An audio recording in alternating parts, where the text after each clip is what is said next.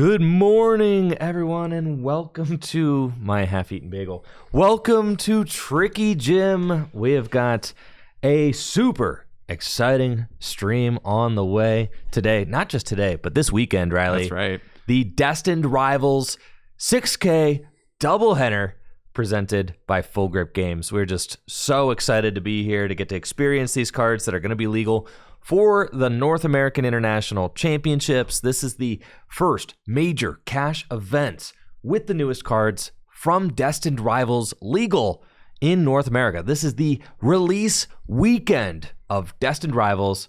And Riley, I think we're going to have some great games ahead. Going to be joined by my good friend Riley for the entire weekend. How you doing, Riley? I'm doing so good, Andrew, and I am beyond excited to see what the Destined Rivals set has in store for us. Today, we have our standard event, and tomorrow we'll get to see the impacts of Destined Rivals on Gym Leader Challenge. I think there's going to be cool stuff on both sides of the fence. Lots of fun new cards, new trainer cards. Got those Ethan's Pokemon, the Rockets Pokemon, that good versus evil archetype going on here. And I just think all those cards are so cool, and it'll be really fun to dive in. Is there any archetype that you're expecting to see kind of pop up the most today? I mean, what do you think are the top new cards from Destined Rivals that players can expect to see during play today? Well, if there's a card that I'm excited about, it's the Marnie's Grimmsnarl card. This card is really, really impressive to me, and maybe more than my initial impressions led on when I first saw it revealed. Marnie's Grimmsnarl, of course, accelerating energy onto the board. It's got those darkness energies, so it synergizes really well with Monkey Dory, very much like a spread-oriented strategy. And I think that's going to be one of the top contenders going into this weekend, at least amongst those new cards. A little less impressed by actually some of those Rockets cards like that Mewtwo in comparison. Yeah, much to my dismay, Riley, because I just love Rockets Pokemon. I know you do. I do. I think that the Rockets Pokemon, the Dark Pokemon, I think it's all just so sick, and I just have such fond memories of the Rockets Pokemon and Dark Pokemon from my childhood. And going to NAIC this year, I wanted nothing more than to be able to play with the Rockets cards. I mean, yeah. I haven't played in a standard event all year, and I wanted to be able to bring a Rocket deck. Yeah. But it's just, I mean, the results from Japan kind of speak for themselves. Like, not really any traction on the Rocket side of things. Tord Reclev, one of the best players in the world, showed up to the most recent Champions League with a Rockets Mewtwo deck, and I think went 3-3. Just not the results that you want out of a deck that you're thinking about bringing to the North American International Championships. But here's the thing, Andrew. The Pokemon TCG is always full of surprises. This time, last set release, we were talking about the downfall of Gardevoir after rotation, and Ben Morse did make top 8 with Gardevoir, and Gardevoir has since been the best deck in the Journey Together format. So who's to say, right? Who's to say? Our initial impressions don't form the entirety of a metagame. We might see some of those breakthrough performances today here at Full Grip. Amen, Riley. Amen. How much have we learned about our current standard format since this time a couple of months ago, as we were prepping for the first post-rotation cash event here in North America, the Journey Together 3K here at Full Grip Games? I mean, we were doubting Gardevoir. It's crazy. We were doubting Gardevoir. And that obviously proved to be extremely incorrect. So right. Anything could happen in today's gameplay, that's for sure. I think the Rockets cards are very cool. The Ethan stuff, Ethan's Typhlosion, I mean, that card can hit 280 damage for just one energy. It's got this kind of self-contained engine. It sets itself up, which is really nice with the Ethan's Adventure. Yeah. And it's just like a good, consistent single prize deck. Another major player that we're going to see from Destined Rivals is the new Shaman. I mean, the Shaman with the Flower Curtain ability, just acting as a bench barrier card for non-rule box Pokemon. And it's kind of funny. That's really the only bench barrier that matters is for non-rule box Pokemon. And then like Tera Pokemon have built-in bench barrier. Right. So like Flower Curtain is only not protecting like Miraidon. I was gonna say Miraidon, or like Squawkabilly and stuff like that. But like otherwise, but really, how often are you like stacking damage on the bench on those kinds of Pokemon anyway? You know what I'm saying? So yeah, I think the Shaman will be clutch for those evolution decks, the Gardevoirs, the Grimmsnarls, the Dragapults potentially to safeguard themselves against new threats like Grimmsnarl. Yes, because Grimmsnarl has this attack. It does 180 damage and 30 to the bench. So that damage really adds up. The way that the Grimmsnarl is being played, it's not a card that like jumps off the screen at you by any means. No. It is just a stage 2 Pokemon EX. It's got an ability just like Charizard EX's ability. When you evolve it, you get to attach 5 darkness energy from your deck to, even better than Charizard's. Yeah, but it's limited to only Marnie's Pokemon, of which, and knowing Pokemon, we know that they'll print like Marnie's Pokemon and these owners' Pokemon for like 3 sets and then they're done, right? Yeah, so, I think this might be the entirety of the Marnie's Pokemon. Exactly. So like, its ability could accelerate to the Marnie's Morpeko, which is like not very good, or itself. And its own attack only takes 2 energy and it does 180 damage and 30 damage to a bench Pokemon. So it's not a card that like really jumps off the page at you. And I had to have people like really kind of try their best to explain it to me ahead of its release because I just wasn't seeing it. But now it all finally makes sense. Marnie's Grimmsnarl is just the best Monkey Dory deck. Yeah. And Monkey Dory, as we all know, is like the best card or one of the most format-defining cards in standard format right now. And unlike Charizard, which accelerates fire energy to itself, Grimmsnarl accelerates darkness energy to itself, so you get to accelerate the energy to Grimmsnarl with its ability, and then you get to attach for turn to your Monkey Dory, since the Grimmsnarl can't accelerate to the Monkey Dory. But with the 30 damage extra that Grimmsnarl deals, and the Monkey Dory, and the Frostlass that you play in your deck with the Freezing Shroud ability, there's just so many ways for things to add up. Yeah, definitely it's a tricky deck, manipulating those damage counters. And the nice thing about the Frostlass engine, too, is it places the counters on your own board. So not only do you do that damage to your opponent, but you have access to damage counters consistently to use with those Monkey Dories. Frostlass will damage all Pokemon with abilities. That includes Grimmsnarl, that includes Monkey Dory. So you consistently get to turn those out and take advantage of attaching every single turn to a Monkey Dory that you can. Absolutely, Riley. Absolutely. Now, for the new cards, I'm expecting it to be Grimmsnarl. I would be pleasantly surprised if we got to see any other, new archetypes from Destined Rivals pop up today. I think like even the Ethan's Ho-Oh stuff doesn't really, impress me too much. It doesn't impress me that much either, but it actually has been doing okay in Japan. Has been, yeah. So I wouldn't be surprised if we see one in the mix, at least. Yeah, it accelerates energy into play, right? And there's some decent fire attackers out there. There's also the Cynthia's Garchomp EX. I mean, that's a card that I could see doing okay. Yeah. I mean, it's just such a high power level card, and to have free retreat, to have the ability to one-hit KO things, I could see it. Yeah, our friend JW is huge into the Garchomp. He really wants that to succeed. Really? With the tool to boost its HP into those massive 400 plus HP thresholds. 400 hit points. So that is a lot of hit points. It's probably taking a hit successfully at that kind of HP thresholds. Is that enough? I guess it remains to be seen. We have seen similar archetypes to this Cynthia's Garchomp before. I think of the Fluffy Chomp back in the Black and White days. Had similar consistency abilities, had similar damage boosting abilities. And that never really quite took off. I think the Cynthia's engine is probably a little bit smoother than that one was back in the day. But it's a really high-powered metagame at the moment with cards like Gardevoir in the format, with cards even like the Grimmsnarl in the format. Yeah. So who's to say if that kind of strategy can keep up? Right. I mean, there's always the threat of Raging Bolt can just one-hit KO anything, even with 400 hit points. Yeah. Raging Bolt can lay waste to that. So Raging Bolt is kind of that that X factor that's always capable of just taking that one hit KO, even if you're trying to play a tanky deck like Arcaludon or like the new Cynthia's Garchomp. There is, you could play the Spiritomb with the Cynthia's Garchomp. If you do take a hit, you could, reflect that damage back to your opponent's Pokemon, which is pretty neat.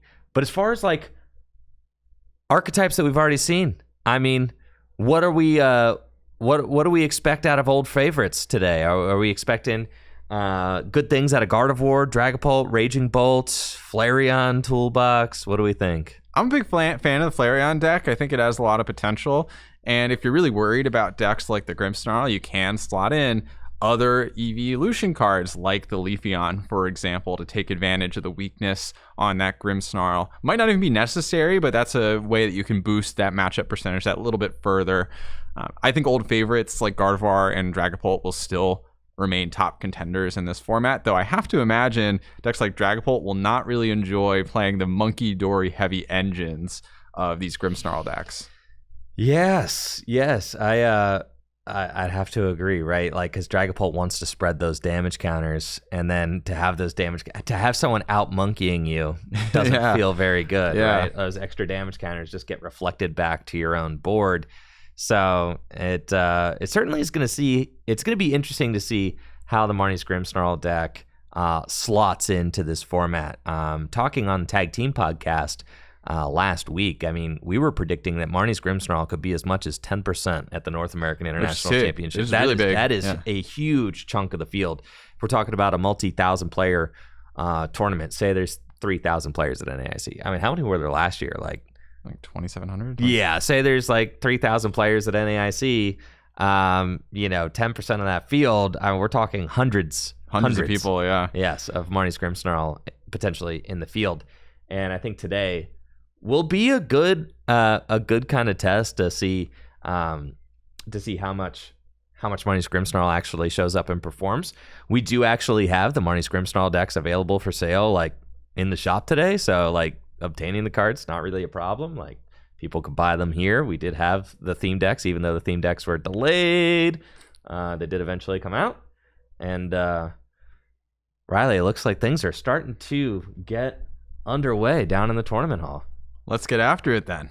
Yes. Take a look down in the hall, and I will await information from Natalie.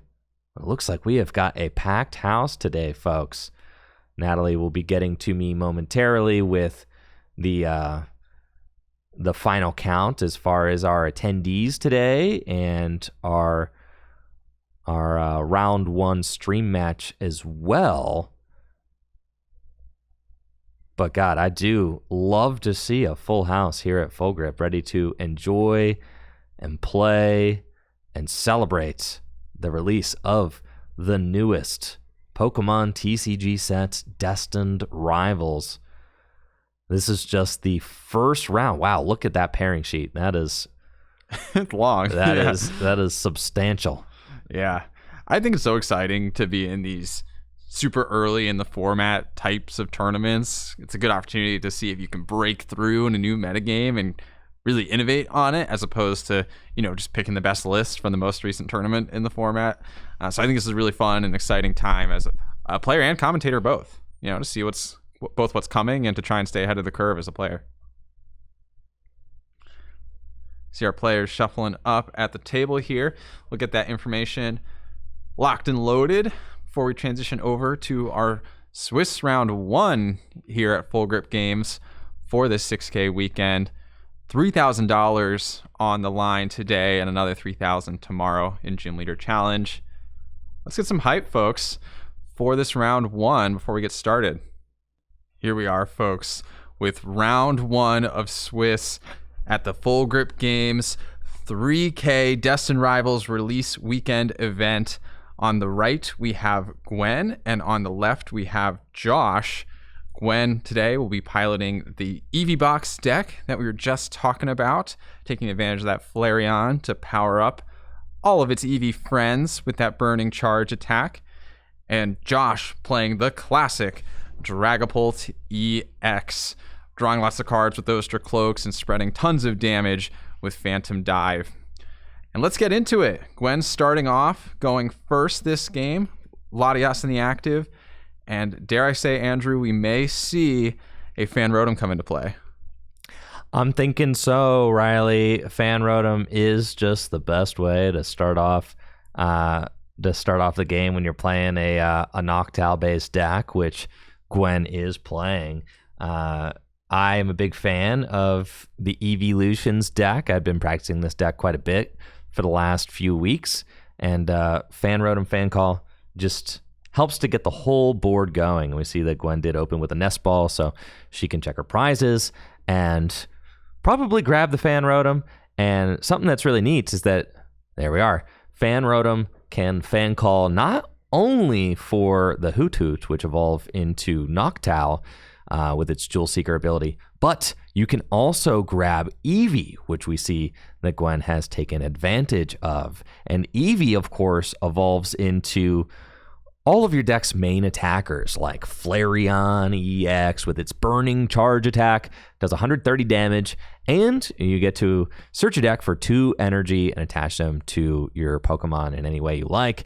So just a great way to kick off the game. This deck reminds me a lot of Arceus Inteleon. It kind of plays that way. You want to get an energy on an Eevee turn 1, turn 2. You want to promote that Eevee and use Burning Charge to do some damage and accelerate energy to your other guys.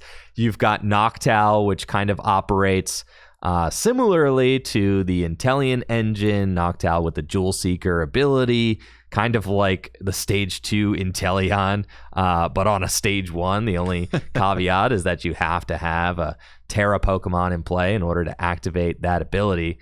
So it's just a really cool deck. I like the way it flows, very flexible, and I'm excited to see what techs Gwen has brought to the table here. For today's event, there are a bunch of different evolutions that you can play. Flareon's kind of the mainstay, but we've also got the Sylveon, which is very good with its Angel Light attack. Ian Robb played a version of Flareon with 2 Sylveon EX to the top 8 of, was it the Madison? Milwaukee, that's what I meant. Yeah, the Milwaukee Regional Championships. And then there's also Umbreon EX, which also was in a top 8 list from a recent event in a Flareon deck. Umbreon EX can one-hit KO Gardevoir, so useful for that. And then, of course, Leafeon EX, also an option if you're worried about the new Marnie's Grimmsnarl. Its Verdant Storm attack can make quick work of Marnie's Grimmsnarl EX. Absolutely. But it all comes back to that Flareon and being able to quickly accelerate those energy into play. And gotta say, that Sylveon and its magical shot can one-hit KO a Dragapult EX with the help of Lily's Clefairy to add that psychic weakness. So Sylveon, I think, will be a really key card in this matchup. But will Gwen be able to get it up under the ferocious item lock of the Badoo here in the active? Itchy Pollen, one of the cornerstone attacks here in this format, really setting the pace of the game at the pace that the Dragapult players want to be playing at, which is slow and steady. Yes, the Dragapult deck is certainly one of the, if not the slowest deck in Standard, but it's also a powerhouse of a deck. I mean, no shortage of top results for the Dragapult deck. It has been absolutely dominant at regional championships, is in conversation for BDIF status, kind of right up there with Gardevoir, and is kind of formulated the 1-2 punch of Standard, right? It's like Gardevoir and Dragapult for the last couple months have kind of just been running the show at tournaments, with like other stragglers that are the next tier down kind of like sprinkled in the rest of top 8. But like it's definitely the Gardevoir and Dragapult show. Dragapult EX is a dragon Pokemon, and the newer dragon Pokemon don't have any weakness. So for a long time, Dragapult was kind of riding high on that lack of weakness and the ability to not easily get one-hit KO'd. But that, of course, all changed with the release of Journey Together and the Lily's Clefairy EX, which I'm sure that Gwen is probably playing in her Evolution stack. She could one-hit KO the Dragapult, not only with Lily's Clefairy EX, could actually just launch a Full Moon Rondo, but also can make it so that Sylveon gets that one-hit KO as well. So I'm interested to see how that plays in. Josh goes for the turn 1 Itchy Pollen for 10 and Item Lock. But so long as Gwen can get a Jewel Seeker going, she'll probably be able to find a card like Brock Scouting or something like that. An interesting thing about the Jewel Seeker abilities, you do need that Tera Pokemon into play, which is a weakness, I think, of the Eevee deck as compared to maybe a more traditional Tera Box deck. Now, because you need those Tera Pokemon, Gwen is forced to evolve into Sylveon right off the bat. Normally, I think you'd prefer to lead with a Flareon to something like this Badoo and start to charge up your benched Pokemon, just get that further energy acceleration into play. But with this angle, Gwen is forced instead to fully power up this Sylveon with Sparkling Crystal and immediately go in with it. So that leaves it a little more in harm's way for future turns. That said, this looks to be a pretty powerful turn and could potentially even go for the Angelite here with the Sparkling Crystal, which would be a pretty powerful move, though a Dreepy would survive the turn. A Dreepy would, but an Energy would not. That's true. Yes. That's true. And these Dragapult decks are playing less and less copies of Crispin these days. So, let alone Rare Candy. Right. So, you can pretty much guarantee that an attack is not coming out from Josh this coming turn. And Gwen, notably... but just taking the knockout. Decides to put the Grass Energy for turn on the Noctowl. So that's interesting. Instead of just deciding to kind of keep that in hand, Gwen does have access to Magical Charm and Angel Lights with a Water and a Psychic Energy, as well as the Sparkling Crystal. Sparkling Crystal providing any type of energy you want to your Tera Pokemon. So a powerful attack for Gwen under Item Lock to get this tournament kicked off. First prize of the tournament, Magical Charm with Sylveon EX. Like you said, Riley, not necessarily the route you plan on going. You do sometimes have to evolve into an evolution that's not Flareon just so that you can actually use Noctowl's Jewel Seeker, and I think that's what we saw here with Gwen. And Gwen also does not have access to a benched Eevee or anything on her bench. So, it's kind of just ride or die with a Sylveon. I do agree with Gwen's decision to just take the knockout with Magical Charm instead of going in for the early Angelite. I think threatening this Sylveon here in the active right now is still really nuts because, as we see, Josh wasn't even thinking about Rare Kitty. Rare Kitty's not happening, right? You're just evolving into the Dracloaks. And now, if Gwen wants to, she can shuffle both the Dracloaks back in. And how much more powerful is that? It is powerful, and you have to keep in mind Angelite cannot be used on back-to-back turns, so it is important to strategically pick the turns that you are going for Angelite. Now, the downside is because Josh has 3 Dreepy going into this turn, he could, in theory, evolve up 3 Dracloaks, which would give him a potential route to attack with a Dragapult, whereas an Angelite on the previous turn, plus maybe Boss's Orders on a Dracloak, would deny that option. The other downside of using the Magical Charm, not Magical Shot, is the Pheasantipity does get activated, so Josh gets access to a few more cards. We actually saw, I believe it was in Milwaukee, sometimes the Eevee players would opt to pass instead of even attacking with the goal of eventually going for bench out with the Angelite. Exactly, because you're just what did Jesse call it when I was talking to him? Spawn camping. Yeah, spawn camping. Yeah, exactly. Yeah, you don't want to give your opponent any draw, so at the end of the game you could just go Angelite pass, and when your opponent's only drawing 1 or maybe 2 cards off an Iono, it's not necessarily likely that they're going to find all the cards they need to set back up. And it does look like Josh is able to actually set up those 3 Dracloaks. So it is potentially able to evolve into the Dragapult, but having just a lone Dragapult isn't that powerful of a board state. So I think Gwen is still pretty happy with how these turns are flowing right now, even if it means Joshua is able to get an attachment or an evolution down. Now, the weird thing is, okay, so Josh has got that 3rd Dracloak. So this is ideal. 3 Dracloak on turn 2. Excellent. Had a turn 1 item lock. But if Josh retreats into Badoo, then Gwen gets to pick which 2 Dracloak to pump back to the deck. Yeah. But then if you promote one, then Gwen could just knock out one with an energy. And I suspect that Josh wants to item lock this turn, so it's probably going to retreat into Badoo. Oh, and the unfair stamp. Yeah, but here's the thing. You have Angelite on board right now, so going for the Badoo here isn't necessarily going to be the best option. I actually think it might be better to have energy on 2 different Dracloaks and just leave one of them active. Because if Gwen goes for that magical charm and knocks out the Dracloak, you still have another energy on the bench. And if they go for Angelite, you have to target the bench so you maintain that energy in the active position. I agree. Riley, I think that's the best play. Gwen doesn't have a board to speak of right now. Were there 4 Dreepy down turn 1? No, 1 came down this turn, so it can't evolve yet. Well, it did evolve. Oh, well, that should not happen. Excuse me, guys. Was there 4 Dreepy down turn 1? Were there all 4 Dreepy, or is that Dracloak? Were there 4 Dreepy down turn 1? I don't think there were. Now caught. Yeah, there was not 4. We haven't used that one, so it's all good there. We can go back on that. Excellent. Thank you.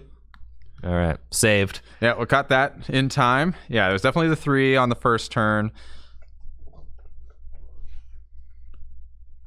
And that most recent Dreepy came down this turn. So cool. Thankfully, our judges were able to help catch that. Yeah, Judge Mahone got that one. Yeah, All that's right. I didn't even get any leaks from chat. That one was all me. Let's go, baby. Let's go. Yeah, good job. Preserved game states. Yes. And here we go. Josh does recognize that route, it looks like. So keeping an energy on board, guaranteed, unless Gwen has like a boss's orders in hand. But that's pretty unlikely off an unfair stamp. I think I see a Brock scouting in there. Gwen could start to widen their board, potentially. Oh, yeah, she definitely wants to do that. I mean, this board stinks, Riley. It's crazy how things have, how fast things have gotten out of hand, right? Like Gwen has played 2 turns, and on turn 2... like this board was fine, but now on turn 3, Gwen really needs to establish another Hoot Hoot, really needs to establish another Eevee, and only has 3 cards in hand to be able to do it, right? So not the strongest hand. I mean, and that's the power of unfair stamp. Yeah. Being able to punish your opponent for going in early. It's just devastating, right? Because Gwen's kind of like making it work with an item locked hand on turn 2, and then goes straight from an item locked hand to a 2-card hand, and that kind of whiplash can be really tough to deal with. Even though Josh hasn't taken a prize yet, Josh's board is looking really substantial with 2 Dracloak, each with energy on board. And most notably, one of them is in the active spot, so they can't both get Angelited away. And I think that this was the correct play for Josh to make. I mean, I think this is definitely a heads-up play. Yeah, and this is nice because it'll give Josh the opportunity to swing into that Sylveon before it can knock out a Dragapult. So Gwen does get those extra Hoot Hoots. And I think another really big benefit, here we go with that Angelite as well, shuffling in those 2 Dracloaks. Another big benefit of these disruption cards, specifically in a Noctowl decks, is they really appreciate building up their resources in their hand over time. So resetting them back down to a low hand size, especially after they've used all of their Hoot Hoots in play, is a major disruptor. And we see that here. Gwen doesn't really do much this turn besides play that Brock Scouting. Here we go, Josh attaching, evolving. Plenty of Dracloaks in play still, even after that Angelite. Guaranteed to get an attack so long as Josh can find that energy and evolution. Thanks to saving that energy, and the fact that it's the luminous energy as well in the active makes it pretty easy with any other basic energy attachment to get off that Phantom Dive. But does Josh have it? Here we go. Indeed. Evolution. Psychic energy right here. Psychic energy. Here we go. Okay. So going in. And here's the thing, Andrew. Gwen does not actually have the Clefairy in play yet. So if for some reason Gwen is not able to find that Clefairy, Josh could potentially surge pretty far ahead this game because a Magical Charm for 160 on this Dragapult is not what you want to see. It's not, no. And it makes it so that Dragapult would do 100 less damage next turn, but that math is irrelevant because even another Phantom Dive would put the Sylveon up to 300 damage for the KO. And, you know, the one thing that Gwen does have going for herself is the 2 Hoot on the board. If Gwen can just find a Noctowl, then she's in there and can go search out the Lily's Clefairy EX that she needs so desperately to one-hit KO this Dragapult. And that could really swing things in her favor because, well, I was going to say the energy situation could be tough, but as we see, Josh just dropped that EXP share on a bench Dreepy. EXP share off the Arven, super useful in these situations where you just want that little bit of extra energy acceleration to keep your board flowing. I think a savvy play from Josh here would be to not take a knockout anywhere as well, to deny access to Pheasantipity. And we do see Josh going for that. Clearly understands their routes in this matchup. Oh, yeah. You just want to keep that hand size low, right? So, like, don't give your opponent any options to draw more cards. Go for the Phantom Dive. What does Gwen have? Is there a Noctowl? I'm sure it's going to be Windmill Slammed if there is. And I'm thinking no, Riley. I'm thinking this looks like it's an Ultra Ball. Okay.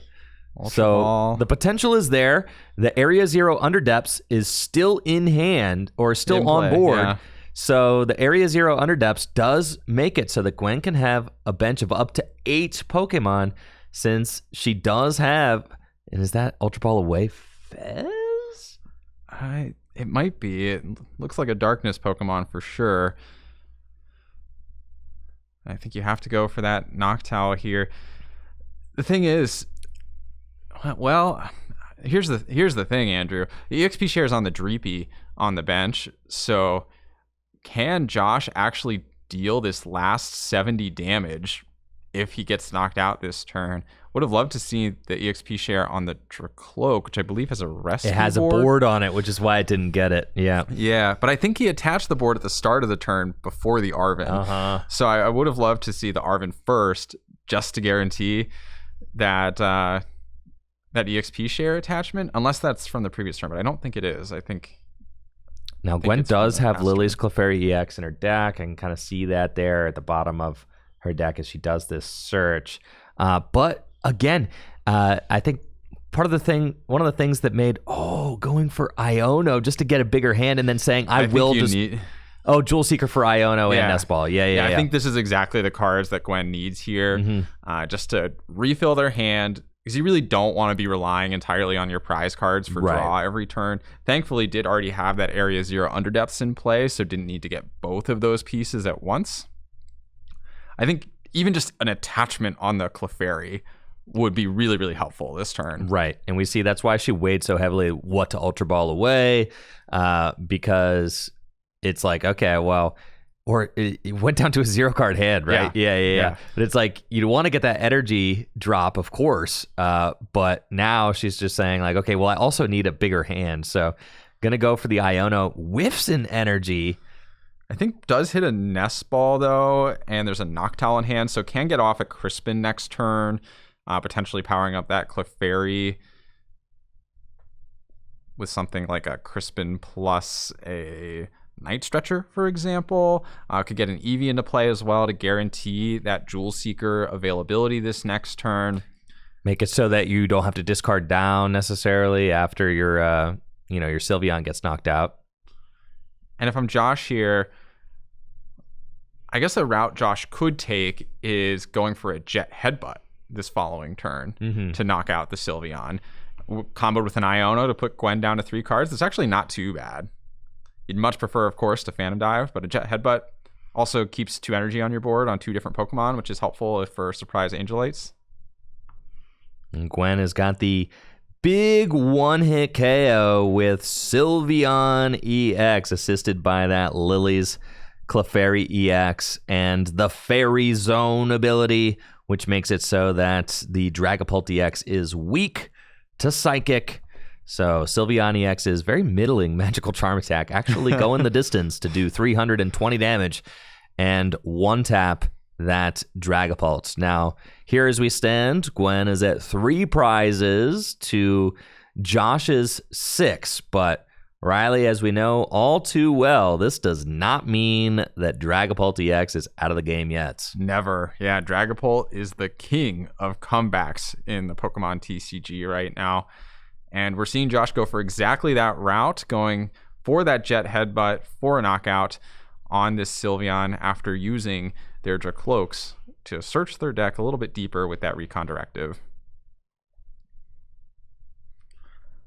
Now, this knockout would ideally be paired with an Iono. Gwen does have access to Noctowl in hand, so could piece together a combo fairly easily, I would wager, to respond with a Clefairy, for example. I don't like getting rid of the Hoot. Okay. No, that was the Rotom and the Noctowl. Okay. I saw Gwen grab the Hoot, and I was like, do not send that to the discard pile. That would be Gwen. an interesting choice. No. That would be an interesting choice. Right. Because you're only worried about Iono, and if Josh uses that Iono. If Josh uses Iono, then he can't Crispin. So, Oh, but in the EXP share was on just the little Dreepies, or the odds of that becoming a Dragapult this turn were very low. We actually see it's already a Dracloak. So there is going to be no Phantom Dive this turn. That is confirmed. Yep, no Phantom Dive confirmed. We'll be able to knock out this Sylveon, guaranteed. And it's just a matter of what Gwen can do to respond to this now. Going down to 3 cards in hand may make it hard to piece together a Clefairy knockout. I don't believe Gwen has another Psychic Energy left in deck. So would need something like a Night Stretcher plus a Crispin. And here's the thing with Crispin, you do need to get 2 different energy to get the different attachment, or to get the attachment bonus in there. You can't attach if you only get the 1. Yeah, this is a really tough spot for Gwen to be in. Again, missing that energy drop last turn, huge. That was really tough. Even just any type of damage or any type of energy on the bench Clefairy would have been big. We do see she's got Super Rod in hand, so that is a key piece. Does she have Noctowl? That is a key piece. And Nest Ball for Fez. Okay, so, yeah. Looks like a Fez moment. I think, though, if you're going... Oh, you have to shuffle. The Fez was discarded off the Ultra Ball. I know. So, yeah, you do have to Super Rod first. It would have been really nice if you could have just Nest Balled straight for the Fez and draw before those energies are added to your deck. Because if you draw too many different energy, then you still deactivate your Crispin, even if you hit the Noctowl. I see some confusion in chat about Sylveon's attack. Sylveon's attack puts an effect on the defending Pokemon, not like itself. I see a lot of players read this as if it were Hisuian Goodra V-Star. It would be better if it was. It would be way better if it was, but that is not what it reads. It is 100 less damage from the defending Pokemon, and as we know, that defending Pokemon that got hit with the Magical Charm got knocked out. So then, so the effect is gone.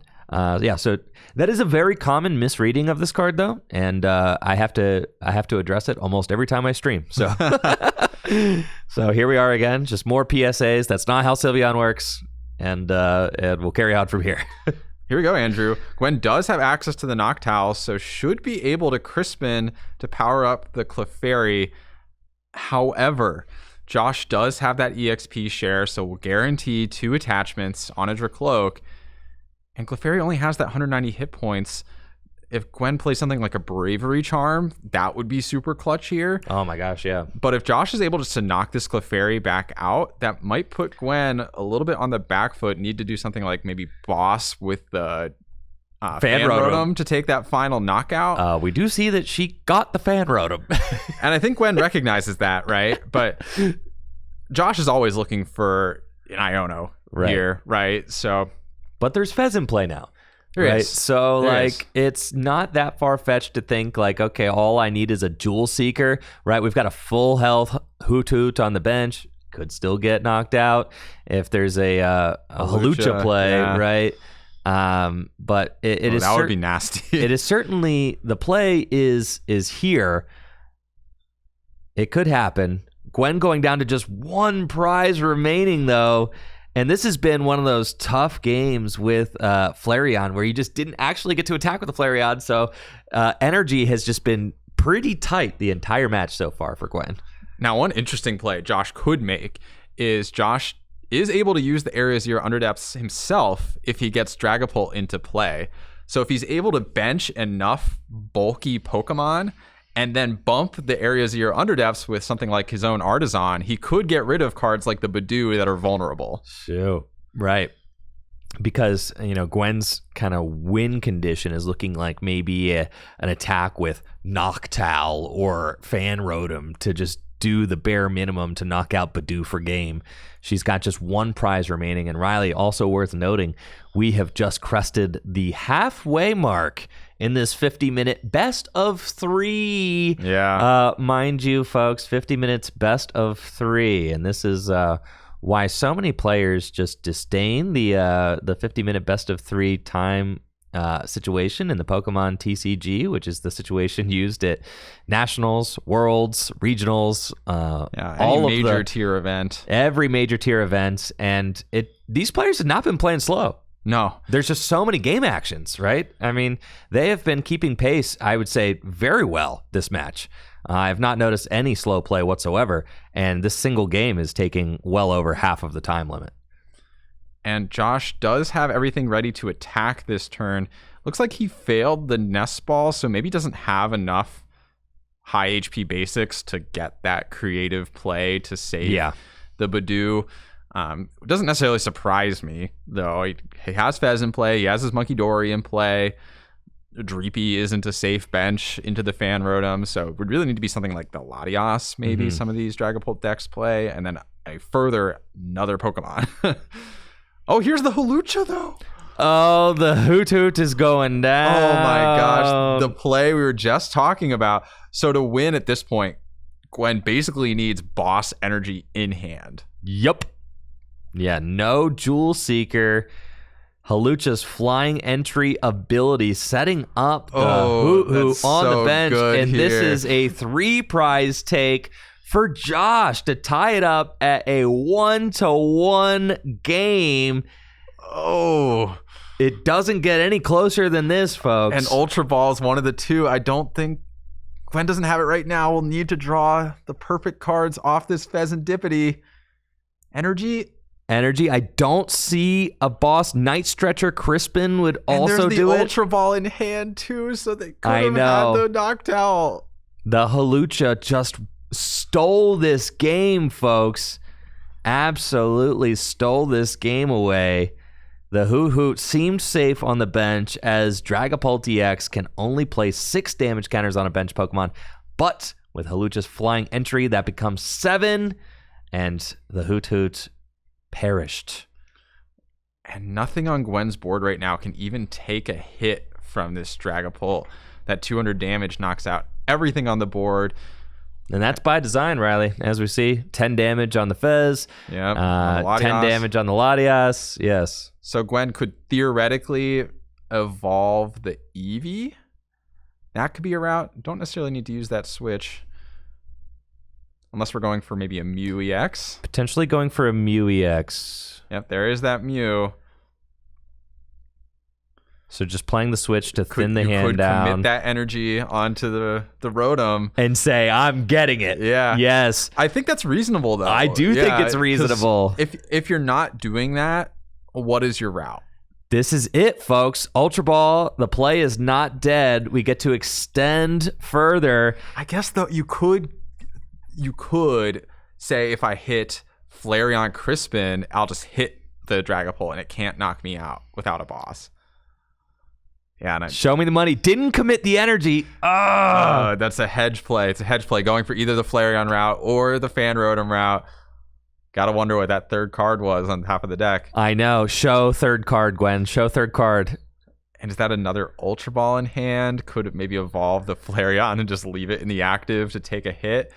But you already burned the switch. Oh, okay, Gwen did show third card. Just a water, so it's all's fair. All right, all's fair. All is fair. Oh my goodness. Wow. And that is just game 1, folks. And what a game it was. Really coming down to the wire there between 2 fantastic players. And that game did suck just a lot of time off the clock. right? Because we've only got 20 minutes left in this 50-minute best of 3. So Gwen has got to be playing catch-up mode. I mean, we see, obviously, that was not a game Gwen could have scooped, right? No. Because she was in that game the whole time. Up until the last turn, yeah. But Dragapult is just that deck that can make those gnarly comeback plays. So, you know, what are you supposed to do against Dragapult? You never know if you're going to win or lose until the final play of the game. Yeah, absolutely. And that's what makes Dragapult so good, is that it's able to make those kinds of plays and games happen. If you're Gwen here, I imagine Gwen's running through the game in their mind, like, should I have used Angelite on that second turn instead of the Magical Charm? When was the right time to weave in those attacks? You got to keep your mental game strong, though. You can't beat up yourself too hard about those sorts of games and wonder about all the what ifs. You have to go in with a clean slate and ready to take on this game too as quickly as possible.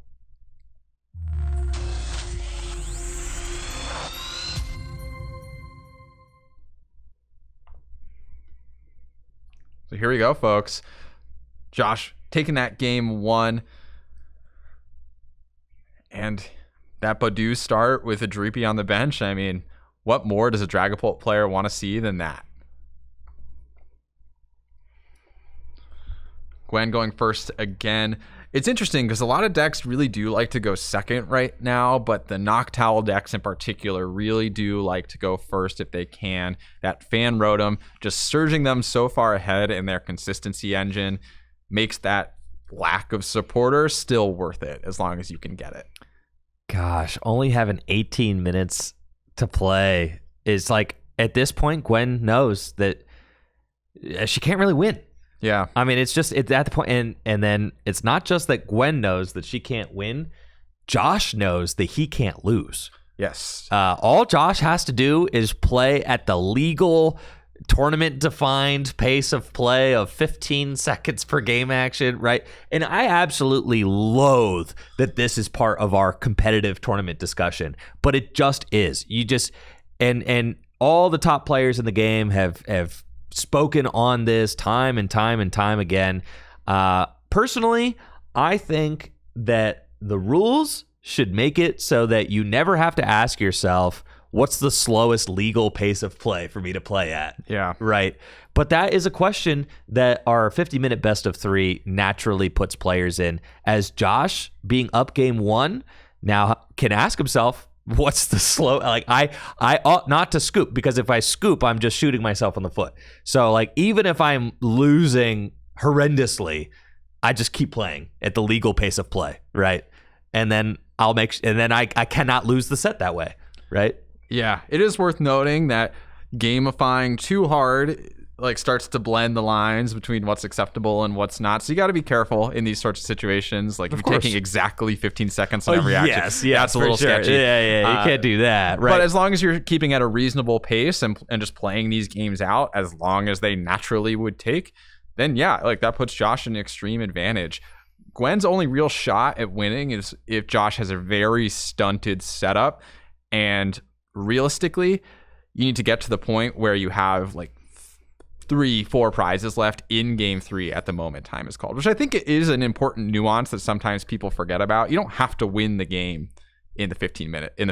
You have to get to the end game in the 50 minutes. Yes, you do. So that best the +3, and it's funny because the +3 turns takes tournament organizers like another 20 minutes to resolve all the time, right? It's Absolutely. 3 more turns, but like you're always waiting on because as soon as you get to time is called, players just shut down and they're like, all right, the pace grinds to a halt. The pace grinds to a halt as players start thinking of like, okay, well, how do I win this game in 2 more turns? Because basically what everybody has at the end of the game, right? Because time is called, the player playing gets to complete their turn, and then you've got 3 more turns. So it's turn 0, 1, 2, and 3. And in an EX heavy format, I've said all you really have to do is take 2 prizes before time is called, because you know if your opponent's playing an EX deck, then you just go bang bang, 4 prizes in 2 turns, I win the game, right? Yeah, well, the interesting thing about a deck like Dragapult though is you do have a good amount of control about how many EXs you have available to your opponent at any given time. So 4 prizes going into turns might not be enough if they're dedicated to just going for the timeout. Mm-hmm. We see both players here are setting up very well. Gwen had the turn 1 Buddy Buddy Poffin, Parahoot on the bench, Eevee with a Lightning Energy on it, Latias and Pheasantipity in play. I mean, this is really solid for Gwen's side. But Josh also setting up quite well. As we can see, Josh has got Buddy Buddy Poffin, Badoo in the active spot, and is getting rolling. Has another an energy in triple hand. GP. Yep. And we did see Gwen go for the Sylveon preemptively off the Ultra Ball. So committing to just the opening and leading with Sylveon that got her most of the way through game 1. Didn't close out, but Gwen decided that was the right strategy to just lead and enter with Sylveon. So I'm going to commit to that for this game 2. And I think Gwen is probably in a fine spot if she just gets another energy attachment down somewhere along the line, or is able to stabilize her board a little bit better. I mean, again, it was got to draw 6 cards basically, or like 5 cards to find a boss's orders. So yeah, that was definitely a decent shot of winning the game. I think here, if Gwen is truly going for like, I'm going to try and win a game 2 and a game 3, I think the fastest route to do that might be the alternating between Angelite and passing. Yeah. And just doing that as your minimum actions per turn until you eventually reduce Josh to only an active Pokemon and you knock it out. Wait. You're saying just go Angelite pass, just like starting this turn? Yeah. I think that's the only way to finish a game quickly enough. That'd be so I think if you try and play an beast. honest game, it's going to take too long. That'd be so beast. Is it you see the angle I'm going for, though? Like, I think that would be a faster paced game if it works for you. And if it doesn't work for you, then you probably wouldn't have won a normal paced game anyway. Yeah, that's a bold strategy, Cotton. I have to see how this plays out. Well, the thing is, Josh also preemptively bends to Fez. Oh, so Gwen didn't have anything this turn. Wow, yeah. That kind of surprises me. Didn't have access to a Crispin? I mean, even with Noctowl? Jewel Seeker? Yeah. No supporters? Had to... I know the Crystal was played, and we have Sylveon. I just wonder, maybe Gwen got something else off of Jewel Seeker that I didn't quite see for this upcoming turn. It's possible the energy situation is awkward. Right. I don't know. Yeah, I'm not quite sure. Oh, and Josh has a 1-card hand. Okay. See, this is exactly the type of situation where the Angelite pass will work. Yes. Start shuffling in those Dreepies, deny access to the Pheasantipity. Yes. And slowly but surely take the game from here. Oh, yeah. Josh's hand is horrible. Yeah, we see the Brock scouting on the following turn. Just Fez. So, like, you just need to not proc that Fez, right? Yes. Slowly shuffle in that bench. I think that's the actual route. Now that Josh has kind of revealed his hand, I would say that is the route. Yes, of no draw cards, nothing, not a single Dracloak, right? Like if there's even one Dracloak on board, I'm kind of is like, that another pass? What is going on here? There's a Latias in play. How are we passing again? What is going on? Yeah, I'm a little confused by the decisions to pass repeatedly here. Have access. I was a Brock scouting for a Noctowl. Now we've got Crispin. I think Gwen is just like, does Gwen realize that she has maybe going for the knockout? I'm actually not sure. Like going for the knockout on the Fez, but can't do that. Doesn't have access to like Prime Catcher or anything. Yeah. We'll see what this route is. It obviously involves Sylveon, and the turtle just got benched. I don't know. We're finally getting the Sylveon powered up this turn. I'm a little confused. Like, why give all those extra turns to Josh to potentially find Dracloaks and get into the game? Yeah, for sure. But, we're here now, so let's see. We finally got fully loaded Sylveon. Energy to hand, attach that to the turtle. And what is Sylveon going to do? Angelite, I agree. Fez, yep, like it. Cool.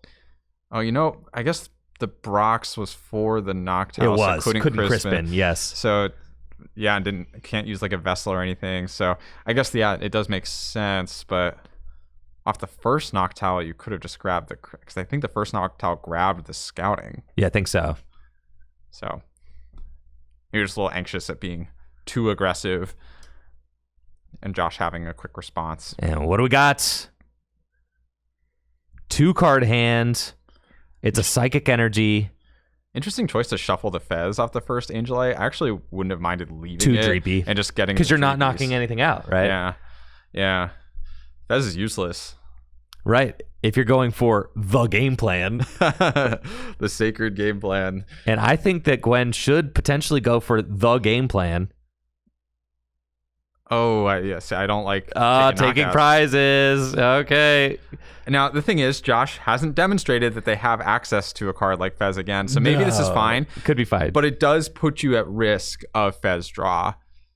Okay, here we go. Counter catcher, item lock. Yeah, and I would have preferred some of those, that Gwen second attachment to kept stay an in energy. hand. Yep. For a situation like this. Because this is perfect. Like, if Gwen can Angelite here. Oh, it's lights out. No! Oh, no. Gwen needed to keep the energy in hand. Oh, and it's over. No. Oh, yeah, I think that's it. I don't think Gwen will be able to close out. That energy in hand. Oh my God, both those Dreepy are gone. Yeah. Here we go, buddy Poffin, refueling the bench. I don't think it'll be possible to close the game quickly enough at this point. No. Had the opportunity to shuffle in more Dreepies, to not take knockouts, save the energy. I think save the energy there, because really just having the one, at this state of the game, having just one, you've got Latias for free retreat, having just one on the Terapagos would have been fine. Yeah, and yeah, you know what your win con is, and you know what Josh's out is, more importantly. Josh's out is to stop you for a turn. Right. And if you don't have that spare energy already in hand, then saving it still allows you to have access to Terapagos, right? You're still 1 energy away from attacking if you need to, but it gives you the ability to retreat those Noctowls, which is what bit Gwen here. Oh, for sure. And now Josh has got a board reestablished, 8 minutes left on the clock. Gwen doesn't really have the option, I'd say, to play that control game now.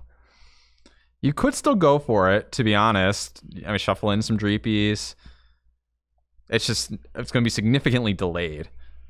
You're 1 Angelite behind where you could have been at this point. Yeah, because there's still no Dracloak on board. Keep that in mind. Yeah. So I would like to see just the double Dreepy shuffle. Oh, okay, going for the Magical Charm. Yeah, we're in it to win it. I guess now. giving up on the Angelite plan. I still think the Angelite plan is actually viable in this board state, with no Dracloaks especially, but I think it's fine to take some knockouts, maybe Angelite this next turn, but right. Because you're taking knockouts and giving Josh the draw, you no longer, I don't think, can do the bench out strategy. Right. No, I agree. Josh will be able to maintain a bench that's large enough at this point. Still probably not going to get an attack with Dragapult this turn. I mean, these decks are playing very few, if any, rare candy. Yeah, I suspect Josh is not playing rare candy. These more luminous energy, Monkey Dory heavy Dragapult decks tend not to. They tend to prefer just to attach every turn and evolve slowly. They call it slow pult for a reason. Yeah, exactly. So don't really expect any rare candy shenanigans from Josh. That's also fine, to be honest. It is possible that Gwen could take this game and maybe not win a game 3 with the amount of time that's left, but at least bring it to a tie and get a match point. Well, that's what Gwen is going for. I would say you have to play for the tie at this point, right? Yeah. Whereas Josh is playing not to lose. We're playing for the win by winning game 1. And then, if a win, kind of presents itself here in game 2, great. But if not, also fine, just don't lose. And honestly, if you're able to get these Noctowls in the active enough times, yes, that might be enough. That's what I'm saying. Especially with so many game actions possible for turn. Look at it, right? You're sitting here, you're just item locking, counter catching, just kind of burning the clock down, and then let the 50-minute best of 3 kind of just play out. Does Gwen have access to another energy? That switch that she plays Nope. does not work. Oh my gosh. These Badoos are disgusting. Yeah, these both times getting caught with the Badoo counter catcher on the Noctowl, that is just pain. You really hate to miss a beat when you're the deck trying to go on the aggressive. You're already down game 1 in the set. I mean, just it's tough for sure. Brock scouting too. And Josh isn't even really stalling for time necessarily, but every single time he uses a recon directive, that's just another couple seconds that get burned away. Oh, yeah. That Gwen desperately needs at this point.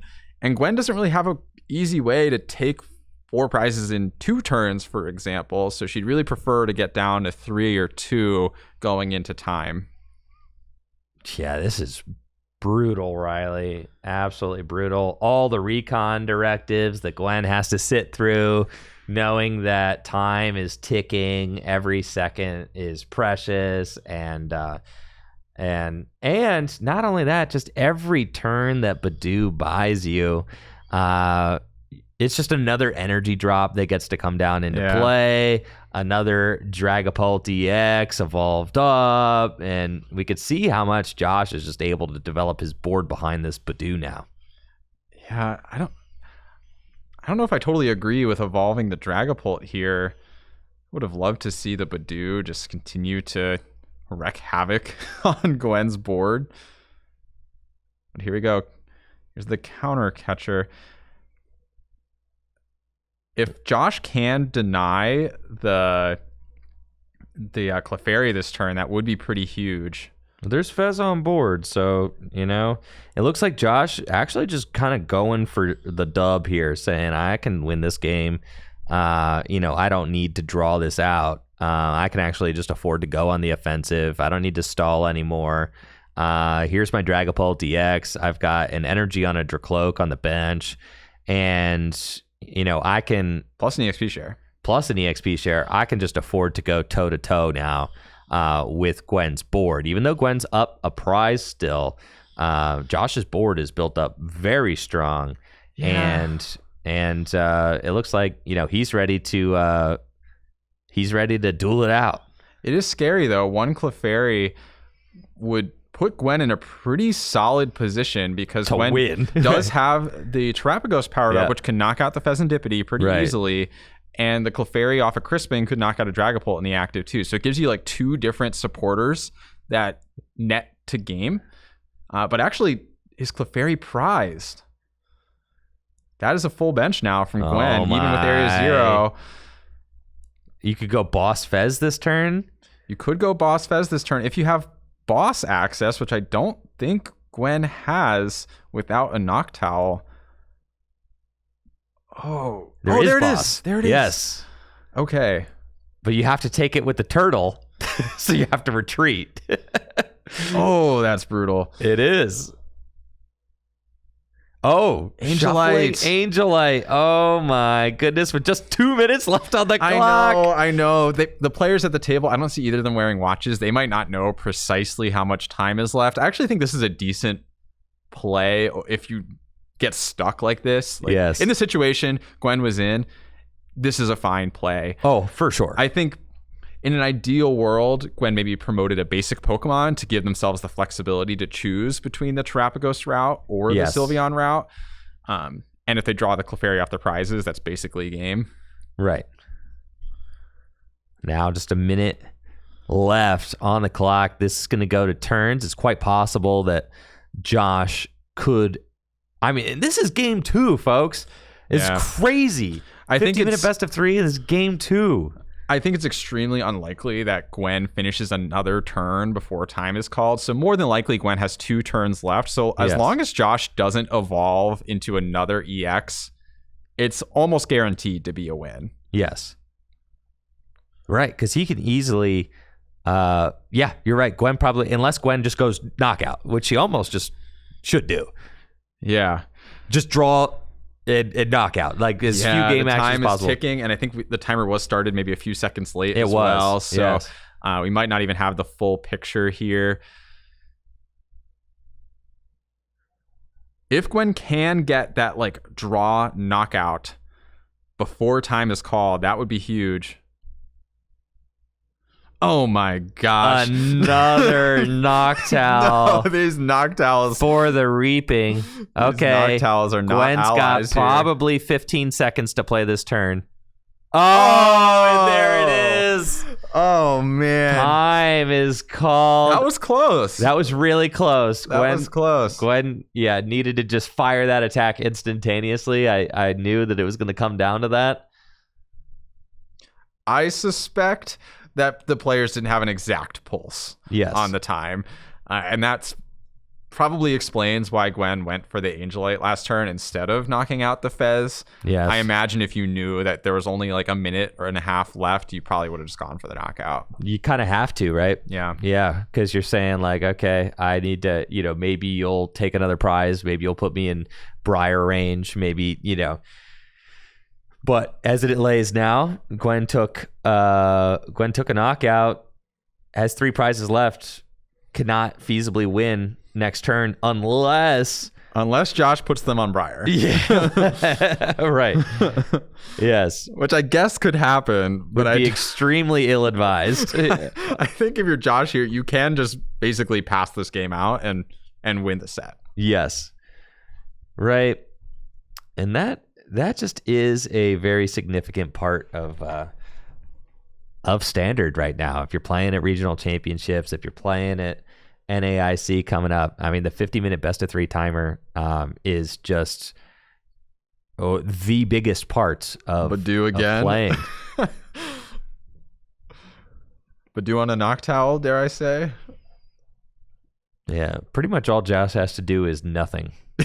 Literally, Josh can just pass. He could just pass, yes. And Gwen cannot win. Yeah, I think Gwen's like one other way that Sylveon decks can sometimes take prizes would be a Wellspring Mask, potentially, but I don't think that's going to happen here because their bench is full. So they would need to somehow get something out of play, bench a Wellspring attached to it, and then Crispin next turn to go for the double knockout. That just seems like a lot to put together, especially off this Iono to 3. Gwen actually did have the Turos in hand prior to the Iono. We don't know for sure if they play the Wellspring. We haven't seen it come out yet. I don't think so. So possible they don't either, but I think that's the only like creative route they could put together. Yeah, I'm thinking Josh just needs to just pass it out. Yeah, please don't evolve a Dragapult into play. So you're one lose con. It is the one, and even at this point, though, I think Gwen has 3 prizes left. So Halucha for fun. So really, nothing that can be done. But Josh just kind of checking all the boxes, making sure that there is in fact nothing that can be done.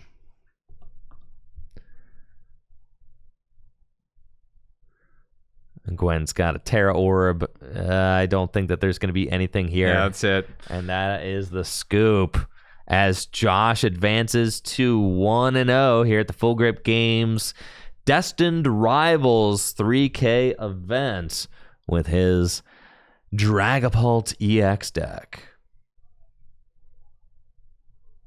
GG's to both these players. Time was certainly a factor in that one. Badu also was a critical factor, and these are decks that don't have any new cards from Destined Rivals, Riley. These are just oldies but goodies. These are some of the decks that you can expect to see at the North American International Championships this year.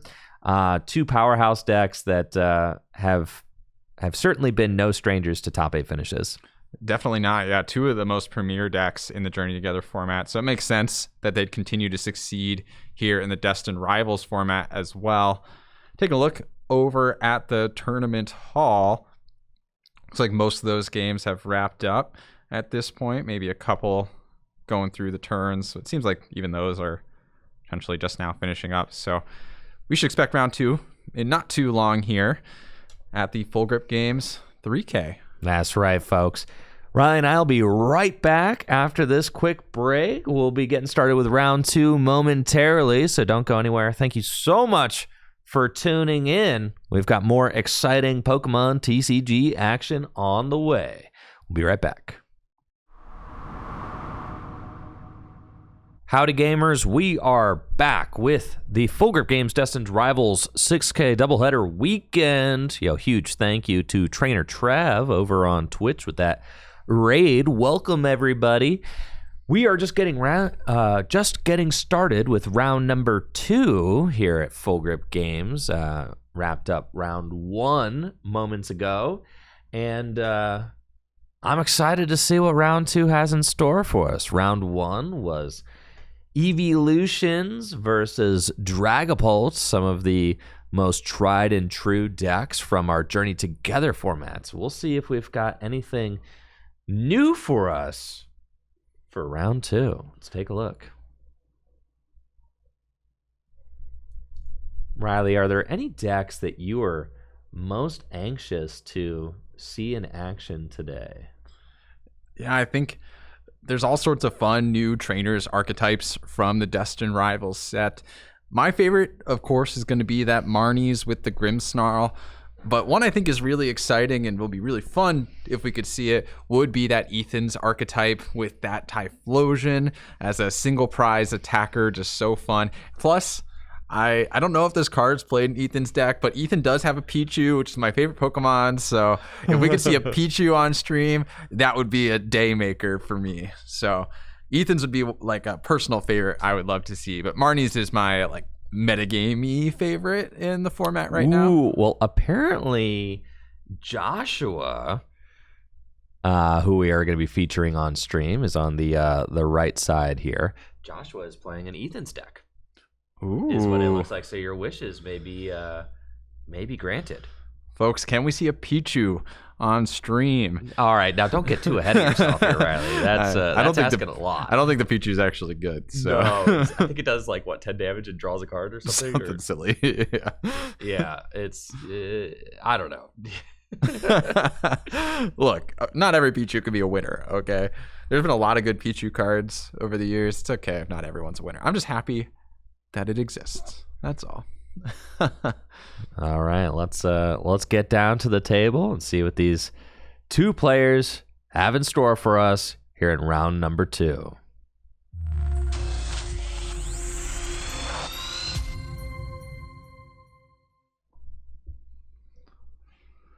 All right. We have Seth on the left and Joshua on the right here in round 2 of the Full Grip Games $3,000 Destined Rivals Release Weekend tournament. Had a lot of fun in round 1, seeing some old favorites, but super excited to see some of these new cards unshackled in the Destined Rivals format. And you know what, Riley? Maybe this is my fault, but I didn't download any of the Ethan's Pokemon onto the overlay, dude. So I'm gonna need you to take the reins here early on in this match. As I download the overlay required for the. Oh, was I lied to? This doesn't look like an Ethan's deck? I think I was lied to. Well, we'll have to see. Shaman in the active, I think, for Seth. Doesn't necessarily give anything away for what they're playing, but Joshua's starting that Joltik. Pretty strong indicator that we're potentially looking at the Joltik box archetype. I think I see like a. Is that like a Leafeon in Joshua's hand? Oh, is it maybe? That is definitely a Leafeon with this Joltik, bro. Oh my goodness. Yes, bro. What are we looking at here? This is the spice, dude. Now, Joltik does have an extremely powerful attack in that jolting charge, so could play it with all sorts of different cards. We have seen historic success in that Miraidon box style of deck. The Joltik box seeing lots of play in the Journey Together format. I actually recently played it at the Milwaukee Regional Championship. But again, that jolting charge is just so good. Getting 4 energy into play for a 1 single prize or attack is absolutely insane. Oh, and that's a Pikachu with Joshua's hand. Okay, I'm tripping. That's kind of what I thought it was, but you called it a Leafeon and we're adamant it was a Leafeon, so I was all on board for that. I was not adamant. It was a Leafeon. You were pretty adamant. I said, is that a Leafeon? No, and that was what I said. You said it is a Leafeon. No, I said it kind of like, is that a Leafeon? Yeah, that was it was like that. It was like that. It's yeah, all it wasn't good. Adamant. I mean, all good. It was definitely. I had that inflection. It's It's okay. It's okay. I actually like swinging for the fences and taking bold stances on things, so I'm all for it. Pikachu makes a little more sense. With They that have jolting similar. charge. Look at them, bro. Look at these side by side. Come on. Yeah, I see what you're saying. You see what I'm saying? Both like yellow-bodied quadrupeds. Quadrupeds. Yeah. Kind of doing that down to the left type Majority of of the card is white. Yeah. Come on, yeah. you know. So, well, Seth did not have a very strong turn. Well, this is actually one of my gripes with the Joltik deck is it's actually not very good at capitalizing on these sorts of situations. No, not at all. Because you're very reliant on using that jolting charge attack to get your energy into play. So we'll see what Joshua decides to go for. Gets that Clefairy down. Does have Pikachu in hand as well. Oh, is this enough? I think it is. Just Galvantula? No, potentially using that Clefairy, attaching an energy, has another Psychic in hand. But then don't you need at least a couple basics, right? I think Here we go. No! Oh, wow. Precisely enough damage with that Clefairy Crispin combo. Well, that's game one, folks. Probably not have to worry about time as much in this round as we did in the first. No, I don't think we will, Riley. No, game one is in the books. That's crazy. Joshua capitalizing on a slow start from Seth to take game one. And I think now players should have plenty of time to get a game two going. So I think so. Maybe even a game three. Heck. The Joltik deck is pretty good at closing out its games because you really only take a handful of actions per turn, and they're usually high impact actions. You know, you're using the Jolting Charge and then immediately going for 2-4-6 usually with the Joltik deck. So pretty good at avoiding those tie scenarios. Don't really have a lot of insight into what Seth's deck looks like though, with that Shaman start and a quick pass. No, we did see fire energy though, so I think I was lied to just a little bit. I was told that Joshua had the Ethan's deck, but maybe it is Seth with the Ethan's deck. Perhaps it is. Is that another Shaman start?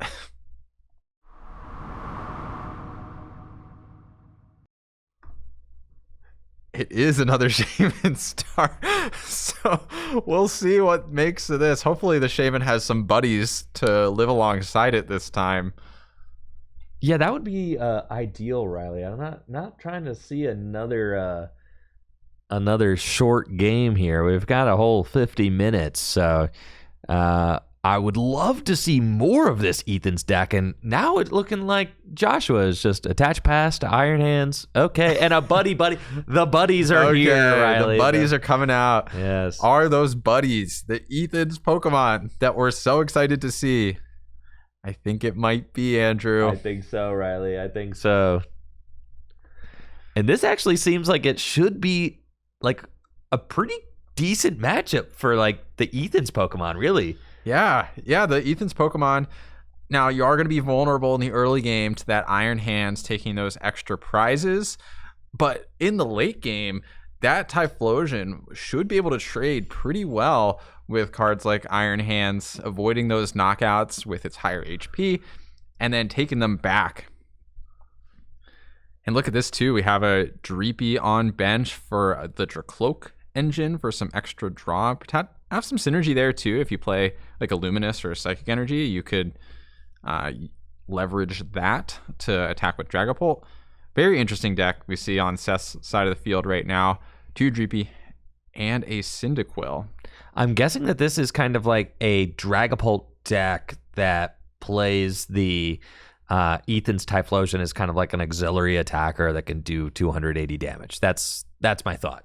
But we'll have to see. I know some of these Typhlosion, Dragapult builds had been doing well in Japan. And really, I'm just stoked to kind of see how this unfolds. Dragapult obviously takes fire energy. So does Ethan's Typhlosion. So that's the synergy there. Yeah. And honestly, that's a litany of attackers that Joshua could struggle to deal with in combination with each other. That Typhlosion, of course, high HP, high damage, single prize Pokemon is exactly the type of Pokemon that the Joltik deck doesn't like to see. And you combine that with the high HP and spread of the Dragapult which Joshua will have a slightly easier time answering with a Clefairy, but that's a one-time deal for these Joltik decks. Right. Just the Clefairy, you can Crispin to it and kind of get it rolling. I guess you could Rescue Stretcher and Crispin again. Yeah. It's kind of the deal. Now, you played this Joltik deck at the Milwaukee Regional Championships, and what are your thoughts on it? I mean, now you got to get your hands on it and played it for an entire regionals, and now headed into NAIC. It's a deck that continues to kind of flirt with top 8. It gets occasional top 8s, and then there's always a copy or two in top 16 of these major events. Is it legit? Is it worth considering? I think it's legit. It definitely does what it aims to do. I'm not totally sure what it aims to do is good enough in this high power format that we're in. So it is very good at powering up its Pokemon with the Joltik very consistently, game over game. The thing I struggled with, at least in Milwaukee, was it didn't feel like my Pikachu was having the impact I really wanted it to. Wasn't using that Resolute Heart ability nearly enough. And in those situations, yeah, Pikachu can take those one-hit knockouts, but it doesn't impress as strongly as when it's taking hits and denying your opponent those prizes. Cards like the Slitherwing in the Raging Bolt deck are super popular and a good way to deal with that Pikachu. It seems like everybody's got an answer to Pikachu, man. It stinks, bro. It does stink. Slitherwing, man, just so annoying. Yeah. Nobody hits into Resolute Heart anymore. What's up with that? Nobody. Now, Joshua does have a perfect combo of cards to get an Arm Press off this turn. Not quite as impressive as the gosh, why am I blanking on the name? Amp You Very Much. Yeah. Oh my gosh. Not as impressive as the Amp You Very Much, of course. Very much, right. But still a pretty solid option just to start taking prizes as opposed to using Jolting Charge this turn. And it's very unlikely that this Iron Hands is getting knocked out this turn, so could potentially take 3 prizes with it before it even gets attacked into. Right. And I think that's probably what Joshua is aiming for here. Just kind of get out of the gates fast. I mean, is that not what the Miraidon deck is trying to do every single game since the dawn of time, right? To get out the gates fast. Yeah.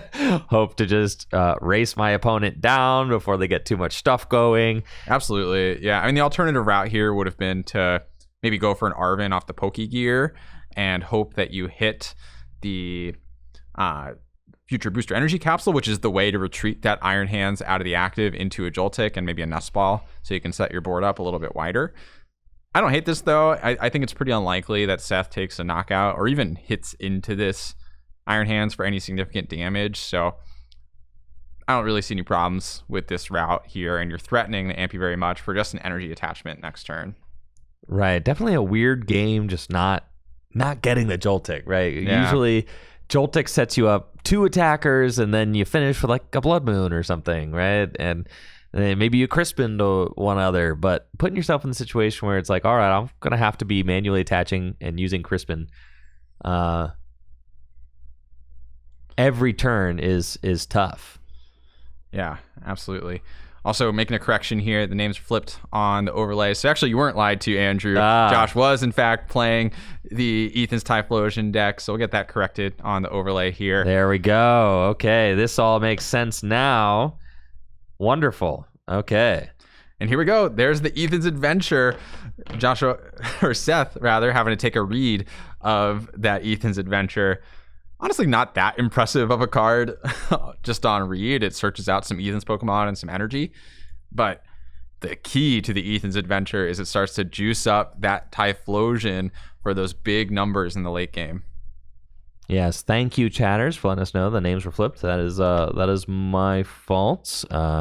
So yes, that does make sense now. Joshua is playing the Ethan's deck per Natalie's text. Thank you. Yes, and we are back rolling. Sorry for the confusion. Joshua is on the left. Seth is on the right. Here we go. The secret box. Grabbing the Ethans. Some Buddy Poffins. TM Evolution as well. So should be able to get those Quillavas into play. pretty quickly, maybe even evolving those up into Typhlosion. Don't even have to use the TM Evo just because you grabbed it. Could just be fodder for a future turn. This would be maybe a good turn for something like a Badoo. If you're going to give up 2 prizes to Amp anyway, better a Badoo than one of your attackers for a future turn. That's for sure. Another Cyndaquil down. TM Evo. Are going for the evolution. Okay. There's our first Quilava. Bonded by the Journey is the name of the ability. Powerful stuff. Powerful stuff. That's deep, Riley. It is deep. That is deep. Yeah, Quilava and its powerful bond with its trainer Ethan will allow it to search for that Ethan's Adventure card every single turn. Then you have it in play. And I think that's the Victini hitting the bench as well, allowing Joshua to reach a little bit higher for that Typhlosion with that damage modifier. I feel like there's quite a few of the abilities in this set that are like awfully wordy. Isn't the official translation, I think, of like the Roserade is also... What is the official of the Roserade? Because Ethan's is cheer on to glory. I kind of like it. I don't know. I kind of like it.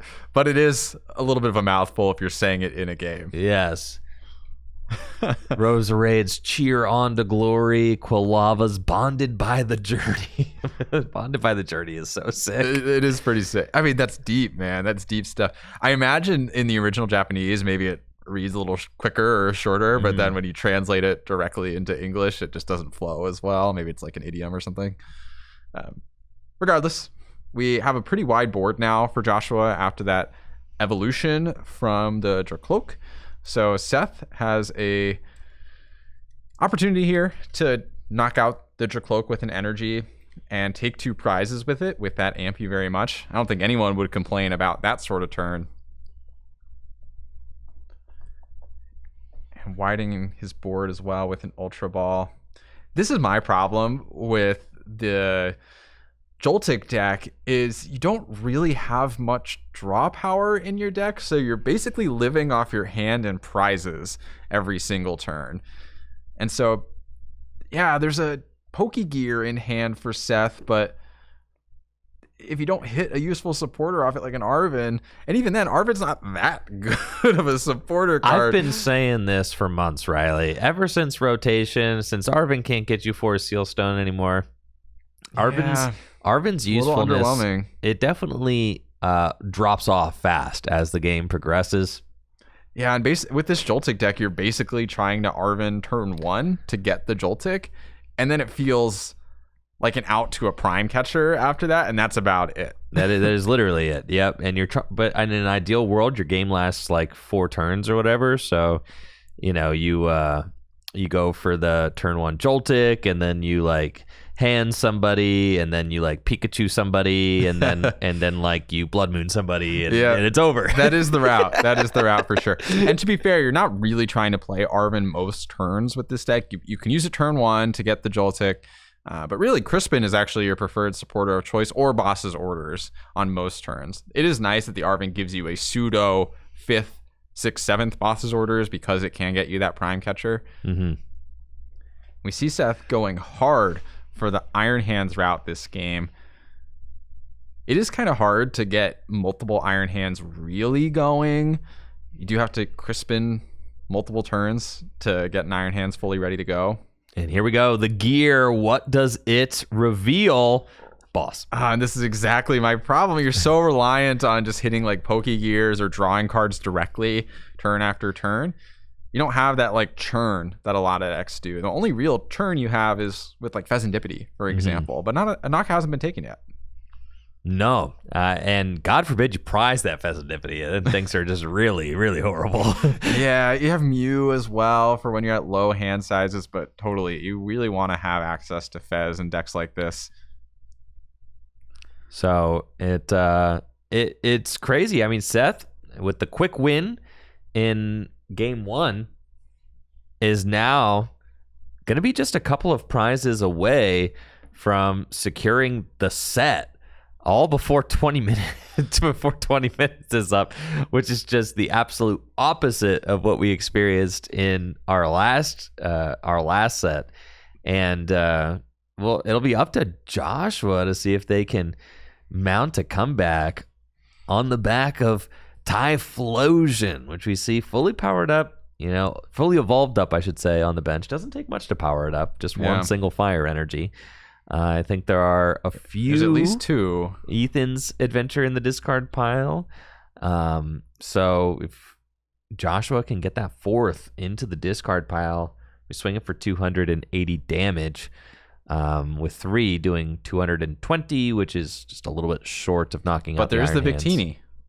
Ooh, and the Victini's in play, so that would do 230. Yeah, and the Quilava can guarantee that That's 3rd true. Ethan's down. So actually, there is a response from Joshua, I believe, this turn. On board, really. And Seth doesn't really have a way to deal with this Typhlosion.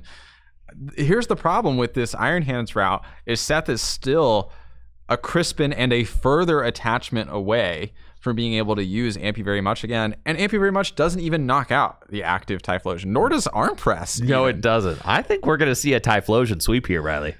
Yeah, and this is the risk of decks like this Joltik archetype, is it struggles to deal with these high HP single prizers. Pikachu is not efficient for dealing with cards like Typhlosion. No, you're better off attacking with Miraidon, but even then you're trading unfavorably. Yeah, you're trading super unfavorably. And just getting that amount of energy into play, 3 energy for a single prizer, is really inefficient with a Crispin reliant deck like this. So I think we could definitely see Joshua go the distance here. 1 energy attachment per turn is all he needs to continue to sweep this game. Look at this. It's crazy. I mean, right now, Seth doesn't have any way to do 170 damage. No. Even Arm Press only does 160. Exactly, Andrew. Yeah. This is a really tough spot. Clefairy could maybe take a knockout here, but again, you're trading super unfavorably. You'll go down to 2 prizes, and Joshua will respond by going down to 2 prizes. This is tricky. This is hype. There we go. Buddy Blast for the 1-hit KO. Absolutely amazing. Our first Destined Rivals knockout of the stream, and a Riley. Good one. And a good one. And it is a good one indeed. Feels strong, man. Feels strong. Only took us to round 2 to see it, so that's pretty good. And a very cool Ethan's Typhlosion deck that we're getting to see in action now that it's properly set up as opposed to game 1. Yeah, and Joshua has a really good setup now, too. Has access to a second Typhlosion. Just needs to get 1 energy down to take another knockout on Seth's board. Seth doesn't have a way to respond right now. It's looking tough if you're in Seth's shoes here.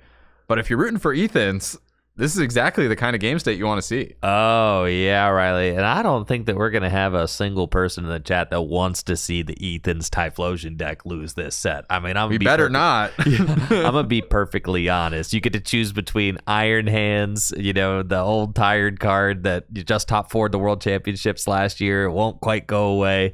Or the new single prize deck, Ethan's Typhlosion. And how cool is he, right? The artwork's amazing. Typhlosion's a fan favorite, and people just love cheering for an underdog too. So I'm totally with you, man.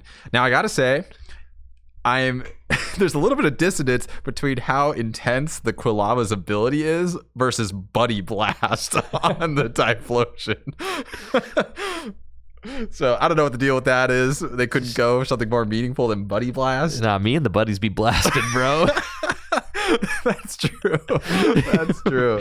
Yeah, me and the buddy just out here blasting. Yeah, I feel Buddy Blast. Like, I prefer the attack day Buddy Blast to the bonded by the journey. And it feels like I'm kind of like in the Lord of the Rings, which is okay. Well, it's just interesting that we go from being bonded by the journey to being buddies that are blasted. To Buddy Blasted, right. Yes, for sure.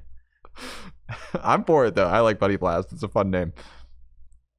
Jolting Charge here will accelerate a ton of energy into play for Seth, but that's another attack that Typhlosion can take. Worst case for 1 prize, if not for multiple. Yeah, I mean, there was really no way that Seth, with their current hand, was going to be able to make any magic happen without taking a turn off to use Joltik. So makes sense. Just these games where you try to lead without Joltik with this Miraidon deck, is really tough. You have to pretty much hit Crispins every turn and then still just draw into your Pokemon naturally. It's weird. Interesting choice to go for the boss here. I actually think it might have been worth just saving that for the potential to amp you very much again. The Pikachu, of course, could just knock out whatever's in the active. Has precisely enough lightning and grass energy to use Jolting Charge for its full effect as well. So that's nice as well. For Seth here, probably see 2 on the Pikachu and 2 on the hands. Or 1 on the Pikachu. I don't think there's enough lightning energy. Oh, I guess there's the EXP share on the Pikachu, so aren't necessarily on a time crunch to attach to it. We'll see how much gust effects Joshua has access to. If he's able to boss's orders or counter catcher on this Iron Hands, I think that's basically lights. Seth is really hoping that Joshua has to take the knockout on this Joltik. Yeah, just an easy retreat. Sifting through that hand. And there's here the it counter is. Catcher. Oh, that's nasty. Pack it up. Pulling up the hands. Buddy blast for the knockout on this Iron Hands. That's right. A huge one-hit KO, and Typhlosion is blasting off again. The EXP share will proc on the bench and take a lightning energy to the bench Pikachu EX. But that is 4 prizes taken with one Typhlosion. Yeah, with a single Typhlosion. 170 hit points, just a weird number for this deck to hit. Yeah, and now Joshua just needs any gust or just to even 2-hit KO this Pikachu. Yeah. Is what Pikachu's going to discard all of its energy to knock out a Typhlosion? That doesn't feel good. No shot, dude. No shot. I mean, that's the situation Seth is in, but it does not feel good. No. Yeah, this is, and we see that this is not just a thin Typhlosion line. We've got the whole Typhlosion army here. This is a Typhlosion deck, I think, with the Dragapult DX splashed. That was what I was thinking it was. Yes. And what I was hoping it was. And there might be one Dragapult DX in the deck. Yeah, it kind of reminds me of like Gholdengo Dragapult, where you play like maybe a 2/2/1 with a couple Psychics or Luminous Energies. Luminous Energy might actually be pretty solid in this kind of strategy too. Right.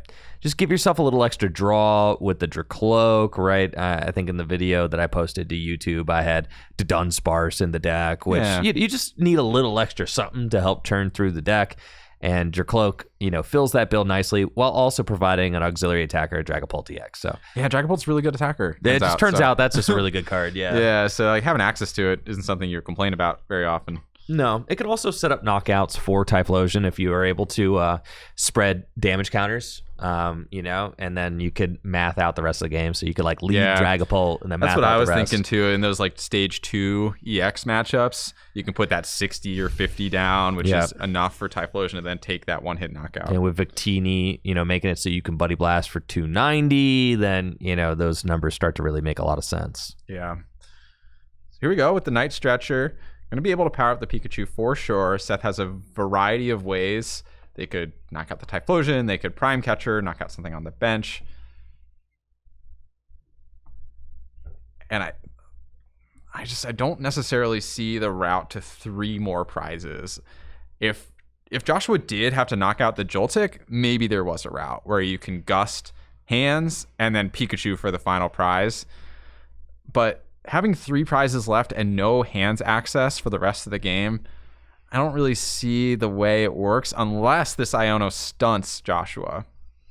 Well, yeah, considering Joshua's only got 2 prizes left, that makes it really hard. Because, Seth could take a prize here with Pikachu. And then what does Galvantula do? All right. Yeah, 50 plus 80, 130, 50 more, 180. Galvantula, bro. Well, it doesn't knock out a Typhlosion because Doesn't Typhlosion doesn't have an ability. It doesn't. Oh, has an ability. Oh, never mind. So it can knock out a Dracloak or a Quilava or the Victini. So now one thing Joshua could have done would have been to save that Quilava on the bench as a Quilava, so you have access to Ethan's Adventure. It's possible that his last Ethan's is prized, in which case I think it's better to evolve.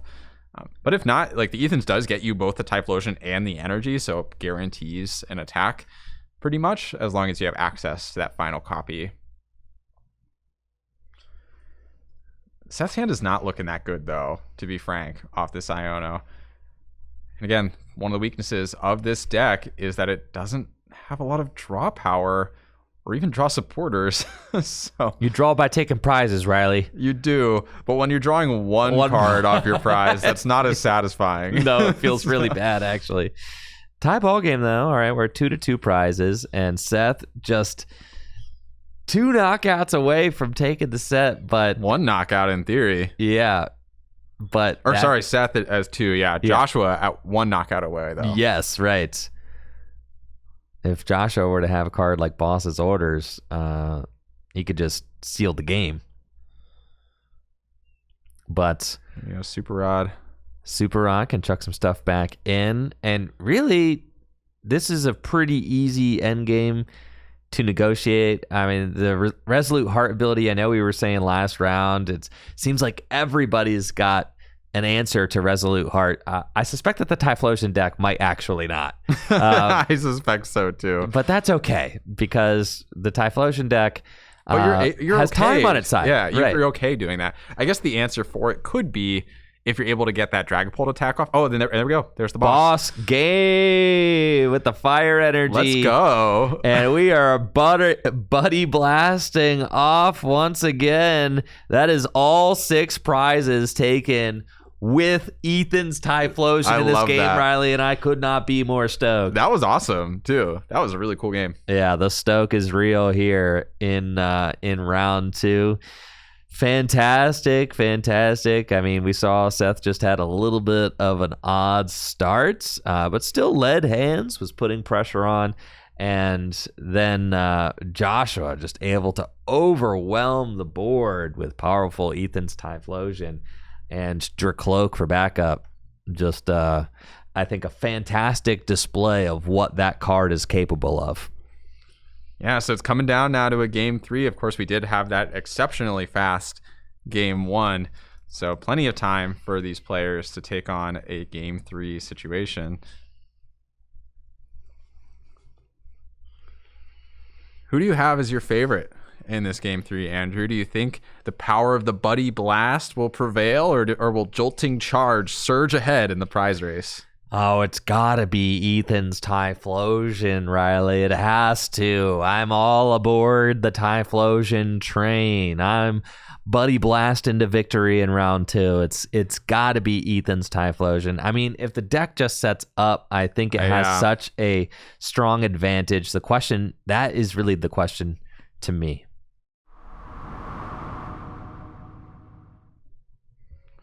So let's see what the answer to that question will be. Starting that Cyndaquil in the active and a pass. Does Seth have some kind of crazy Clefairy knockout combo? I don't think so in this hand, but that would be a shame if he did. God, I would hate for it to go down like that. 2 donk wins and 1 proper game. I do think Seth will have access to the Jolting Charge this turn. Has multiple energy in hand, has Arven, can grab a rescue board, can grab a Nest Ball for that Miraidon, get the Joltik, get the Iron Hands, and immediately get the Jolting Charge. I mean, that is kind of the textbook turn 1 for this deck. We haven't seen it yet from Seth in these games, but you have to imagine that's one of the plays he's eyeing up here. See the Galvantula in hand as well. That could be a nice early game attacker for Seth, or weave it in the mid game as well, depending on whether or not Josh answers that Joltik on turn 1. I think that so we see Seth kind of weigh in, just thinking about this opening hand. I mean, it's because Seth is contemplating the Arven before playing it. It's like Arven's the supporter you want to play turn 1 with this deck because it gets you the guaranteed Joltik pretty much. As we could see, the rescue board and the Nest Ball are eyed up. But I think Seth is trying to figure out, like, well, where do I go from here? And the nice thing about this deck is you can Nest Ball for Miraidon. Miraidon can get both Joltik and your Iron Hands, right? Yep. Retreat into Joltik, and then boom, Iron Hands, powered up, ready to go. So it looks like Seth kind of has that ideal opening. And the full court press is going to be on Joshua as he tries to figure out how to respond quickly to a potential turn 2 Iron Hands. Yeah, absolutely. And like I said, textbook turn 1 from Seth. Seth did have access to Crispin in his opening hand. And to be honest, Crispin is a better turn 1 supporter if you're able to get it and still have like the correct end board state. And I think that's what Seth was contemplating. Like, is there a way for me to get a donk this turn? Is there a way for me to use Crispin and still build up a board worth having? And if the answer is no, then the Arven is a guaranteed Joltik out. Almost guaranteed, so long as Rescue Board is in deck. Yeah, so we've got Miraidon, tandem units.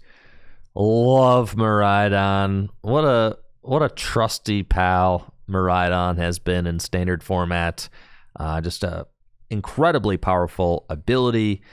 Allows you to search your deck for 2 lightning Pokemon, put them straight onto your bench during your turn. Also, a decent attacker. I mean, really, Miraidon as an attacker has fallen off hardcore in standard format. Now that you're like your kind of quintessential big basic that you want to knock out is Raging Bolt DX with 240 hit points. Miraidon is just like not getting it done. If Miraidon's Photon Blaster did 240, then like we'd still be looking at attacking with this guy. But really, he's just not hitting that number that you need to hit against Raging Bolt. So instead, Miraidon is playing the role of support Pokemon and is letting heavier hitters like Pikachu and Iron Hands do the heavy lifting. Pikachu can do up to 300 damage with its Topaz Bolt attack. And then, of course, Iron Hands does less damage, but takes more prizes when dealing that damage with the Amp You Very Much, allowing it to take a bonus prize whenever it takes a knockout with that attack. Absolutely. And we see Seth aggressively powering up that Iron Hands. I think that makes sense here. Almost certainly looking to just attach and attack with it this following turn. While Joshua, on the other hand, using that Ethan's Adventure, more than likely eyeing up a couple of Cyndaquils to round out his bench. For sure. Ethan's Adventure, I mean, just such a good consistency card. It allows you to search your deck for up to 3 in any combination of Fire Energy and Ethan's Pokemon. And then Ethan's Quilava has that Bonded by the Journey ability, which then allows you to go search for an Ethan's Adventure. So it's cool, right? Because the idea of the trainer's Pokemon is that they have a special bond, right? And then the Ethan's Adventure is the supporter. It searches for the Pokemon, and then the Pokemon searches for the supporter. And they both kind of jive together in that way. So very cool thematically. Also neat functionally because it actually just works. And then obviously the Typhlosion just gets more powerful, for the amount of Ethan's Adventure you have in the discard pile. It is a neat little thing. And I think that the Ethan's Typhlosion engine is strong enough. It will end up being, I suspect, one of the engines that is capable of withstanding the test of time from these owners' Pokemon, right? Like the Marnie's deck and then probably the Ethan's deck. As long as it's around, doing 280 for 1 energy is just pretty solid. It is. And that TM Evo, I gotta say, is pretty big for Joshua here. If Joshua's only able to get that active Quilava into play, that makes it an easy target. And we see that Seth does have Prime Catcher in hand to knock out with Iron Hands. I doubt that Joshua is playing many, if any, rare candies. None, probably. And if you're able to take 4 prizes with that Iron Hands, I suspect you're winning that game. Yes.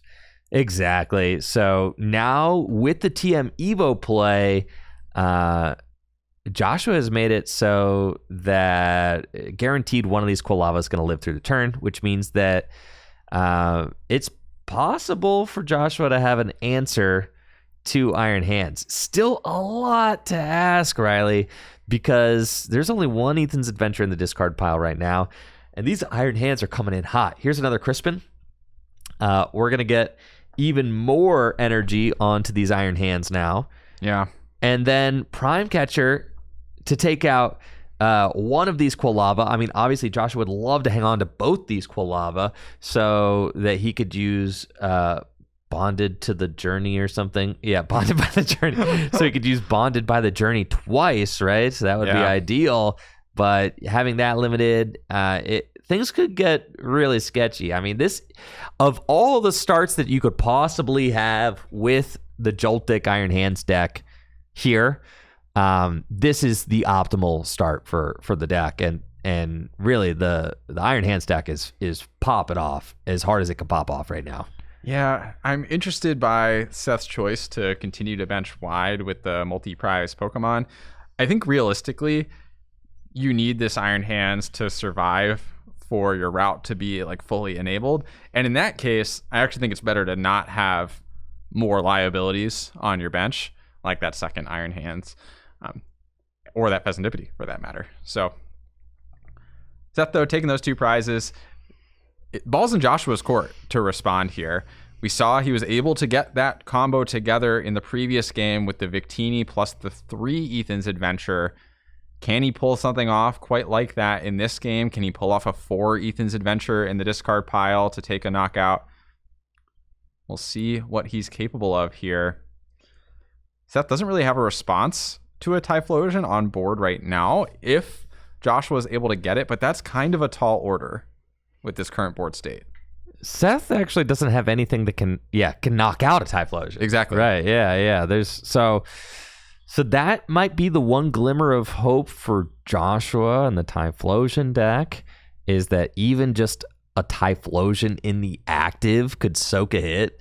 But if it does soak a hit, then it is in range of an amp. So then Seth could make up for that lost time, right? Yep. So still 2 prizes over the course of 2 turns, which is at this place, like kind of on par. Okay, Arven I think is a key piece because you could get the secret box. You could get secret box, right, off of that Arven, which can get, so that's it.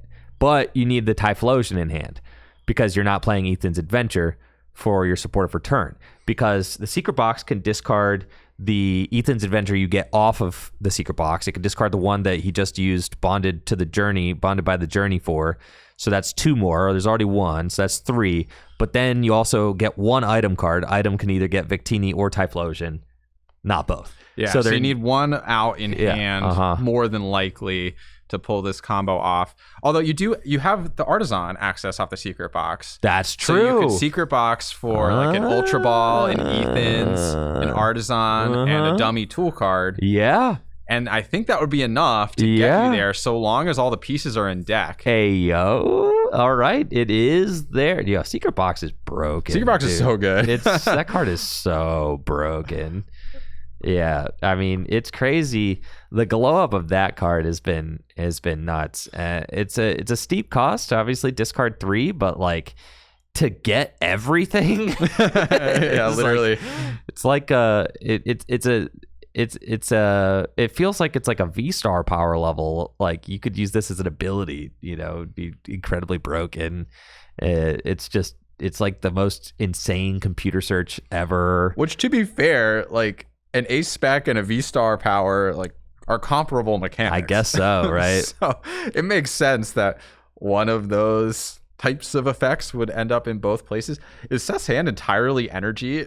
That's not super good. No, but that's so par for the course, bro. I feel like usually you have like a nest ball that doesn't do anything in your hand. There's a Fez in play, so like it's fine. Well, 3 cards. I mean, we'll see. There we go. There's the Victini. Yep.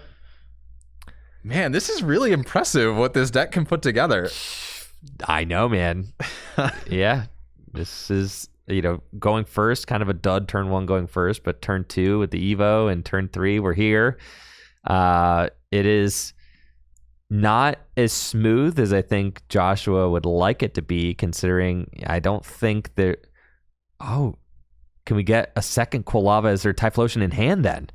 Then that is as smooth as I would say it needs to be. Yes. The one thing is that if Joshua had the Arven in hand when he started the turn, I would have loved to see the It needs to promote the Quilava. Save that energy. I know, right? One less card for a future turn. But man, that's really Ethan's good. Adventure gets the fires. Who cares? That's true. He could already... Quilava's going to be on bench regardless. Yeah. So Seth actually needs a Crispin here, I think, to even respond. Which is nuts. Yeah, I guess he could take a knockout with the Galvantula on like the Victini, for example. There's a full art Ethans for that fourth one. That's fun. There we go. Buddy Blast. Oh, yes. I like the Buddy Blast. That's a fun name. Here we go. Mew. Okay, so some more draw power potentially for Seth. God, just like that, Riley, we're tied up. That's so impressive, Andrew, to go from the board state on turn 1 to this knockout. I wouldn't have guessed that he would have been able to do it, but Secret Box is just enough. And there's a Crispin, so could take a knockout with Pikachu here. But does that really feel good? Probably has to feel good enough. Yeah, dude, you have to clear this Typhlosion, right? Like, you just have to. But Crispin onto a Pikachu to discard all the energy to take one prize is really a bummer. God. And I think we see Seth contemplating, is that worth it? The Victini, dude. I can't believe how valuable this Victini is. In this matchup specifically, too, getting that 230 damage, Victini, of course, adding 10 damage to your active fire Pokemon's attacks. Yeah, it's got an ability that I am trying to find right now. Yes. Yeah, the Victory Star. Victory Cheer. Victory Cheer. Yes. Victory Cheer, Victini. Always victory something. He loves to win. Victini loves to win. That's kind of its whole thing. So, Seth really contemplating what he wants to do from this turn. It's tricky. It's tricky. There's just not a great route here. Iron Hand's not doing enough with Arm Press. Topaz Bolt costing those 3 energy every single time you use it. I think he's going to go for the boss's orders play on the benched Quilava here. The Galvantula should do just enough to either the Quilava or the Victini with its Compound Eyes ability. And while promoting a single prizer, like, yeah, that feels pretty good, right? So this seems fine. Being able to weave the single prize Galvantula into the prize map, I think. Yeah, it is. I mean, best case scenario, it's a 1-for-1. Because, of course, Joshua's got a guaranteed response with this active Typhlosion here. And can start spreading out his bench a little bit further yet again. I think the risk here for Joshua is if this Typhlosion gets knocked out, now he doesn't have a backup ready to go without something like a rare candy. Right. Could play something like a Blood Moon Ursaluna, potentially. That would be super good in this matchup, too. Yeah, his bench is just a little thin right now. Yeah, and the Pikachu just kind of scary. Pikachu is scary if you take a knockout on something like the Iron Hands, or frankly, even this Galvantula, though. Like, the Pikachu isn't threatening back-to-back knockouts. It's true. At least. And because of, like, the state of Seth's energy attachments, he's basically forced to use Crispin every attack from here on out. Besides maybe like a Blood Moon. Right. We got a Dreepy down off of the Artisan. And then Earthen Vessel to discard potentially that Ethans. Nope, just going to play the Ethan. Just kidding. Yeah, that makes sense, especially if you don't have another supporter in your hand. And I think that this is definitely the tough part of the Ethan's Typhlosion deck. I mean, we're seeing Josh was able to get some powerful attacks launched, but doesn't have the width of a solid board state, really. I mean, just a Dreepy bench this turn. Can't do anything of substance. We've got an energy going on to Victini, and God knows we don't want to flare for 30, Riley. No, we do not. No, we do not. And I think maybe another Cyndaquil's prized. So, like, can't actually go and get that additional Cyndaquil out of the prize cards. And I think, did Joshua just pass? Pass, denying access to the Pheasantipity. Fez, yes. I think passing is correct. I would have liked to see the fire on the Dreepy, though, I think. But yeah, time is winding down here as well. Ooh. Yeah, the pass is interesting. I think you could make a case either way. I mean, the Galvantula isn't knocking out the Typhlosion, but this deck does play 4 copies of boss usually, so could take a knockout on The Victini, for example, actually I don't think knocks out the Dreepy without a Lightning Energy. If there's a metal in here, There's a metal. then the Pikachu could just... Is there a metal? I don't see it. It was closer to the top of the deck. There is definitely a metal in the deck. Definitely? There is definitely a metal in the deck. Like, definitely? Yeah, All right, there it is. So Pikachu could just take this knockout. It could. So Pikachu, of course, will go down to 0 energy, which leaves just the Galvantula with a kind of an awkward pair of energies, and the Iron Hands that's pretty far away from a significant attack on board. If Joshua were to respond with something like a Blood Moon Countercatcher, that could be pretty good here. We'll see what Joshua even has access to, frankly, on this following turn. Just did not have the width of a board. I think that's a good way to put it, that you would really hope for in a situation like this. And frankly, I think it comes down to just that weak turn 1 going first. Yeah. Big knockout there from Pikachu. Topaz Bolt, 300 damage. And Seth goes to just 2 prize cards remaining. But time is winding down. And now, I mean, it's going to be a question of whether or not Seth can seal the game up in the remaining time. Joshua may be able to set up a Dragapult. I think there might be a Psychic Energy in this list. So I think there's some form of Dragapult attacking option in this list. Dragapult does not get one hit KO by anything in Seth's deck, unless there's maybe the mountain that makes it so that... Yeah, the mountain is like kind of a janky play though, because there's no way to get it. I don't like the mountain, but it does see some play, I guess. Yeah, it does see some play. Not a ton, but there are definitely these Joltik box decks that play it.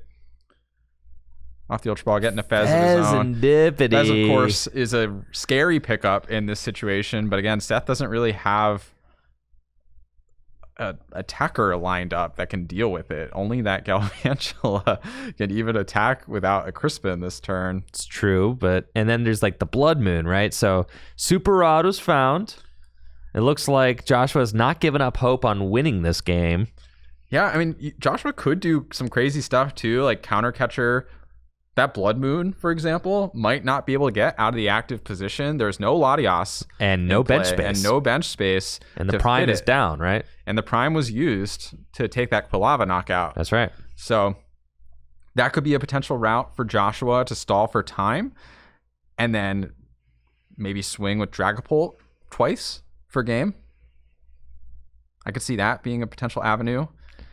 Also, just avoiding taking prizes would be a way to navigate this Blood Moon being able to attack. Even a Crispin's not enough at 4 prizes left. Yeah, not enough cards in hand. I think is the hand like a Typhlosion, a Quilava? Oh, a Scoop! A Scoop. Oh, a Scoop! Or is that them declaring a tie when time was called? I think it's a Scoop. Oh, I don't think you needed to scoop there. You could have tied that for sure. Yeah, could have been a tie. I mean, time was almost up. Yeah, there we go, circling that winner. Yeah, the Scoop. Wow, an honorable scoop, I have to say, because that could have most definitely ended in a tie, Riley. Yeah, maybe Seth was saying that, or maybe Joshua was saying too, Seth, like, hey, time's getting called. I don't think I can actually win this game, so it doesn't feel fair for me to tie it out. Again, respectable avenue to go there. Though I think there was a way to tie that game, for sure. Oh, 100%.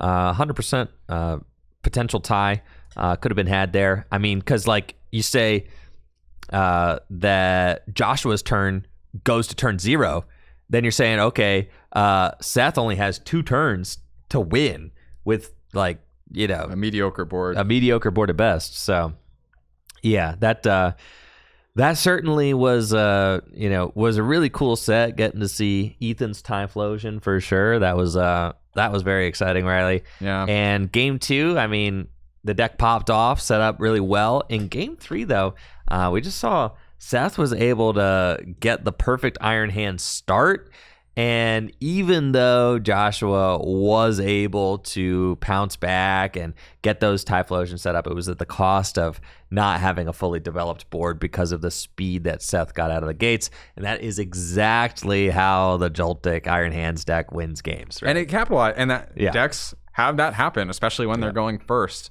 in this format. Most decks do prefer to go second, Joltik included. But Joltik can capitalize really hard on those slow starts in ways that other decks maybe won't always do. If one Buddy Poffin on that first turn, and I think that game 3 looks wildly different, being able to go that little bit wider, get some Dracloaks into play, get a third like Quilava into play potentially, would have made a gigantic difference. But that's the risk when you're going first in this format. Yeah, it is. It's just tough, going first. You don't have access to Ethan's Adventure. Can't play that. You could use that to go get use Arven. Your Cyndaquil. Can't use Arven. Can't use. You just have to draw into the Buddy Poffins to start the game. I do like that the game designers are starting to print cards like the new Rocket supporter that you can play on the first turn going first. Gets you 3 Rockets Pokemon. That's pretty cool. And then with the receiver that you can play, pretty easily get it. Go get the Rockets Petrol, right? So it is cool to see more turn 1 options come up, because it wasn't that long ago that pre-Sword and Shield era you could play supporters on the first turn of the game going first, and it was that way for a long time. I mean, from like I guess from like Heart Gold, Soul Silver. Around that time. It may be Diamond and Pearl. Like, because at some point during like the EX era, it was like no draw, no... You can just attach and attack. Yes, no draw, no supporter or something, right? So like, there was at some point you couldn't play a supporter, but then you could. Yeah, and they got rid of it with the introduction of Marnie, I think was the main driving force behind that. I know. And it's crazy. It feels like Pokemon has been kind of like cooking with the turn 1 rules for like the entire 25 years of the game's existence. They've changed a lot, I feel like one of the first questions you ask when you play a retro format is like, what is the turn 1 rule? Like, how do I play this game? How do I play? Right. Because it feels like they haven't quite solved it. Still, I would say still, because I think it's hard because you want both turn 1 going first and going second to have some comparable value between them. But how do you do it? If you're going first, you can evolve first, which is a pretty big deal, especially in evolution heavy metagames. Mm-hmm. But like, how do you reconcile that? How do you make that balanced? And their current answer to that question is, well, you can't play supporters, so you're going to have less reliable openers. Maybe that's a fine answer, but the answer's changed over time quite substantially. And I think the turn 1 rules become more impactful the faster the format is. Definitely. There's less turns, right? So like, if your turn 1 going first sucks and the game's only lasting 4 turns, that's kind of like exactly what we saw with that final game, right? Like, the turn 1 going first was lackluster, and now it's a 4-turn game, and you just kind of like weren't able to get going enough because your first turn wasn't impactful enough. Now, there are multiple ways to solve that. Like, back in the day, your turn 1 didn't really matter because the game was going to last a dozen turns. So it's like, well, whatever. Yeah, the turn 1 was lackluster, but we're getting right back on turn 2. Yeah, we're getting right back in there in turn 2, and we're going to go from there. And I think that there's a lot of players who kind of prefer that pace of game because things get like smoothed out. You have more turns, more time to interact with what your opponent's doing, and that's what I think like a lot of people who enjoy those kind of slower formats is like, the more turns you have, the more opportunities in the Pokemon TCG you have to respond to what your opponent is doing on their board. It's more back and forth. It's like volleyball, right? You're volleying back and forth. But if there's less turns, Pokemon is not a game where you can do stuff during your opponent's turn. Correct. So there's actually just at least a majority of the game's existence. Yes, for the majority. The power spray was a thing. But yes, for the majority of the game's existence, you can't actually interact with your opponent during their turn. So the only way to interact with what your opponent's doing is by having your own turn, right? So if you only get to respond to what your opponent's doing 3 turns or 4 turns, that's like not that much interaction. Yeah, and yes, just your turn one is a bigger proportion of your total game time, so makes sense that you see those power disparities. We do see most decks opt to go second these days, which is interesting. I feel like when you look at card game history, just across all TCGs, second is usually not the preferable option, but definitely in the current state of the Pokemon TCG, it is.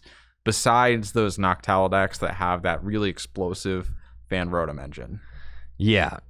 Oh my gosh. Yeah, it's crazy. In Gym Leader Challenge, players choose to go second as well. Yeah. And it's all because of that turn one supporter rule, really. I mean, being able to play supporters like Arven, Guzma, and Hala, things like that, get your whole board going, and you get to attack? Oh yeah, it's second for sure. Because going first, and they're starting to do things to help mitigate going first being bad. They've printed cards like Battle VIP Pass, Buddy Buddy Poffin, and item-based cards that you could play on the first turn of the game going first that help you to set up. You could play certain supporters on the first turn of the game going first, like Rocket's Petrol, but I would argue that they should have been doing... Or Carmine. I'm arguing that, okay, look at all the good turn one cards going first that they've printed since implementing the turn one supporter rule, right? With the Sword and Shield base set. I would argue that they haven't quite done enough, which is why second is like just kind of naturally preferable for almost all decks. Yeah, I wonder if there's maybe a middle ground where certain supporters instead just aren't allowed to be played on turn one going first, and you go back to like the pre-2020 type of rule set. So like Marnie, for example, can't play this card turn one going first would make total sense. Like, would it have been easier to keep the turn one supporter rule, but then to like put qualifications on supporters like Marnie? Yeah, or even cards like Research. Like maybe Research is too powerful to use on turn one going first. That's fine. Limit that. I think there's other options to explore. And you have to imagine we've seen so many iterations of the turn one rules over Pokemon's lifespan. I don't think the journey is ending here either. You don't think so? Probably not. Yeah. Probably not. I mean, it was a certain way for a very large chunk of time previously, and it still changed, so who's to say it won't change again in the future? It's so crazy to me to think that there was a time where you could supporter and attack turn one. There was a time where they just said, screw it. You do all of it. Yeah. There was a time where the game There's designers... no rules turn one, actually. There was a time with Black and White. There was a time where they just said... It was actually Heart Gold, Soul Silver. There's a time where they just said, whatever, just do whatever you want, man. Like, we don't care anymore. We're done trying to balance it. Because they clearly tried to balance it for a long time. Because in base set, Jungle, Fossil, you could do whatever you wanted. There were, like, basically no rules. And then they started... though. And then they, like, really walked it back with, like, the no draw, no supporter for, like, the EX era. The game slowed down drastically. And then they just decided, like, that stuff is lame. All that balance stuff is for the birds. Free for all. Yeah, turn one Mewtwo EX, turn one Tornadus EX, turn one Darkrai, turn one. Oh my god, dude! Like, just I mean, like, and this was all while the game was single game Swiss at like Nationals. I remember I remember playing Blastoise at Nationals in like 2014, and it was right before I think right before they switched to no attacking on turn one, and in 2014. I think it was right before they switched to no attacking. I got like one of my Squirtles got dunked. I didn't even get to play. I sat down to play, and then my opponent just knocked out my Squirtle turn one, and I was like, all right, gonna go wait for the next round. Yeah, during Heart Gold Soul Silver, you'd see that a lot with the Tyrogues and the Cleffas. Just instant knockout on the Cleffa for game. Madness. Absolute madness. All right, folks. Well, it's been an exciting tournament so far. Hang tight. Riley and I are going to take a quick break before we get started with round 3. We've got 129 players in the house today competing for a piece of that $3,000 cash prize here at Full Grip Games. Riley and I will be right back with round 3 after this short break.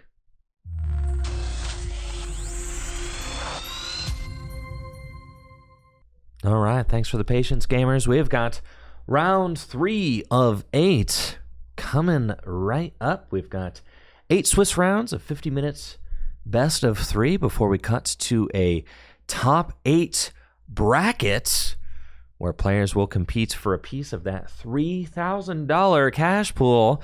First place taking home $1,000. Pretty decent payday for a day's work. That's right. Or a day is fun playing Pokemon cards. A day is fun. A day of joy. A day of joy. That's playing right. the best trading card game there is. Perhaps with your buddies. With your buddies. And they're blasted. That's so true, Riley. It's so true. We've got a notable player here in the field today that oh, there he is. Yeah, right there. Yes, Grant Manley. Grant Manley shuffling up for his round 3. It seems like he's doing well based on where he's at in the tables. Yeah. Now, Grant Manley is the gentleman there in the gray hoodie, worth mentioning. He's one of the best players in the game. I usually will refer to Grant as the best player to have never won anything. And if you ask Grant, he's the unluckiest player of all time, which is why that happened. Yes. He has certainly been in many situations to win something major. And I shouldn't say he's never won anything, because that's on the kicks. Yeah.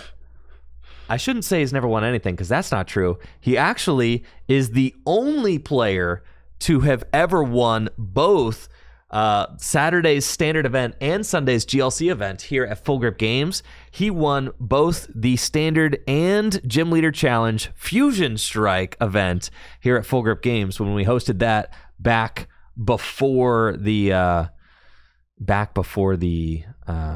COVID-19 pandemic, or actually just after when we were coming out of COVID-19. Yeah, it was like prior to the remodel, though. Yes, for play sure. Space at Full Grip. So still an exciting time. And Grant did have that clean sweep as well of the weekend. And Riley, looks like we have got a fun match ahead. That's right. So this past round, we were talking about what cards we were excited to see from the Destined Rivals expansion. One of those sets of cards was going to be that Ethan's Engine, which we just saw on full display from Joshua. And this round, both of our players are running the Marnie's Grimmsnarl deck. Now, this is one that Andrew and I are both very excited about in this Destined Rivals format. And I got to imagine it's a tricky mirror with all those monkey dories and damage spreading and tricks up each other's sleeves. So I know I'm really excited to see what these players are able to pull out of their bag of tricks to win this darkness mirror. All right, things are getting underway. Let's head down to the table and see how it unfolds. And would you look at that? 2 Impidimps staring each other down to start this game.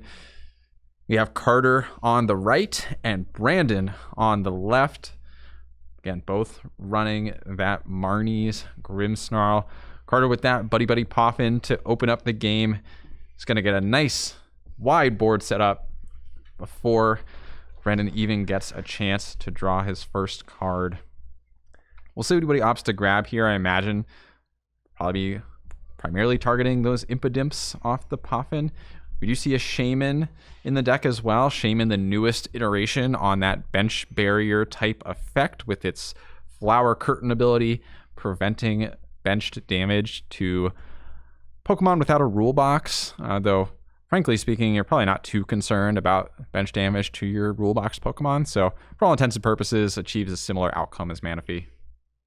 This is going to be awesome. I mean, it's crazy. The first Marnie's Grimmsnarl that we get on stream today is just against another Marnie's Grimmsnarl. I mean, I know some about how the Marnie's Grimmsnarl deck works. I mean, I spent one day playtesting against it. That's like the breadth of my experience with the card so far. And am I correct in seeing that Carter used Buddy Buddy Poffin for a single Impidimp? For just a single Impidimp. Now, Shaman can't be grabbed off Buddy Buddy Poffin, notably. It has 80 hit points, so it needs to be retrieved off of something like an Artisan or a Nest Ball. So are we thinking that maybe there are more Impidimp prized? I'm thinking potentially there's Impidimp prized, though Carter might have insights about keeping your bench really thin, for example, in a matchup like this to avoid notable spread damage.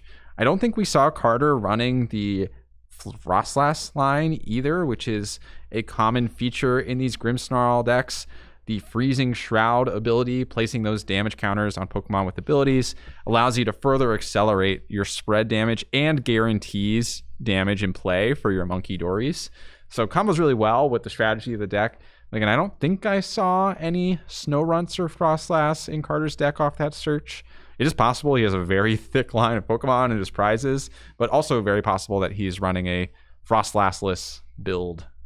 Right. And part of what I'm so excited to see, first of all, is like the types of builds that these players are playing. I've only ever played with and tested the Marnie's Grimmsnarl paired with Frostlass and Monkey Dory. That has been the extent of my testing. Again, this is a release weekend event for the brand new set. So that's part of what makes this event so fun and so exciting to cast over, is that, you know, I haven't seen this in action yet. Actually don't know, you know. That's right. And we don't know what kind of engines people are putting together, what they've taken from Japan and modified versus what are their own home brews. So lots of exciting matches ahead. And I am personally really hyped to see what kind of builds these players have put together and are currently doing pretty well with at 2-0 each in the Full Grip Games 3K tournament. Right, yeah, like both these players have won their first two matches with Marnie's Grimmsnarl and now are pitted against each other. And I think that, you know, this is release weekend, meaning that this is going to be the toughest time to get a hold of these cards. Yeah. And if we see some Marnie's Grimmsnarl top 8 this event today, Riley, I would not be shocked to see 10% of the field at NAIC be Marnie's Grimmsnarl. Absolutely, yeah. And here we go with that TM Evolution getting those two. What is the middle? Morgrim Riley. Morgrim, of course. Fake fan detective. Oh my god. Well, I knew Impidimp and I knew Grimmsnarl, but Morgrim escaped me in that moment. Morgrim. Yeah. Two Morgrims entering play. Just needs a Grimmsnarl now. And because of that punk up ability, Brandon is going to be guaranteed an attack as long as he has a Grimmsnarl. And with Carter putting the Spikemuth in play, which can search your deck for a Marnie's Pokemon, Brandon will have no problem launching that attack. And the research to boot feels powerful. Does feel powerful, though I gotta say, Brandon's board is a little more impressive right now than Carter's. Carter's not going to be able to launch a noteworthy attack this turn, whereas Brandon could, as soon as the next turn, start using Shadow Bullet. Wow. That is until the secret box got drawn, Riley. Anything can happen with secret box and rare candy. Rare candy. Oh my gosh, rare candy Grimmsnarl in hand. Right there, dude. Yeah. It's just that easy, bro. Yeah, and I think there was a Frostlass there too, so Carter does play that Frostlass line, potentially not finding it valuable in this matchup. No, and why would it be? Yeah, you're not really stacking damage that's going to be super helpful for you at any given point, and it's lower HP single prizers that could be picked off the bench. It does kind of feel bad to have that much of your deck kind of feel dead in the mirror match, especially if the mirror match does end up as popular as we're anticipating. Here comes the secret box. Yeah. Something, no meaningful attack, something, I heard you saying, Riley. Yeah, we've got totally cooked on that one for sure. Totally cooked. Yeah, that was before the research. And that's the thing about the Spikemuth gym. And also, worth noting, this is kind of funny little piece of trivia here. There's the new Spikemuth Stadium, right? Mm-hmm. And it's, I think it's called Spikemuth Gym or something, right? But there's also another Spikemuth that's just Spikemuth. Yeah. Right? But this one is also Spikemuth, but is renamed. So now it's Spikemuth Gym. So there are both the Spikemuth and the Spikemuth Gym. And they're different. Stadium. And they're different. To be clear. And they do different things. So they are both effectively the same place they're referencing. Yeah, absolutely. And here we go. There's that secret box, allowing Carter to get his first of potentially many Monkey Dories into play. as well as juicing up his hand for a future turn with valuable supporters, stadiums, and tool cards. See that TM Devolution, for example, which sounds like it'd be a pretty useful resource in the mirror. For sure. I mean, I think that the mirror could very easily come down to Devo plays. Evolving through Morgrim does seem like it would be, pretty important then, especially if things do come down to TM Devo plays. I think Monkey Dory, obviously. Ooh. Oh, and we see just right off rip. Immediate Devo. So wow. Trying to deny Brendan's access to the immediate Grimmsnarl, forcing the rare candy if he wants to launch an attack this following turn. Can Brendan respond to this with that rare candy? Or will he be forced to take a turn off and re-evolve? We do see both of those Morgrims immediately re-enter play. Is it just both Morgrims and a pass? Is it a pass yet? I don't think it's a pass yet, is it? Oh, no, there's an Iono in hand at least. I think debating what he wants to do with his turn here.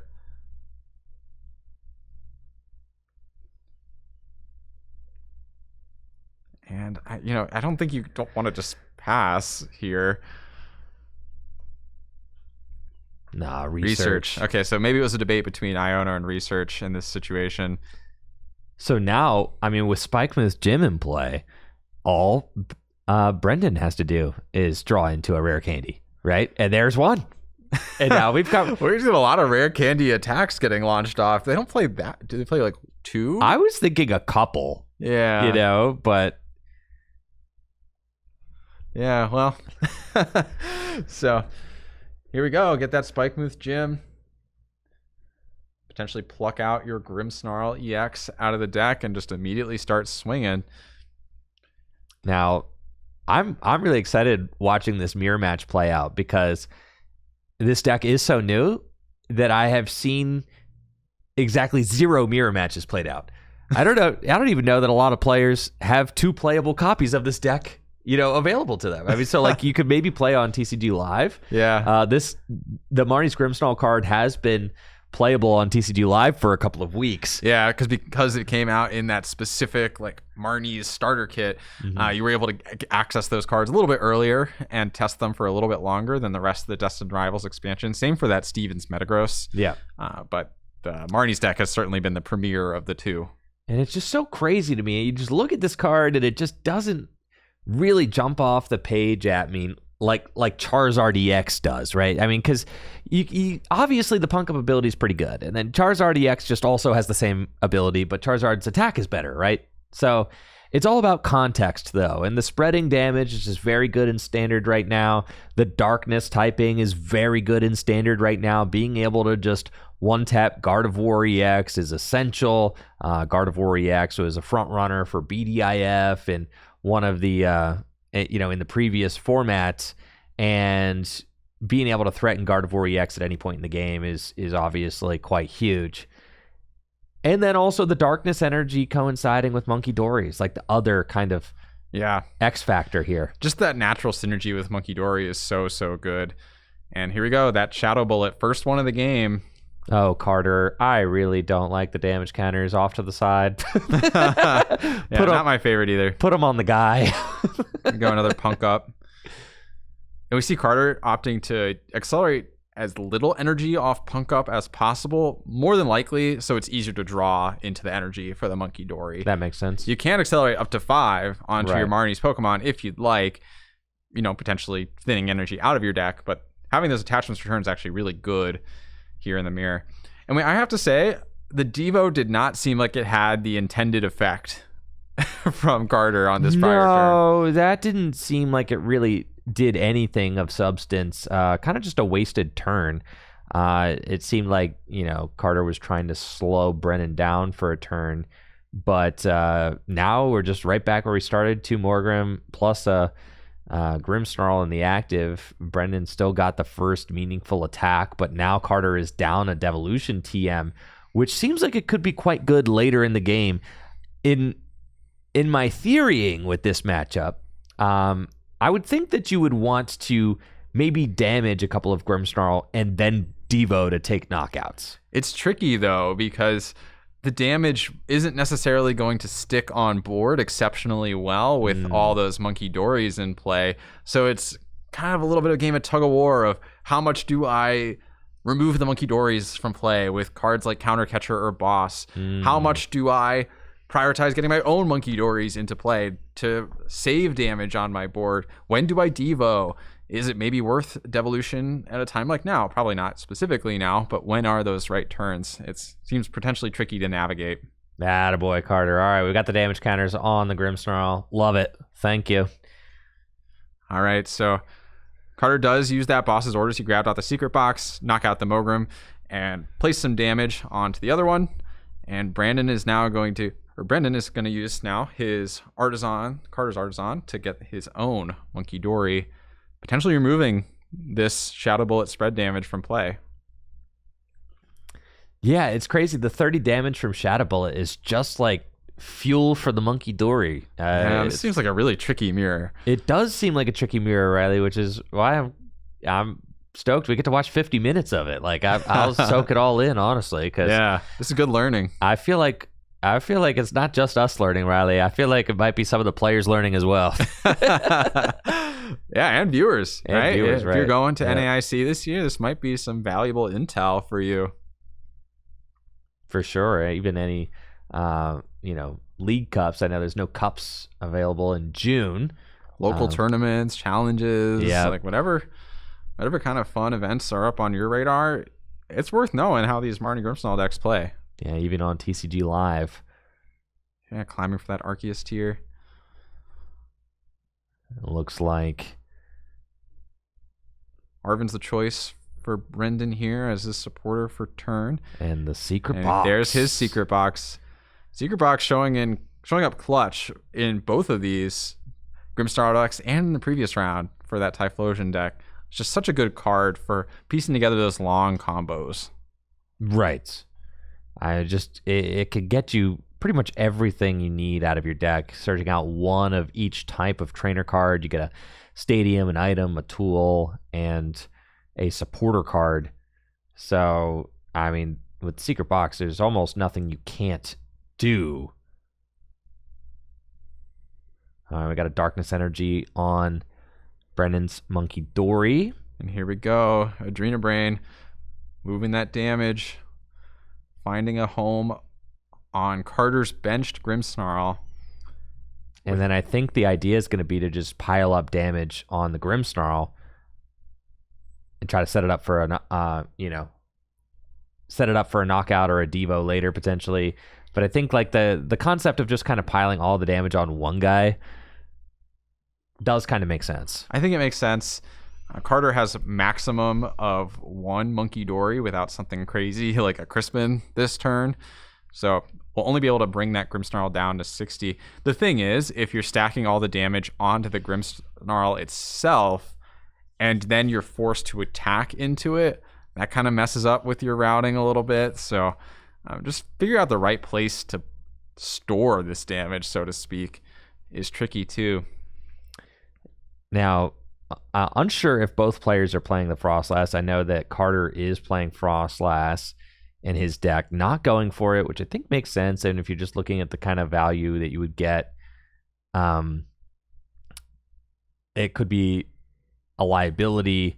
But then it also could power up your own Monkey Dories, but then you're powering up your opponent's Monkey Dories, right? So, like, I definitely get the conclusion to forego the Frostlass completely. Yeah, and notably the Frostlass does eat away your Shaman. Yeah. And the Shaman is guaranteed deny 30 damage every turn that it stays on the board. Natalie, one of our tournament organizers here at Full Grip Games, says there's about as many Marnie Grimmsnarl decks as there are Ethan's decks. I would not have predicted that. Wow. Hopefully we see more of those Ethan's decks, because that was very impressive this past round. So Carter getting the first Shaman into play, the first Shadow Bullet. Well, not the first Shadow Bullet, but it's the first one with his own Shaman. So defense on his board. Does Brendan play his own Shaman to deny that damage back? Will be an interesting piece of this equation here. However, Brendan does have the opportunity to get a second Monkey Dory into play this coming turn. Right, so Brendan is one step ahead on the monkey train, right? You know, they're both tied at 1-to-1 monkey, powered up right now. Carter is up 1 on the Shaman front, but doesn't have a backup Impidimp. So, like, that seems important.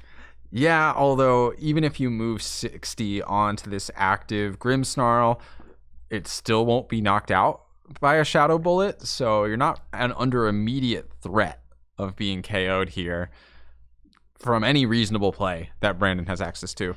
So if I'm Brendan here, I'm debating whether I want to fully heal my Mogrim or if I want to remove 60 from my active Grimmsnarl and put it out of range of a Shadow Bullet. Shoo, right? Because 120 plus 180 is but then you got the monkeys. 60. Yeah, you can move 60 back, but then you're moving it onto the Grimmsnarl and not onto the Mogrim on the bench. So you know, you're forcing your opponent into these like interesting situations. A lot of give and take here, Riley. A lot of give and take of damage counters. A lot of give and take of damage counters. However, Carter, with that Shaman, again, is denying additional damage counter placement every single turn. And this is why we're just going to play Raging Bolt to NAIC, all right? That's right. Yes. That's right. Too much thinking, Riley. Just less thinking, more damage. Doing, yes. More knocking out, yes. Yeah, what's up with all this 2-hit KO business? And here we go. Get that Earthen Vessel.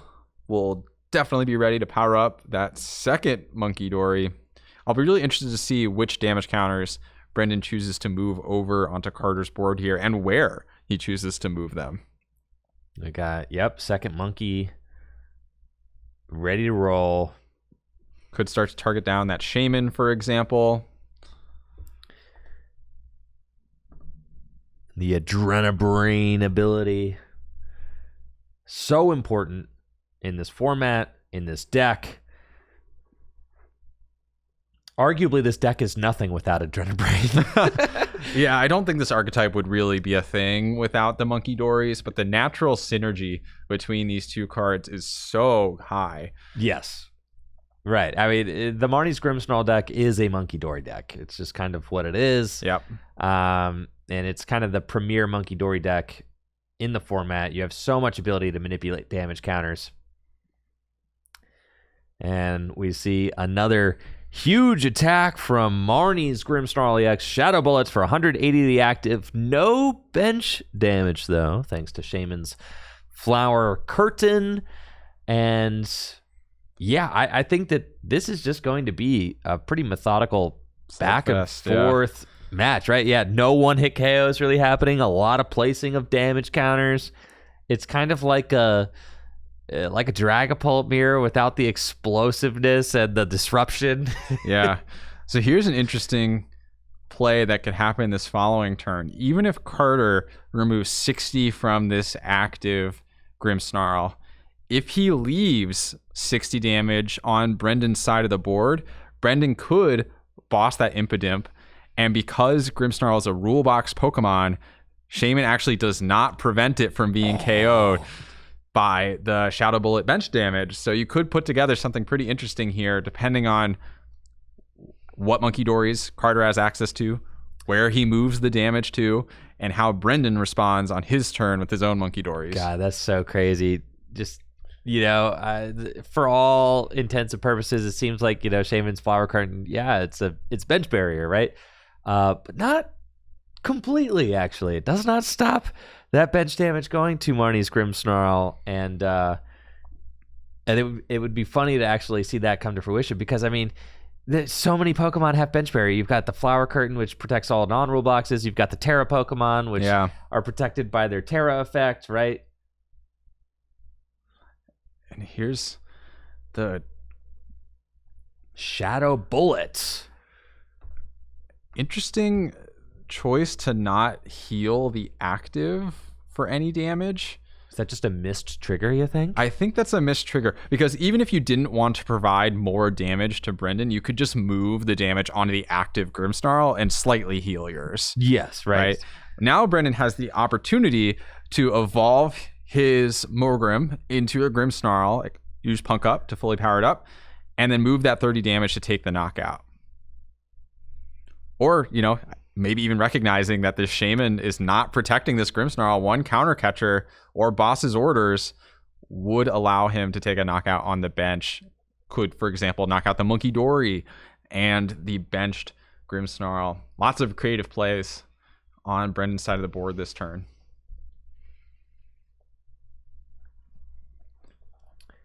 Exactly. Yeah, that missed heal could end up making a huge difference. I mean, because now it's just there's 300 damage on this thing, right? Yeah. Am I miscounting? No, that's 300, dude. It's 300. So that's just one monkey. And there's 3 of them now. That's just a one monkey, and then that thing's done. So like the 30 damage heal would have at least made it so that it withstands a monkey. Yeah. So I think that could be a game-losing error there. Yeah, I think that's pretty serious. So long as Brendan has access to a Grimmsnarl of his own, I think he'll be able to take this game. And if he's able to get a 3rd monkey all the way powered up, I think that's basically lights for Carter. I don't see a way where Carter's able to piece together a win when there's 3 active Monkey Dories. No, yeah, that's so crazy. The board state is the Monkey Dories, dude. This is so nuts. It's just like the more monkeys you have, the better your board is. I think we just did see an attachment for turn, though, onto the active Mogrim. But, I mean, Brendan could just take a knockout with the monkeys. So he can, yeah. If you're doing that, though, I'd almost prefer the attachment not to come down preemptively. Oh, yeah. There's the research. So I think it's going to be counter. Oh. Yeah, I like taking advantage of counter catcher for sure. Do it, Brendan. Research. That is. Oh, okay. No, it's not the bottom of the deck. Only picked up part of the deck. Okay, I see. Yeah. All right. I was gonna say, oh my god, into 1 card rating. No way. All right. Do we get? Is that a Night Stretcher? Yup. Looks like it. Are there enough darkness energy in deck to leverage Punk Up? Just 1 is needed. Let's go. Punk Up. Is there 1 darkness? There is. Boom. So now guaranteed those 2 knockouts, even without using the Monkey Dory. Sheesh. And what do you even do with that 30 damage? Because Carter has his own monkey on the bench. Maybe you also keep it. Just hold on to it. Yeah, hold on to it for a rainy day. Yeah. I think at that point, maybe you just move it over and force Carter to move it over, move it back. Well, no, because then Carter could relocate it to a place where, I don't know, he gets to choose where it is. But I don't know if that really matters. Yeah, whatever. Yeah. See, no, I prefer not toss. It's like a ball, and you just don't want to toss Carter the ball, right? Because like we both could juggle the ball. Well, let's be honest. So Brendan has 1 prize left. Carter has a Maractus in the active position. I think that's it. Yeah. Or Scooperoony. Yeah, that's Scooperoony here. Maractus, an interesting inclusion. Probably for the Raging Bolt matchup, if I had to guess. Not necessarily for the mirror. And we see Brendan surge ahead in that game 1.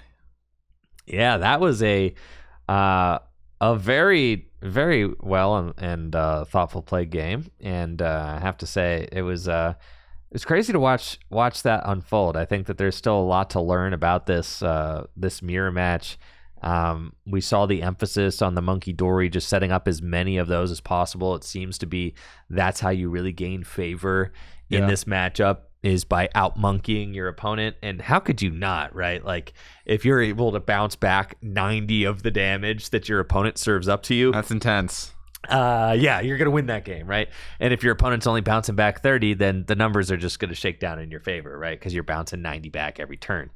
And so I think the race to establish monkeys is certainly a critical part of this matchup. I've seen some people talking about, you could play a trolley build of this deck where you use Precious Trolley to just instantly explode all your monkeys into play turn 1. And since you can't buddy poffin for a monkey, I mean, that does it holds some water, right? Like that kind of strategy does make sense. You're reliant on cards like Nest Ball or Artisan to find the monkeys. All right. Game 2, Riley. Let's see if this one goes more in Carter's favor.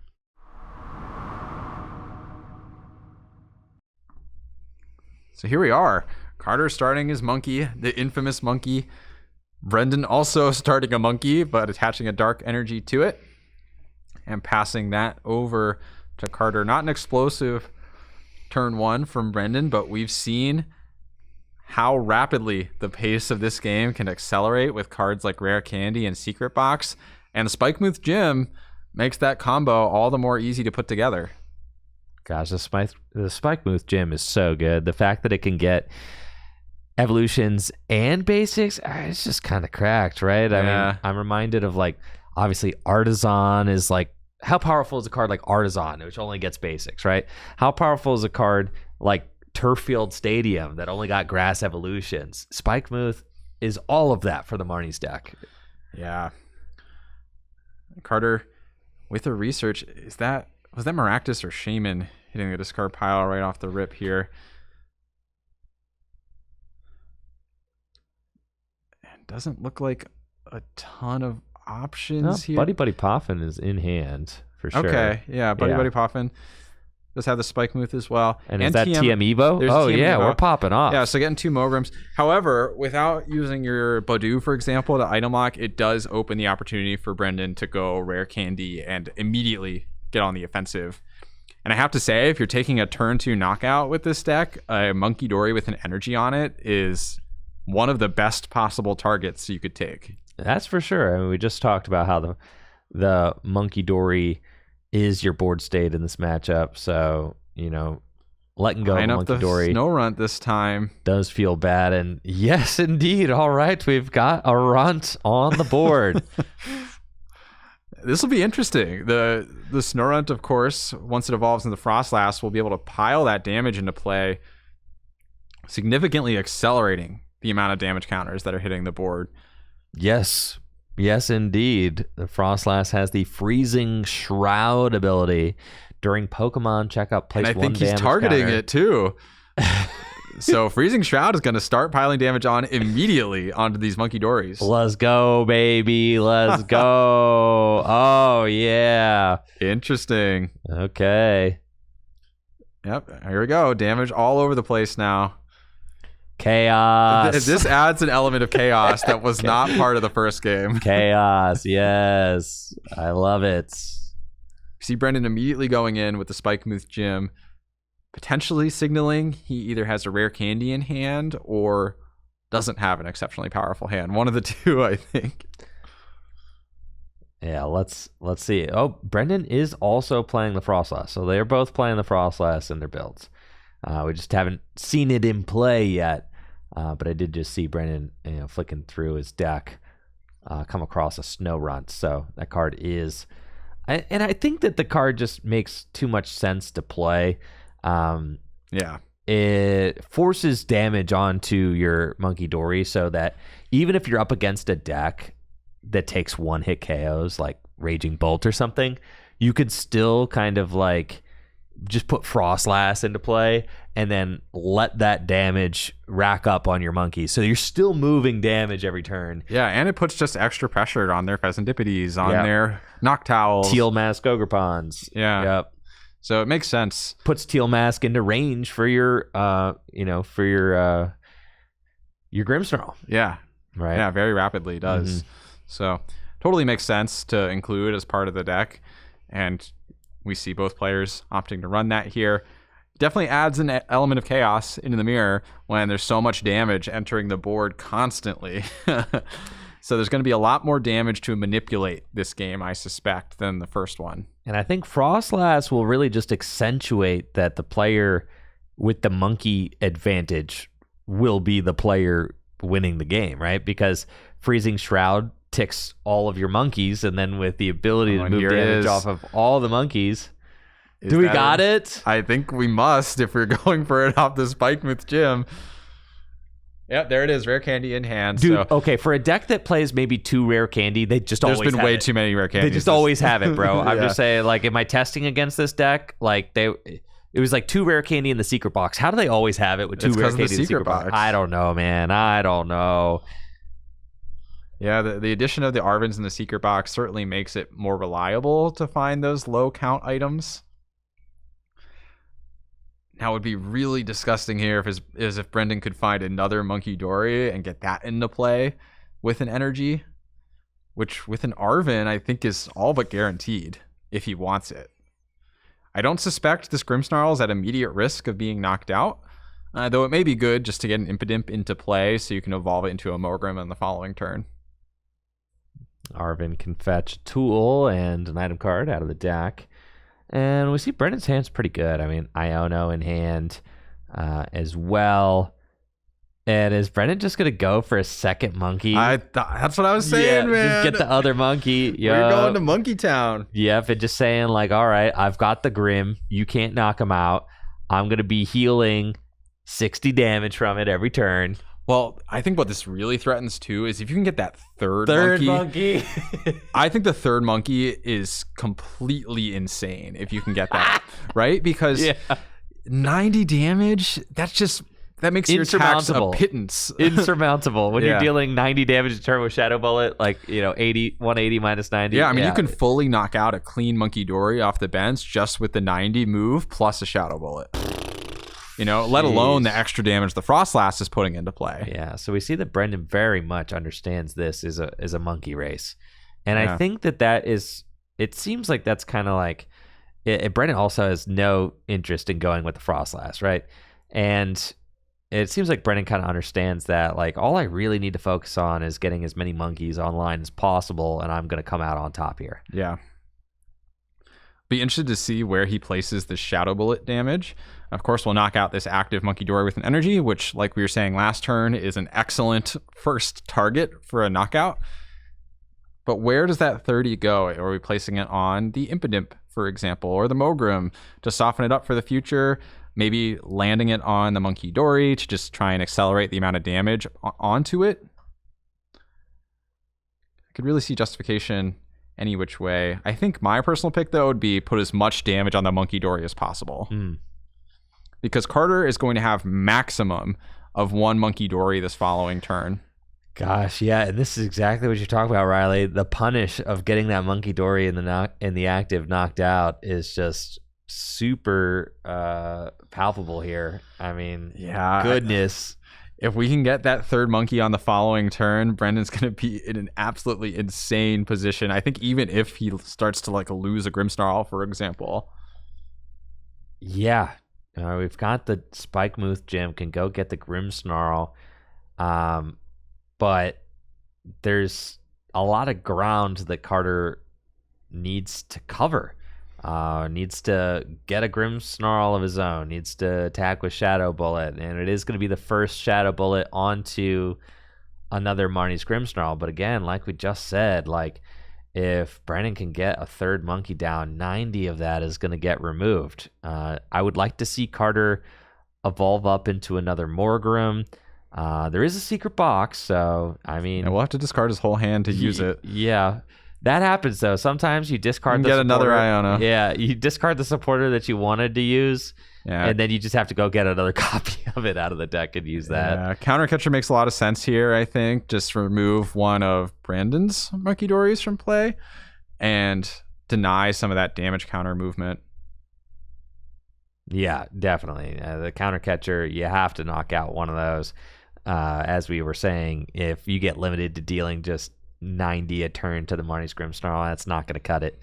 But the thing is, if you're gusting around the Grimmsnarl, that means it's not taking any damage and is still healthy and removes the amount of pressure from Brendan to bench new Impidimps. Yeah. Which means he can focus on benching more Monkey Dories, which he might just do if Carter puts this Artisan into play.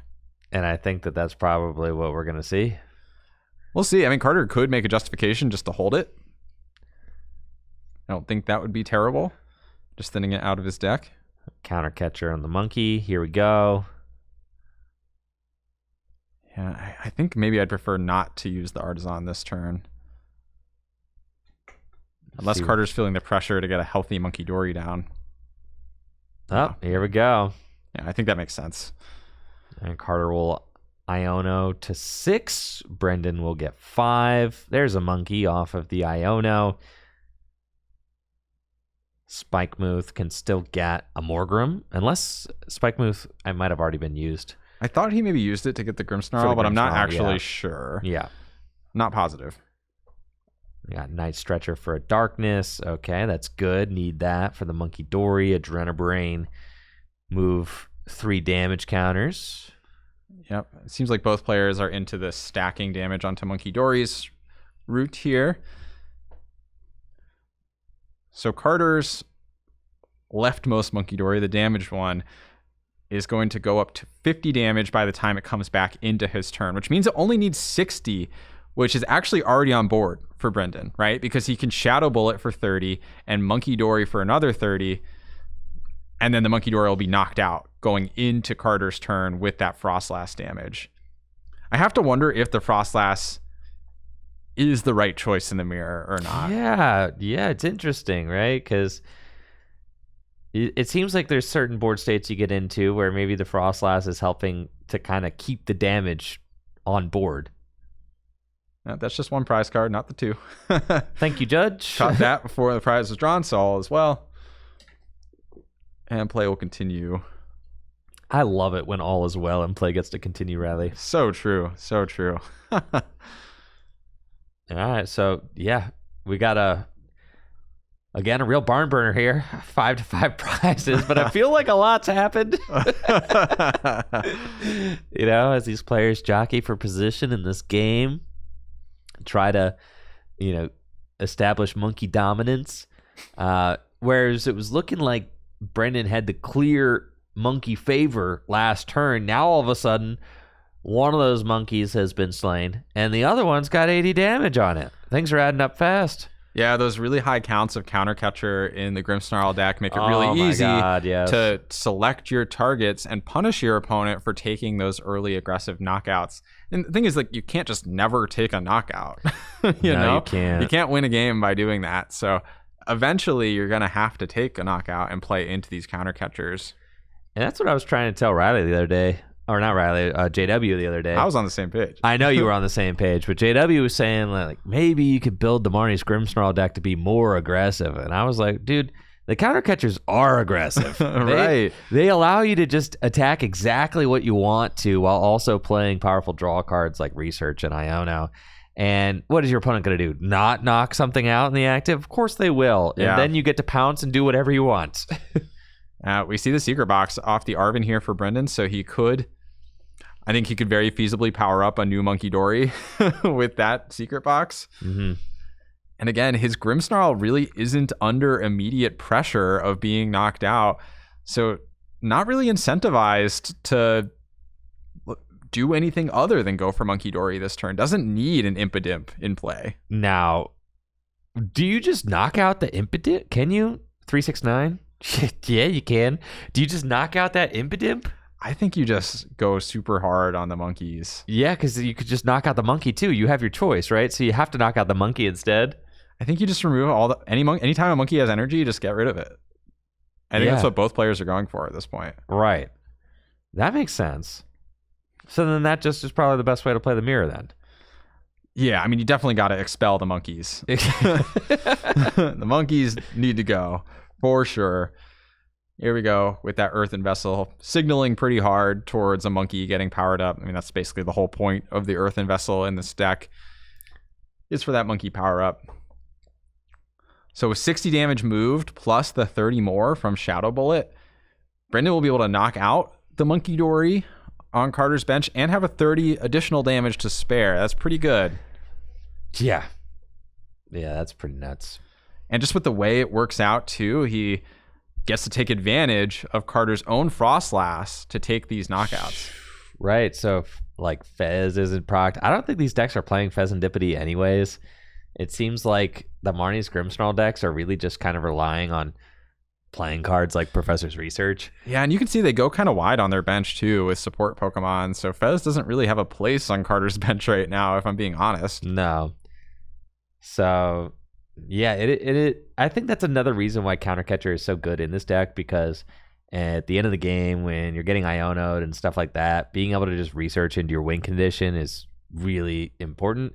Mm-hmm. And since you can manipulate the way that you take prize cards, you can always make sure that, counter catcher is live and that you're not getting Iono too bad, right? And it just plays kind of a different game than a lot of decks in standard right now, which is fun to watch. Okay, so we'll see that double movement. I'm imagining, 60 damage onto that Monkey Dory. Where does the 30 more from Shadow Bullet go, though? Is it to the Impidimp to threaten it on a following turn? Are we just damage pressuring on the Monkey Dory? Okay, the other Impidimp. I think, either's probably acceptable. And the knockout on Monkey Dory between turns because of Frostlass's... The Frostlass is kind of eating Carter's board alive. Freezing Shroud. All right, will net Brendan another prize card as he goes to 4 remaining.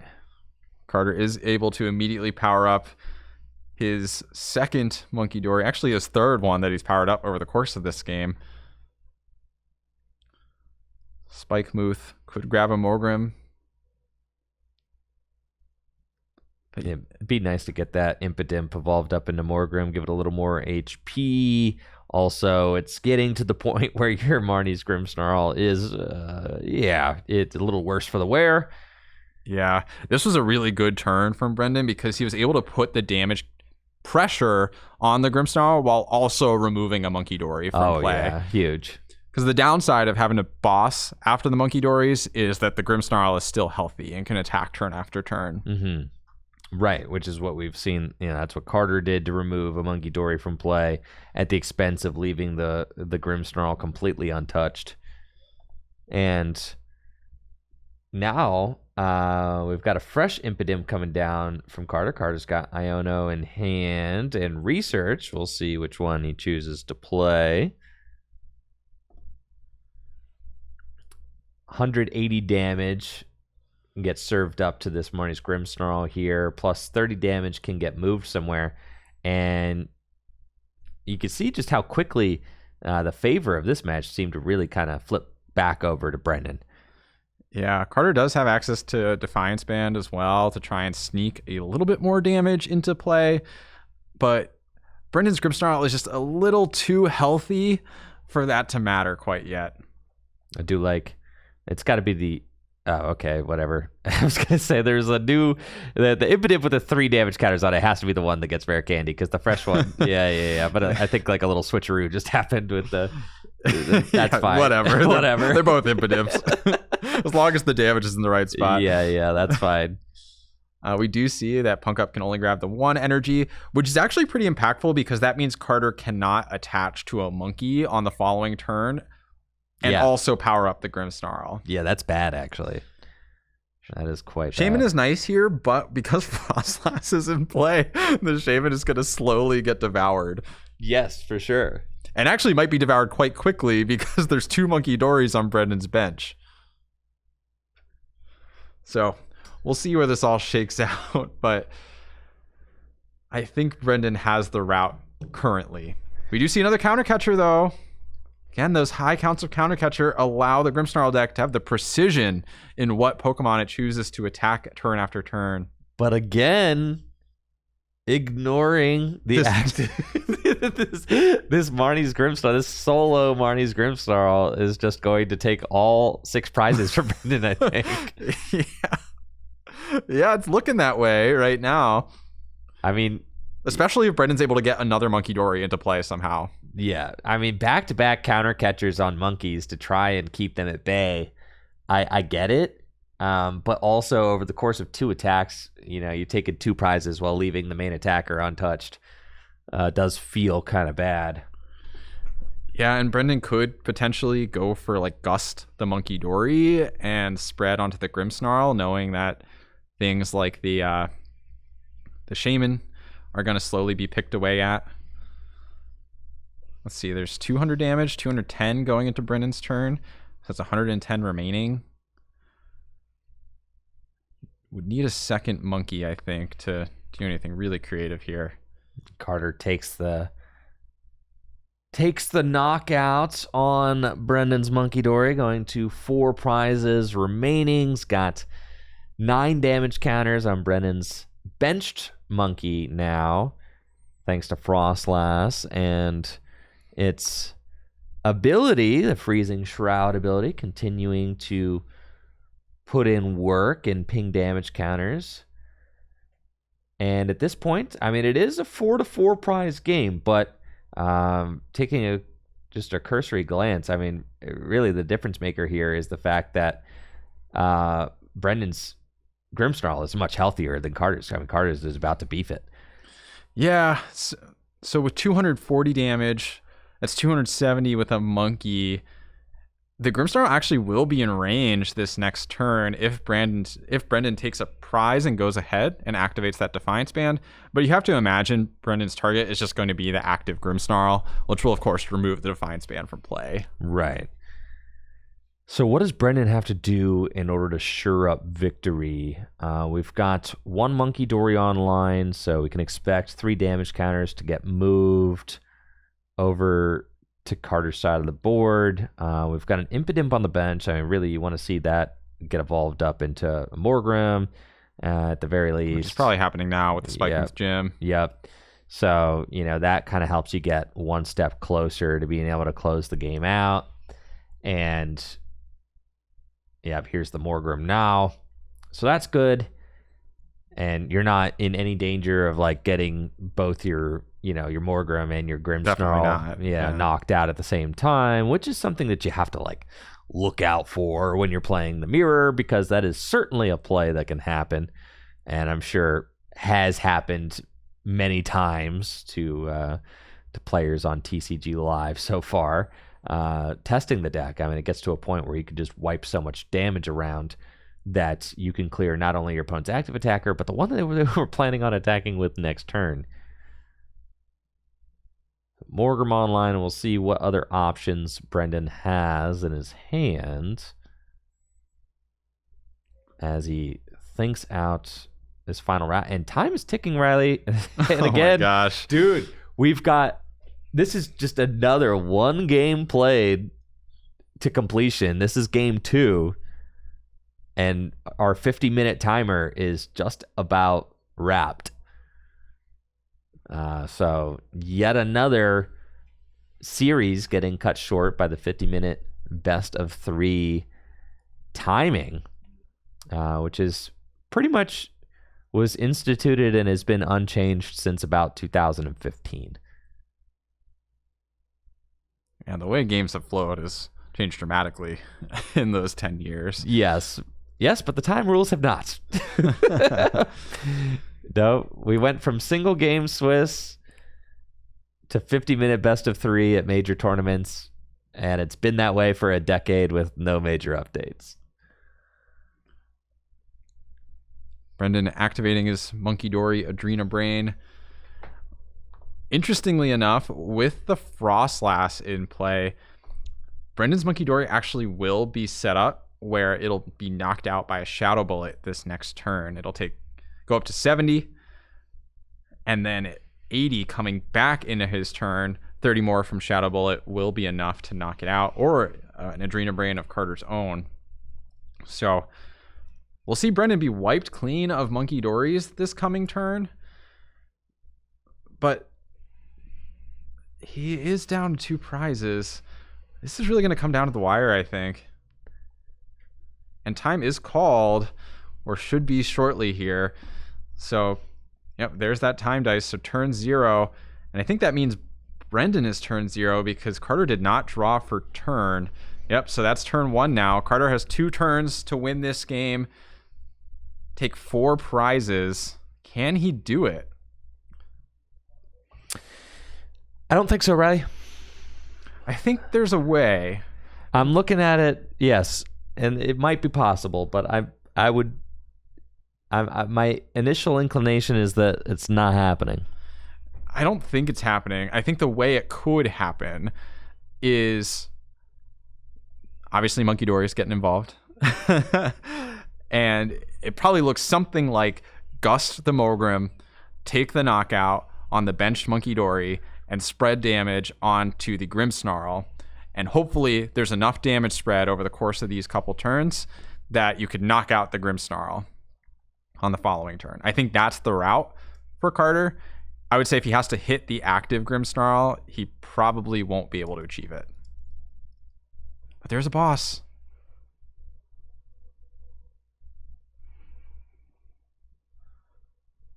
There is a boss.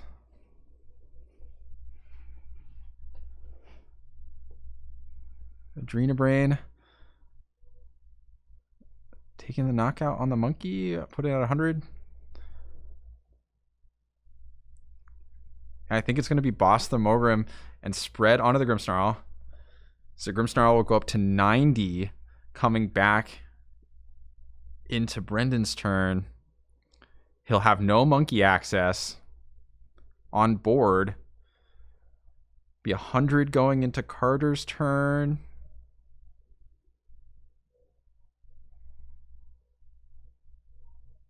The math, I think, is maybe or no, with the here's a question. Does Frostlass tick happen on the end of turn 3? I don't think it does. No, it does not, Riley, because between turns does not occur. Yeah, I think that might actually even be the difference maker. Dude, ain't no way. So it'll be at 100. 130 with the monkey plus 180 is 310. If I'm mathing right. Am I mathing right? Carter's got 2 prizes. I think they're remaining. talking through this exact situation right now. Because the way Carter has it set up, I'm pretty sure he knocks out the Grimmsnarl with the Frostlass damage after turn 3. Oh my god, dude. That's so nuts. That's assuming that Carter doesn't get a second monkey into play. If he can get a second monkey into play, then he'll have the damage on board to win. Yeah. This is crazy. Yeah, this is nuts for sure.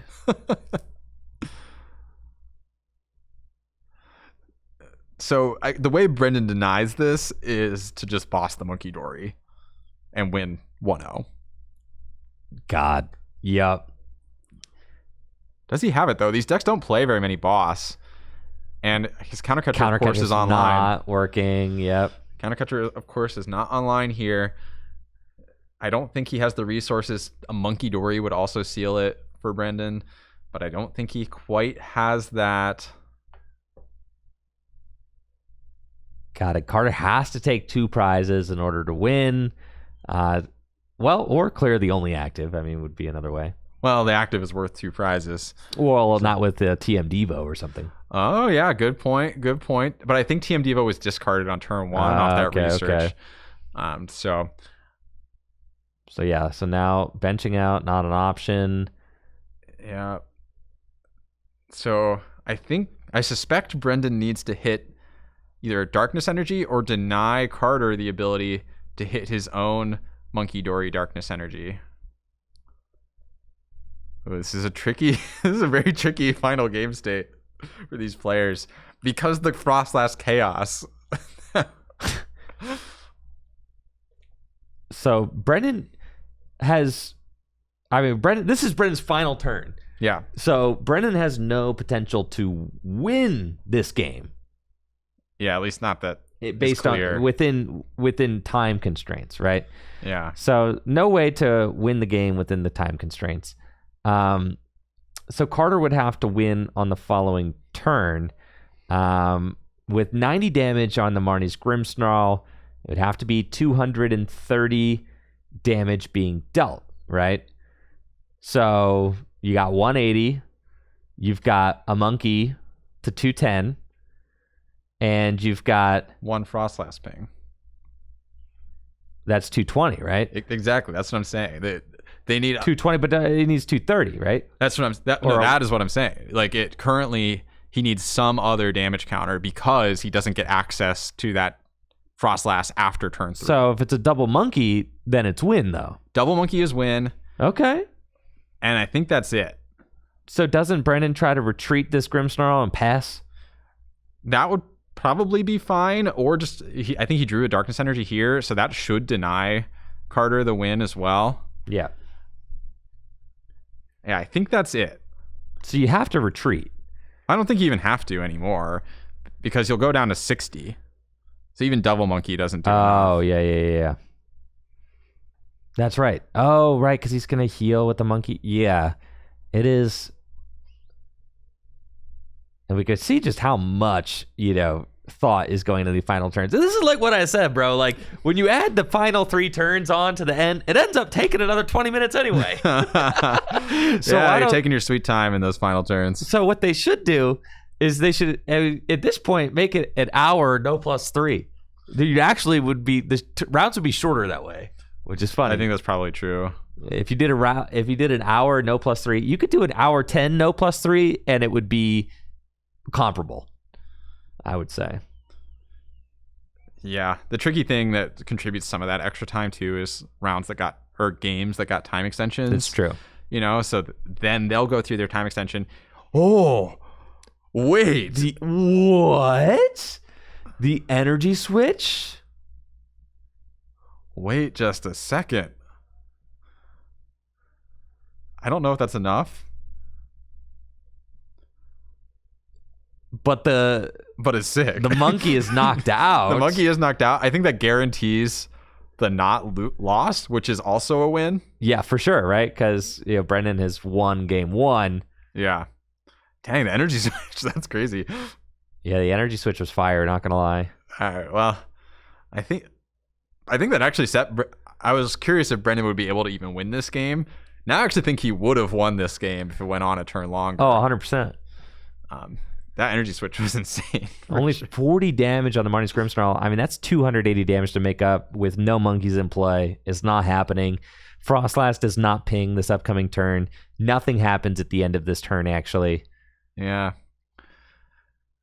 Yeah, it's interesting. This is going to be a 1-0 for Brendan, but I think with that double energy switch, or with that double monkey, thanks to the energy switch, he probably would have won this game anyway if he had access to that extra turn. So clutch up move from Brandon to see the opportunity to play out of that tough spot. Oh, for sure. No, that was super clutch.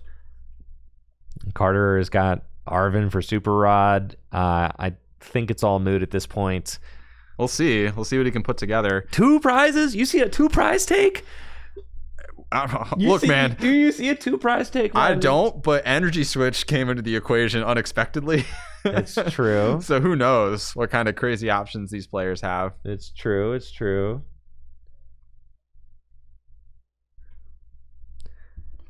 See the Super Rod for the monkey. I do like the Energy Switch too because the Punk Up, again, you can accelerate 5 energy into play with Punk Up. So being able to get more monkeys than your opponent expects on a given turn seems pretty valuable.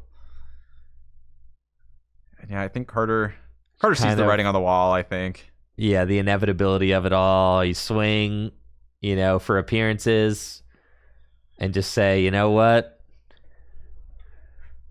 That's fraps. Yep. That's it. GG's. Carter losing the 1-0 set to Brendan. Brendan taking the win with his Marnie's Grimmsnarl deck over Carter's Marnie's Grimmsnarl deck.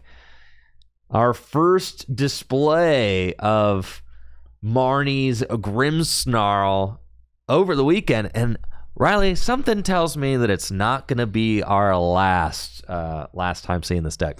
I don't think so, Andrew. I don't think so. Fancall was the star of our last tournament. Perhaps Marnie's Grimmsnarl will be a star of this tournament. And I think that, this deck has been a popular deck on the Pokemon Trading Card Game Live for the last few weeks, as it has not only been available before all of the other Destined Rivals cards due to the fact that it was printed in a battle deck, but also it seems to be the most promising new archetype from the new set. So players have been definitely playing it a lot on TCG Live. It also is a strategy that I think players just like, which is spreading damage. People, since the dawn of the Pokemon TCG, people have loved winning by spreading damage. It's fun. It's a thing. People love a spread deck. It is fun. I'll admit, I think it's fun. Yeah, people love a spread deck. This is definitely a spread deck, but then it's got Monkey Dory is kind of just an interesting part of the Pokemon TCG right now. I mean, I can't really think of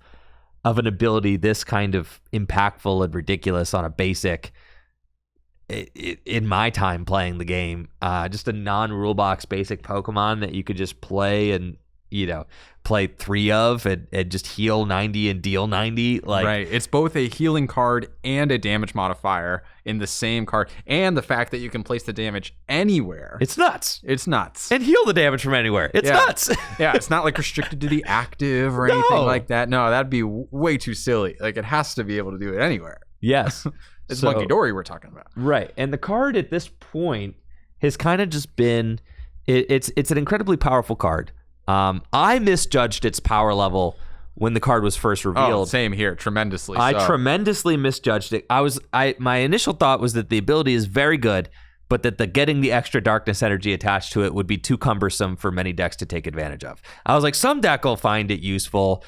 But I remember specifically being like, what, are you going to put it in Guardy and like attach a Darkroom hand? Yeah, yes, is actually the answer to that and question. Actually, that's entirely how the deck will work now. That's just exactly how the deck will work now. But I was like, what, are you going to put darkness energy in your Guardy deck? That's stupid. That was like my day one reaction to the card. I feel like my reaction was that it seemed too restricted to Gardevoir because I felt like there were too many decks that didn't place damage counters. You were taking knockouts immediately. Right.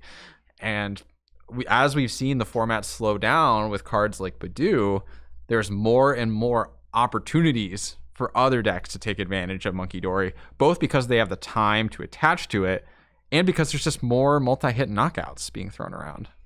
Yeah.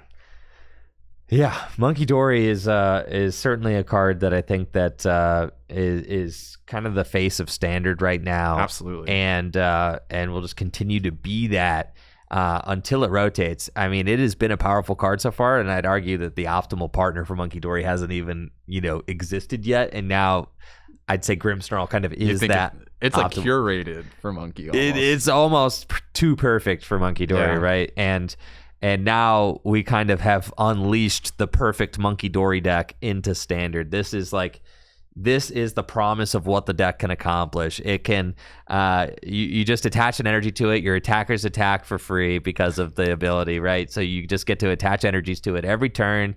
You get to combo it with a 30 snipe, and you're just wiping like 90s, 120s. Insane amounts of damage. Just every turn, just like wiping things out left and right, which is just completely nuts. And seriously, like if Carter didn't have those repeated counter catchers, imagine how hard those monkeys would have been hitting that game. It would have been nuts. I know, right?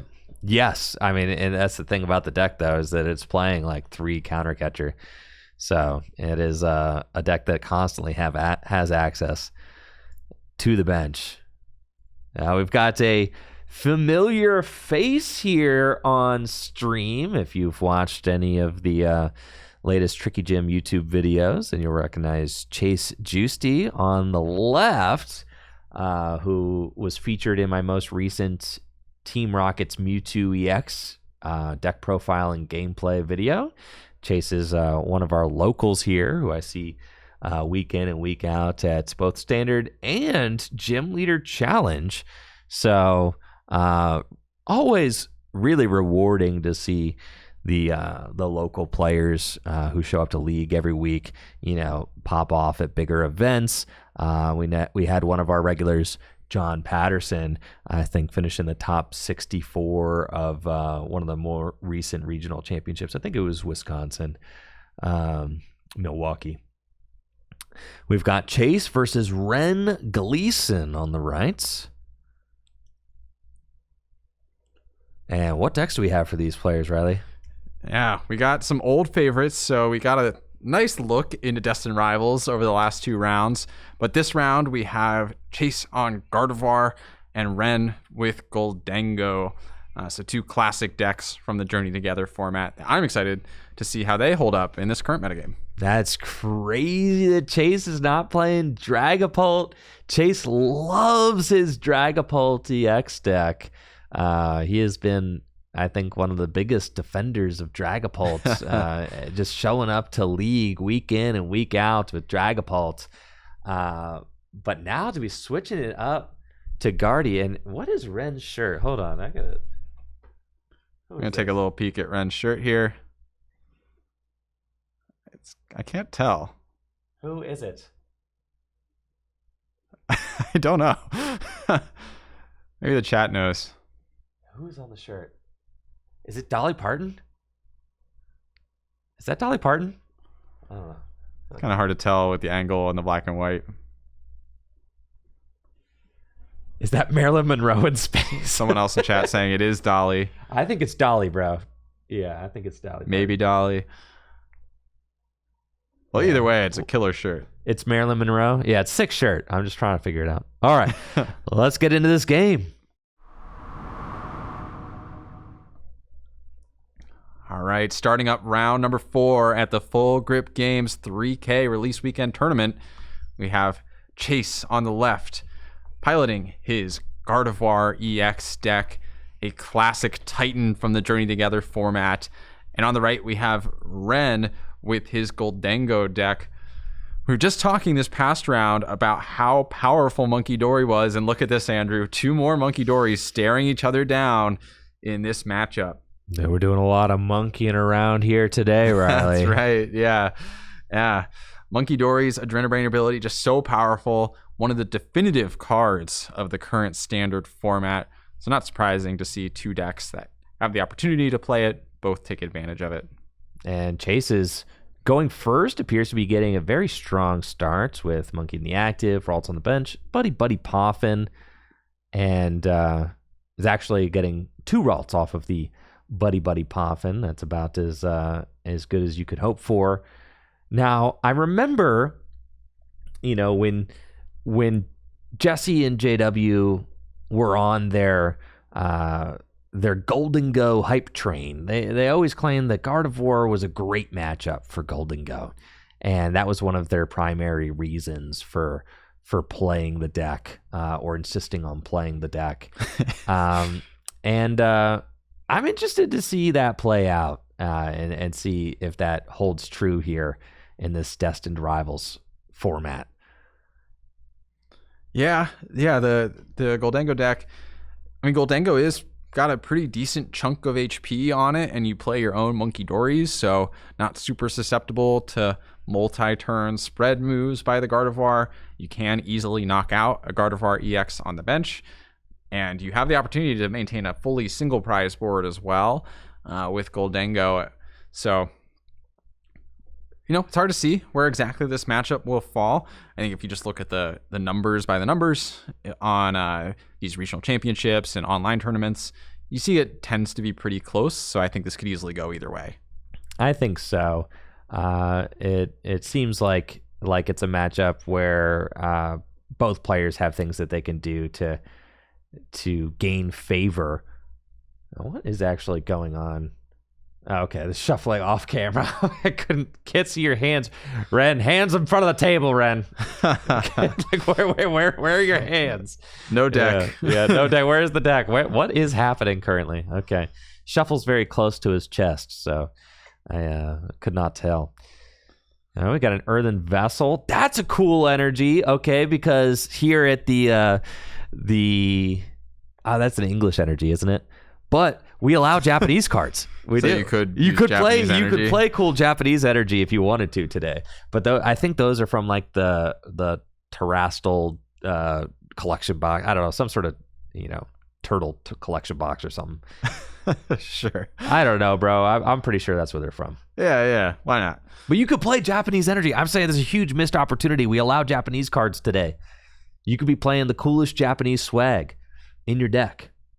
Also, I gotta say, for a going second, that is not a very powerful turn 1 from Ren.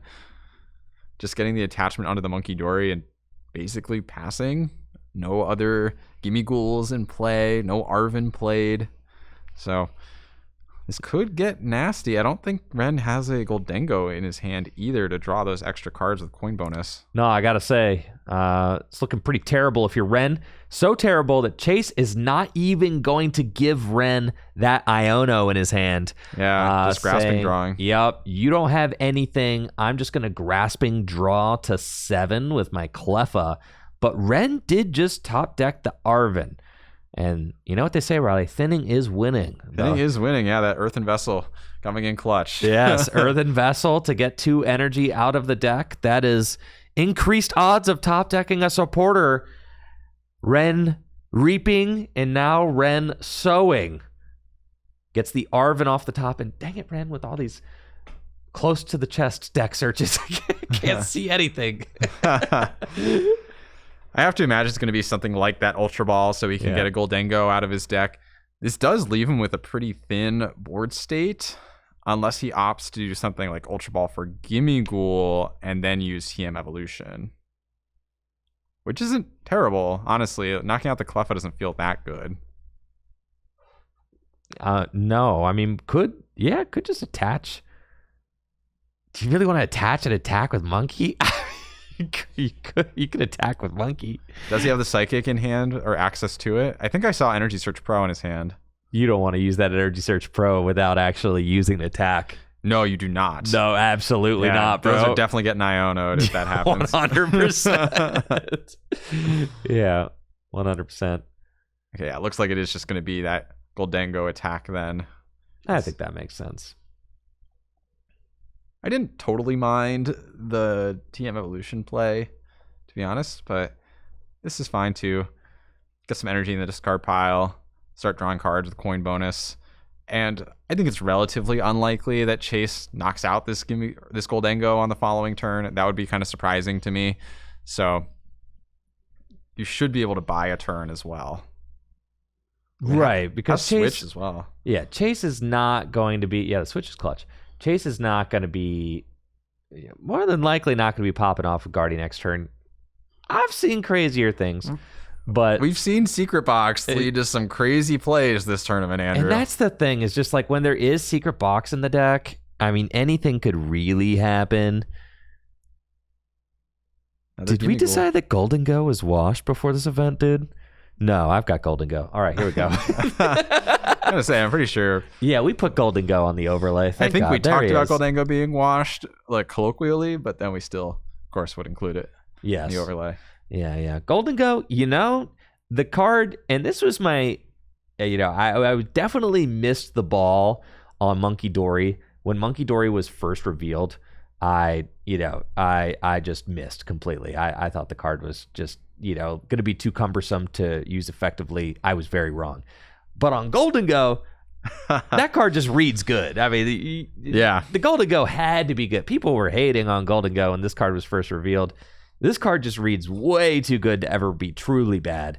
It draws cards. It does infinite damage for 1 energy. It has a decent, respectable amount of HP. What's not to like? Yeah, absolutely. You were an early adopter of the Gholdengo for sure. And it looks like Chase is going for an evolution of his own.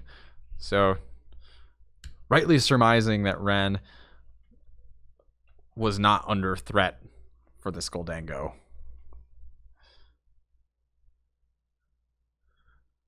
Okay. Here we go. Double Curlia, pretty much guaranteed. Chase does have Iono, potentially even multiple in hand for if he wants to dig on this following turn. And this is where you want to start putting that pressure on too. If you're Ren, you want to make sure that Chase gets no free turns in these moments as a Gardevoir player. Right.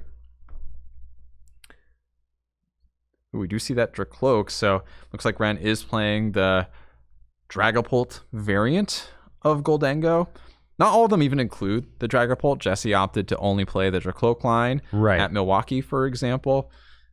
But just getting that little bit of extra turn. You'll see people do it with the Dunsparce as well. The coin bonus is great, but your attackers are getting knocked out turn after turn, so you're progressively losing that draw, and Gholdengo really needs to see a lot of cards. It does, and it is something that's really neat about the Dragapult line, is that the Dracloak is just worth playing. I wish that they would do this more with evolution lines, right? Where every piece of the evolution line kind of has a worthy part of existing. Dracloak has its own thing that it kind of brings to the table, and it makes games and deck building more interesting when you can have these different combinations because of the evolution lines. Like when evolving isn't just this kind of cumbersome thing that you need to abide by in order to play your main guy, right? When it's not just essentially summoning sickness, which is like kind of what evolving is sometimes in the Pokemon TCG. I mean, those Curlias aren't doing anything. No, them things are just summoning sickness. They just gotta wait. It's just like you just have to wait is just what it is, right? Yeah. But then you've got some Pokemon that when they evolve, they actually bring something valuable to the table, and Dracloak is one of those guys. The Recon Directive ability. I mean, before Recon Directive, it was Pidgeotto, which got played in quite a few decks for its draw power with the Airmail ability. Yeah. Now imagine if the Airmail Pidgeotto had existed at the same time as the Quick Search Pidgeot, that would have been pretty cool. You got a whole engine that, that all kind of dives together. I was thinking about that as you're talking about evolving Pokemon and making contributions. Though I will say the Airmail Pidgeotto has 60 hit points, which is not super convenient in the current format. Well, not currently. But, all right, but what if you put Quick Search back then? Yeah, well, that would have been crazy. That would have been crazy, right? The control decks would have completely gone off the rails. Yeah, there was actually a whole Pidgeotto control deck just with Pidgeotto. So, imagine if it had Quick Search too. All right, and Ren going to take the first knockout of the game with Gholdengo going to 5 prizes remaining, making it rain. Making sure to use that Energy Search Pro as well at a moment where he could discard multiple energy. Yes. So now has his discard pile fully loaded up and ready to go. So that way, if Chase uses an Iono, for example, Ren just needs a superior energy retrieval to start making it happen. Chase has got another monkey on board now. A pair of Curlia ready to evolve up into Gardevoir. And this will be the turn, no doubt, and we start to see some Psychic Embrace action going on. And with the 2 monkey in play, Chase will want to start attaching darkness energies to those if he can find them. Has 1 bench spot available still. Probably is going to want that for Pheasantipity, get a little bit more of an explosive draw. I have to say, the choice to go Cleffa. Yeah, Cleffa in those early turns didn't seem to contribute a lot for Chase. He did draw a couple of cards, but it cost him playing an Iono for a turn and just drawing those cards anyway. And now it's the board state, right? It's like that Cleffa is just there. Yeah, and it's stuck there. Potentially could be Turo'd up later in the game, but that doesn't feel like a super valuable use of a Turo. Right. Yeah, the Cleffa and cards like Cleffa can put you in a weird spot, especially with decks like Gardevoir that like to go wide on their bench if they can. There is still room for Chase to have the double monkey and an attacker. So not all is lost. It just reduces the flexibility turn over turn just that little bit. Exactly. All right, so we got some Earthen Vessel chaining here. Get some super nice energy into the discard pile. And an Ultra Ball as well. Yep. So Chase's discard is actually going to be looking really nice after this turn and has the darkness energy thanks to those Earthen Vessels to start to power up Monkey Dory. Yes, but notably is not going to be taking a knockout on the Gholdengo. Does have Counter Catcher though. So could decide to maybe soften up the Gholdengo while taking a knockout on something else. Yeah, the thing is when you soften up in this matchup, the Monkey Dory is waiting there, right? It's true. To move those damage counters. But what if you counter catch the Monkey Dory? You could counter catch the Monkey Dory and knock it out, but the only attacker that can knock it out right now is your Gardevoir. Right. So that means your Gardevoir is in harm's way. And with only 1 Monkey Dory in play, the Gardevoir is guaranteed to have damage left on it. So this has got to be a Monkey Dory attack angle then, right? We're going in with the Mind Bend? Yeah, Mind Bend doesn't feel that good either. Well, then what feels good, Riley? Nothing feels well, good. all right. So in a world where nothing feels good, what are we doing? I think if it was me, I would probably counter catcher the monkey and knock it out. All right. Well, that was option A that I said. Yeah. I'm just saying, like, it leaves your Gardevoir in harm's way. Yes. No, it doesn't feel great. You've got a few options here, right? You've got attack with Guardy. I think Chase sees the Mind Bend. Mind Bend is the wave, dude. You think he's already used his switch? That's true. Yeah, the switch being down is big. Counting the fact the switch is down, Mind Bend does feel. That's what I'm saying. Pretty good. Yeah, it's Mind Bend, dude. When in doubt, Mind Bend it out. Yeah, Mind Bend the one without any. I think this is a little greedy on the counter catcher. Like, seems unnecessary. Yeah, I actually think it might be better to go for the one with the energy on it. Yeah, I agree. Because if Ren has to Turo it, then they also need to find a new metal energy. All right. Yeah, definitely. The Mind Bend, it's like the perfect attack. It's part of what makes Gardevoir so good, is that it just buys you extra turns, right? Like we saw earlier in the day. Like we saw earlier in the day with Badoo. Yeah. Right? Being able to just get you that extra turn. Special conditions, confusion, in a format where, I mean, like, how many Switch are you realistically playing, right? One? Yeah, a lot of, basic base decks have Latias, for example, to easily get out of that. But these evolution-based decks are pretty susceptible to confusion. Now, it does give Ren access to some damage counters that they can now move with their Monkey Dory. So that doesn't feel great, but at this point, with the Switch in the discard pile, you almost certainly have to Turo. These Gholdengo decks typically do play 1 or 2 copies of Turo, so not impossible to get a Turo off, especially with those multiple Pokegear in hand, at least the one. And we'll see if Ren can hit it. Yeah, Turo would be massive here. And the downside now of hitting the one without energy is if you do hit the Turo, it's free. You can just immediately switch into the one that has no damage counters, has an energy attached, and take a knockout. All right, finds boss's orders. That's not super helpful here. That is not super duper helpful, no. All right, so what do? Do you go for it, Riley? I think confusion is the fakest special condition. I think bro. If it's the difference between attacking and not, that it's worth it to make the flip. I always go for it because you have a chance. Not always. All right, there's certainly times where you don't. But, like, whenever you're playing, you have an opportunity to, like, make it so the confusion is meaningless. You just have to flip a heads.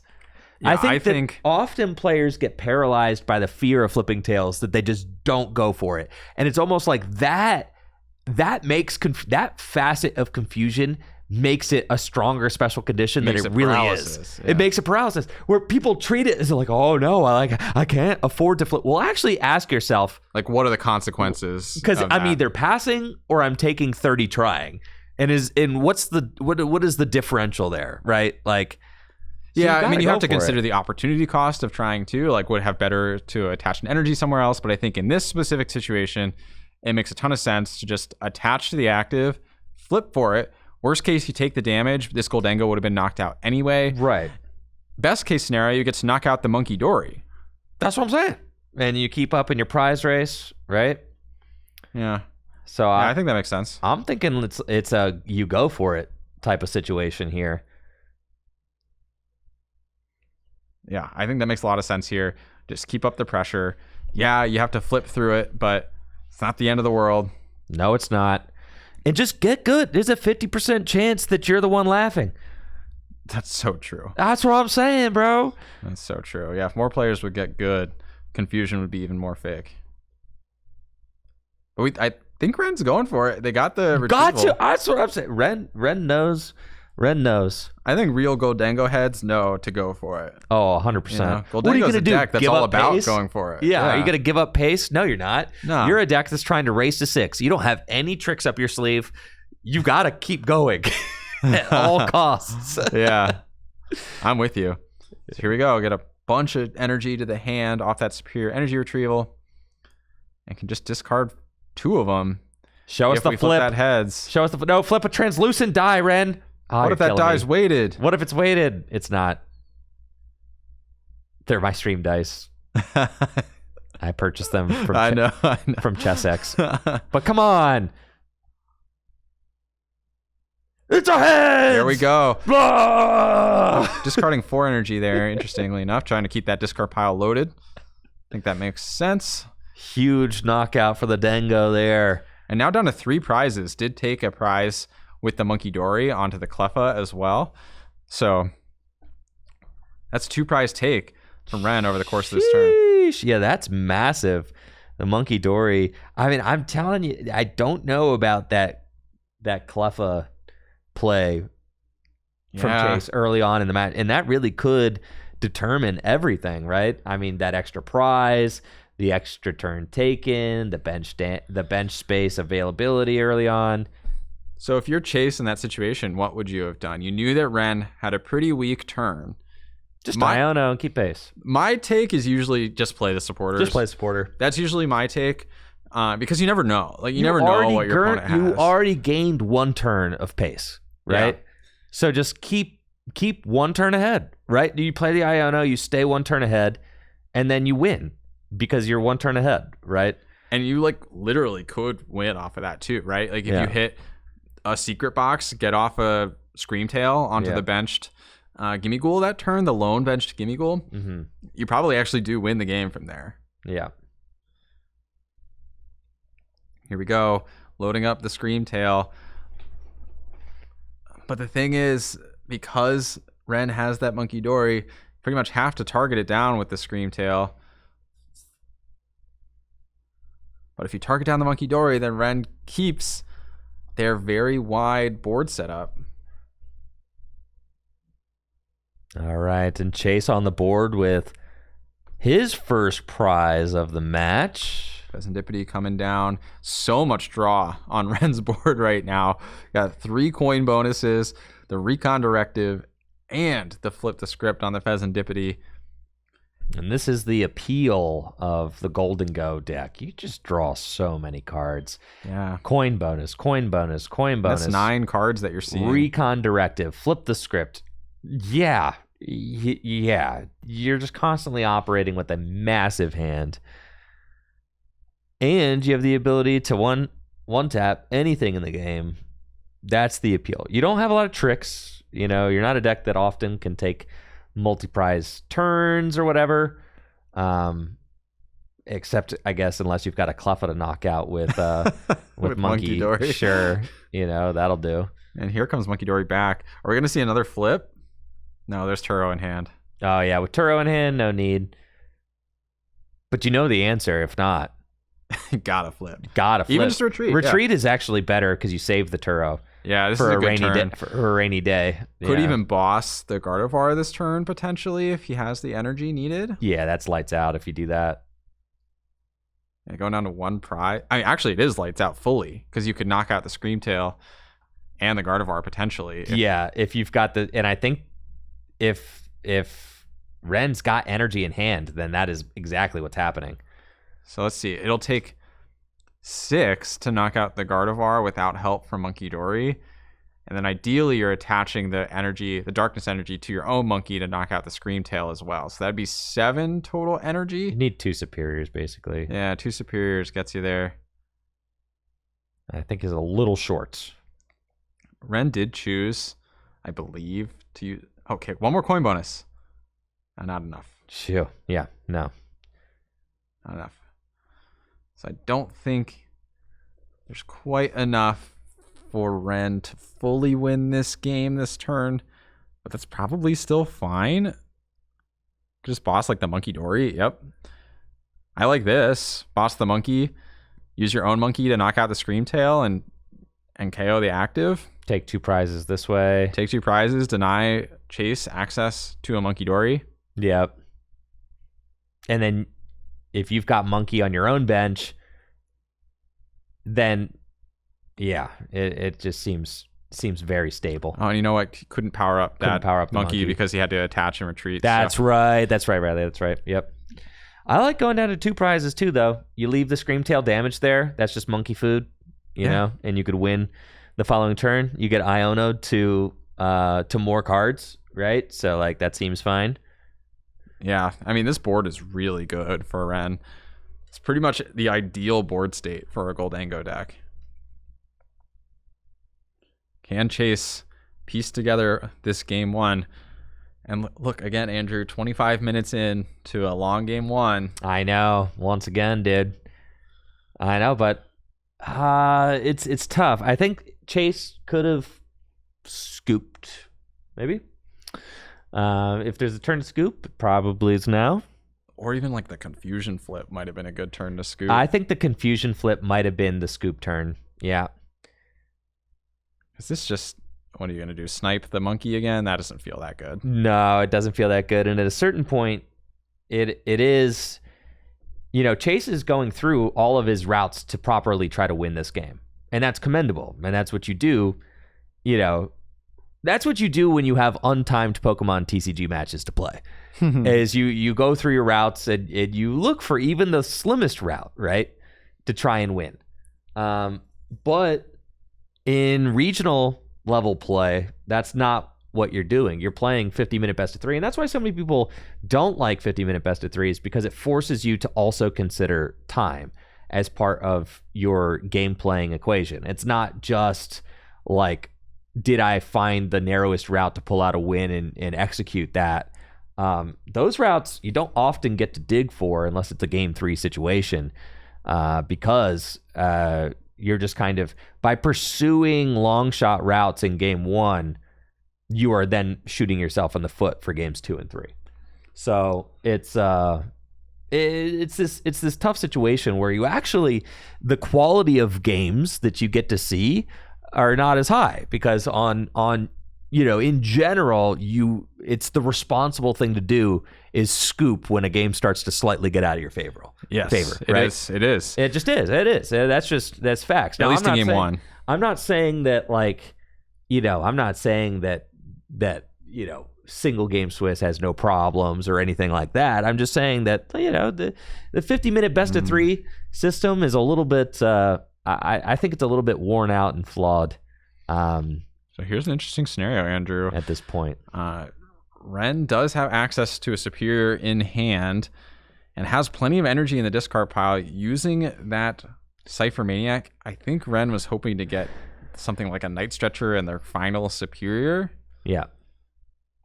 But doesn't have access to it. May have a superior prized, or I may have miscounted earlier this game. But it's definitely not in deck. Bro, did Chase low-key cook? Well, is there a way to get Monkey Dory back? And it may have been a mistake to bench Monkey last turn if you weren't attaching to it. May have been better just to hold on to that Night Stretcher or use it but not bench it.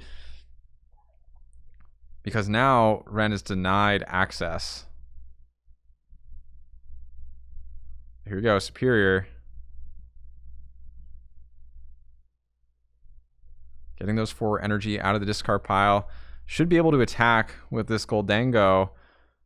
But then what comes next? Only getting 2?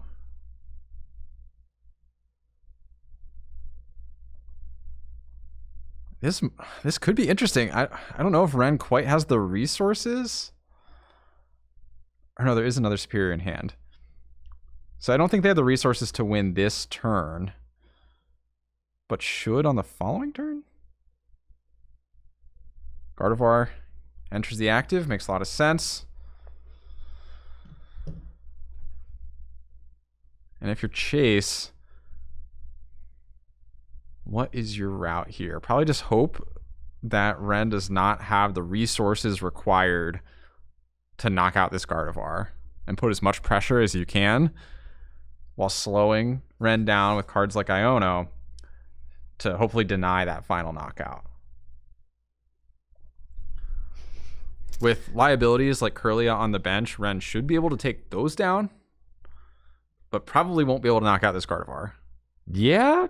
I mean, listen, Chase is super Dragapult pilled, okay? Like, he's been playing Dragapult all year. So Chase kind of lives for these like slim margin comeback plays. These are what he has been kind of like piloting at League. Like, he's used to losing by a lot and then reeling it all back in with a clutch Iono or something. So yeah, there is the wrinkle though of Ren stacked their deck with the Cypher Maniac and did not coin bonus. Right. So like, and that's the thing, is that at a certain point you gotta say like, all right, am I gonna put the entire best of 3 on this one single game here with a long shot win con? I think Chase is saying yeah. Yeah, I think Chase is saying yeah for sure. I think the route to make this possible is you have to counter catcher the Gholdengo without an energy. But I don't see a way to do that in Chase's post-Iono hand. And I think with the cards that Ren stacked on the previous turn, he should be able to close it out, even without Fez access. We'll see. And here's Gardevoir, fully powered up. Monkey Dory to move 3 damage counters off the Gardevoir to the Gholdengo, and Miracle Force for 190 damage. Yeah, the math is just a little bit awkward too, and I think this is part of why this matchup feels slightly favored for Gholdengo. Is even at 220, you're 2 Monkey Dory pings away from knocking this out. And with using 2 Monkey Dory pings, there's not a way for Chase to obviously take that final 2 prize cards, even if he buys this turn. Yeah, gosh, it feels so bad. And you realize how long these turns can take, right? I mean, as we're kind of going through here, you see how much time can get sucked into like kind of an inevitable win con, right? And like, this is potentially like a 5-10 minute cost here for Chase to let this game play out. And we'll see. It's a gambit, right? I mean, if there's something in the resources that Chase sees that I'm not seeing right now, that's going to make it so that Ren cannot actually close out on this Gardevoir. Well, the basket. What? Dude, the basket, bro. Whoa. The basket. Basket dude. is crazy. The picnic basket? I gotta say, I did not expect the basket. I did not see the basket. Was it heal 30 from everything, right? Yeah. Yeah, heals 30 from every one of your Pokemon. Dude, the basket. Well, that changes some things. The picnic basket, yes. Of course. Yeah, that's nuts. Well, I don't think that changes that much about the board state, but that was cool. Yeah, it was kind of sick. We see the Arvind getting that superior energy retrieval, but 4 energy is not enough to knock out a Gardevoir. Ren needs to draw the boss's orders to close this game on a future turn. It's probably a pass, but that gives Chase the opportunity to Iono again. The pass, dude. Yo, is Chase cooking? Does Chase have another Iono? Is Chase legend? Hold on. Yeah, that Guardy needs healed. Yo, that Gardevoir needs healed from the basket. The picnic basket. Also heals Gardevoir. It heals the opponents too. Pokemon. We do see that. Gotcha. Wonderful. All right. Well, we got word down to the judges to make sure that Gardevoir got healed. On it, Chatters. Denies access to the monkey, I guess. It does. That could be relevant. We got to solve that for sure. Yeah. Very interesting game state here. I think if I'm Chase... So Chase is cooking now, okay. Okay, yeah, sure. Bravery Charm that monkey. I take back everything I said, Chase. Yeah, research doesn't feel good here, though, because you know that Ren is just going to dig through the rest of their deck. And has a superior in hand, which is enough resources to KO and boss the monkey. Yes, because even with boss. the charm. Yes. Right. Does he have counter catcher? I think he does. To take out, what do we take it out? Just bring something up. Bring another Gholdengo up? Yeah, or no, Fez. Can't be the Gholdengo. It's got to be. I mean, it could be the Gholdengo because Superior only gets you 4 energy. So you could be 1 energy short. Yeah, the monkey has 150 hit points, or 160 hit points. And then you have to just start moving damage to the other Gholdengo. Is there? But there's another monkey now. Is there a counter catcher, or is that just the super rod? There's no counter catcher, dude. You're tripping. Oh, shoot. Yeah. Is it a confuse angle? Are we going back? Yeah, dude. Chase is scraping the bottom of the bucket here, dude. He's scraping the bottom of the bucket. We've used dry. 34 minutes of this game. I know, dude. I know.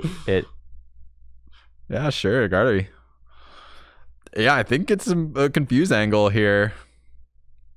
I know. Keep in mind, this game would have ran out of time in 30-minute best of 1, like 5 minutes ago. So I think it's probably confuse angle. Yeah. But with the second monkey down, now you have a Pokemon that's less than 150 hit points. So I actually think that second monkey is a pretty big deal, because Ren could still tank the confusion, retreat the active Monkey Dory, and have access to the second Gholdengo with 3 energy to discard, just by paying the 2 retreat.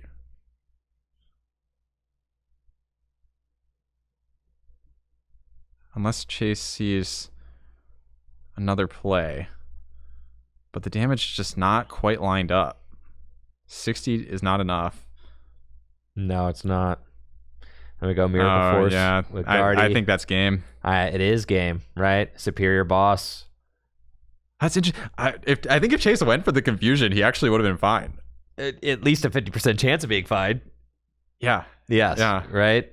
Like there was a... Well, you like win on the spot, though, if he flipped tails in that situation. Oh, for sure. Yeah. Right. So like you still had a chance. So long as you're scraping the bottom of the bucket, I think you kind of have to go for confusion there. Yeah. I think attacking with Gardevoir was never going to win. But that's the set. Yeah.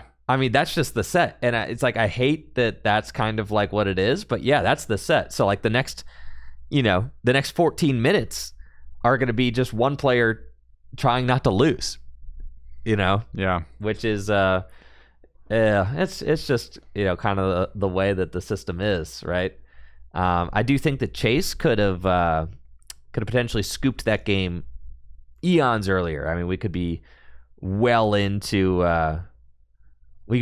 game 2 at this point. Maybe with the confusion success.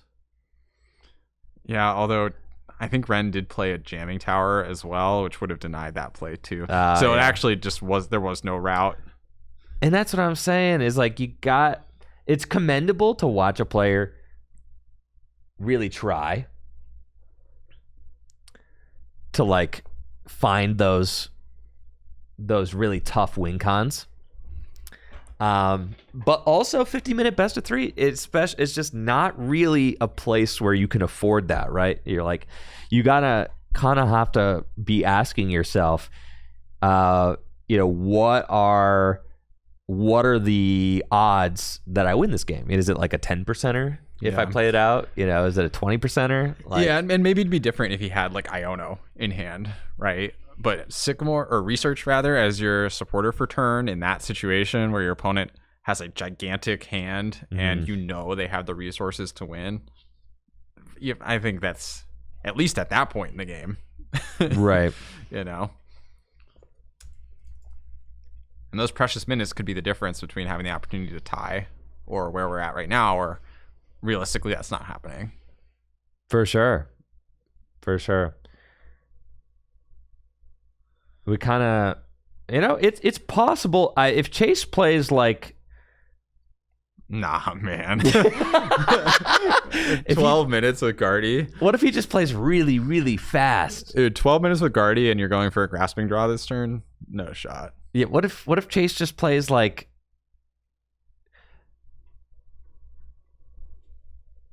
Yeah, and there's a scoop. I mean, it's kind of what it is. Like Chase had kind of put the entire match on that first game, and you could see even mentally it kind of understood that, like, all right, I'm so far into this game 1 that if I win it, I win the set. If I lose it, I lose the set. Yeah, I think there's honestly a good argument to scoop either at the moment that Ren stacked his deck with ciphers and didn't draw them. Yeah. Or at the moment that the confusion failed you. Yes. It is a Dolly. That's a Dolly Parton shirt. I'm telling you guys, bro. Turns away from the camera immediately. I'm telling you, it says Dolly on the bottom. I believe you. I'm telling. Ren doesn't want us to see. I know. There it is. Dolly. Dolly. Told you. Dolly. Chatters, you guys are... People were telling me it was Marilyn Monroe, bro. That is not Marilyn Monroe. That is Dolly Parton.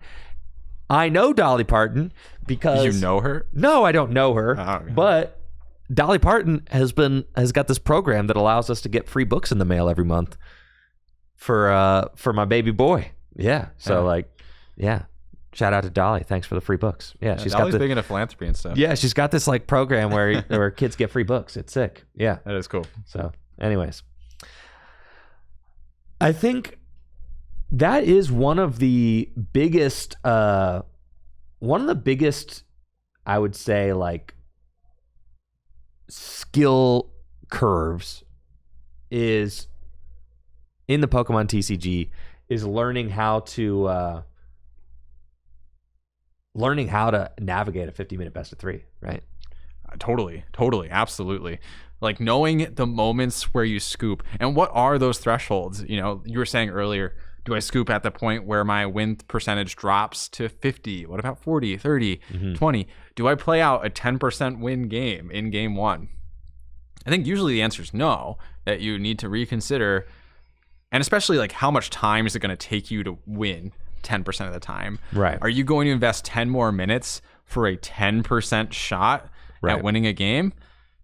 Probably not worth it when you actually think through the cost of that, right? Exactly. You'd rather just re-roll and start from scratch. There's very high value in re-rolling in a 50-minute best of 3 situation because you take a 20% win condition game, and then if you're saying like, okay, well, and then you have to ask yourself something like, okay, well, what are my odds of winning this matchup generally? Yeah.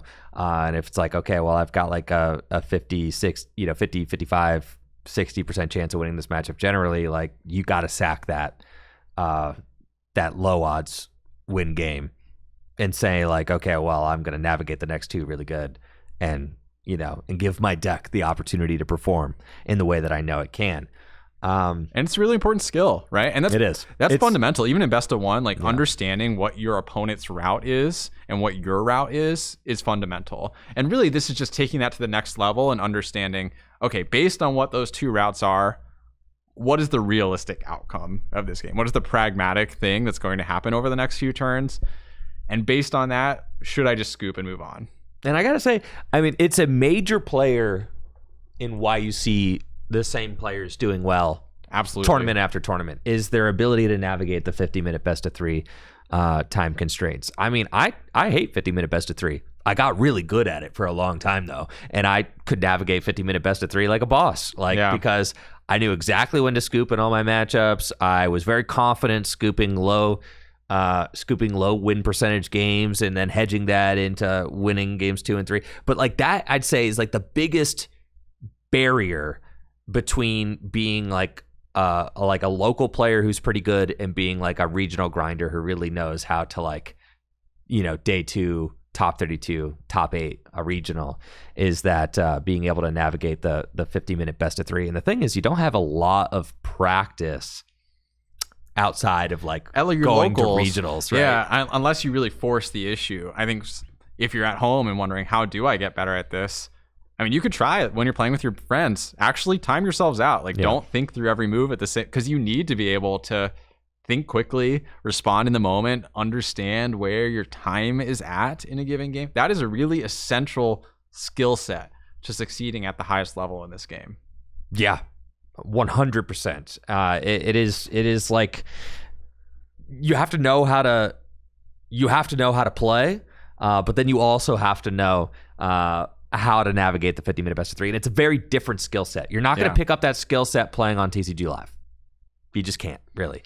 You could get to a point where you see your routes faster, which can help you. Yeah. But you still, at some point, are going to have to develop that 50-minute best of 3 skill set. And I think actually, when you have like untimed testing and you're getting so used to identifying the routes, you can almost fall into the trap of, well, I know there's a route, I can win this game. And if I just play this specific line and my opponent whiffs on this turn, I've played enough and I know this deck well enough to know that I can win. But sometimes that thought of I can win like obstructs your ability to see, will I actually win? Yes. And at this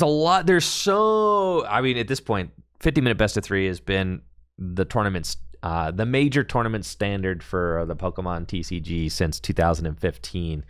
And there's so many different opinions on like what should be done. Obviously, like famously, Tord got disqualified from an international championship for playing his 50-minute best of 3 in a way that was not deemed as legal, right? Manipulating the clock too heavily, manipulating his time taken on turns and game actions too heavily.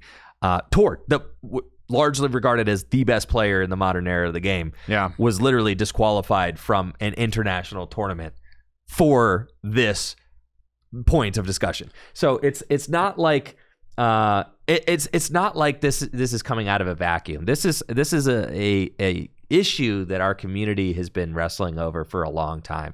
Talking to someone like Jason Klaczynski, who is another player that people regard as one of the best players of all time, he's expressed to me that he's a 3-time world champion, and he's expressed to me that he really loathes the 50-minute best of 3 system, and it actually makes his appreciation for the game go down a ton. And the reason for that is kind of like what we're discussing. Like when you go to a regional championship and you're playing, like you are also playing the mini game of the 50-minute bet. You're not just sitting there to play the external game. You're not just playing the pure Pokemon TCG. You're also playing this mini game that is the 50-minute best of 3 on the side. And his argument is that the 50-minute best of 3 mini game cheapens the game in front of you. And I would say that I agree with that. I mean, I thought that like Chase and Ren's game 1 there, that was a good game 1. And really like that, I'm comfortable with that game deciding the set. Yeah. You know, I think that's fine. If you could have more games like that decide the set, then that feels good. If the Pokemon TCG gets to a place where the games all feel like both players had a chance to do their thing, you know, then it feels like that one game's not terrible to be able to decide the set. But the problem is that you have a lot of non-games as well. So those don't feel good to decide a set. So yeah, you got a lot of different stuff. You got people who swear by 50-minute best of 3. Your get gooders, you know, who are just like, yeah, get good. And I get it. I mean, I definitely could have qualified as someone who could have just have said get good, you know, because we knew how to do it, you know. Sure. We could have just told everybody else to get good and suck eggs, like who cares, you know. But it's tough. I have to say, I do like it. I tend to be idealist when it comes to things. I love that. I love a format where it's like I get to play like one really thought-provoking game, and that's that's it. You know, like when I go back and when I go play like 2006 format, I don't feel like that needed to be a 50-minute best of 3. I'm like, that game was pretty good. If I play a game of Gym Leader Challenge, it's like a lengthy 35 minute game 1. I'm like, yeah, that was good. Best of 3 of that for what? Yeah. Like, you know. Well, I think, you know, to play devil's advocate here, right, the argument in favor of best of 3 is it reduces the impact of, you know, really poor starts or the variance of the game in some ways, because you have opportunities to play more games and have more games factor into your tournament record. And I think that is a semi-valid argument, right, that more games are factoring into your tournament performance.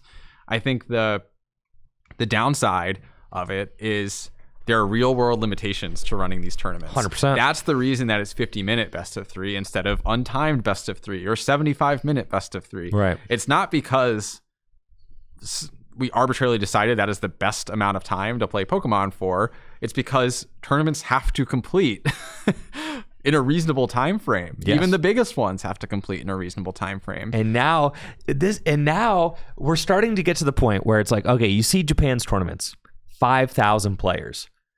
What format do they play? They play best of one. They play best of one. Why? Not logistically appropriate for them to do 50-minute best of 3. 5,000 players. It's just not really happening, right? So like now the West is starting to catch up, right? Like we're starting to get to the point where we got these like 3,000 player tournaments.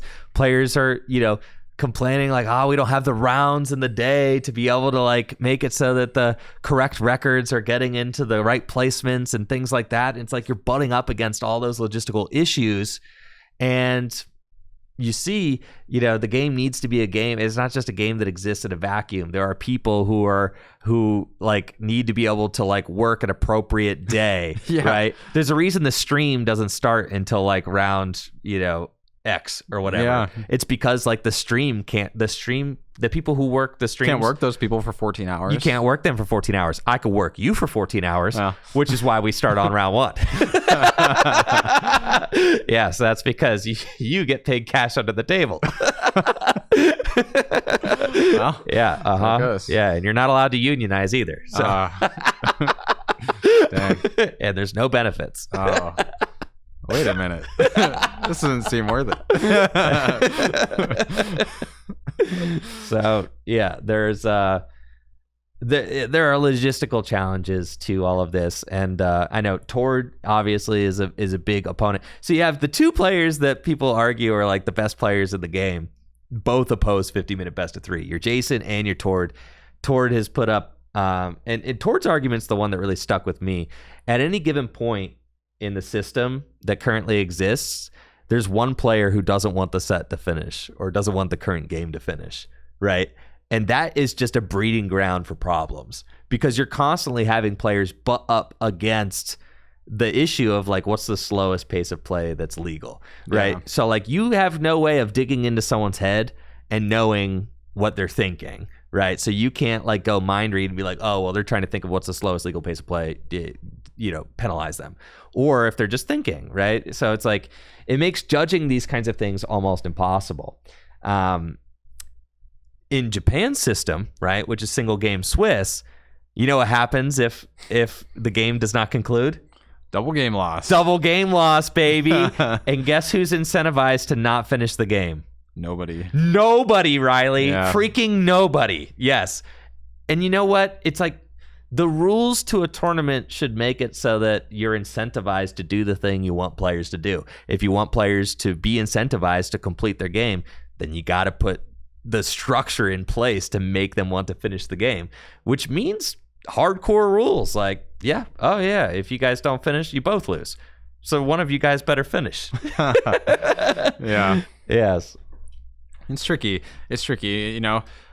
I think a lot of people, if they were to say best of one is a route we'd go down, they'd want more rounds, of course, again, to reduce the impact of just game by game variance on their experience. But more rounds is like its own logistical addition, right? Like it's not like a 30-minute best of 3 or best of 1 is going to take 60% of the time as a 50-minute best of 3 because there's some amount of like impermeable time. You have the +3 turns, which is always going to take like a certain amount of time. You have the players like getting their match slips and sitting down and getting started, which takes a certain amount of time. So it's not like you can just add like 1.5 as many rounds. And so there's like compromises that need to be made and like things that need to be, so it's not as easy as flip a switch, of course. That doesn't mean it's not something worth exploring or the right route to go. Again, just like trying to lay it all out there. Right. It's just like, I think the important thing to note is that like it's not the way it's always been. Yeah. Right. Same as the turn 1 rules, right? Like things can change. But it's been this way for 10 years. And you've got a lot of top players coming out and kind of saying like, the system's kind of jacked, right? Yeah. I mean, it's a lot of top players at this point. So like, and it's kind of been a conversation that's been happening for a while. So like, it feels to me like the 50-minute best of 3 tides are starting to shift, and that like general favor is starting to kind of waver a little bit, and that like there may be other things like in the water, maybe, or maybe TPCI will just say like, whatever, screw it, we're just gonna keep doing it this way. As long as you guys keep showing up to our tournaments, we'll keep doing it this way. Like, who really cares? But I also wouldn't put it past them to like debut something new. You could do best of 2, where both players get a chance to go first. I think that's like a cool solution. You flip a coin, the player who wins the flip gets to go first in game 1. The player who loses the flip gets to choose who goes first in game 2, and you just win a match point for each game that you win in 50 minutes. Like, that's a cool way to do it. That's towards solution. And I also like that solution. Yeah, way back in the day, years and years ago, Andrew Wamble wrote about Best of 2 on the Charizard Lounge, which was a pretty famous blog at the time. This is how long we've been talking about this, by the way. Yeah. Yes, it's like we've been talking about this since... And specifically, he wrote about Best of 2 as his preferred format. I think actually Lorcana played Best of 2, or maybe still plays Best of 2. And I remember some folks weren't super into it. I don't remember the exact reasons why. I've always liked the idea of Best of 2. To me, that seemed pretty fair. It allows you to constrain the time a little bit further, gives both players the opportunity to have their preferred starting position in the game. And, again, the ties aren't a super big deal. Just add the match points as you go. And I don't think it's logistically possible to increase the time limit for a best of 3. Like, I don't think that the regionals can go to 60 minutes. No, because that adds up so much, right? It adds up too much. Yeah. And that has been one of like the biggest, like I said, they're logistical puzzles that you need to figure out, right? Because the tournament is a tournament for players to come and compete, to see who wins and all of that.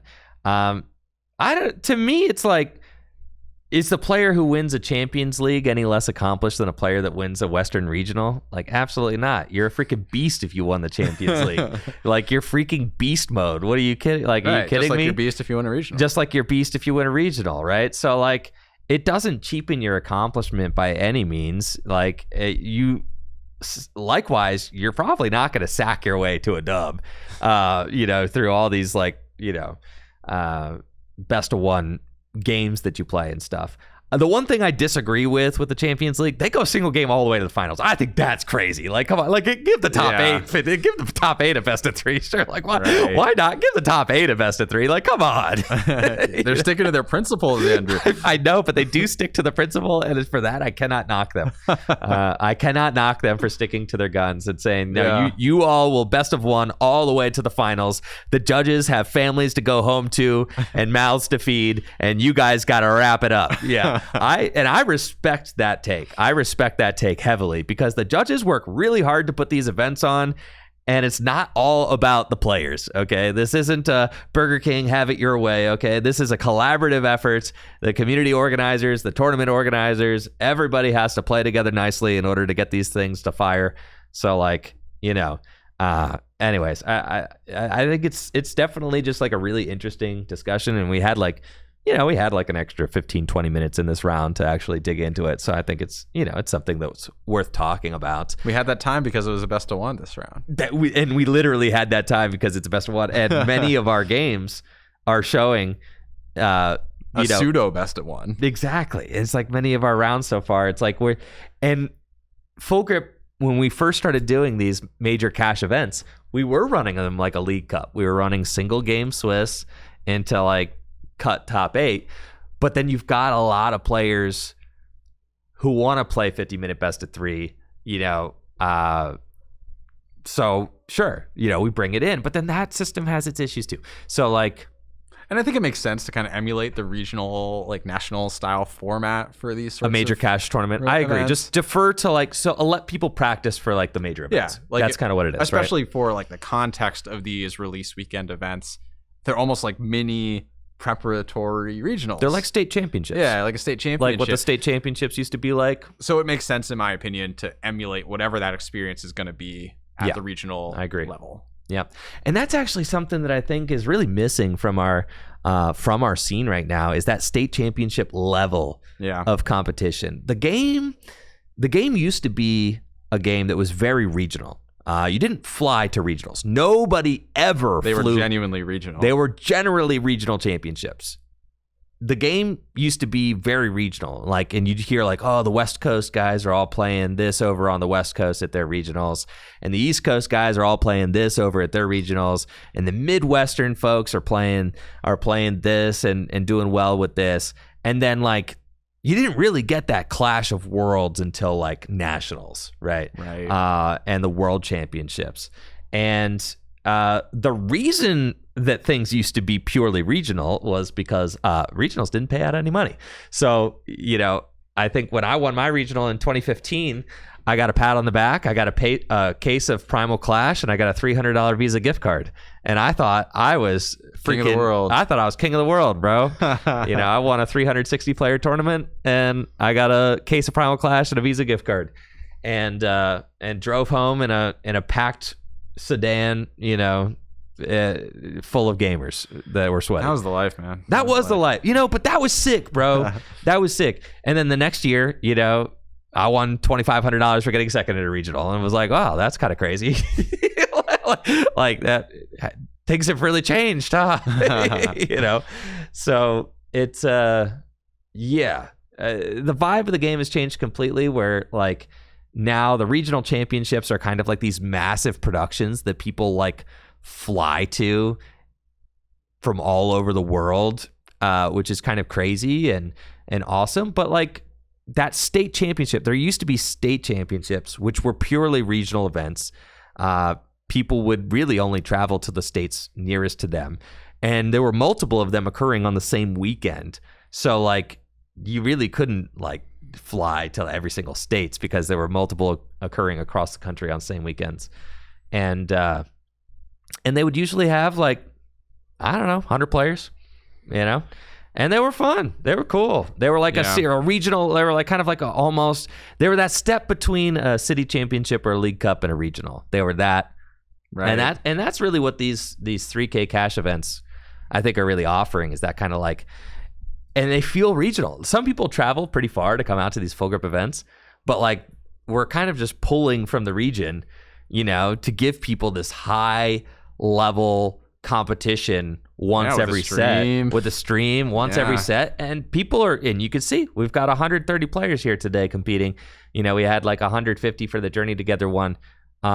It's really exciting to be able to put on these kinds of grassroots state level kind of events, especially since there's that kind of vacuum for that kind of level of competition in the Pokemon TCG currently. Yeah, I missed the train on states. I started playing Pokemon the last year that the states were happening, and I didn't go to any tournaments at that point in my like journey with the game. So I missed out on it. But I think the one thing I'd always wanted them to come back, partly because I also liked the sense of community that states fostered. Yeah. You know, there was like a lot of pride in like your own state and like winning your own state championship, for example, and like your state's local community.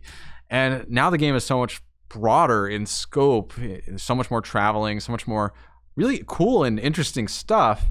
But I think we lost some of that like local pride, like state pride along the way. Bro, we've got a corporation running all the regionals now, dude. You know, we've got some major corporation that doesn't know anything about the game. Like, dude, it's man, like it is what it is, bro. Like, it's corporate now. Yeah. It used to be cool. It's really corporate, and that's why I love these full grip events, because these are grassroots. This feels more like what old school Pokemon used to feel like to me, and that to me is like, it's so exciting. It's cool. It feels like you know, the vibe is right. So yeah, I mean, I don't mind the current state of the regional format, but I would love to have that in between. You know, like I would go to a Wisconsin States for sure. For sure. Even if I didn't go to any regionals, I'd go to the Wisconsin States. Well, the game is incredibly successful right now, and you know, and it's exciting. It is exciting to watch it grow into this like behemoth. Yeah, behemoth is the word I would use for sure. Yeah, it's absolutely massive now. These events, every single regionals is a gigantic production. Every single nationals is a gigantic production. Every worlds is like a mind-boggling production. It's such an impressive feat that was that has been accomplished and that is being put on by TPCI. So definitely no slight at that. it's incredible to see. But yeah, I have fun here at this, at Full Grip Games. In How Akron. can you not, folks? How can you not at the Full I have Grip fun. 3Ks? I have fun at Full Grip at Akron. Tell you what, it's a lot of fun. But all right, we've got round 5 coming up here shortly, folks. So don't go anywhere. If you do go anywhere, make sure to head over to FullGripGames.com for all the best Pokemon trading card game singles and sealed product, or DragonShield.com for all the best sleeves and accessories. You can use code TrickyJim at DragonShield.com for 5% off your order. We'll be right back with round 5 momentarily.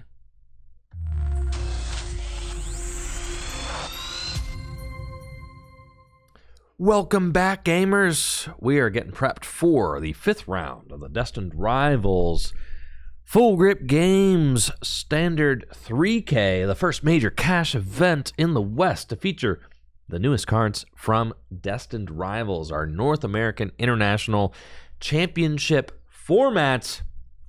And for those of you who are regular viewers of our Wednesday and Thursday night league streams, which you should totally tune into. We stream Wednesday and Thursday nights starting at 7 Eastern. Our league nights here at Full Grip Games. We have got a league regular. And someone you might be familiar with from the previous set of streams as well. Benjamin Morse against Zach Laska. And this match is getting underway. So let's get right to the table and see what they've got in store for us. And jumping right in, Andrew, it's pretty clear what both of these players are playing in terms of their decks. We have Ben Morse on the left, rocking Gardevoir, his tried and true favorite, making top 8 at the Journey Together format release weekend tournament, and Zach Laska on the right, rocking the Raging Bolt. Now, it's a pretty interesting matchup. Raging Bolt does have the potential to perform the spawn camping strategy that we were talking about earlier today with the baby Raging Bolt, taking that snipe damage on the benched Ralts. However, if Ben is playing a card like that new Shaman, he can avoid that route. And if Raging Bolt is just playing for like knocking out the active with the EX, that probably is not sufficient to win this matchup consistently.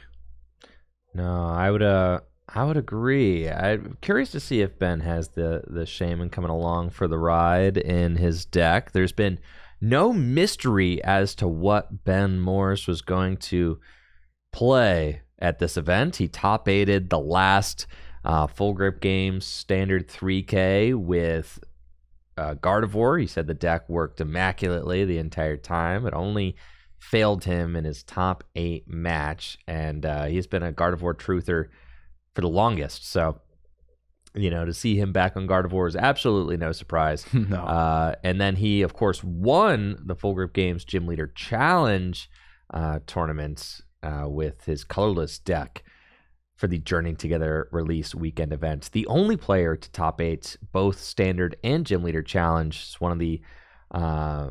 one of the Full Grip locals to keep an eye on for sure. Here at today's event, looks like he's going to Ultra Ball for Kirlia and pass it on over to Zach, who has got a Raging Bolt in the active.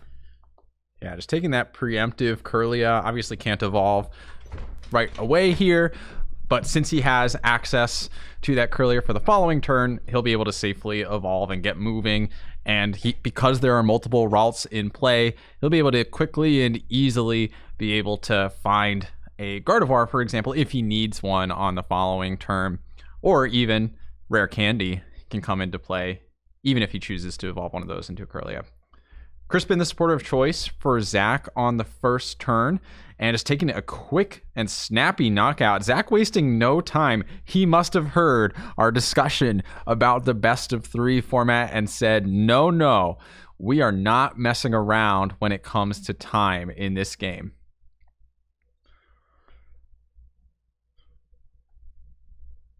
So Ben, after one of his Ralts perishes, will draw for turn. And I gotta say, even though Zach took that knockout, not really demonstrating a significantly powerful turn, right? Only taking that one prize, no further energy in play, no Teal Mask Ogerpon in play. No Hoot Hoot in play. No Fan Call Rotom. Just one energy and a dream. I would say it's pretty unlikely that Ben responds with a knockout here. But if you're Zach and you're playing this Raging Bolt deck, you really want to see your board develop quickly on those first couple turns. Did you miss me, Riley? I didn't even know you were gone, dude. Oh, man. I just sprinted down the fire escape to nudge the table about an inch. Yeah, I noticed like something was moving over there. Yeah. Yes, I think somebody nudged the table, so it got a little out of line, but it's should be a little closer now, which is great. And where are we at? Well, doesn't look like it was the most exhilarating turn for Zach. Yeah, he literally played Crispin to attach the 2 energy and immediately discarded one. It was probably a 20-second turn. Oh, okay. Well, so we've got a prize to mark. That happened. Oh, that's true. Yeah. But other than that, looks like we're all caught up. Yeah, that's it. That's it. So Ben has, of course, evolved the Kirlia that he got in the previous turn. Grabbing a Monkey Dory off the Artisan. Does he have much else that he can do here? You do really want to keep a backup Ralts at all times, just in case, because Raging Bolt does have that explosive firepower that could allow it, for example, to KO a benched Gardevoir. But we'll see. We'll see. This Ralts, of course, is in harm's way. It could be knocked out for a single energy by that Bellowing Thunder if Zach has access to another energy. But with such an underwhelming turn 1 from Zach, I imagine Ben's feeling pretty comfortable taking it a little slow. And here we go. Zach starting his second turn, hopefully a little more productive than his first. Although, honestly, if you're taking a prize, it's not the worst case. Yeah, we got a Sada. And now that there's an energy in the Sada for pile, 1. Yeah, the Crispin into the Sada for 1. And Nest Ball and Grass energy, we're chilling. Yeah, the Nest Ball is actually really nice here. Yeah. Being able to get that Ogerpon down, accelerate energy, draw some cards. Yeah. Ogerpon's so good in this deck. Everything. Oh my gosh. Yeah. I mean, I catch a lot of flack, Riley. A lot of flack. I've caught flack for this today. Because when Raging Bolt was released, I said Raging Bolt was garbage on release. I said that Raging Bolt was not going to be a very good deck on release. And you know what, Riley? I was correct. Because what were you going to use? Sandy Shocks EX? Quit playing with me, okay? Nobody uses Sandy Shocks. And it wasn't until this little sucker got released that Raging Bolt became the standard powerhouse we know it to be today. And that's because the very concept of Raging Bolt's attack, needing to discard 4 energy from play in order to do meaningful damage every turn, it just the engine wasn't there on release. Ooh, you gotta play Sada every turn, and then what? You're still not doing. You're doing 210. That's like kind of weak. You'd rather attack with Miraidon or anything like that, right? But it was really the introduction of the Teal Mask Ogerpon that took this deck just over the top, because Agreed. Now, you play Sada for turn, that's 2. You attach from hand, that's 210 damage base, right? You're working. If you play Sada every turn, you're doing 210. That itself is not very impressive, right? That's why I originally pegged the deck as being mid, which it was. But but when Twilight Masquerade was released, I mean, how could I predict this thing coming into existence? A basic Pokemon that just allows you to slap down grass energy at a whim and draw a card for every one you do. It's just ridiculous. And here we go. And Zach's board's looking great after this turn. Fan wrote him for knockout. That was a classic utterance at the Journey Together release weekend tournament. Just that Fan Rotom, so powerful, Assault Landing, 70 damage, is like a really convenient amount for knocking out evolving basic Pokemon. The only condition being that Stadium card, but so many decks are playing Stadiums right now, and there's not really good ways to get rid of them once they're in play. Yeah, the Fan Rotom, I mean, this card is just one of the nastiest cards in Standard, one of the nastiest cards in Gym Leader Challenge. It is a extraordinary card, and it's crazy. Zach didn't even set up with Fan Rotom. This game is still getting in there, attacking with it. Yeah, just choosing to bench it and attack with it. Yeah, because it also just happens to be, a fantastic single prize attacker. Compare this card to cards like Zapdos from Team Up, right, which did 1 energy for 80 if it switched into the active. Fan Rotom's not far off of that, right? I mean, like, that's how much weight this thing is carrying as a single prize attacker. Yeah. And honestly, this turn just goes to show the power of Raging Bolt as an archetype. If you can just get a little momentum under you, you very quickly start to burst out of the gates. And we see with just that couple of cards off the Sada, Zach was able to find the grass energy in the Ogre Pond, draw a little bit deeper, use that Artisan to get a Hoot Hoot, and bench super wide. And all of a sudden, that's a really, really threatening board state from almost nothing to start the turn. And honestly, Riley, this is one of the reasons why I just keep looking at Raging Bolt is like, it's just a reasonable deck, right? Like it's just a deck that wants to race your opponent down in the prize trade, but it does it better than any other deck, right? Like Gholdengo is a deck that is also trying to race the prize trade, but doesn't do it as good as Raging Bolt. Raging Bolt just has, the big bad basic attacker that can do infinite damage. Yep. It can attack on turn 1. It's got valid single prize attacking options with the Fan Rotom, the Slitherwing, and the baby Raging Bolt. I mean, it's got it all, right? It's really versatile. Yeah. Skill set that it has now. I think especially with the introduction of the Noctowl engine and the Fan Rotom, it's really provided a lot of depth to the deck that it previously lacked. I think of, the pre-rotation versions of Raging Bolt that pretty much were entirely just swinging into the active for as much damage as possible with Raging Bolt. And now you have so many different potential attackers and threats, and you have bench snipe damage, and you have Rotom to pick off active basic Pokemon for 1 energy. The options are endless. Yeah, they really are.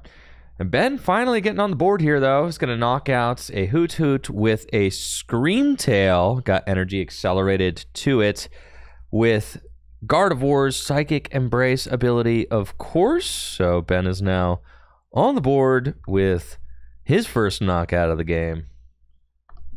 And, you say finally, but really that's around the pace you expect Gardevoir to start attacking. Yeah, turn 3. And so, I think that's part of the power of Raging Bolt, though, is it has the opportunity to take, in addition to its explosive ability to set up, it has the power to take those quick couple of prizes before decks like Gardevoir or Dragapult get into the game.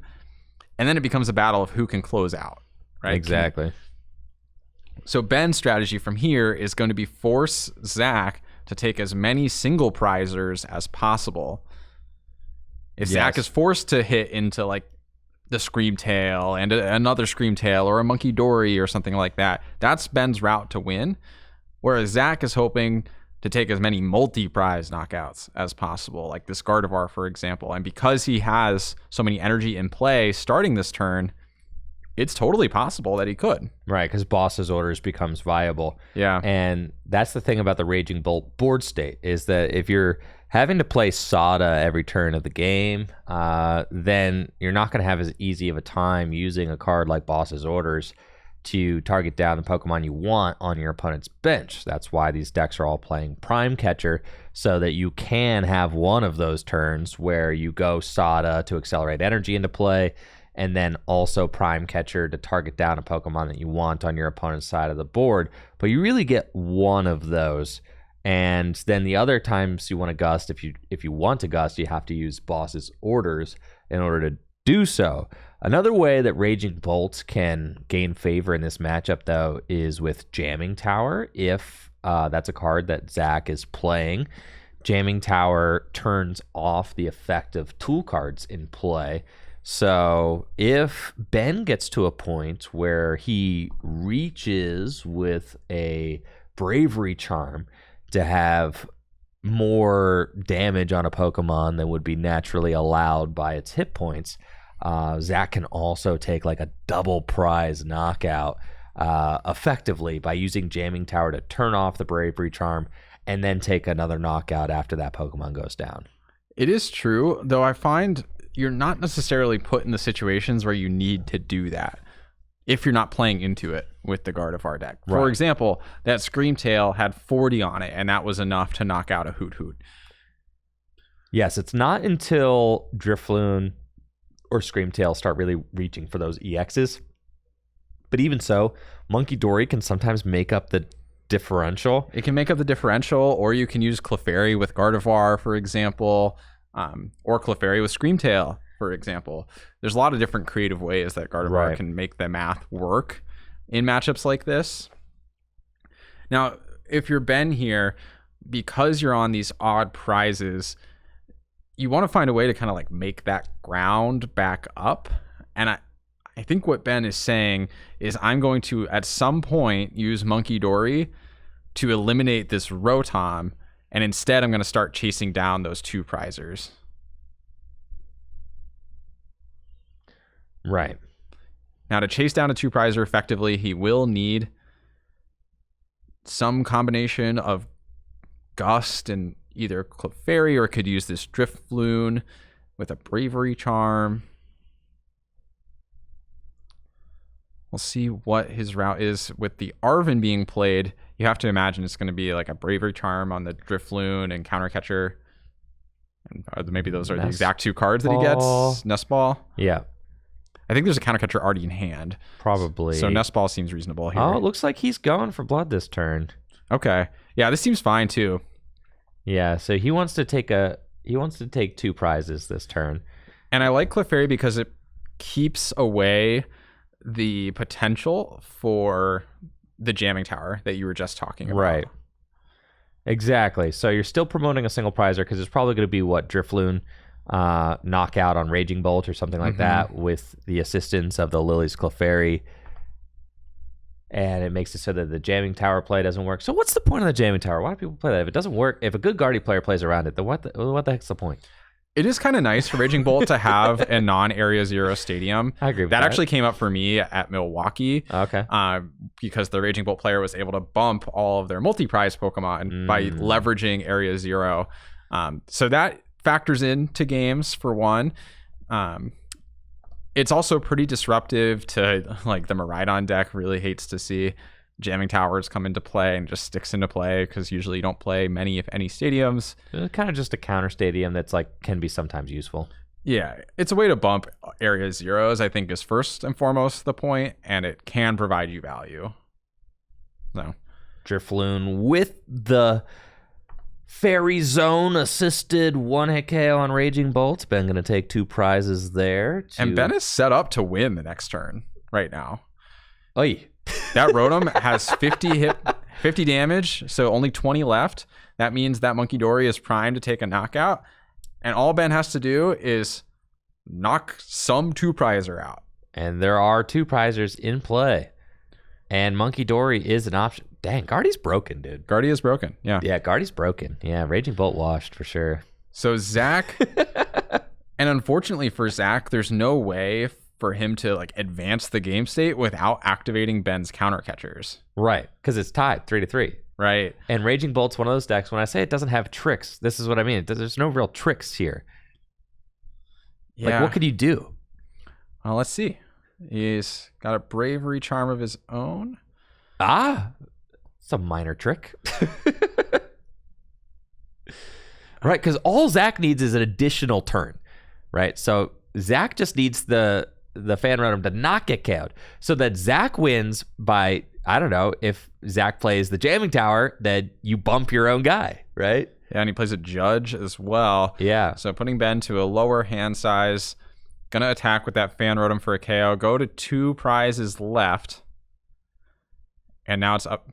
Ball's kind of back in Ben's court to figure out how to deal with that. Yeah, because this is a mess. I suspect that Zach is not playing the Jamming Tower if he's going for the Bravery Charm on rather than just you would just go get the counter stadium off the Noctowl. I think 1, 2, 3, 4, 5, 6, 6 Pokemon you could do that to bump your own Fan Rotom. So Jamming Tower either not being played. Well, or not he grabbed available. off the first Noctowl. He grabbed that Area Zero anyway, I believe. Oh, there is Jamming Tower. Yep, there it is. Okay. Right there. Yeah. So actually, in order to get it out of play, would have to play Area Zero, then Jamming Tower the following turn. Correct. Right. So it needs the Bravery Charm to hold it on for 1 turn. Yep. Yeah. So that makes sense. So Zach's route here is basically just to deny Ben this one extra prize. But if Ben can get 2 monkeys, that's not enough. The 60 plus 50. Fan Rotom has 120 hit points right now. Bruh. 10 short.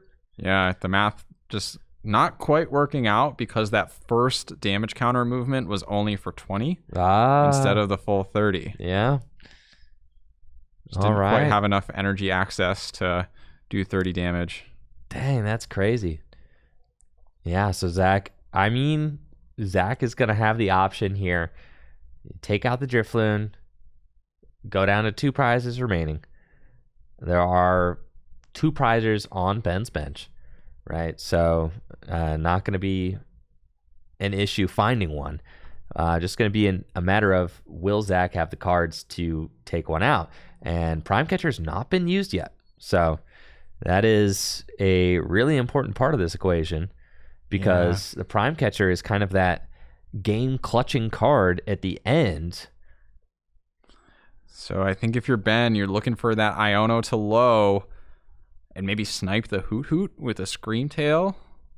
Yeah, Raging Bolt's back to being broken, dude. Raging Bolt back to being broken. Yeah, Raging Bolt not washed. Raging Bolt totally broken. Yeah, actually. That Bravery Charm really making all the difference here. It is, dude. The Bravery Charm plus the fact that Ben only moved the 20 damage instead of the 30 on that first turn.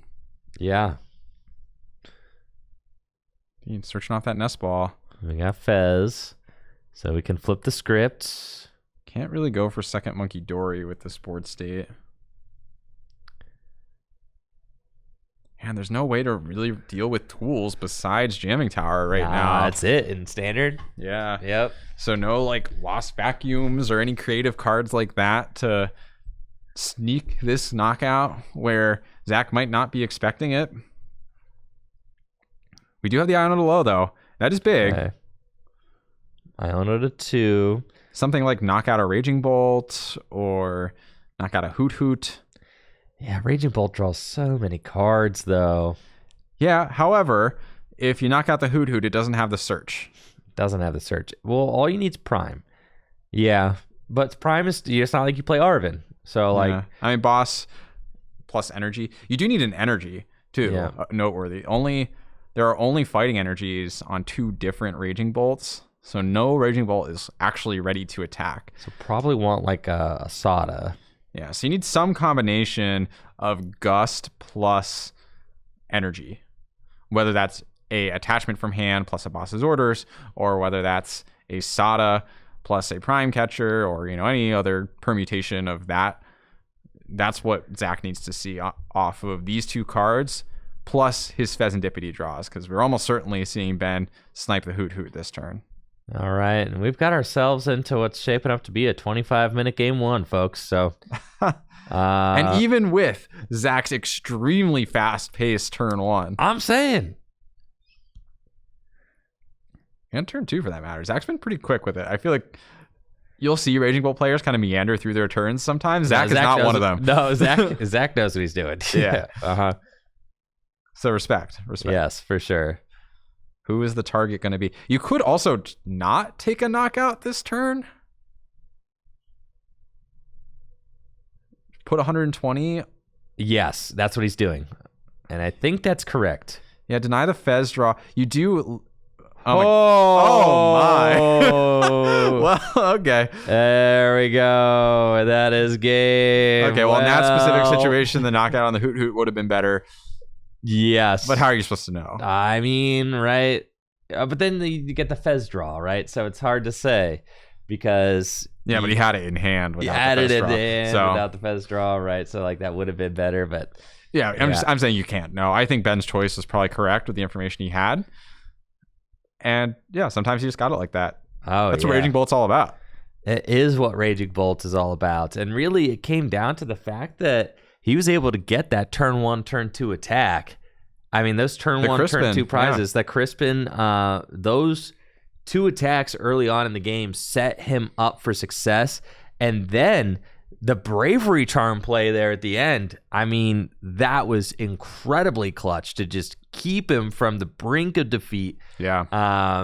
Just walking that razor's edge really would have been 10 damage away from the loss. Had Ben decided to go for a second monkey, he would have been just 10 damage short. So the Bravery Charm just made all the difference. Made all of the difference. Ben had a pretty easy win set up without that Bravery Charm drop. Of course, with the damage counters being placed on the Fan Rotom over the course of a few turns, it is telegraphed. I mean, it's coming, but huge kudos to Zach there for seeing the defensive play and making the correct line to come out on top of the Raging Bolt deck. And Fan Rotom took so many prizes too. Like way too many prize cards.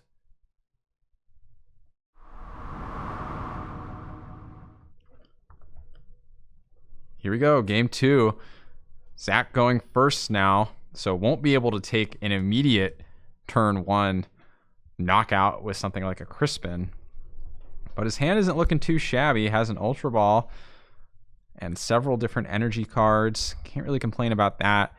Also, don't really love to see the Clefairy start for Ben either. That's a card you ideally bench at the moment you need it.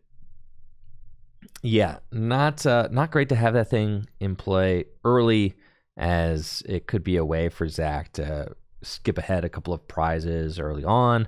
Also, you're really going to want to get that thing out of the active spots, because leaving it up there is just a free couple of prize cards for Zach.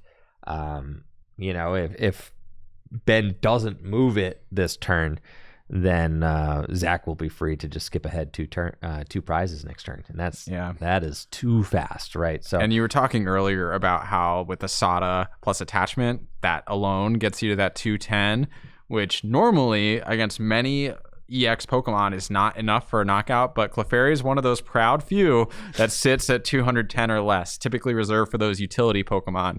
Yes, and so it's a pretty ripe knockout for Zach if he's able to leave that, if Ben rather isn't able to get that out of the active over the course of the next turn. Well, Zach opens Latias EX. Latias EX is much better opener. Yeah, I mean, one of the best openers for the Raging Bolt deck, honestly. For sure. Especially when you have that Ditto, so immediately able to retreat into it and transformative start.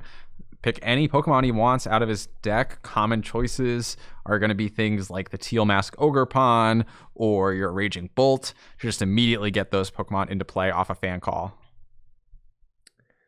Yeah, so, cool play here with the Ditto, Latias enabling that free retreat, and now we can swap it out. So good. It's basically like you fan called for a Teal Mask. How broken is that? Exactly. The Ditto, I don't think, is a fit for every single deck that plays the Rotom, but decks like Zach's that have these really big basic Pokemon, where you want to kind of get all of them in play at once, the Fan Rotom being able to search them out through the Ditto is huge. I do see there's Prime Catcher already in Zach's hand. No Raging Bolts yet, but we'll see.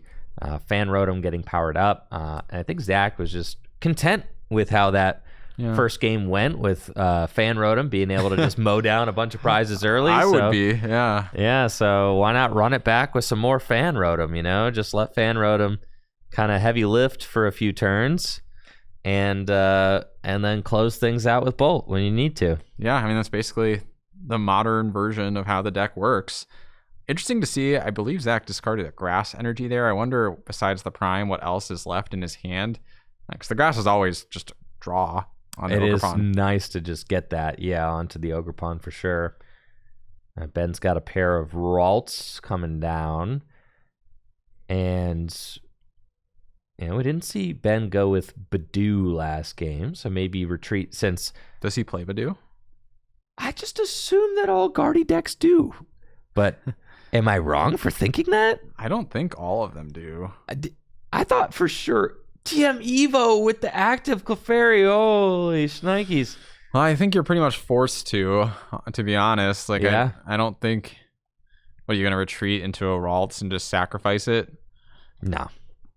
But that's okay. I mean, really, it's like Clefairy doesn't get knocked out by Fan Rotom. So Exactly. There's it's no bolts in fine. play. Yeah. There's no bolts in play. You don't know what Zach's route is next turn. It seems like he's going for Fan Rotom, and in that case, he's probably gusting around you. and you're okay with that interaction.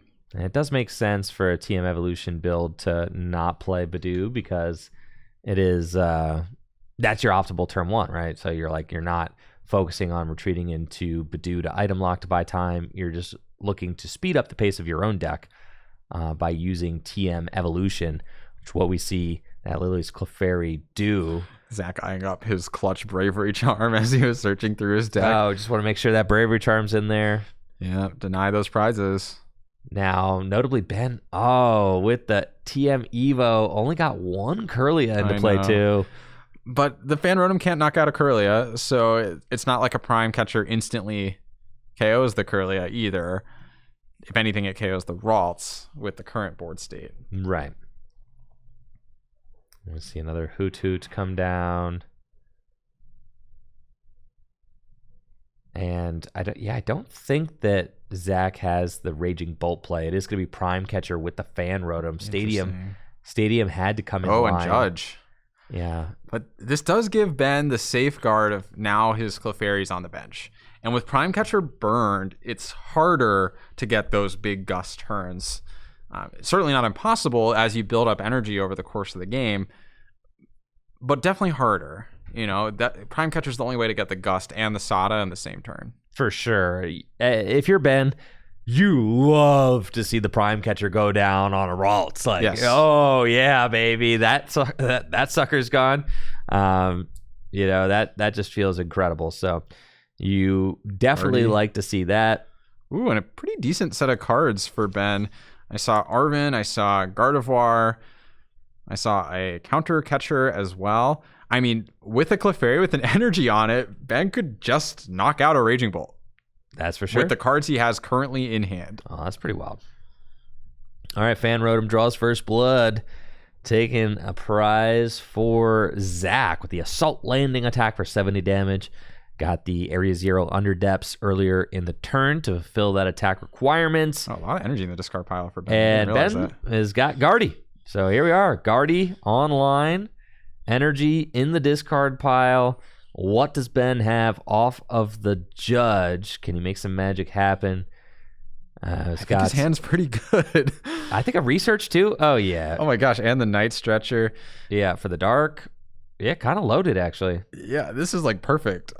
and the Guardy was part of the hand. So I know. Counter Catcher. And Clefairy is in play. Don't forget, Clefairy's already in play. So could attack with a... Oh, interesting. Maybe going for a snipe route. Counter Catcher the Noctowl. I could see it. I could see going for a Scream Tail here. I kind of like just chasing the Bolt and going for prizes. Yeah, is this too greedy, Riley? I don't know. I haven't played enough Guardy to say confidently. What I can say is I would have gone for the Raging Bolt. I could confidently say that I also would have done that. But again, I haven't logged the mileage with Guardy. I'm thinking, is there some line where he sees like, okay, trapping the Noctowl while sniping something is probably like the optimal line here. My concern is you actually don't have the snipe guaranteed. No, you didn't. So, whereas you do have the Raging Bolt knockout guaranteed. You do. So that's why I would have pursued that route personally, even if I thought the snipe was the better play. I want the guaranteed advance my game state. Yeah, so there's this issue too. Like, he's got just one Guardy, right? So like, you can't leave the Guardy active, right? Right. So you can't attack. So attacking with Guardy is not an option. Lily's Clefairy, let's see, 2, 4, 6, 8, 10, 12, 14. Yeah, Lily's Clefairy could get there though. So I agree. I think counter-catchering the Bolt and saying like, I could just attack with Clefairy. Yeah. Right. Exactly. But now Ben's in this situation where all of his lines suck. Yeah, and whiffing the Scream Tail. This is why I don't like going for like those sorts of plays when you have like... Oh, and now he's got a double counter catcher. Oh, to make up for the play that he should have did. Make up for the play that he should have did the first time. Greedy Ben. That's a big cost, right? Those counter catchers are huge. We saw how impactful they were in the Grimmsnarl match earlier today. Gardevoir is another deck that really loves to abuse those counter catchers. I understand why Ben wanted to pursue this route. for sure. But I think you got to go for what's in front of you. You really do. Off of Research to 7, I know you're saying like, oh, well, if I just get a nest ball Or like, an Artisan. I'm in there, you know, but that is not guaranteed, dude. Like, not at all. You've got the layup sitting right in front of you, you know, and you're a deck that can trade with Raging Bolt. Right. So just let it trade. Right. Especially, since they're at 5 prizes And you're at 4. Just trade, baby. Perfect opportunity to start trading. And yes, if you can ever, as Gardevoir, if you could ever take the lead on a trade against a linear deck like Raging Bolt that's only taking 1 prize at a time, or 1 knockout at a time, excuse me, then it seems to me like that you just do that. And actually, Crispin would have been one of Zach's outs to still get an attack off this turn. So, for example, if you went with the Screamtail here, Zach would have been able to Crispin, retreat the Noctowl, still get an energy attachment for turn, and use Assault Landing for knockout on the Screamtail. So I don't really vibe with the I think part of what you need to ask yourself is like, okay, obviously there's the high end of like, okay, if I hit everything that I wanted to hit, and then he gets but then stunted on. You also have to ask yourself, what is the low end, right? And the low end, what if that second counter catcher wasn't there? Then you lose. Yeah, it's kind of similar to our discussion around best of 3 in a way. You have to measure like what your likeliest scenarios are and how worth it each of those different use cases might be. Yeah. It's like the counter catcher Raging Bolt play probably has like a 70% win chance if you just make that play. So here we go though. Another Clefairy coming down. We're just going back into the race. That's what I'm saying. Ben can just race this deck down. Absolutely. You don't have to play the funny game, the comeback game here. You could just win. And I mean, Ben could even knock out this Hoot Hoot. Or no, he already used one of the monkeys. But still, knocking out a Raging Bolt, going down to 2 prizes remaining. Zach's kind of forced to deal with a Clefairy once it's in play. Right. And like when you have both online, it's like even if your only Guardy goes down, you just still have a Clefairy that can win. Right, the Clefairy's already powered up and it can knock out. The thing about the Clefairy too is it's not only able to knock out Raging Bolt. Oh no. If you both have 5 on the bench, it can knock out Latias. It can knock out Ogerpon. So the Clefairy is a huge onboard threat that can't really be ignored by a Raging Bolt player. But you also like almost can't afford to only deal with the Clefairy. Yeah, dude, he's a rondoer. He caps out at 220 with both players having a full bench. Classic rondoer. The classic rondoer. Yes. I know that math from playing Miraidon. Yeah. I really liked that Suicune deck too. Remember that one? I never played that one, no. With the Ludicolo. That was cool. All right. And here we have Lily's Clefairy back at it with another big knockout. Starting to preempt damage on things like the Latias and the Ogerpon for the next turn. Just setting up the guaranteed win, right? I think I maybe would have liked to see it on the Ogerpon, but I don't think it really matters. Oh, Zach has 3 prizes remaining. Ooh, that actually is a big deal. Thank you. I thought Zach had 4. No. Was Zach having 3 prizes? Wait, that's actually huge. It is huge because Briar, dude. Yeah, actually, that's a huge mistake to not move the damage from the Clefairy if Zach's at 3. Yeah. Zach is at 3. Well, you're right. But no, there's no energy on the Ogerpon, so you can't really Briar. 3, 6, 9, 12, 15, 18. Well, he can't power out the Ogerpon. In one turn, you're right. Need an energy switch. Yeah. So I think it's chill. Some decks play 1 of energy switch, dude. No way he's playing the 1 of energy switch and the 1 of bravery charm. Come on, you're right. Get real. You're right. It's one or the other for sure. I think though, like, why wouldn't you move the damage from the Clefairy? Like, why even open up the option for it to be KO'd? You know? Yeah. All right, we got a bravery charm. Does it go on the Clefairy? Okay, that would be good. That would... Because, like, let's say Zach can only attack with like an Ogerpon using Crispin or something, and then he attaches a bravery charm to the Ogerpon, for example. Well, now all of a sudden you opened up this like knockout route that wasn't there because you have a damaged Clefairy. So I think you always just gotta clear the Clefairy damage. I don't think the Gardevoir damage matters at all. Mm-hmm. Got the filthy Briar play, dude. I know.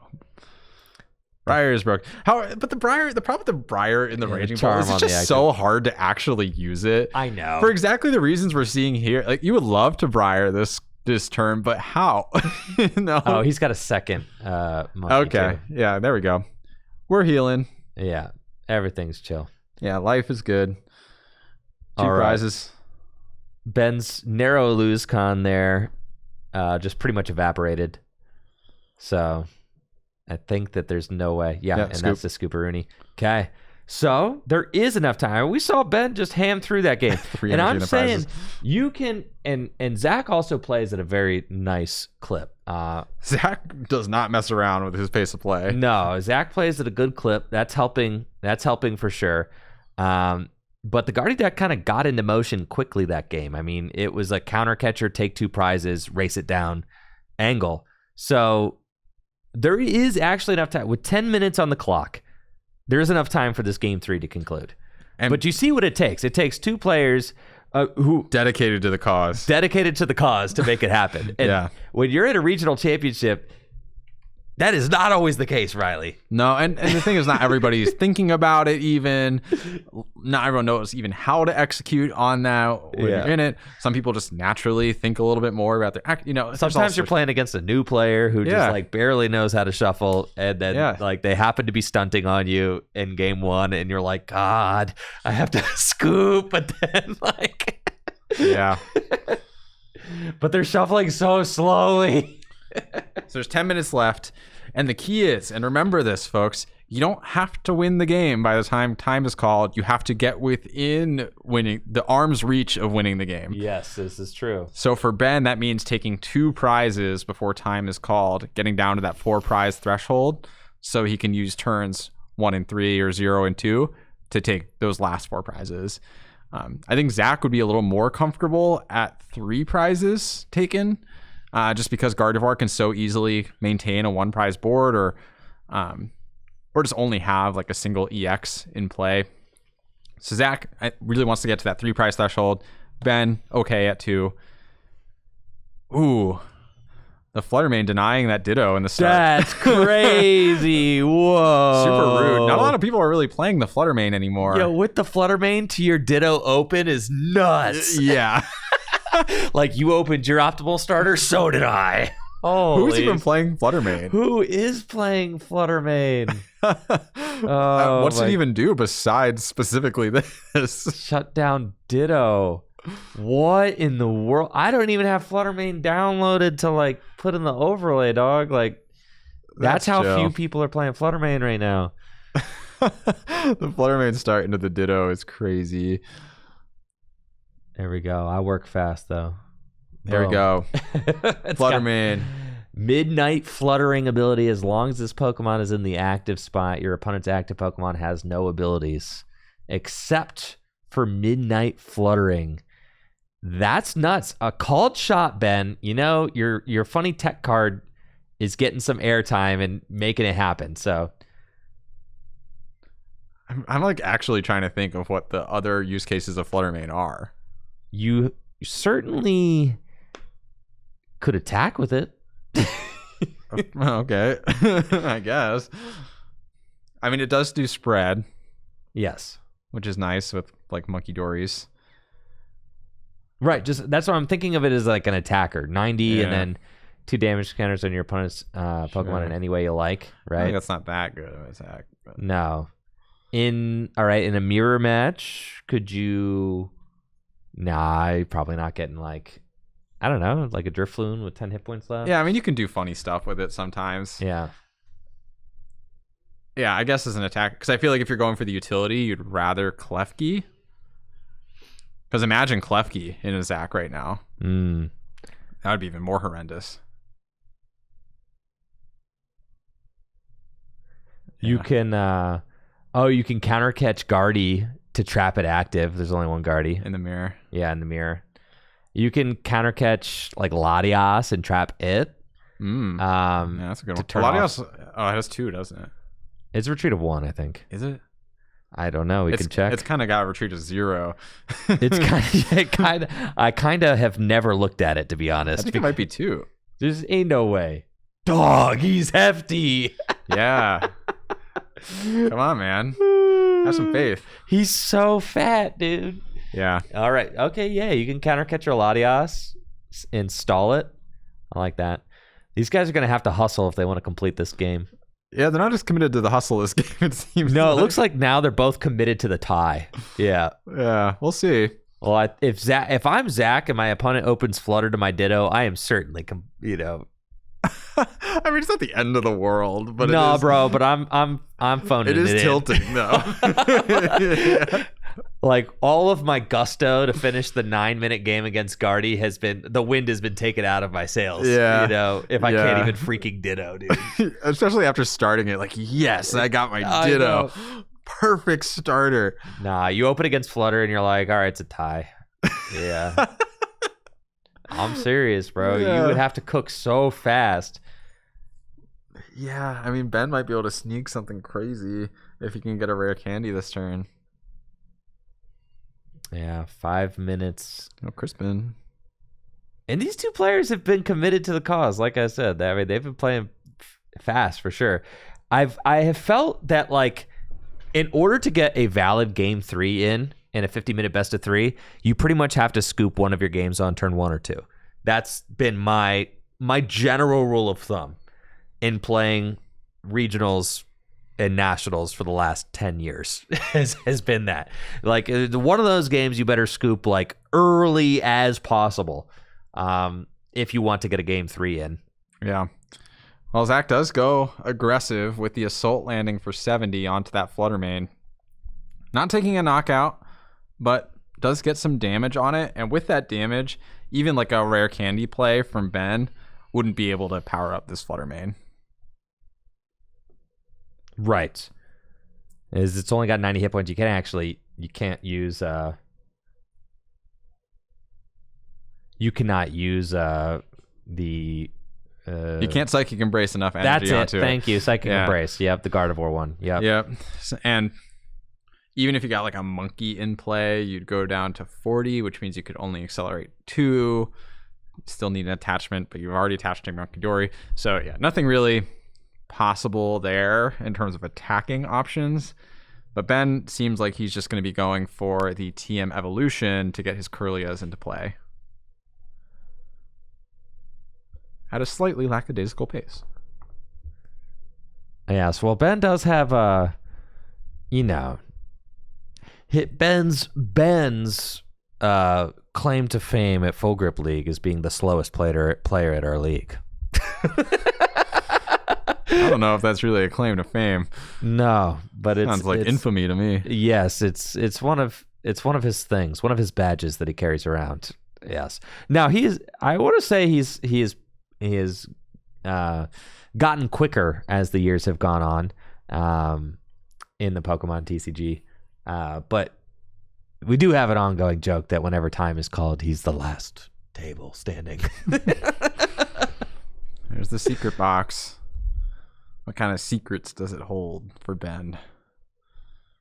But you know who else has that notoriety as well? Ross Cawthon. Okay, I wasn't sure if that's where you were going. It was one of the game's GOATs. So, like, Ross Cawthon's one of the greatest players to ever play the game. And he ain't fast, folks. He ain't fast. Nope, never has been. Never will be. But he's qualified for every single world championship that there's ever been, which is a feat that no other player can claim. Literally, right? No, literally, yeah. No. There are very few who could even have the potential to claim it, who have been playing that long. But Ross is qualified for every single worlds ever held. So, yeah, super impressive. I guess like Pramawat is someone else. Pram is a player who could, but Pram missed a couple of years. I talked to him about it the other last year. Oh, yeah. I think those are the only two I can really think of that have played continuously. Yep. All right, here we go. TM Evo. 2 minutes left on the clock. I suspect we are moving towards a tie. Oh, baby. It is a tie. I saw someone comment how, like, you know, every stream match you tune into on an official regional stream is like, oh, here's two good players, ends in a tie. You know, it's just like kind of just what you get, you know, you know, on stream. Yeah, I can't wait to watch these two duke it out for 50 minutes and tie. Yep.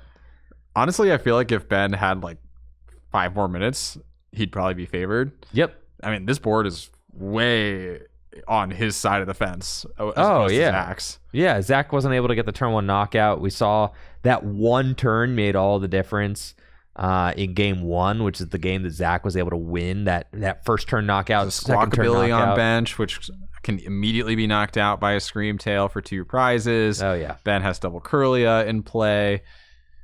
If Ben does somehow get the turn baton and attack before time, which I don't think is going to happen, then maybe he could win just by going 2-2-2.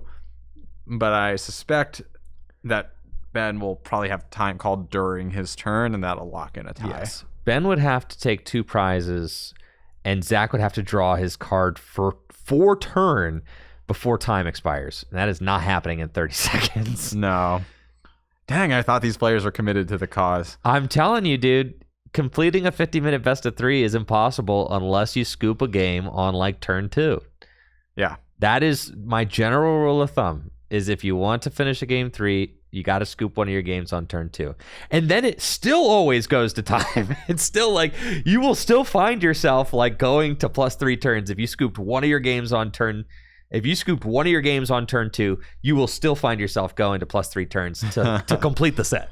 Yeah. But like, that's just how you min-max your time within a set. General rule of thumb, you got to scoop on turn 2.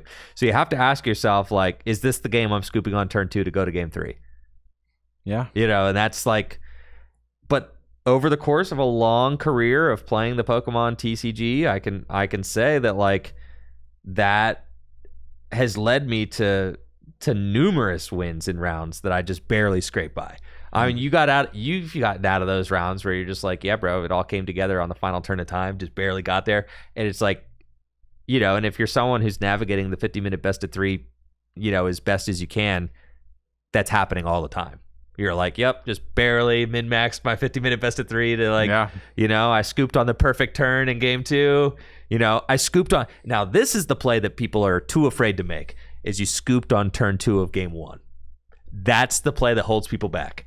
Game 1 is the one people are always greedy for. Yes, because you shoot yourself in the foot during game 1. And like I said, in order to complete 3 games in 50 minutes, you have to scoop one of the games on turn 2. And sometimes that game is game 1. It just is what it is, right? But if you scoop game 1 on turn 2, your opponent will look at you like you're crazy. But when you run it back in 40 minutes to win 2 games, they're going to be like, oh.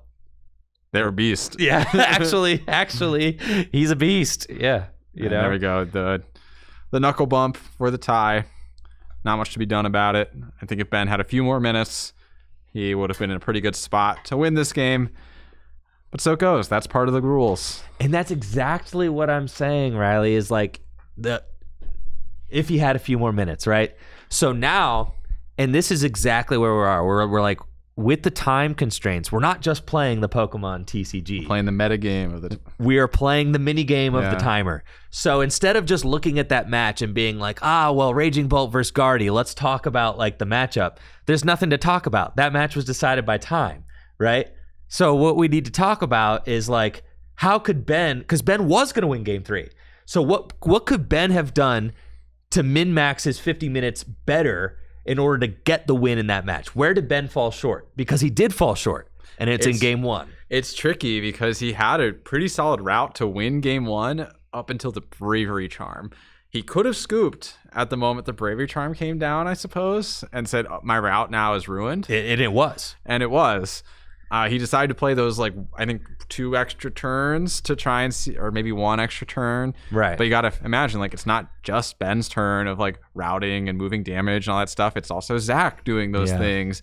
And I think that's what added up to that, like, 5 minutes. It's tough, right? Because, there was the route, right? And you're playing Gardy. It's naturally a comeback deck. So you're like, okay. I'd be interested to see how much time passed between the Bravery Charm attachment and the end of game 1. Yeah. Because I think that amount of time actually might have been the difference. That's what I'm saying, right? So like you're looking at like, okay, you know, knowing when to scoop is like the perfect.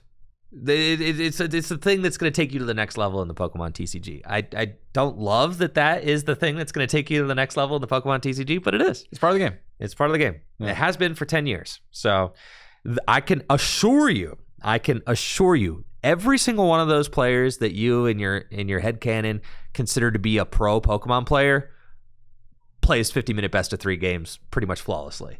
And they scoop on the perfect turns, and they use the clock to their advantage. Every single player that you think in your head is like a top player, they're all in on it. And they know exactly how. In on it makes it sound kind of conspiratorial. No, they're all hip to it, I should say. They're all hip to it. They are all massaging that clock to their advantage in every single one. And you have to be, right? Because look, if you're just playing the game without thinking about the clock, then the games aren't going in your favor. The clock's thinking about you. The clock's thinking about you, for sure.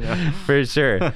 And like, it's rough out there, but that's just like what every single player that's at that next level, it's kind of like a barrier to entry to get to that next level if you're going to be a player who's seriously getting into day 2s consistently. Because you got to take those games that are on the fringe, those games that were so close to a win, but it just turned into a tie, being able to flip those to the win column. That's a tournament run, right? I mean, those are wins are 3 times as many match points. Yeah, as a tie. So it is a really big deal to convert even just one of those over the course of a tournament. 100%. It's huge.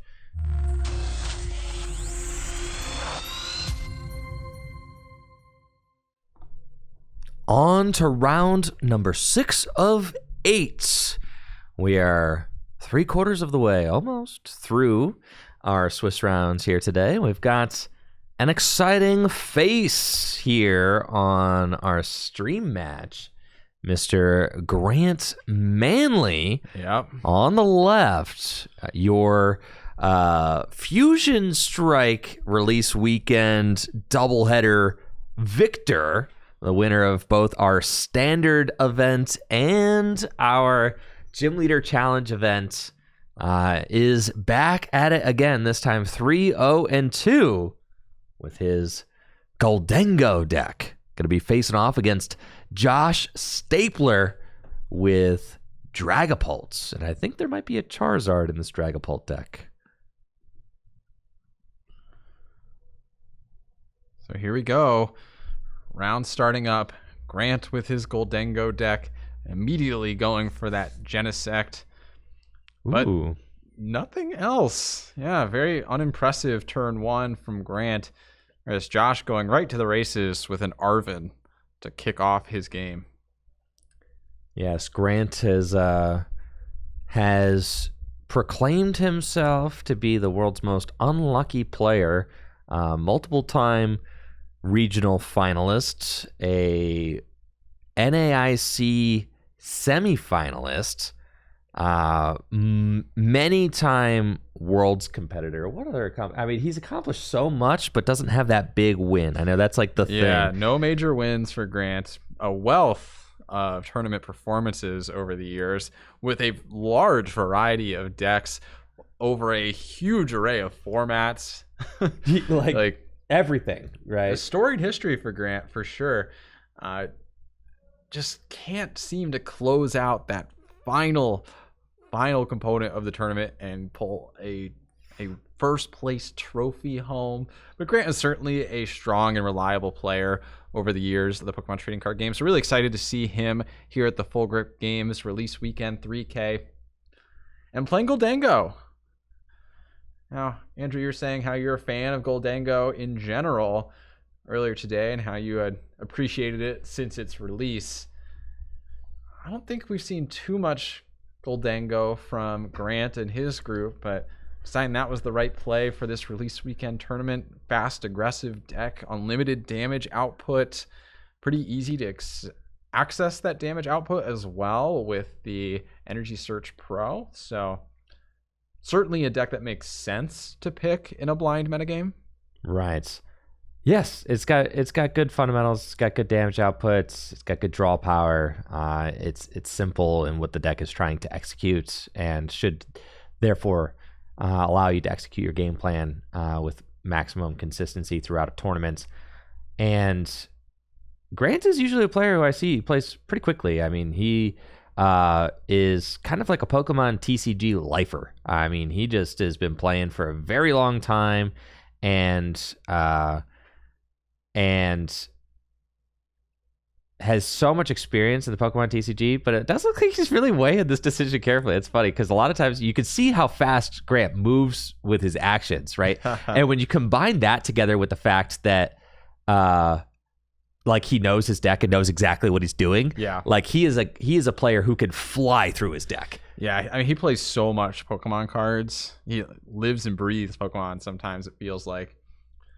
And here we go with a TM evolution off that Cypher Maniac. Both players going for the TM Evo play. Yeah. Yep. 3 Gholdengo EX in play. Pretty nice board state for Grant. Not able to get that Ace Nullifier activated on his Genesect quite yet. But we'll see what he's able to piece together on the next turn. Josh, of course, having access to Dracloak now. And if he's able to evolve that Charmeleon at Charizard.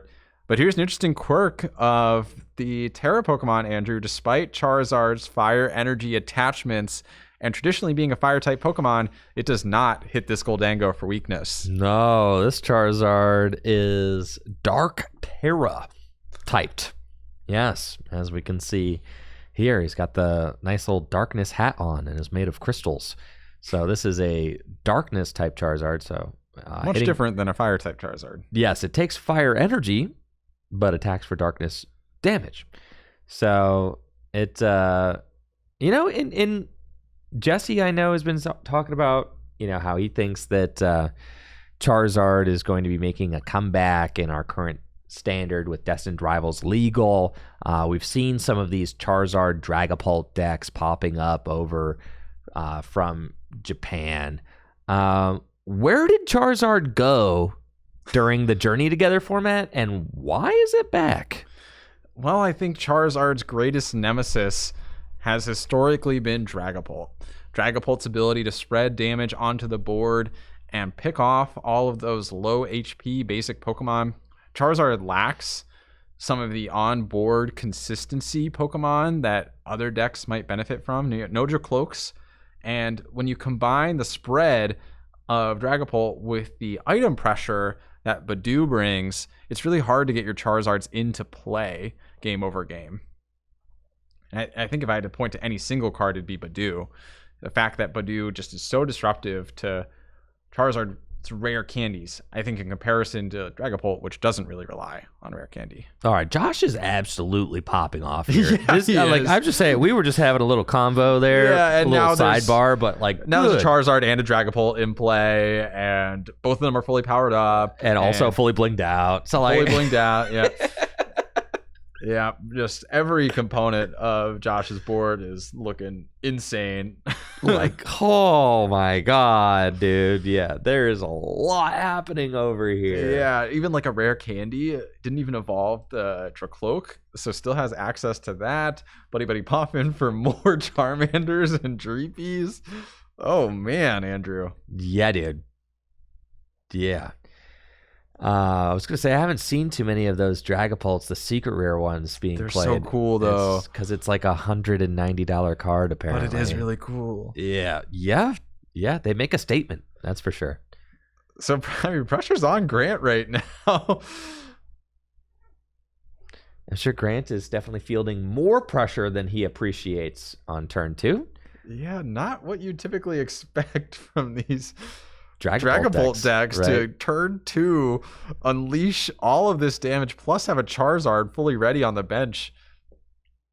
And I think this is the selling point of the Charizard, right? Is that it just explodes this energy into play for Dragapult. It allows the deck to play much more aggressively. And it's such a great closer, too. Exactly. And can do 330 at the end. So why not? Even just more than 200. Dragapult is limited sometimes in how much damage it can deal. It obviously has an excellent attack with Phantom Dive doing 200 to the active and spreading that damage around. But sometimes you just need to get rid of a threat, Andrew. And I can't imagine a card better at that in the late game than Charizard EX. Oh, for sure. Charizard's that guy.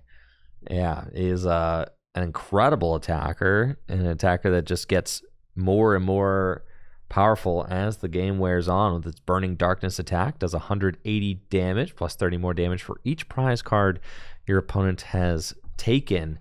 It has felt strange to not have Charizard-based decks be meta mainstays in the Pokemon TCG the last few months. It seemed like a card to me. I would have told you last year, when players inevitably, they come into stream and they ask, I want to build a deck that I know is just going to be solid until rotation. What's one of the decks I can get like the biggest haul out of? Charizard would have been one of those decks that I just told any new player coming in. I would have been like, oh yeah, that card will just be good until it dies.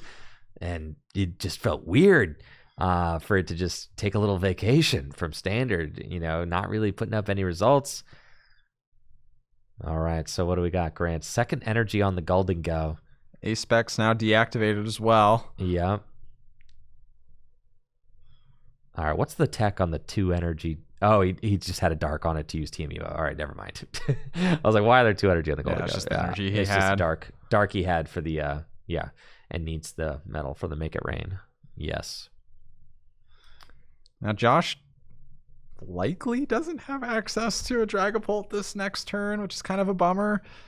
Grant should be able to knock it out with that Energy Search Pro. Considering benching the Fez. Preemptive Fez. No knockout was taken this last turn. And that is all the energy in the hand. It does take 7. Yep. And here they go. There's 7 energy right there. So Dragapult has been eliminated, but it did a good swing onto Grant's board. For sure. Charizard now juiced up to do 240 damage. Not quite enough to one-shot a Gholdengo. Could take a knockout on the 50 damage Gholdengo. Could take a knockout on the active, though feels a little bit of a waste to spend all of that damage into the active. I imagine Josh is looking for something like a counter catcher here. Pheasantipity seems like a pretty appealing target. That would be nice. Just clear 2 prizes. You don't want to overhit right onto the active. Like you have all this damage here from a fully loaded Dragapult, and now your Charizard swinging for 240 damage. Right? You don't want to. It's so much waste. Yeah, right? It's exactly. So that's how I would refer to it. Yeah, it's a waste of the damage. Yeah, it's such a waste. And because the Gholdengo, it's got just 60 hit points left. You don't need to hit it for 240. you could actually finish it off with the Dragapult later, on the bench. So Josh going in with the Arven seems like a good opportunity to maybe counter catcher if he has access to it. But don't have a good look at his hand, so don't know quite what he is aiming for here. Eyeing up a Fire Energy, potentially signaling he's going to Rare Candy into another Charizard. Are we going to see another Dragapult attack, potentially? That'd be pretty nasty. All right, here's Charizard. Rare Candy Charizard. Infernal Rain. 3 basic Fire Energy from the deck. Yup, into play. Both Dracloaks have been tapped. Yeah, so one of those Dracloaks was in play this previous turn.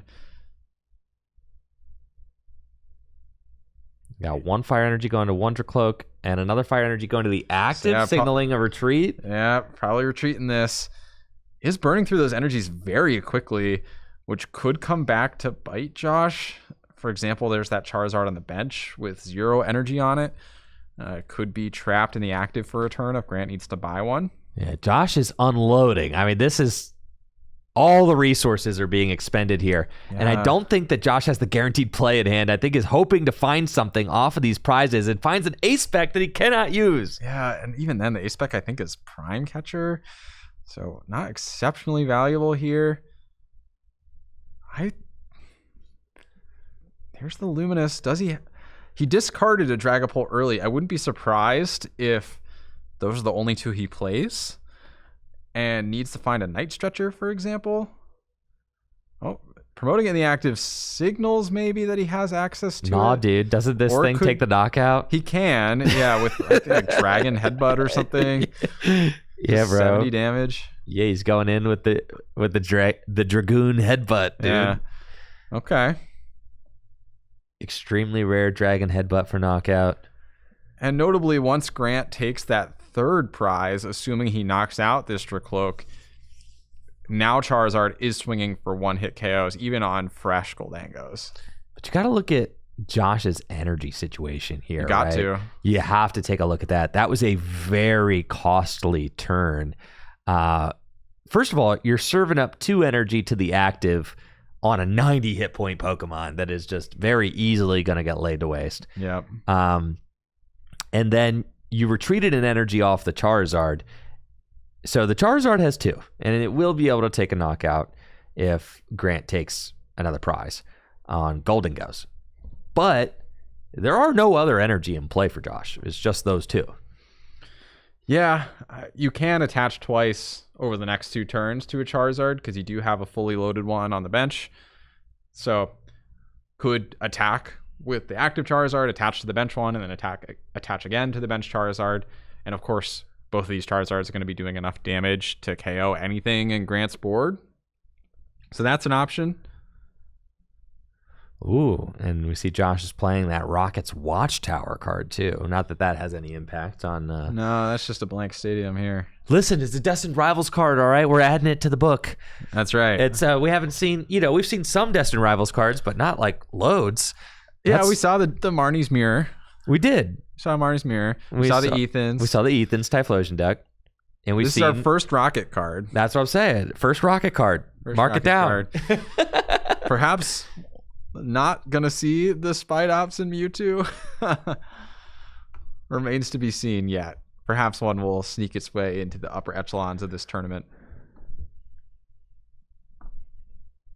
That'd be hype, honestly. But will it happen? I hope so. Then I know what I get to play at NAIC.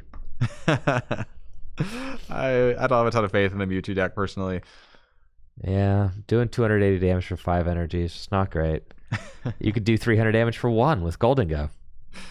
Well, it's actually 300 for like 7. Well, yeah, you don't have to have him in play. You don't have to have him in play, which is big. Yeah. I mean, Raging Bolt for 5 energy does 350. So, yeah, if you want to like a direct comparison. It's true. Okay, here we go. Definitely getting the knockout this turn for Grant. Question is if he can knock out a 2-prizer or if he has to take the KO on this Dracloak. 2-prizer, of course, would be optimal here. Right. Yeah, your trade kind of gets wonky because you're at 4-4, right? If you take this odd prize, you go to 3.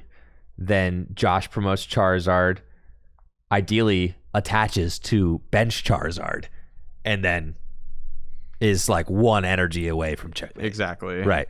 Exactly. Though honestly, like finding those last couple energies could be a challenge for Josh. He's burned so many over the course of the first couple of turns. Gonna need a rod. Probably needing a rod or a Night Stretcher or 2. I believe he should have access to more luminous energies, so that could be one of the attachments, but gonna need a basic at some point. I'm just getting word from world semifinalist Jesse Parker that he dropped after round 5. He was also playing Gholdengo at this event, and apparently in his last round, he mulliganed 8 times and had to get judge balled. Oh, my goodness. You ever see the boss's orders from Grant, so does have access to the Gust. Yeah. And it's going to be the Charizard. I think that makes a lot of sense. I think this pretty much puts Grant in a commanding position here, right? Yeah, I mean, Josh's out here is going to be evolve into Dragapult and take a win with 2 Phantom Dives. Yes. He's gonna have to ideally try with an Iono. orchestrate that, right? tried to deny. Obviously, you have to deny Grant the big, 350 damage, make it rain for game. But that seems pretty hard to put together at this stage in the game, too. Yeah, it does. How many superiors has Grant used? I mean, he's got to have, probably has 2 left. Because one of them, there's 2 left. Because one was an Energy Search Pro. So like he may have just used 2 on this turn. I believe and then so. has 2 left. Yeah, I wasn't keeping good track of I think he has 2 left. The amount that he's used. But it takes 2 to do that 7 energy. Oh yeah, it does. So, oh yeah, it does. It's one of those situations where like if you prize one here, you're kind of like you're in a really bad spot. Yeah, you're unhappy about that for sure. Yeah, and even just 1 energy retrieval isn't really enough. Like Pheasantipity has 210, so you need some modifier in addition to 4 energy to get there, be that a 5th energy or something like the Monkey Dory coming into play. But the Monkey Dory also takes an energy, so right, you might as well just use the 5th energy to attack anyway. Okay, so Final Dracloak. I haven't seen an Iono yet from Josh. No, and I see Boss in hand there. Does have the Night Stretcher, so should have guaranteed access to the Dragapult. There's research. Does he just not play very many Iono? I feel like with a deck like this, you probably would have seen one by now with how deep you are.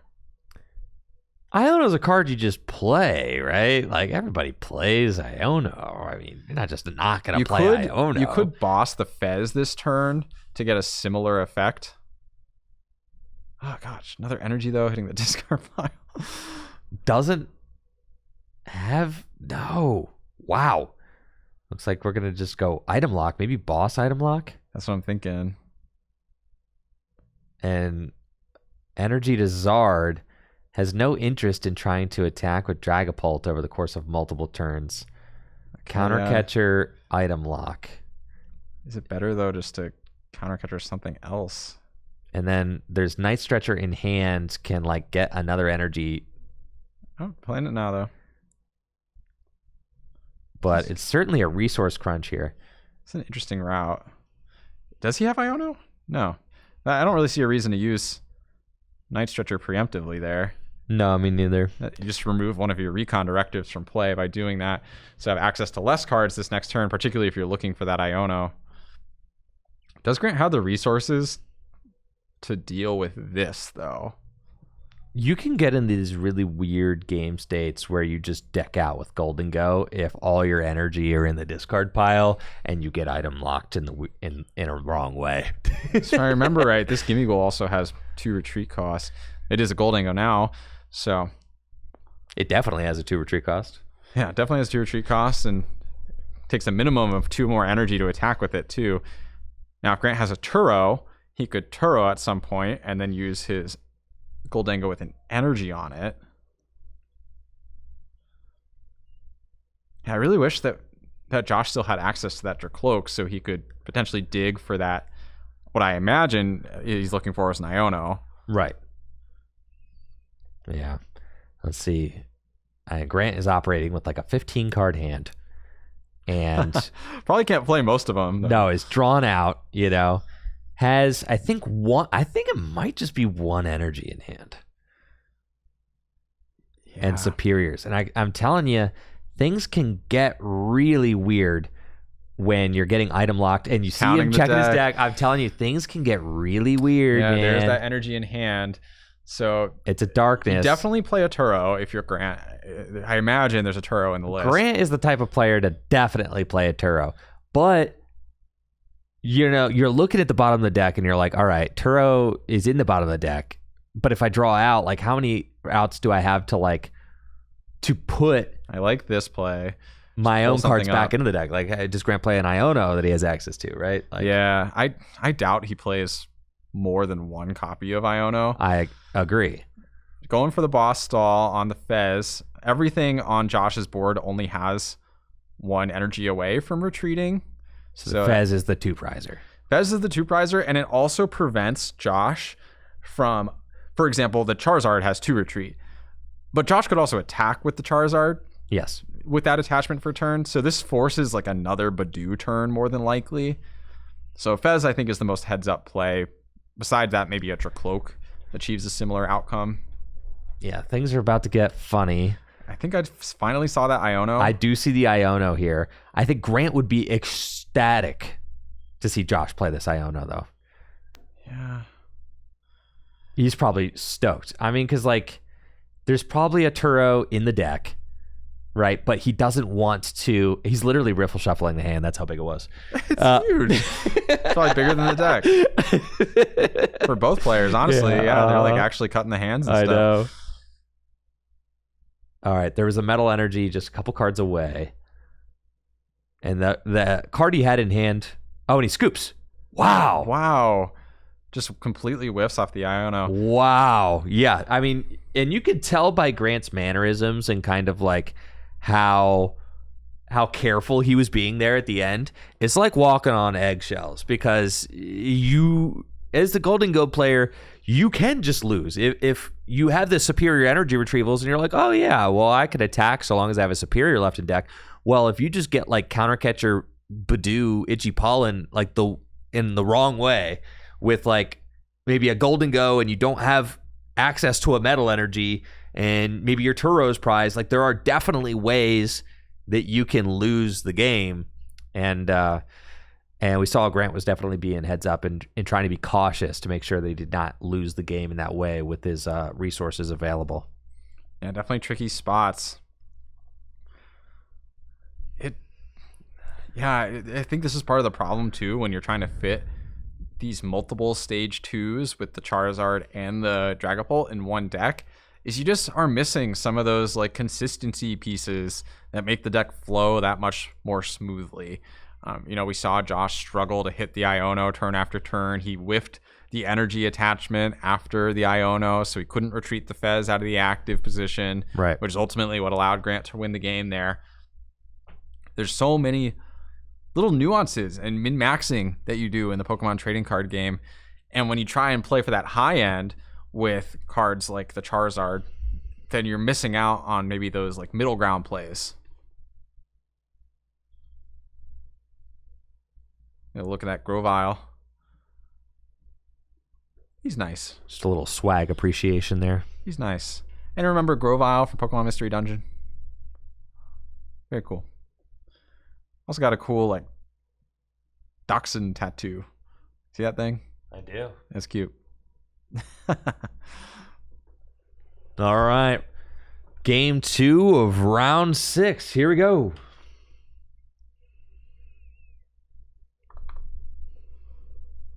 Okay, looking pretty familiar, these starts. Kind of Charizard versus a Gimmighoul, but Grant having a little bit better of a start this go around, having access to the Buddy Buddy Poffin, potentially could get multiple Gholdengo into play over the next turn. If you're Grant, you're probably feeling, if you're feeling good leaving this game anyway, coming off a win, you're probably feeling even better now that your consistency engine is actually going to be online more quickly. And less likely for Josh to, run you off the table with surprise Dragapults. Yeah, Riley, when it comes to playing turn 1, you love to see Buddy Buddy Poffin. I think so, Andrew. It's just so good. Yeah. It allows you to search for 2 basic Pokemon that have 70 hit points or less, and that's exactly what Grant needs. I think last game he just started out with a single Gimmighoul active. But we see Grant taking advantage of the Pokegear in his hand as well, trying to net a supporter off of that so that if Josh does go in with the turn 1 Badoo item lock, that Grant will have a live supporter in hand to play. And then I suspect that if he gets Iono'd, he's not going to be terribly concerned about it. So, that's really the only downside to playing a card like Pokegear early is that you could get the hand disrupted. It could get sent to the bottom of the deck. Something to think about for sure. You don't often want to play cards to search out cards that you're not going to play on like the turn that you play, the turn that you're playing them. You don't often do that, but sometimes you do. And this is one of those occasions, as we see Badoo There he is. coming right down into play. And a Brock scouting as well. So Josh going to be able to get a decent setup of his own. We'll see if he has the energy required to retreat into this Badoo and start putting on pressure with Itchy Pollen. And even though Grant searched out that supporter off the Pokegear, it's still nice to be able to put on pressure with Itchy Pollen. Certainly, that's more pressure than the Charmander would be putting on. Oh, yeah. I mean, you still... Yeah, I feel like you still do it. I mean, with the Charizard engine, you can accelerate extra energy into play.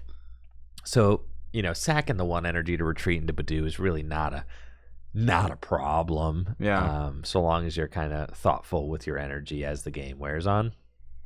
And Josh got a pretty loaded hand. I mean, he could Prime Catcher to get the Badoo. Uh-huh. I don't think I see energy in it. Yeah, it might be a Prime Catcher situation. Then But I honestly, see Burning research Prime too. is not bad because Grant does play the Ace Nullifier Genesect, so you might as well use it when it'll provide you value. Right. I mean, we saw that happen last game where Grant got that Ace Nullifier online early, and Josh was not able to play Prime Catcher. So let it fly. Sure. And Itchy Pollen begins. Yeah, let's see what Grant is working with. Top deck's Iono, so has the option to either go Gholdengo, Cypher, and you just go Gholdengo, Cypher. Yeah. Yeah. Yeah, as you're saying it out loud, it becomes more clear that that's definitely the play. Yeah, it's Gholdengo, Cypher Maniac. I mean, you could easily just stack a Metal Energy and another Gholdengo. And that's exactly what I think he's going to do. And just take a knockout. Yep. Yeah. Oh? What is this? Is that Rigid Band? That's Rigid Band, dude. Oh, yeah, dude.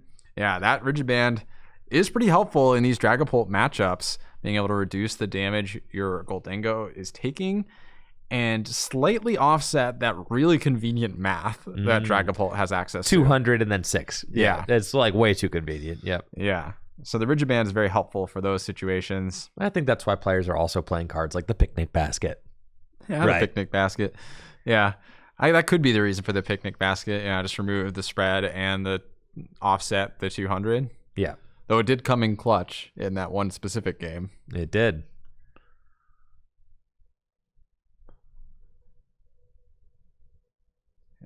All right, we'll see what... Did he go with the Rigid Band or not?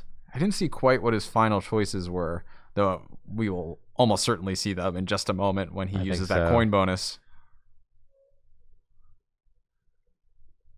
Honestly, I don't know if Grant's under extreme threat of a Dragapult attack on this coming turn. Like, double rare candy, 2 different stage 2s, a luminous energy. That seems like a lot. Josh certainly did have an explosive turn, too. I like this. Grant just decided to go with, instead of the Rigid Band. Yeah, I like that better. I think he was being a little too cute. It was a little too cute. I agree. Like, look at your opponent's board, bro. Hey, double rare candy ain't happening. Yeah, this is just a better board state. Yeah, just sack the Badoo, get a second Gholdengo, keep it pushing. I like that. This seems good. No more cards. Yep. And, the card advantage adds up over time, too, right? You're 1 card deeper this turn, which means you're that much deeper on the following turn and every other turn after that. That's so true, Riley. Ultra Ball. And what's it going to be? Probably a Cloak. Nope. He's got the candy in hand. Oh, my goodness. Here we go. Wow. But, that doesn't take a knockout. No, it's still sick, though, dude. It is. Listen, I haven't seen Charizard in a long time. It's sick to see Charizard back. Charizard's popping off for sure. Yeah, bro. Look at that. Burning Darkness. Yes. Yes. Infernal Rain, dude. I know. We're so back. We're back like we never left. Boom, boom, boom. So much energy in play. Wow. Yeah, not quite as much as Marnie's Grimmsnarl, but you can put him anywhere. So you can put him anywhere. That's the difference. Yeah. Yes, Marnie's Grimmsnarl is better with Monkidori. Charizard's better with Dragapult. So yeah, I mean, I don't know if their synergy is so incredible that I'd write home about it, but it is working for Josh so far this tournament. And we got a research. Discard the hand, draw 7.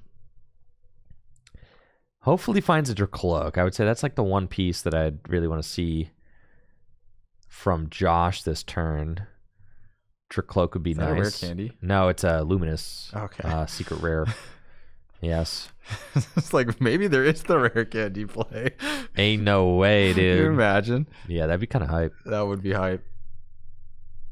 Okay, energy to Charmander. Swing! And honestly, this swing isn't bad because now the Gholdengo is definitely set up for a Dragapult to snipe it in the future. Yes, right. It's 220 damage. And Gholdengo is in range now. Let's see what Grant does. Charizard's probably getting melted. Probably. Probably. I mean, Energy Search Pro guarantees that first melt. Yes, for sure. It used to be difficult. You used to have to play like a bunch of vessels. Yeah. It used to work for that stuff. Yeah. No, now it's like anything. Anytime if you could just tutor a card out of your deck, you just go get the Energy Search Pro and just make it happen. Gholdengo's no longer got the good, honest, hard-working nature to it. You know, you just Energy Search Pro and get it for free. For sure. So here we go. First coin bonus, just for one, since it's on the bench. Nest Ball's not a bad hit there. What are we getting off the Nest Ball? I don't know. It's probably not the Genesect anymore. Not useful. Monkey. Monkey makes sense, especially if you're planning to play your Energy Search Pro this turn. And the Monkey actually does deny that 2-hit KO still. Yes, it does, dude. Yes, it does. And here we go with the Cypher. Have to imagine it's going to be an Energy Search Pro and some other card, probably a Gholdengo. There's the Energy Search Pro. Energy Search Pro. Yes, already got one energy in hand. Gholdengo seems like a and good option. Arven potentially for next turn. Yeah, support for next turn. Don't hate that either. And then you can just coin bonus into them and put them straight into hand. Cypher Maniac's Code Breaking allows you to just put any 2 cards from your deck on top of your deck. Essentially allows you to stack. And then Grant kind of shortcutting the shuffling process there because, like, look, I'm drawing into these 2 and playing the Energy Search Pro immediately. So right, like, so I'd be shuffling just twice for no reason. Exactly. And there's a lot of that in the Pokemon TCG. So here we go. Energy Search Pro going to search out one of each different type of basic energy from your deck, put it into your hand. Perfect for Gholdengo EX's Make It Rain attack, which allows you to discard any number of basic energy cards from your hand, and the attack does 50 damage for each card you discarded in this way. And here is Monkey Dory getting in there with a little Adrenabrain action. And one of the most defining abilities in the Pokemon TCG right now, moving those damage counters. And now that Gholdengo is just out of range of a Dragapult sniping it down. Not only that, Riley, it also makes it so that Gholdengo needs to discard 1 less energy for that Make It Rain attack. Yeah, super convenient in this situation here for Grant. And if you're Josh, what is your route to win this game? Is it just throw up gigantic stage 2s and hope Grant can't keep dealing with them? Yes, Riley. Because Grant hasn't burned any retrievals yet. And so getting those knockouts doesn't really seem off the table. Yes, Riley. We're just going to hope he prizes like 1 or 2 retrievals and then it just buffs out at the end. Yeah, sometimes that happens. I don't really see like Grant's board is super tight. 3 Gholdengo now, has a clear advantage in the prize race with just 3 prizes remaining to Josh's 6. Josh doesn't have a single stage 1 in play, is forced to have to find the rare candy again. Discarding an Arven, though, signals he probably has some rare candy access here. Yeah, there's another Arven in hand, I think. So, and with the Fire Energy in deck, should be able to launch off another Charizard attack so long as there is a Charizard available to him. Yeah, There's and that. The energy in deck, need to have that too. It hasn't burned too many energy yet, so with the amount that we saw in game 1, I think it makes sense that, and we did see as he was going through the deck, that there was at least 1 more fire. And Charizard is taking clean 1-hit KOs now. but this is the last Charizard. Yeah, what if this Charizard just gets melted, dude? And I think it's going to. Grant does have at least one superior in his hand, I believe. And so just needs to find one more to be able to take a knockout. And it's like, you know what? You Iono Grant to even if you did have Iono, which I don't think Josh has. Even if you did have Iono, you're going to put Grant to a 3-card hand. Well, he can't because he Arvin for the rare candy. Oh, yeah. No, it's going to get rough out here. Yeah. Yeah, it is rough out here for sure. Yeah. This Charizard I think is about to get no Dracloaks yet. Yeah, this Charizard is about to get smoked. He is in the danger zone for sure. Yeah. This thing is in the line of fire. And again, is in this weird... If there's no counter catcher here, how much damage is wasted? All that wasted damage. I mean, all 190 damage out there is wasted. Wasted damage, right? Charizard was doing a clean one-hit KO without any bonus damage. So, huge shame to see all that just disappear, basically. Oh, yeah. That's not what you want if you're Josh at all. You certainly want to see, have some ability to math your Dragapult damage out correctly, but as we're seeing, I mean, with the Monkey Dory, Grant can kind of brush off the few attacks we have seen from the Dragapult, and then can lessen the impact of Charizard's attacks. It's just it's pretty nasty. Gholdengo, I think, is making a show of this at this point. Yeah, and with that Arvin to grab another superior energy retrieval, Grant should have all the pieces in hand to knock out this Charizard. And we'll go down to one prize left. Josh has 2 Dreepy on board. Even if you rare candies one, it should be pretty trivial to just boss and take the game. I agree, and Grant has not had to utilize the boss's orders yet, and we see him holding 2 in his hand currently. So long as he can hold on to those, WinCon should be easy to find. Josh still, even to just not instantly lose next turn, needs to find a rare candy Dragapult, and then is still not knocking out a Gholdengo with that, right? So it's all looking pretty chalked up. Yeah, there it is. One prize left for Grant. Making a good showing of this Gholdengo deck. I mean, flowing super smoothly, making good decisions on his routing. Definitely. I don't know if Josh has the sauce. And frankly, I don't think you should be benching another Dreepy in this kind of situation. What does this say? Iono. Iono. Okay. Use the TM Evo. Or potentially attack. I guess you're hedging. You can do either one. Yep. Well, no, because you evolved into Dracloak. So yeah, you're kind of locked into the TM Evo. I guess you could use the Dragon Headbutt attack or whatever that one's called on the Dracloak that does 70. Finds counter catcher. So, could bring up the Gholdengo without the energy on it in order to... That's one more piece. Buy a little more time. The Monkey Dory makes the Dragapult routing really tough, though, unless you play your own Monkey Dory. Yep, here comes counter catcher for the energyless Gholdengo. Buddy Poffin. Do you ever just attack it just to get damage? Oh yeah, that's the play I want to see Josh make. Okay, I mean he attached the TM Evo, so you could do either. I know he could, but at this point, what's it matter? If you get one Pokemon knocked out, you lose. So you don't need backups.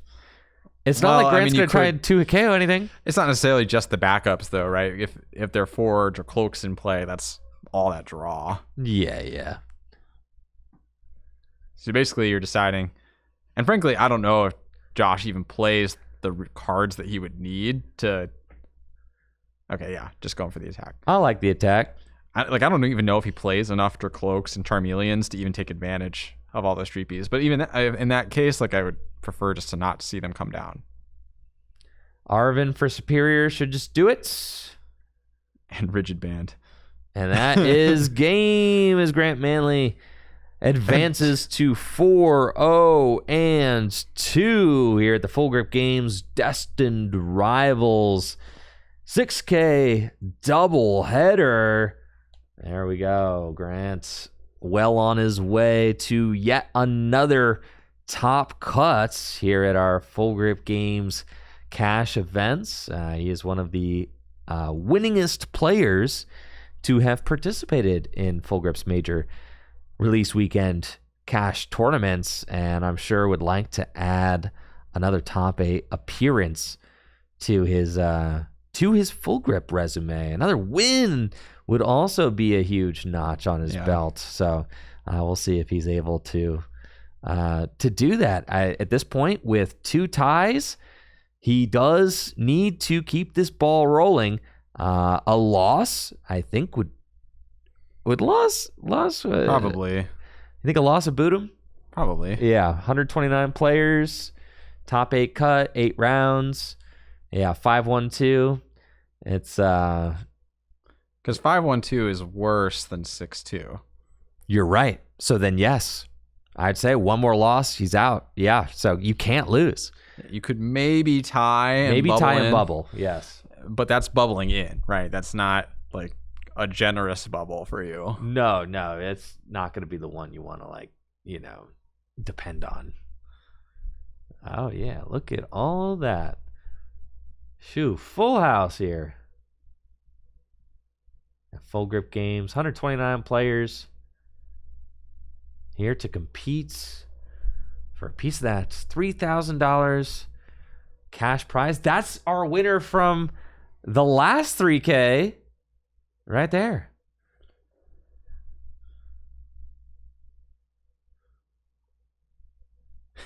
Senior age division was able to get the win last time with an incredible showing.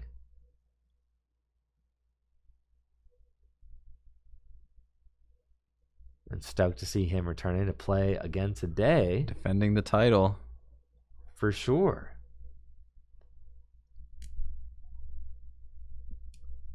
Anything we can spot out there in those top tables? Well, Riley, I think this is going to be a good opportunity for me to go check in with some of the tournament staff and see, if we can get a read on any meta breakdowns or anything like that. So I think we're going to take a quick break before our round 7. We've got 2 more Swiss rounds remaining before we cut to top 8. I'm going to go check with Natalie and see if she's got any more information to report about how the tournament is going so far, or any little tidbits that I can report back to you all here on stream. And then we'll get on with round 7. So thank you guys so much for watching today. Again, huge thanks to the sponsors Dragon Shield and, of course, Full Grip Games for hosting this massive cash tournament for the release of Destined Rivals. We'll be right back with round number 7 in a moment. Yo, we are back with the Destined Rivals Full Grip Games 6K double header. Fast approaching to round 7. Just 2 rounds left of Swiss before we cut to top 8. During the break, I had an opportunity to do some graphic design work to get our top 8 thumbnail complete, which I was very excited about. It's looking hype. Sorry, viewers, for not doing the graphic design segment on stream. I know some of you guys probably really missed that from last time's stream. But yes, I've got a new thumbnail created for top 8, and that is fast approaching. And I got to see my baby boy, who is actually visiting over there with Nana in the studio. So that was a pleasant surprise. I went downstairs and he was hanging out in the tournament hall. What a nice surprise. Yes, thank you, buddy, for coming in and visiting us at work today. That was so lovely. I also had an opportunity to take a look at all of the decks at the top tables. Yeah. And from the looks of things, just generally kind of looking around, I was seeing a lot of Gardevoir. Sure. I was seeing a lot of Marnie's Grimmsnarl. And I was also seeing Gholdengo. And so those kind of seemed like the big 3. I did see another Dragapult Charizard deck towards the top end, but those were the decks that I was seeing. I also got to speak with Grant momentarily, and he said that he does have a control deck cooked up for tomorrow's GLC event. Yes. And he did win the last one he attended with a colorless control deck that resulted in a few modifications to the Gym Leader Challenge format. So for those of you that are interested in Gym Leader Challenge, we'll be streaming the Gym Leader Challenge 3K. That's just as much prizing for the standard event being offered up for tomorrow's Gym Leader Challenge event. The most amount of cash ever offered for a Gym Leader Challenge tournament in the world. Going to be happening here at Full Grip Games tomorrow. Very excited to see what players bring. So it's looking like Gardy and Grimmsnarl are kind of the big two, and Grimmsnarl seems favored into that. Yeah, when you just look at it on paper, right? You have the type matchup. You're able to one-hit KO those Gardevoir EX and spread further damage beyond that. That seems pretty good, I will say. I don't think the Frostlass is getting a ton of mileage in the matchup. And Gardevoir does have potential to swing for one-hit knockouts with things like the Drifloon. So I could see worlds for Gardevoir. And let's just be honest, Andrew. It's wrong to ever write Gardevoir off. Is it though? Even with Grimmsnarl? We're so confident. Not more than a month and a half ago. You're right. About how Gardevoir was cooked. I know. So I don't think you come from a place where you can speak ill on Gardy right now. Dude. I think you got to earn your Gardy clout back. Dude. All right. In the Grimmsnarl deck, yeah, so the Frostlass is not going to be poking a ton of damage to the Gardevoir deck. You've pretty much got opposing monkeys. You've got Gardevoir, maybe a Fez. Like, that's about it. But the Frostlass puts damage on your own guys so that then you can move that damage over. So, you know, and if your Drifloon ever reaches to try a one-hit KO Grimmsnarl, you pretty much can't do that. Yeah, because you can knock it back out. Yeah. Yeah, so I think the Grimmsnarl's probably favored, but I wouldn't be surprised if Gardy has routes. If any deck has routes. I would be surprised if Gardy has routes in that matchup. Man. I feel like if any deck has routes. Every card in your deck gets smoked by the Grimmsnarl. Most decks smoke every card in Gardy's deck besides the Gardy EX. That's the one novel thing. Yes, the Grimmsnarl destroys the Gardy. Right. Well, that's in the Gardevoir deck. That's kind of your main attacker now. That's like the only attacker you play two of. I feel like Screamtail is kind of the main attacker. Gardy's the only attacker you play two of. Yeah, man, but the Screamtail's the one who's really pushing for it, you know? You don't play two Screamtail. You could. But you don't. You're right. You play two Gardy, and you attack with it. I would say Gardy probably attacks the most out of anybody in the deck. It's close. I think it's close between Gardy and Screamtail. I would agree, but I think it's Gardy. Yeah. Yeah, because there's so many times where you're like tanking a hit with Gardy,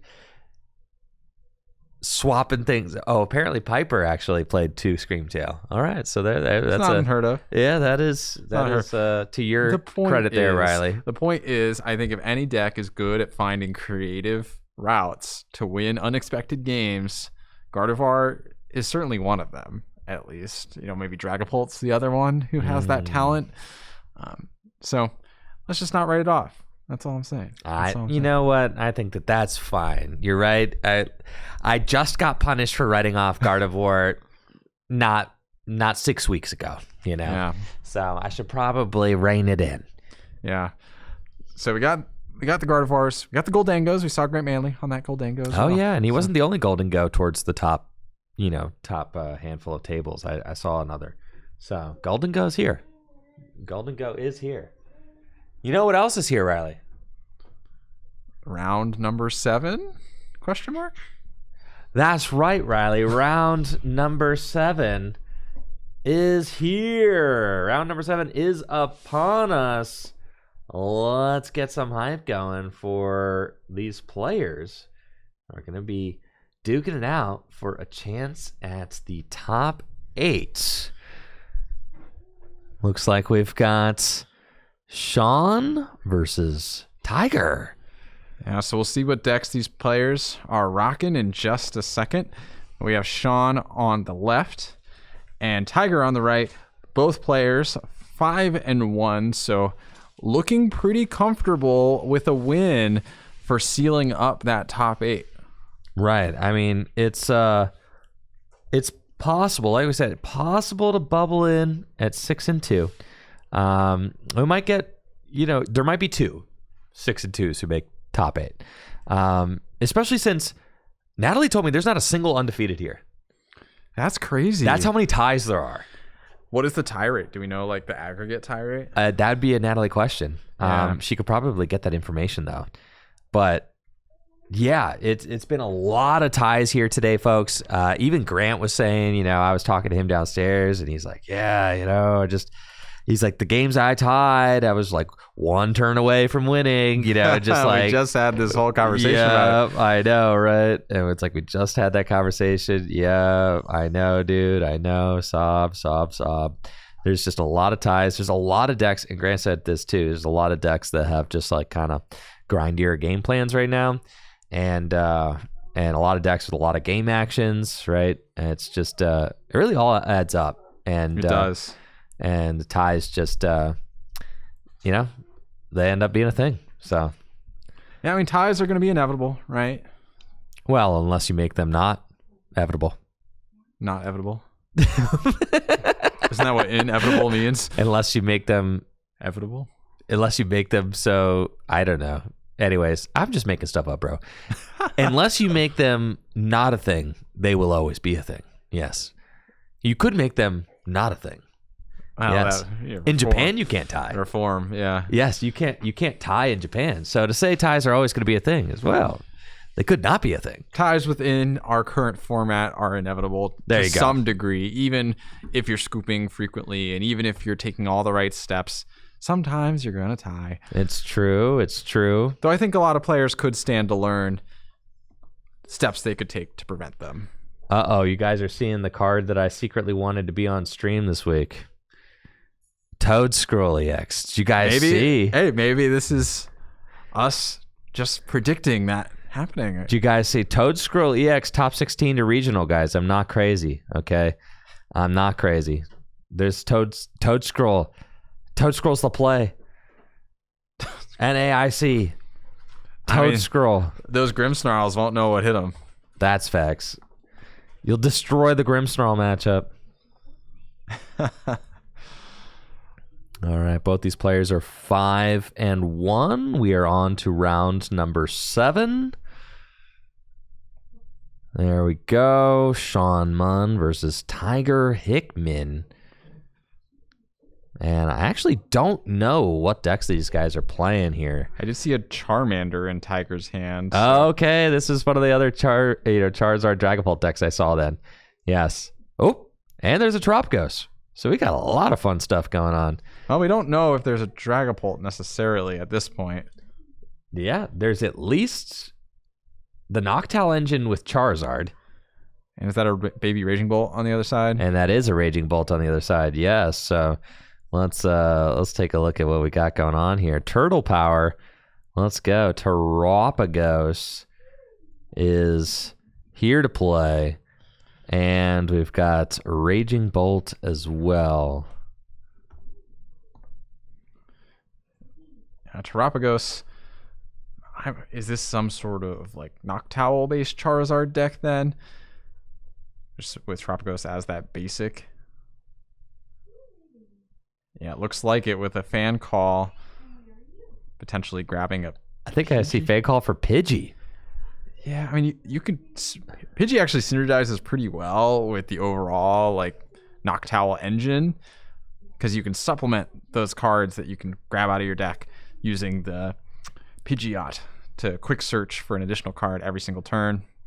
Oh, I remember, like, my earliest builds of Terapagos were, like, Terapagos, Noctowl, Pidgeot, yeah, Briar, Dusknoir decks, where he just, like, kind of popped off and did everything.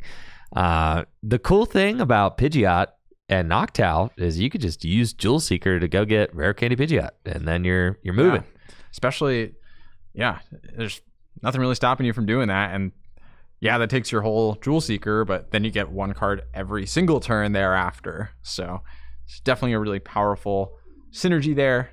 Although we do see a second Fan Rotom. Is there Hoot Hoot access for Tiger?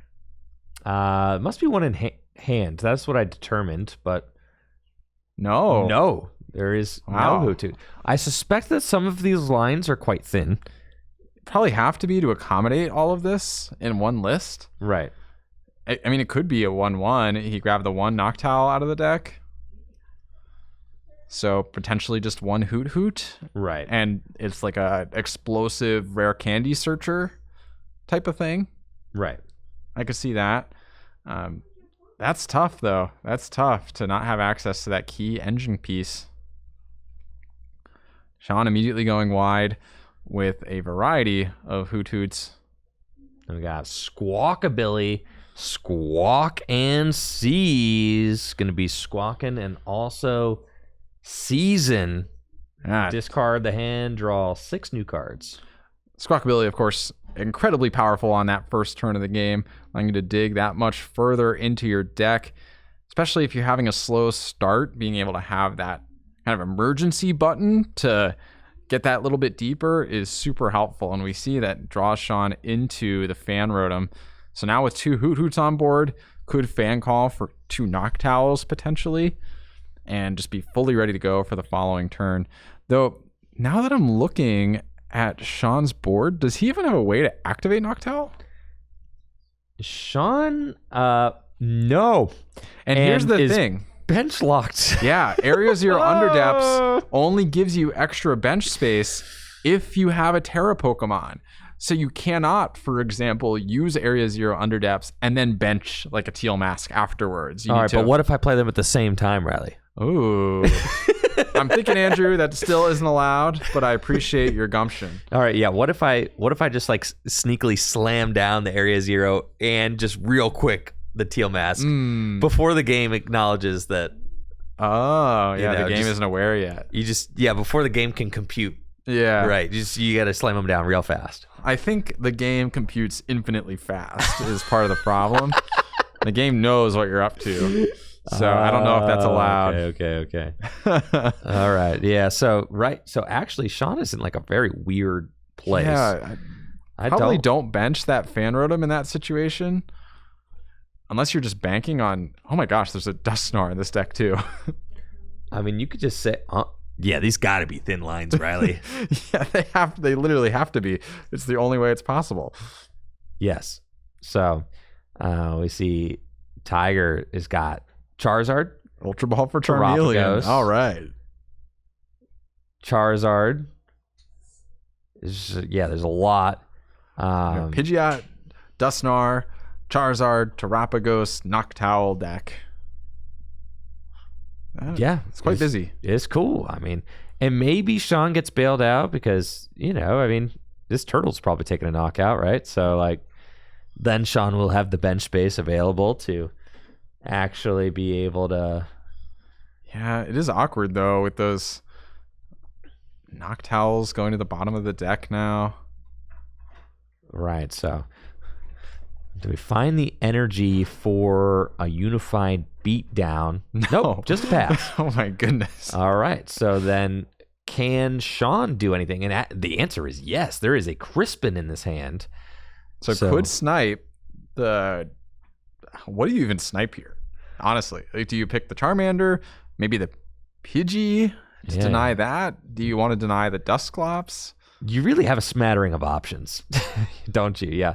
Thunderburst Storm. You could even go and Dragon Headbutt for 130. I don't know that Probably not Dragon Headbutt. No, that seems horrible. But you could. I'm just saying you could, right? Yeah, the option's there. The option is there. Thunderburst Storm is probably going to be the play.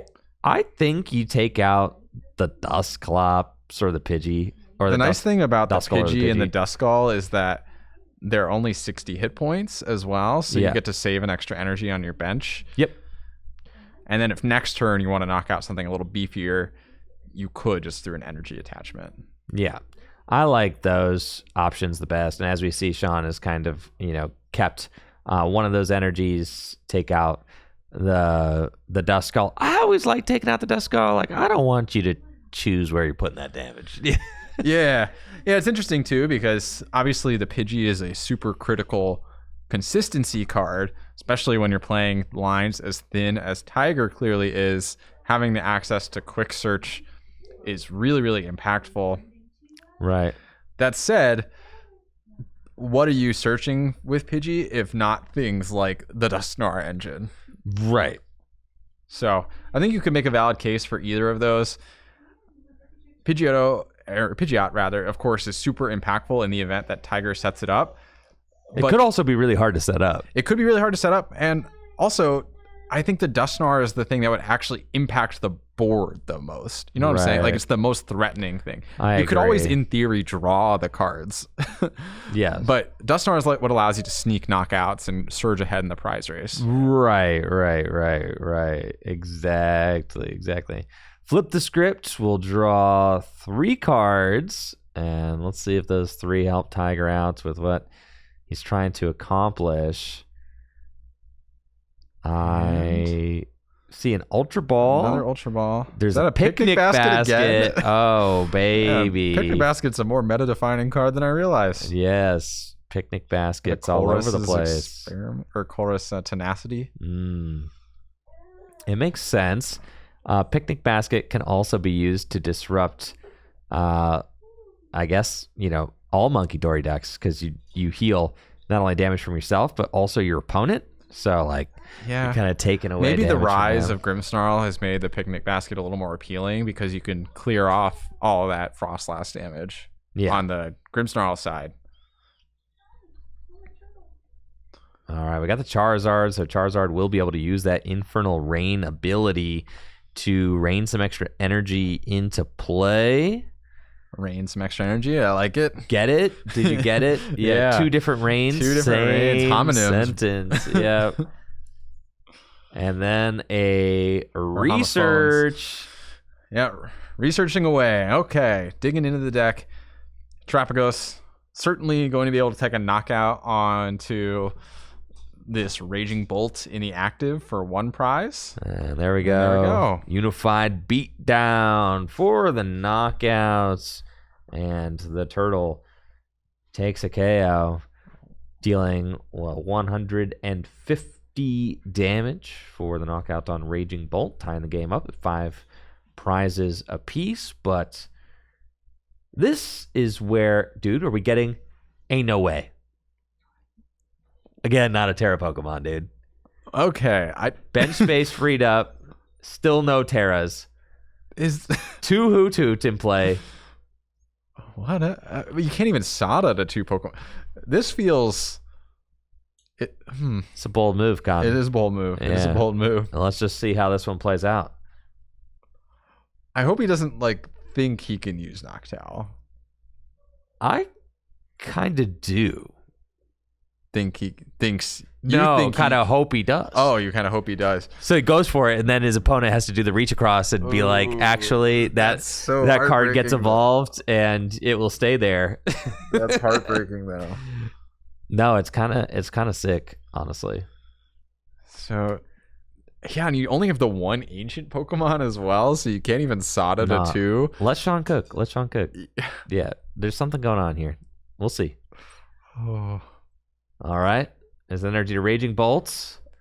Yeah, and you don't know no Teal Mask either. No further accelerate. No. Yeah, this really seems brutal. Is that like a pass angle? I think it was. Well, that seems rough. Oh my gosh, this is a bizarre game for sure. Here we go, Jacques. All right, Jacques. Pidgeot and who else but Dusknoir, I guess. And there's the rare candy Pidgeot. All right, we're cooking. Yeah, but I guess you can boss his orders this turn. That without an area 0, that you're not doing enough damage that you could, in theory, if you max out your bench. Do you think that Tiger plays an area 0? Oh, there it is. There it is. I mean, you have to, right? If you're playing this Noctowl engine, and you've got Terapagos, you have to play it. Right? Yeah. You're not playing it without the Terapagos, without area 0. Terapagos is just here horrible. We go, taking the knockout. All right, the gang is here, dude. That's a pretty explosive turn, actually. Oh yeah, off of just a Jacques. Do you see what I'm saying? At this point, Sean should Scoop go next for sure. Yeah, probably. Yes. If you're not scooping, it better be a teal mask. That's the Pokemon hitting your bench. No. Yeah, I think I agree with you there. What if all the teal masks are prized? Maybe. Did you consider that? Here it is. Oh, no, that theory's...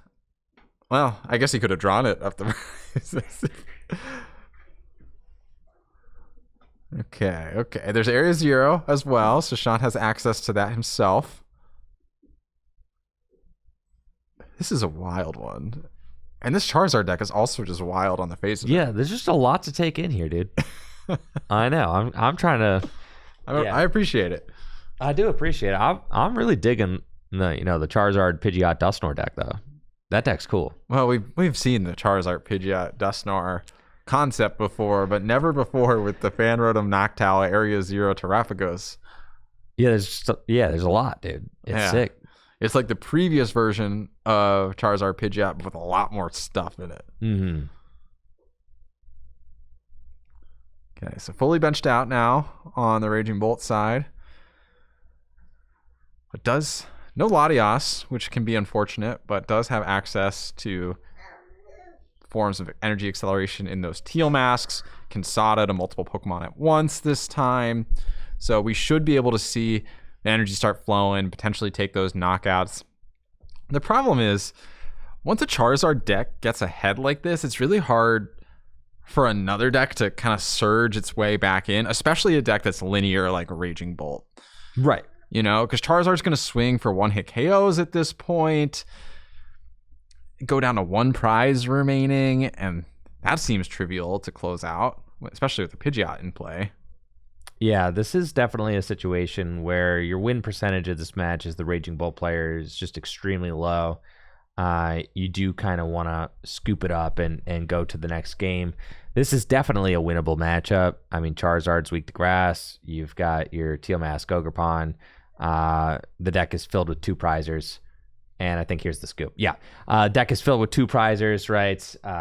And there is a lot of ways that you can just run your opponent off the board. But you have to do that. As the Raging Bolt player, you can't be, just messing around trying to figure out how to attack turn 3 into the game, right? Like, yeah, you can't be passing with a Raging Bolt 2 energy in the active in the opening turns of the match. You're not going to want to do that. You're not doing the Raging Bolt stuff. So definitely you want to re-roll this one. You got 36 minutes left. That's enough time for Raging Bolt to win 2 games with +3 turns. But again, Andrew, if we saw that scoop just a few minutes earlier, even this last turn, I know this last turn felt not super. I mean, you scooped midway through your turn. Yeah. Imagine if you scooped at the start of it and saved 2-3 minutes. That's what I'm saying. Those can be difference makers. No, huge difference makers. Huge. I would argue that the scoop probably should have happened the turn you realized you had to pass to the 2 energy Raging Bolt.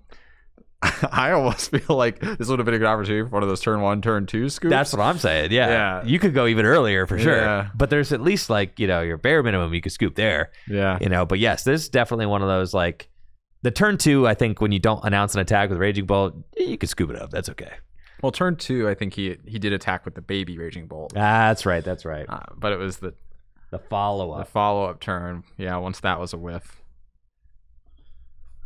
All right, on to... I mean, immediately the start looks better. Starting the Fan Rotom. This seems great. Yeah. So we're on to our second game in this match. Tiger has won game 1. And Sean has got a Fan Rotom active now, which is a much more suitable opener. And, actually, I mean, the baby Raging Bolt's a very strong opener, but... Yeah, but just having immediate access to Fan Rotom to search out those evolutions is obviously incredibly powerful. And the Fan Rotom immediately threatens whatever Pokemon's in the active position, if it's not something like the Terrapagos. We also have an Ultra Ball. Discard is that the Koraidon and Jamming Tower. And I think those are fair sacks to go get. And you know what? We're not making the same mistake twice, Riley. I suspect not. And it is more critical to have those teal masks down than the Raging Bolts to some extent. You can always power up a Raging Bolt with something like a Sada or a Crispin. Yeah. But having the teal mask down is what drives the engine of the deck. Yeah, huge shout out to Little Dark Fury with the raid over on Twitch. Appreciate it. Yo, thank you. LDF, hopefully you're having a nice weekend. Welcome, everybody. We are streaming the Full Grip Games Destined Rivals Release K $3,000 cash events, standard today and Gym Leader Challenge tomorrow. We're on round number 7 of 8, 129 players in the house, and we are going to cut to top 8 after our 8th Swiss round. And hey, Tiger said, I'll raise your fan call and use one of my own. Very reminiscent of the Journey Together tournament that we had not more than 2 months ago. And Tiger going wide with his own fan rotoms too, getting a second one. Beast mode. Can't use a second fan call ability, but if he's planning to attack, for example, with the fan rotom, that could be a good pickup. Oh, he's changed his mind. Reconsidered. Yeah, hasn't started shuffling yet, so it's valid. It's all fair. All fair. Yep. And Pidgey. That maybe makes more sense. Yeah, I think that's fine. After all, I mean, multiple fan rotom on the bench can be cumbersome. Might not be the board state that you want. Even if you do end up attacking with multiple, just bench the second one later. You always can. Right. It's just always Buddy Poffenable or Nest Ball searchable. Right. We got an Iono. So both players are going to shuffle their hands, put them on the bottom of the deck, and draw a card for each of their remaining prize cards. So they're both getting 6. Yeah, and notably, Sean did search out some of those Noctowl pieces. So those are going to the bottom of his deck. Right. So this time Tiger's the one that's bench locked, although Charizard is a Tera Pokemon once it evolves. Right. And I guess more than likely this Duskull is getting knocked out this turn, or something is getting knocked out this turn. Right. But if he doesn't, then he actually doesn't have access to the Jewel Seeker himself until he evolves the Charizard. And that's one of the reasons you got to play the Terapagos in this deck, because you need to have a basic that you can just toss down that can activate your Jewel Seeker ability. Yeah, one of the nice things about the Flareon deck is even though it evolves to activate its Tera, there's like the EVEX, for example, as a way to still have your evolution Pokemon, but also fulfill the Tera requirement. Right. That is one of my favorite things about playing the EV deck. I love that the EV is a Tera, and I think it's just really neat being able to evolve either the EVEX or your little EVs into the Flareon EX and Sylveon EX. It's just a really cool and kind of fun engine to play. I like how typically the EV deck plays one EX and then 2 different basic EVs, and fun. Then you evolve into multiple different evolutions. Just that feels really fun to me. It is fun. It's the reason I really enjoy that deck. It's kind of got its own goofy thing going on. So we see Shango Jewel Seeker for Nest Ball and Earthen Vessel. Earthen Vessel is going to allow some energy to get grabbed. We've also got Latias EX hitting the bench. That's a really nice setup for Sean here. It just goes to show how big of a difference it makes to have access to that Jewel Seeker versus not. Yeah, for sure. We are getting just another kind of odd Sada's Vitality for just 1 energy acceleration, so not ideal. You'd prefer to have a Raging Bolt EX on the board somewhere so that you can... but actually, maybe not. Maybe not wanting a Raging Bolt EX on the board somewhere as we see it get vesseled away. Yeah. Sean saying, I don't need that, and I certainly don't want it until the point I'm using it to take a knockout. I guess so. And with this Thunderbolt Storm, could again knock out a Duskull or could target that Pidgey. Same kind of crossroads that Sean was at in this previous game. Now, I think the Teal Mask Ogerpon are important to get energies on, because then if a Charizard does come up, right? Yeah, you want at least one. Exactly. If a Charizard comes up, then you can just promote the Teal Mask Ogerpon and lay waste to it with the Myriad Leaf Shower attack, which does 30 damage plus 30 more damage for each energy attached to both active Pokemon. So makes quick work of Charizard EX, who does have a grass weakness. And, we kind of see that, Sean's saying, all right, well, if your only attacker is going to be Charizard, then I can just load up these Teal Mask Ogerpons and kind of sit here at the ready.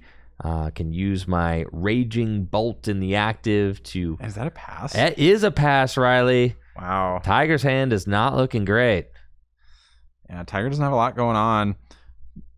That Dusclops isn't really meaningful. You really want the Dusknoir to be able to take an actual trade on Sean's board. So just going to be a pass. Can't really even get it out of the active for something like the Assault Landing on the Rotom. Right. We got Earthen Vessel. Can get a Fighting and a Grass Energy from the deck. And yeah, this is really going to clear the way for Sean to take a substantial lead in this game. And I think this is exactly the board flow you're looking for as Raging Bolt in this matchup. Start by sniping heavily with your baby Raging Bolt. Yep. And then have your Ogerpons at the ready, so that way as soon as a Charizard enters the fray, you can just Myriad Leaf Shower for those big knockouts. Right. And we do see that there's a Dusknoir, okay, from Tiger, but keep in mind, you got to sack a prize in order to use it, so that's going to put Sean down to 3 prizes remaining. And we'll deal 130 damage. Now our judge is giving the order of promotions, and it looks like it's the opponent first. And then we see Fan Rotom gets promoted. So... And is that just an Assault Landing? Oh, that doesn't feel good. So, a worthy promote from Sean here in that Noctowl. Very safe into just an Assault Landing from the Fan Rotom. And keeping his board nice and stable as Tiger is unable to make significant progress for several turns in a row here. And this is the weakness of having these really thin deck lines like we're seeing from Tiger. It's harder to put these pieces together in the right order at the right times. Sean going in with another Jewel Seeker. Now, the one inconvenient thing for Sean is he doesn't have like the most obvious knockout lined up for this Fan Rotom. Could respond with his own Fan Rotom with something like a Crispin, using it on the Noctowl and retreating into his own Fan Rotom in Assault Landing to go down to 2 prizes. And at this point, if you're Sean and going to 2 prizes, you got to feel good about winning this game. And I imagine Tiger's thinking, when is the time when I should consider scooping here? If I'm Tiger, I might even scoop now. Oh, yeah, this is looking bleak. Yeah, what's the point? I always think of it like this, too. Like, it's a momentum thing, all right? Don't let your opponent just sit there gloating in the dub for like 15 minutes, right? Right, yeah. It's like taking the time out when you're getting thrashed. And, you talked about volleyball earlier. Yes. If you're getting served on and multiple service aces in a row, you're going to take a time out and slow halt their momentum. Yeah, that's what I'm saying, dude. It's a mental game too, right? Just go next. You can beat this deck. You just did. So, this one's slipping away rapidly. So I don't, to the point where I don't see a viable win condition for Tiger at all. I don't think there is one. No. So it's not really like there's no brownie points to be gained by just sticking out a game where you're just getting thrashed. It's not like you're, there's not much to gain. And there's, in my mind, it's like, well, you just kind of, it just feels bad. So you just get out of there. I agree. Yeah, I agree. Preserve your mental. That's what I'm saying, right? Tiger says, you're taking all 6 of these. Yeah, you're taking all 6. No, couldn't be me. No, Yeah, definitely not me either. No, I'm scooping this up and saying go next. We'll see what my next opening. Something so exciting about opening a new hand, right? Yeah, starting a new game. And then you get to choose, I'll go second or whatever. I'll go first. You get to choose who goes first, right? Well, I guess There's Charizard. Yeah, here we go. I almost like don't understand though. Like if you're gonna scoop anyway at the finish line, might as well have scooped earlier. You know? Yeah, but here we are. Okay, so Sean getting a win punched in there.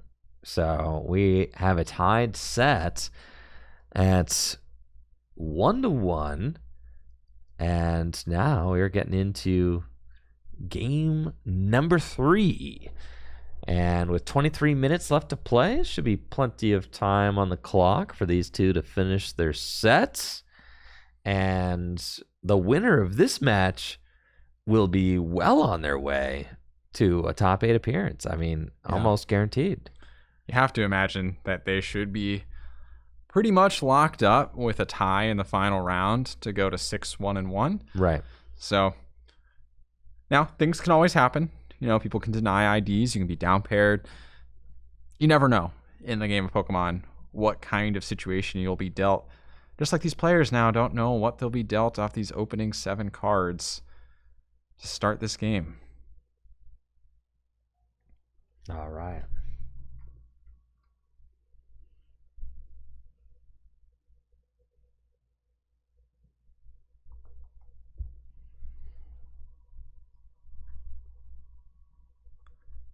I wonder who's going to go first this game. Usually those Fan Rotom engines do prefer to go first, but Raging Bolt can take quick knockouts if it's allowed to go second. Right, and Sean's got the Ditto start. That's always nice to see if you're that Raging Bolt player. Just to immediately have access to whatever basic Pokemon you want. I mean, what better basic opener is there than the wild card opener? It is as good as it gets. Well, unless you're up against a Fluttermane. Unless you're specifically up against a Fluttermane start. Which we did see today. That's true. I don't want to write it off, but I don't think Tiger has a Fluttermane in his list. Oh, okay, yeah, there's probably not a Fluttermane. You're right. So we've got Fan Call, and there's Pidgey and the Hoot Hoot. And Sean has got Ditto active, Raging Bolt on the bench. There is, I think it's like technically incorrect to bench the Raging Bolt because of like Iron Bundle exists, right? Prime Catcher. Like technically, and there's no way to like force your opponent to shuffle their hand, right? So like technically speaking, you should not bench that second Pokemon there. Yeah. There's no way to,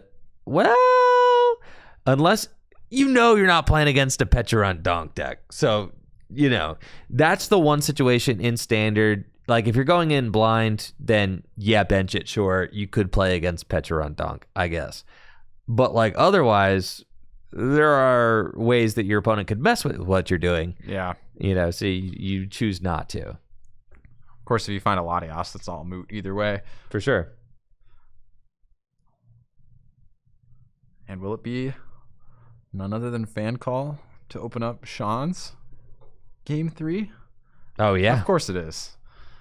Yeah, that Fan Call, just so consistent, being able to get those Hoot Hoots into play quickly and even add a Noctowl or two to your hand for a future turn.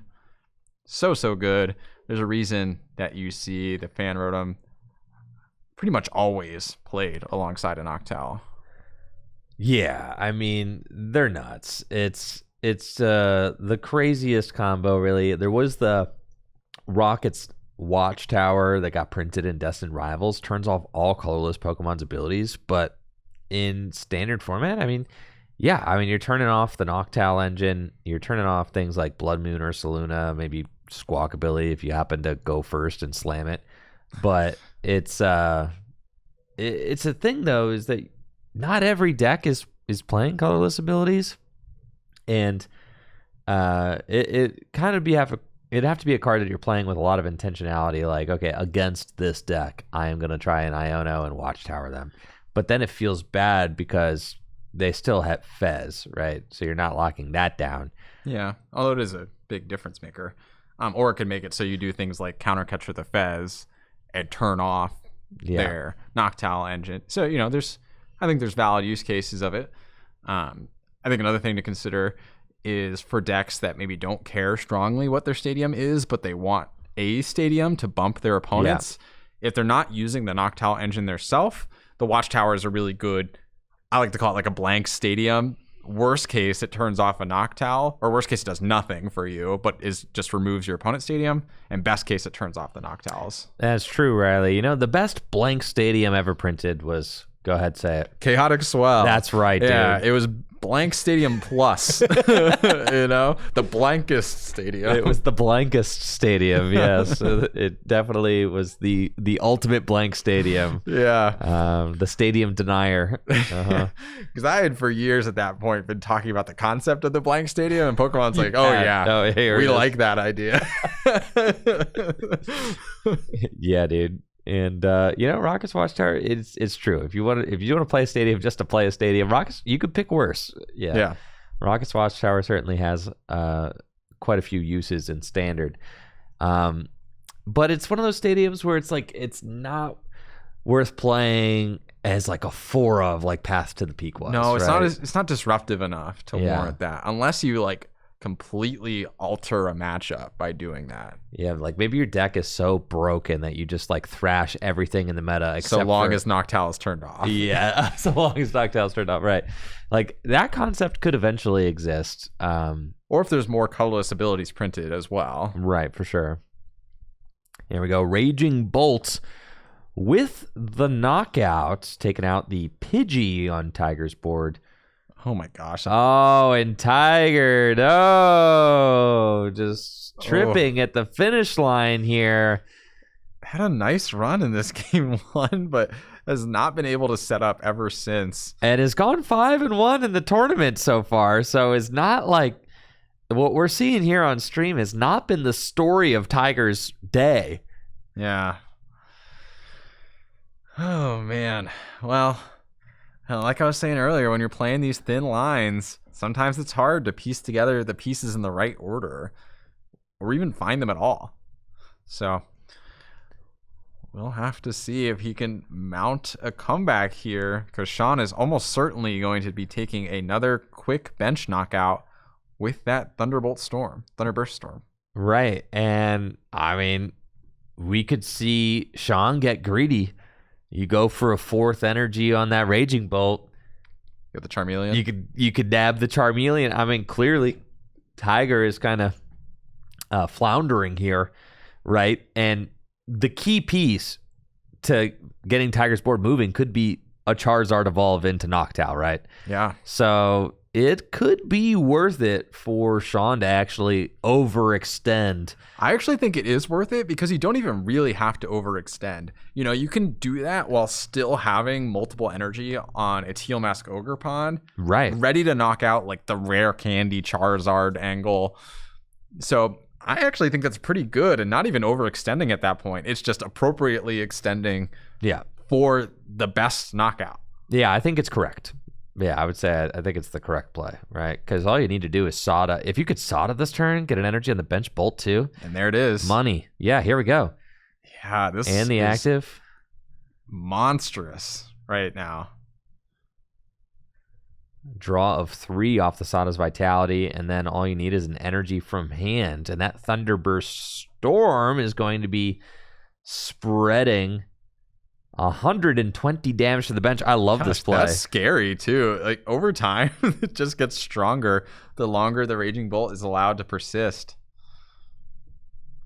And here we go. Sean has now 4 energy on that active, sniping, and that's an attached pass from Tiger.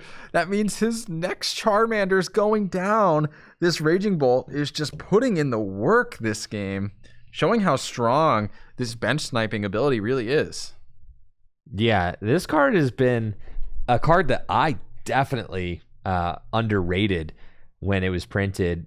It just seemed like, like a 30 snipe is just, not that much. 130 for 3 is not that much. But this thing can just turn into a runaway train. You just keep stacking energy on it. And like I said before, you're just spawn camping your opponent, right? Yeah. Like, they're having a tough time setting up, and you're going Thunderburst Storm, boom, knockout on the bench. Yeah, whichever Pokemon I want. This card is not only a beast in Standard, it's also a substantial card in Gym Leader Challenge, which we are going to be streaming tomorrow. And Raging Bolt has been making huge waves in the Dragon type decks in Gym Leader Challenge format. As a lot of setup Pokemon in Gym Leader Challenge have 60 hit points, 70 hit points, and Thunderburst Storm can reach to knock those out early on, especially when a card like this has access to double Dragon energy, which it does in Gym Leader Challenge format. So Tiger top decks the Tenacity, but I mean, you're doing 70 damage with this Rotom. I think Sean's okay with that. Yeah, I do think that Sean's okay with that. And at this point, it looks like the wheels have completely gone off the tracks for Tiger. It was looking solid with a 5-1 run so far at the tournament. And a game one win. And a game one win here. You're licking your chops. You're like, oh yeah, one more win and I'm into top 8. And then, bam, back-to-back, just total duds, where your deck is just not doing anything and you just literally pass for like 6 turns while your opponent takes every single knockout they need to win. Yeah, and those games feel so bad mentally too. Oh my god, they do, dude. I'm rooting for Tiger to have the mental resilience to bring it through this next round and maybe squeak in at X and 2. Right. I mean, that would be that would be a feel good story for sure. You're hoping that this isn't just the spiral, right? Yeah. Because you could tilt and spiral here. I would.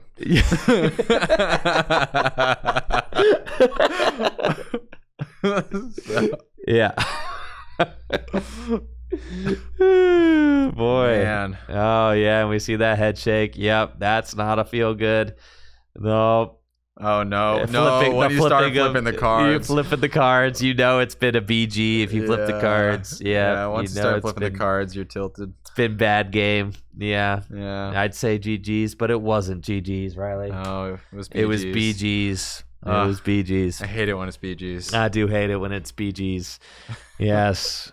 Oh boy. All right, dude. Well, we have got Sean. Now, just one tie away from potentially punching a ticket to top 8. Raging Bolt. With Raging Bolt. Raging Bolt is just one of those decks that has been consistently very reliable in this format. You can always expect to see a Raging Bolt floating around in top 8, couple in top 16 at pretty much every major event. It just can one-hit KO everything. Yeah. It's just good. It's popular. It's good. Yeah. Like it's no surprise to see it do well tournament after tournament.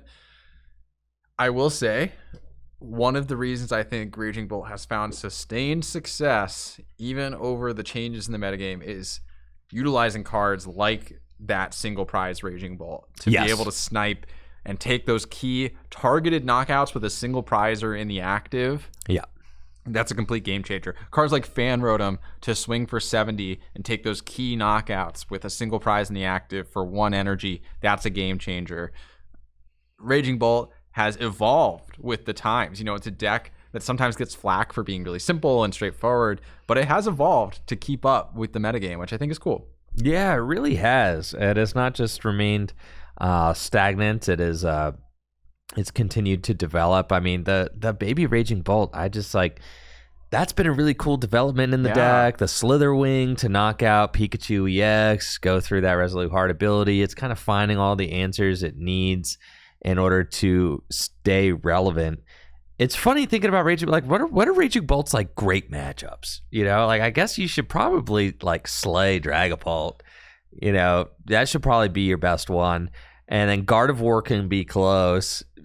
You're probably slightly unfavored to Gardevoir. You're probably slightly favored to Raging Bolt. Dragapult, yeah. And then you kind of just... You wipe the floor with the Joltik deck. Yeah, you probably just slay everything else, right? And that's... So you take in that trade, you're like, yeah, I don't love to see Gardy, but everything else is kind of chill. Yeah. And the deck is dependable for the most part. Super dependent. Having those basic attackers, I mean, that just implicitly makes your deck a little more dependable than anything that relies on an evolution to attack. Right. And the aggressiveness, too, right? Being able to attack on the first turn of the game, potentially.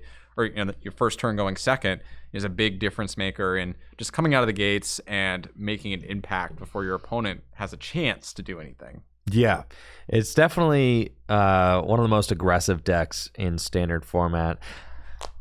I don't know. Maybe I'm bolt pilled for NAIC, man. Man. Yeah, maybe I'm taking a turn to the bolt side. Listen, I am completely undecided. I did not have the best testing day with Flareon. I spent all weekend last weekend testing Flareon, and I wanted to fall in love with the Flareon deck, and I did love a lot of it, but then I played it against Marnie's Grimmsnarl, and even with like Leafeon in the deck, things can get really ugly really fast.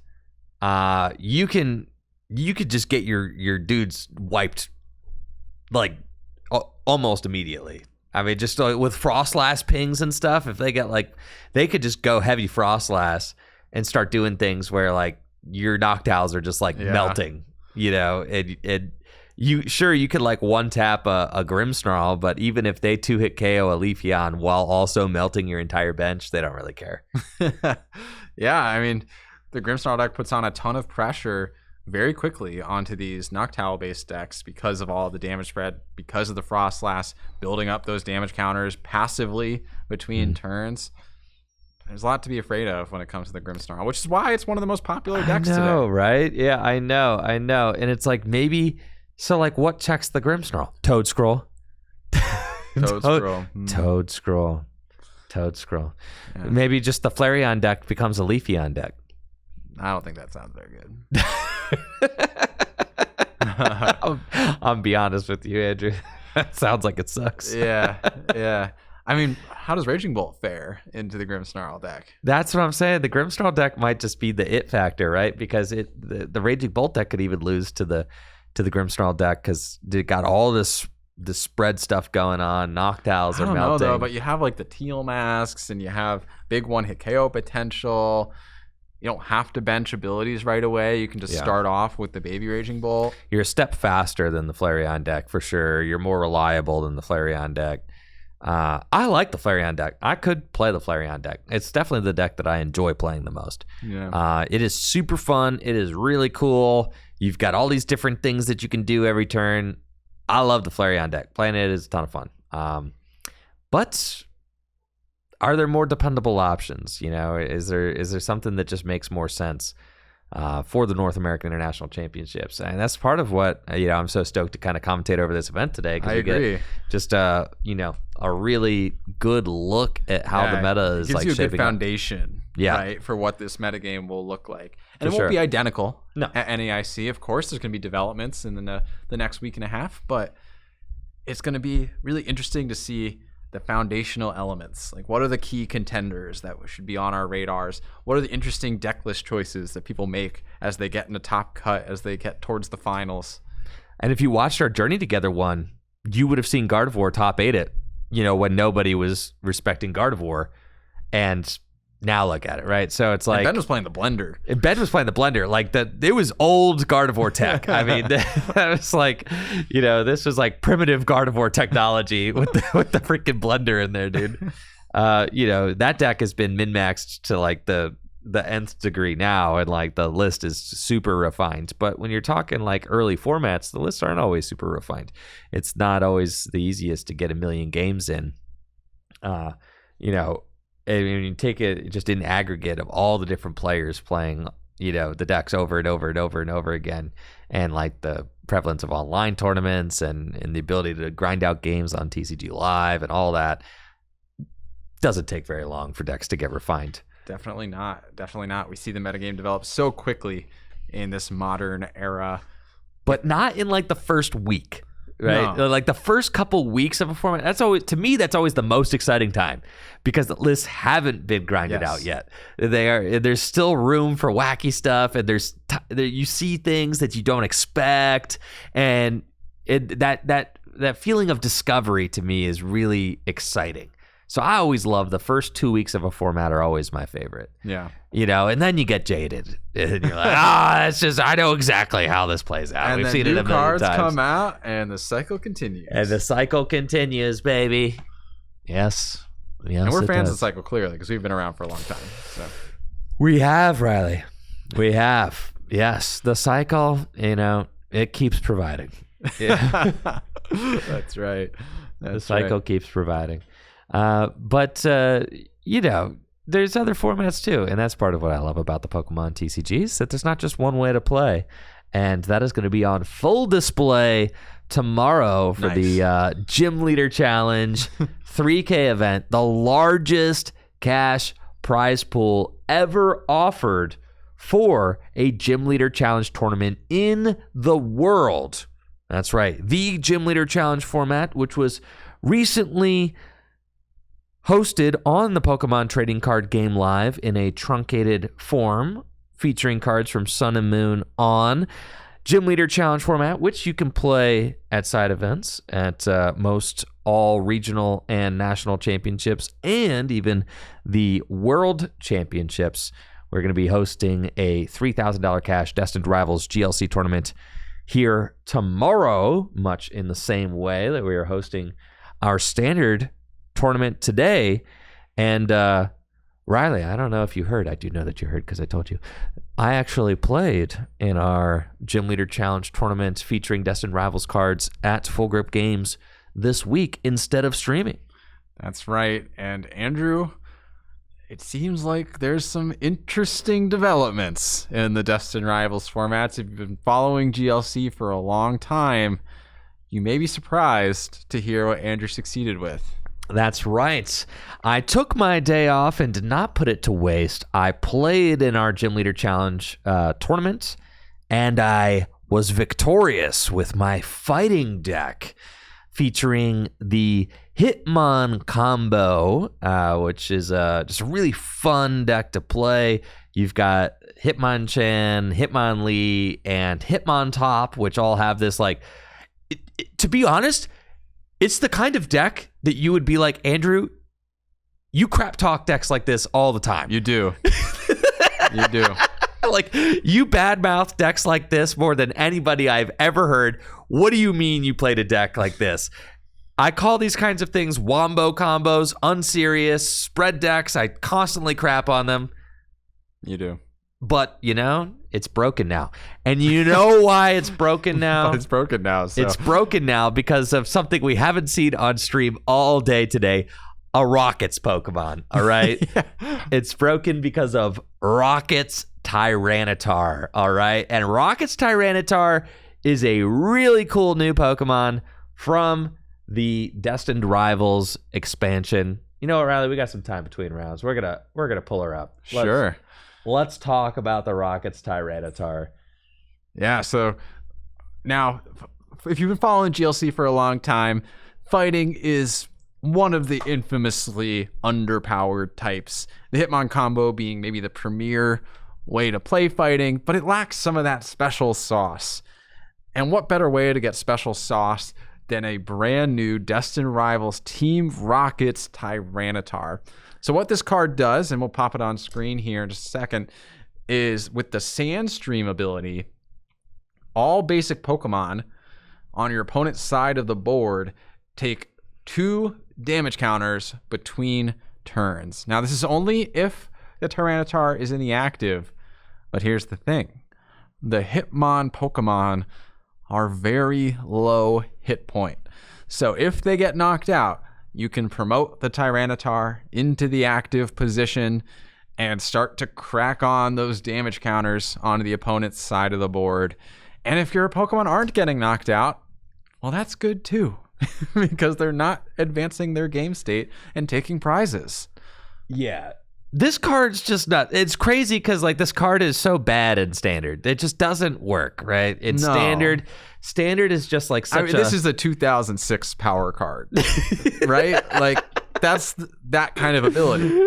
Well, it was 1 damage counter back then, but it's 2 now. But Pokemon are stronger than 2 damage counters worth now. Yeah. Compared to 1 back then. It just doesn't work, right? Like a card like this, and I wish it did. I wish that you could play cards like this in Standard, but it's not, Like, there's some cards that get printed straight into Standard format. You're like, oh, that card's going to be broken in Standard. And then there's a lot of cards that get printed straight into the Abyss, right? Where they just get printed straight into the bulk pile. Or they get printed straight into Gym Leader Challenge. Thanks to the existence of formats like Gym Leader Challenge, this card does not get printed straight into the bulk bin. It gets printed straight into Gym Leader Challenge. And in Gym Leader Challenge, this is actually the best Tyranitar card ever printed for Gym Leader Challenge. And it's not close because most of the Darkness ones you can't play because there's no Darkness Pupitar. And then the other fighting one is just not very good. So this is the freaking one, right? This is the one. And its Sandstream ability is incredible. There's so many different things that you could do with this active. You could use Tropical Beach. Fill your hand to 7 cards while Tyranitar is active. You're spreading 2 damage to basic Pokemon between turns. You could use TM Devolution with the Rockets Tyranitar in the active spot, and you devolve your opponent's Pokemon, and then all the basics underneath, they take 2 damage counters between turns. You can also use Bratty Kick Tyrogue, which is a Pokemon from like the Sun and Moon era, where it's got ability, you can flip a coin. If heads, you place 3 damage counters on one of your opponent's Pokemon, and it ends your turn. But who cares? Because you're ending your turn with Tyranitar active and spreading 2 damage counters on all your opponent's bench Pokemon. And that just adds up really quick. Think about like a bench barrier Pokemon like Mew from Unbroken Bonds, right? If Tyranitar is active for more than 1 turn, the Mew's dead. Right. And Mew is notoriously, and cards like Mew with bench barrier abilities are some of the hardest cards for these types of decks to deal with because you're playing a spread deck, right? And then the bench barrier stops your spread deck. So it's just really, really tough to negotiate, but Team Rocket's Tyranitar kind of helps you to solve those issues that you had previously. And the way that I have the Rocket's Tyranitar built in my Gym Leader Challenge deck is that you don't ever try to attack with it. He just is there to like retreat. Yeah. Which is sick because anytime you get a Pokemon knocked out, you promote Rocket's Tyranitar, spread damage, then retreat it into your next attacker. Pokemon gets knocked out, you promote it, spread damage, retreat into your next attacker. And I'm playing both Floatstone and the big air balloon so that you have multiple options to be able to pivot it out of the active every turn. And it was just, I had a lot of fun. I had a lot of fun this week playing the deck. I'm really excited about it because I wanted so badly to play a Rocket card. I'm serious. I'm serious. Just somewhere, like anywhere. Just let me play a Rocket card and let it be good, right? Like I don't care whose it is. I don't care, which one it is. I just want to play a Rocket card successfully. And in Gym Leader Challenge format, the Rocket's Tyranitar, this was the best one. Yeah. And I was able to win with it, which was really exciting for me because last year when I played, we have a league going where we like try to earn badges throughout the season. Anytime you win with a type, you earn a badge, and you try to get all 10. And I earned 7 badges last year. Back when I wasn't streaming League, I earned 7 badges, and I missed Fighting, Fire, and Dragon were the 3 that I didn't get. So now I got Fighting. It's the only time I played this year, so like it's the only badge I got, but I got the Fighting badge. So now it's like, even though it's been over the course of multiple years, it'd be cool if I could get a Fire and a Dragon eventually, and then I know that I had one league with all 10 different types. That would be that would feel good for me. And Dragon, of course, is one of the types that's people are really enjoying right now, but Fire is another one of those like infamously underpowered types, though it does also get some new cards from the Destined Rivals expansion that we could potentially see tomorrow in the Gym Leader Challenge 3K. Definitely could, Riley. There is the Blaziken, right? Blaziken is a new card from Destined Rivals, and you know what? We got a second, so let's pull it up. Yeah, so Blaziken being able to do snipe damage is the new name of the game for the fire type Pokemon with its Inferno Kick Flurry, doing 120 damage and then 120 more to the bench. You do have to discard 2 of the 3 energy attached to Blaziken to use this attack, but that's probably okay for that level of sniping. You got the new Enstar Manitan as well from the Journey Together expansion with a pretty similar attack with Darmanic Cannon for 90 and 90. And you can see how the pieces maybe fit together. You're taking big knockouts on the benched Pokemon, targeting down those support engines or energy accelerators, in addition to taking knockouts on the active. Yeah, this attack is just like one of the most powerful attacks you can launch in Gym Leader Challenge format. 120 damage to the active, 120 damage to the bench. I actually saw a City League City League list from Japan that was playing this card in standard format with Blaziken EX. Cool. To accelerate it. It was cool. Yeah. So like, and I think they like won a City League with it. Like it was sick. Beast mode. Yeah. So like this attack effect is so strong that it actually is conceivable that this attack would be played in standard format. Just think, Amazing Raikou, right? Yeah. And Amazing Raikou saw a ton of play in those Lugia V-Star decks because Lugia V-Star had the tech to be able to power up its amazing shot attack, which also did 120 to the active and 120 to the bench. Now, the Blaziken's a stage 2. That's the big thing.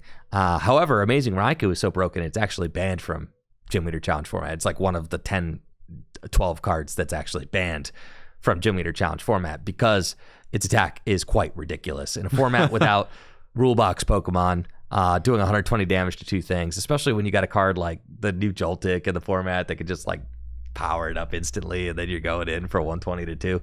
Yeah, it's kind of nasty. But on a stage 2, it's actually a very balanced attack, difficult to pull off. If you get to the stage of the game where you're setting up a stage 2 Pokemon, you better have a broken attack like this to make it worth it, right? Yeah, totally. So it's totally fair game in GLC, and this could be a way to construct fire decks that I think players will be really excited with new cards from Destined Rivals. But I think the whisperings that I'm hearing from our local league members is that a lot of players are really excited about Psychic builds right now. And that doesn't totally surprise me. I mean, Psychic has been one of the premier Gym Leader Challenge archetypes for quite some time. Doesn't necessarily gain a ton from the new expansion, but Colorless, one of the main competitors for the best types in Gym Leader Challenge, lost some valuable pieces in the double colorless energy and the twin energy. So with colorless taking a little bit of a hit, Psychic stands to gain that ground as one of the premier archetypes. Iron Boulder, one of the key components of that, adjusted horn doing 170 damage if you have the same hand size as your opponent. 170 for as low as 1 energy with a Dimension Valley in play on a basic Pokemon with 140 hit points. I mean, that reads good. Yeah. Reads good, pretty good to me. This card, this is kind of like the new breed of big basic Pokemon that TPCI has been printing lately. Every type is getting them. Colorless has like the crazy Snorlax. It does 180 for Thumping Snorlax. Psychic gets Iron Boulder. You've got fighting decks. Get the Ogie Dogie, which is such a key part of their game plan now. There are just so many of these insanely large basic Pokemon. Ogie Dogie and Boulder both do 170 for 2. Like that's like their thing, right? And Ogie Dogie could have 230 hit points. Like, okay, yeah, sure, But Boulder is just gaining a lot of traction and gaining a lot of hype lately in Gym Leader Challenge format as players kind of realize how easy it is to match hand sizes when you make it your deck's mission to do that, and making it so that you're just doing 170 damage. I mean, you could do it on the first turn of the game if you get lucky enough. You got the, you got Dimension Valley, you go adjusted horn, boom, and you're just like knocking things out really easily. It's just such a low maintenance attacker. This is really becoming one of the premier strategies in Gym Leader Challenge format, and I think it's a fun one because of the fact that you have to match hand sizes. So it kind of creates this little mini game within the game, which is pretty fun. And we've seen these types of strategies in Standard too, with the hand matching. I think of the Yanmega Prime back in the Heart Gold and Soul Silver era, where it could attack for free if you had the same hand size as your opponent. It's been a while since we've seen this kind of strategy, but yes, Yanmega Prime was like the there big was one I'm thinking of. When Jesper won in seniors at Worlds, he also played the the Yanmega Break, which had a very similar concept to it as the Yanmega Prime. So these strategies do exist, and I think one thing that players can overlook when cards like this release is, yes, things like Judge or Iono or N help you match hand size, but they're not a requirement either. Right. And you're actually very flexible many turns to match hand sizes with your opponent if you can find the route to do it. So cards like Iron Boulder, yeah, they do have a restriction and you have to play around it, but it is possible to do so. It is. You've got supporters that help. A lot of these lists are playing Judge, Marnie, Iono, and these are all cards that can get you close, if not exactly dead on, like Judge does. Like Marnie, a lot of times people will Marnie with a Boulder active and say, oh, like, I just got to find one playable off my Marnie hand. Like, that'll do. And it's cool because it also is a limitation. There's a lot of times where you're playing Boulder and it's like, okay, well, I've got these cards I'd like to put into play. And sometimes like the Boulder can aggress at the cost of your board position because there are cards you would like to play to continue setting up your board, but you can't because you have to match a hand size. So it's pretty dope. Like, honestly, it's pretty cool to see. And I think that's going to be, as far as like predictions for Gym Leader Challenge tomorrow, I think that we're going to see a lot of Boulder. And I hope that I can convince somebody to bring my broken Tyranitar deck. God, I want to see it. I just want to see it out there destroying. Maybe you will. Maybe you will. Maybe this. Hopefully. Maybe this pitch will reach someone's ears who needs to hear it. I recorded all of my games when I played in GLC League this week. So I recorded them, and I've got face cam footage of all of them. So like, I'm gonna be producing kind of like a tournament report, YouTube exclusive video in the week or so ahead, which I'm excited about because I haven't created a YouTube exclusive Gym Leader Challenge video in it's been a little while. All right, it's harder to do without Pokemon Trading Card Game Online. I gotta be honest, it's just harder to do. So, but this one I'm really excited about. The games were just content games. They were like, it was almost like the games were so content pilled that you're gonna think it was staged, bro. But they weren't. They weren't. It was the real tournaments that I won. Yes, you're gonna think, you're like, no way, Mahone takes the 3 prize turn for win. He did. But yeah, it was sick. Anyways, we've got round 8 coming up soon. The final Swiss round of today's standard Destined Rivals legal 3K event. And then we're going to be cutting to top 8 shortly after that. Thank you all so much for tuning in with us today. We're going to be right back with our final Swiss round after this quick break. Hang tight. We'll be right back.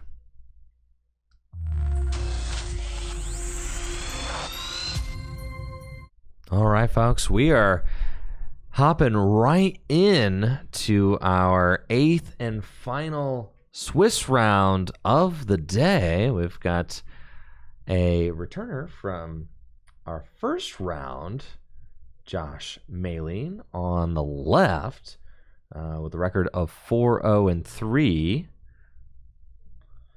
And on the right, we have Lion Chen at 5-2.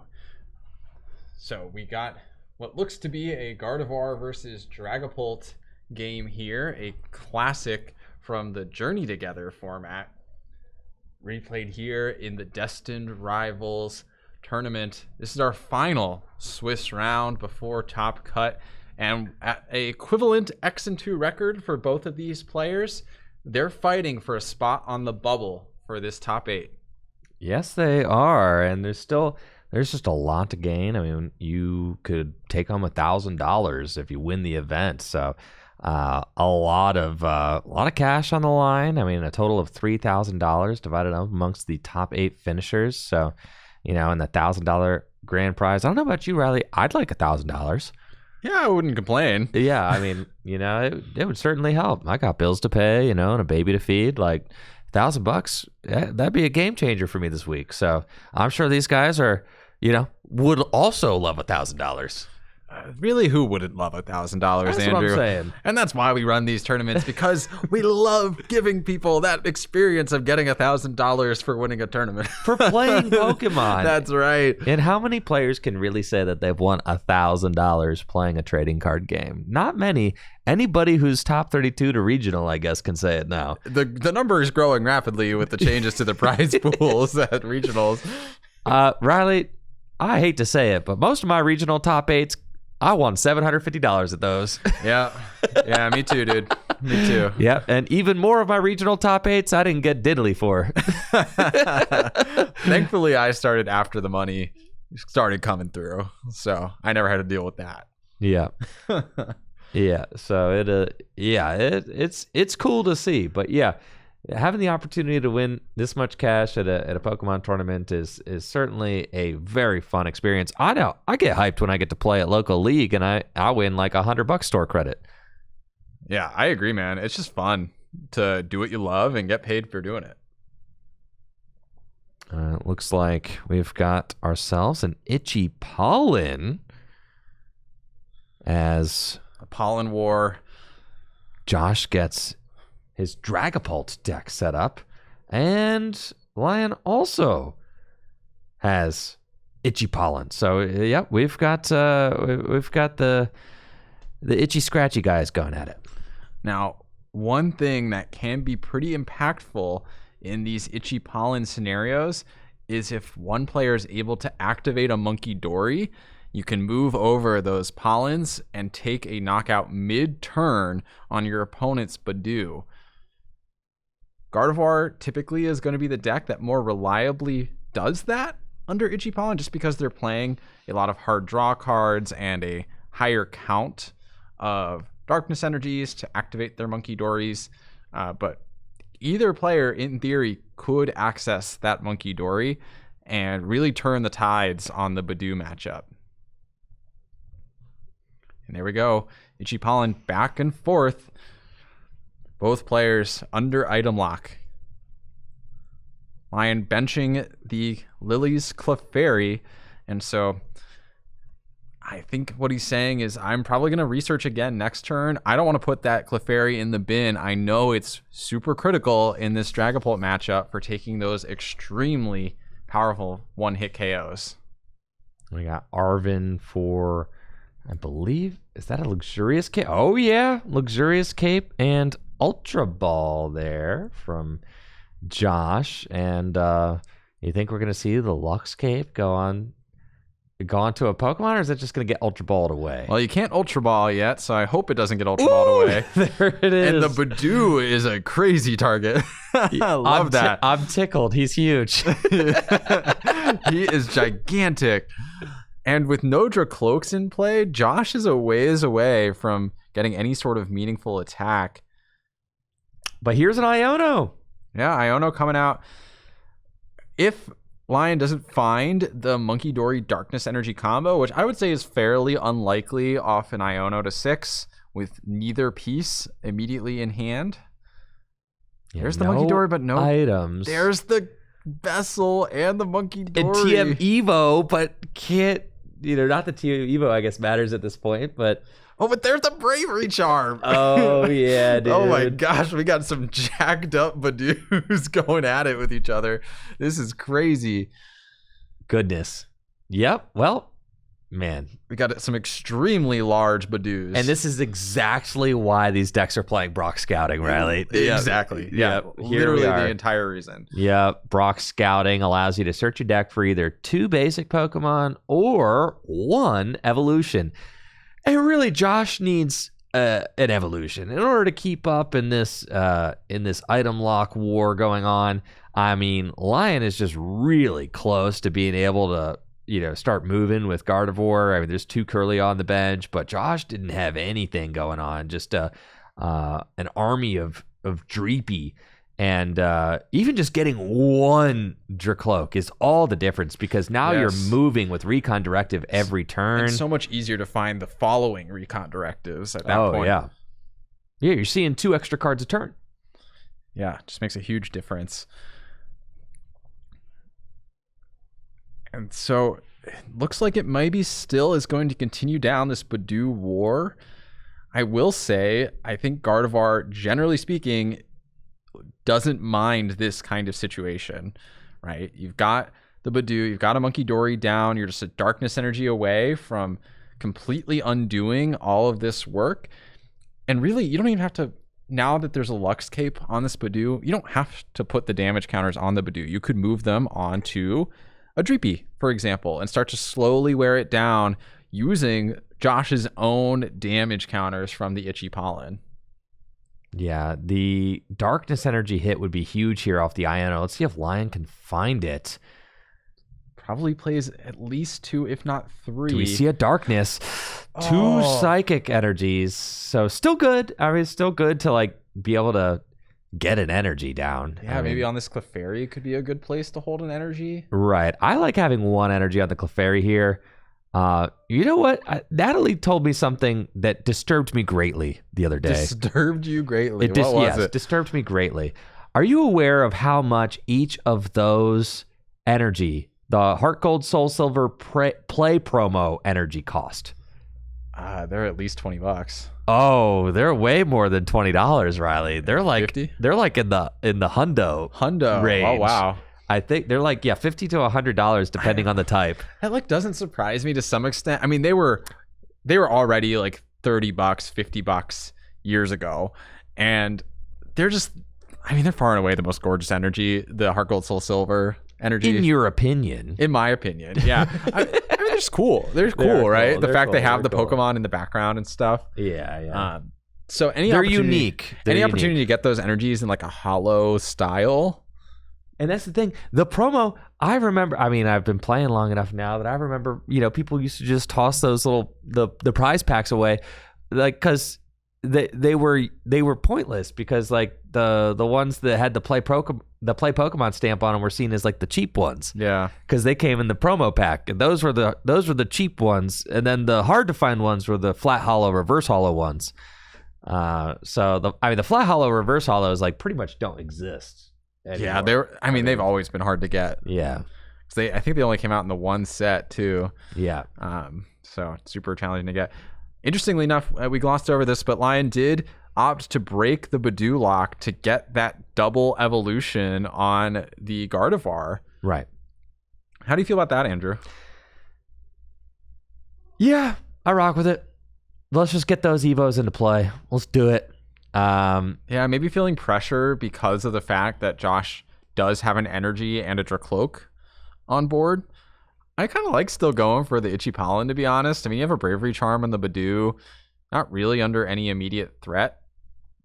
Yeah, you could say, but like, look at Lion's Hand. I mean, Lion's Hand is really bad. I don't know. I think I was okay. I think I was okay with energy on Clefairy and keep Badooing. Yeah. Like, what are they gonna do? What's Josh gonna do? Right. You would literally need like Dragapult Energy Boss. I know, right? Yeah. I think that's fine.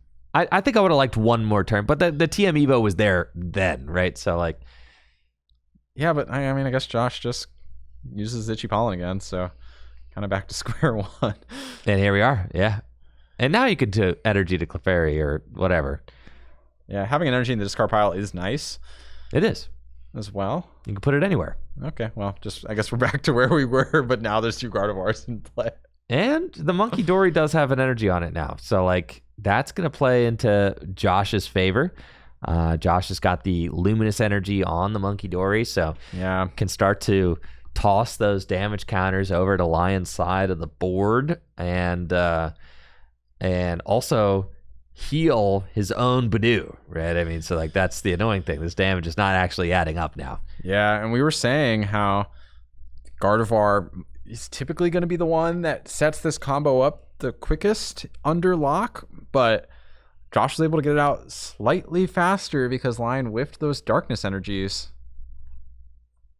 Yeah, Psychic Energy going on to a second Dracloak. I mean, Josh's board is certainly looking stronger than Lion's right now. And I mean, that is, thanks entirely to Dracloak. I mean, the fact that under item lock, the Dracloak are going to help you to actually draw cards. It's like what Guardy used to be pre-rotation, right? When you had Curlia Refinement and you could actually continue chugging through your deck.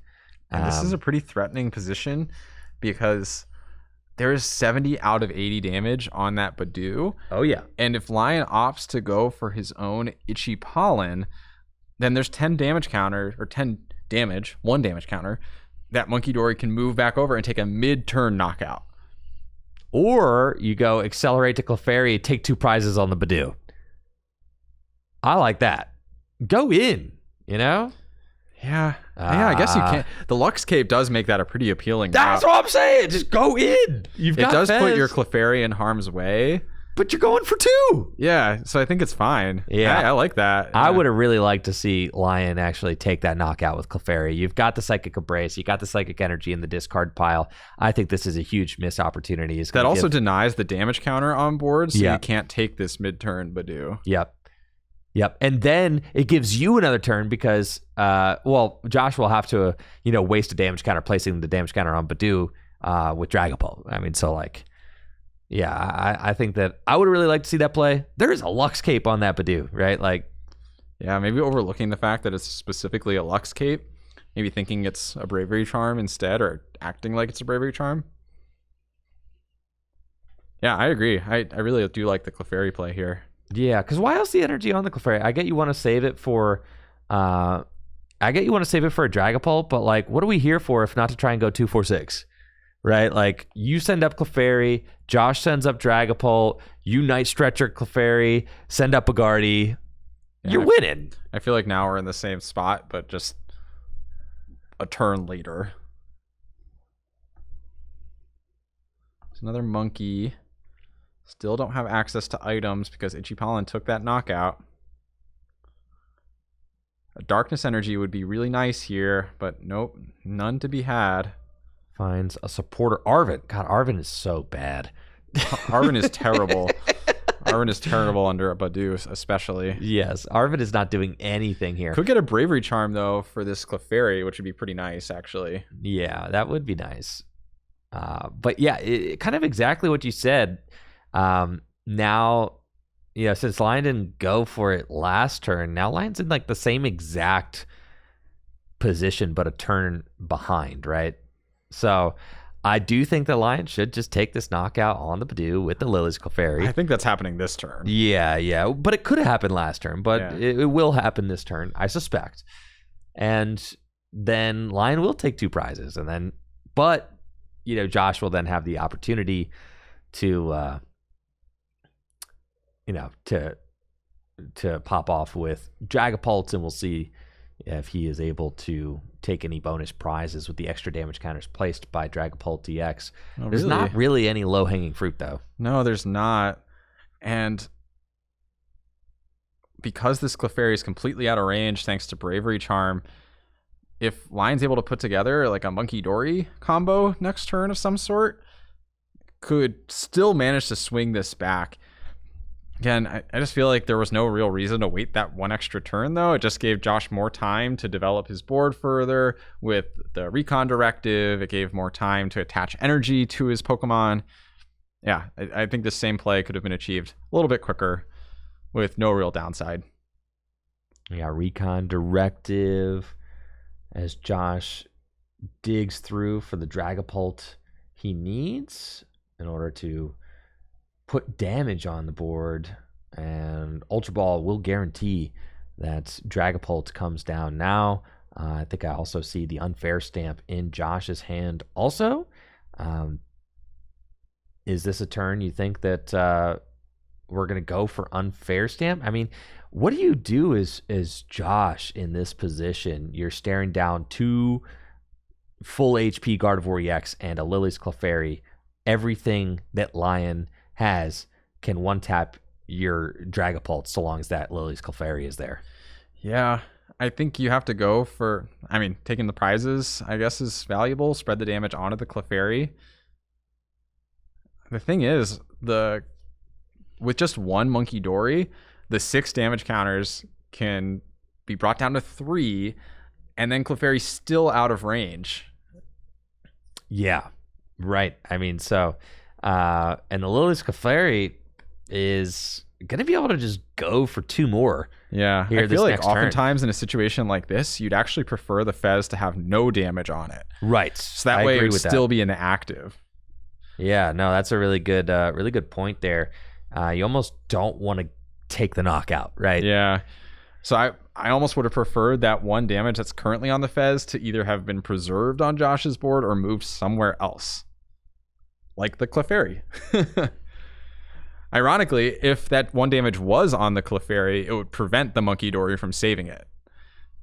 Because if it had 7 damage counters on it, you could bring it down to 4. Clefairy's at 240 hit points right now, so the 4 would still be in knockout range.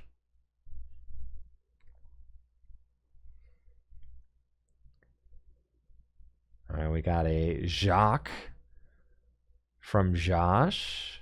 Yeah, sure, get another Dragapult ready.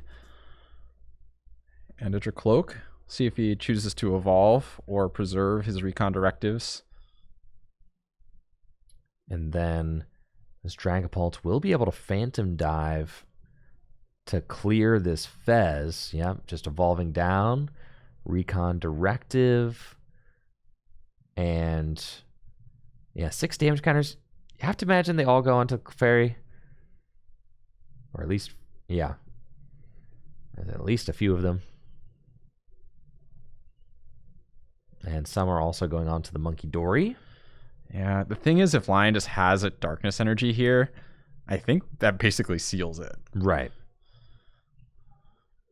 Is that a Darkness Energy up the top? Of course it will, because he hadn't seen one yet. Yeah, exactly. So then you get pushed, oh, I guess it wasn't a deny. Oh, no. So, it just had it like that. Yeah. Yeah. Just drew the Darkness Energy. Draw a second one as well. I don't think you give your opponent the Artisan or anything, though. Just no reason to, really. Well, I don't mind it. Get it out of your deck. What even are you searching for if you're Josh off the Artisan? Yeah, get that Artisan. Yeah, play it, or Ultra Ball it away, or Vessel it away, or whatever. You just get some more stuff going on. Now, the Fez is gone. Some Guardiolists play Mew EX. I know I think getting like a second Monkey down would be good. Sure. Yeah, can Ultra Ball away some energy. Yeah, Vessel away the Artisan. This is fine too, though. You can Ultra Ball away the 2 Psychic Energy and get another Pokemon down. Right. But at this point, okay, so you're going to go to 2 prizes, and if you don't have Fez or Mew, what are we doing? But that's chill, because the Clefairy, I don't think, can be knocked out.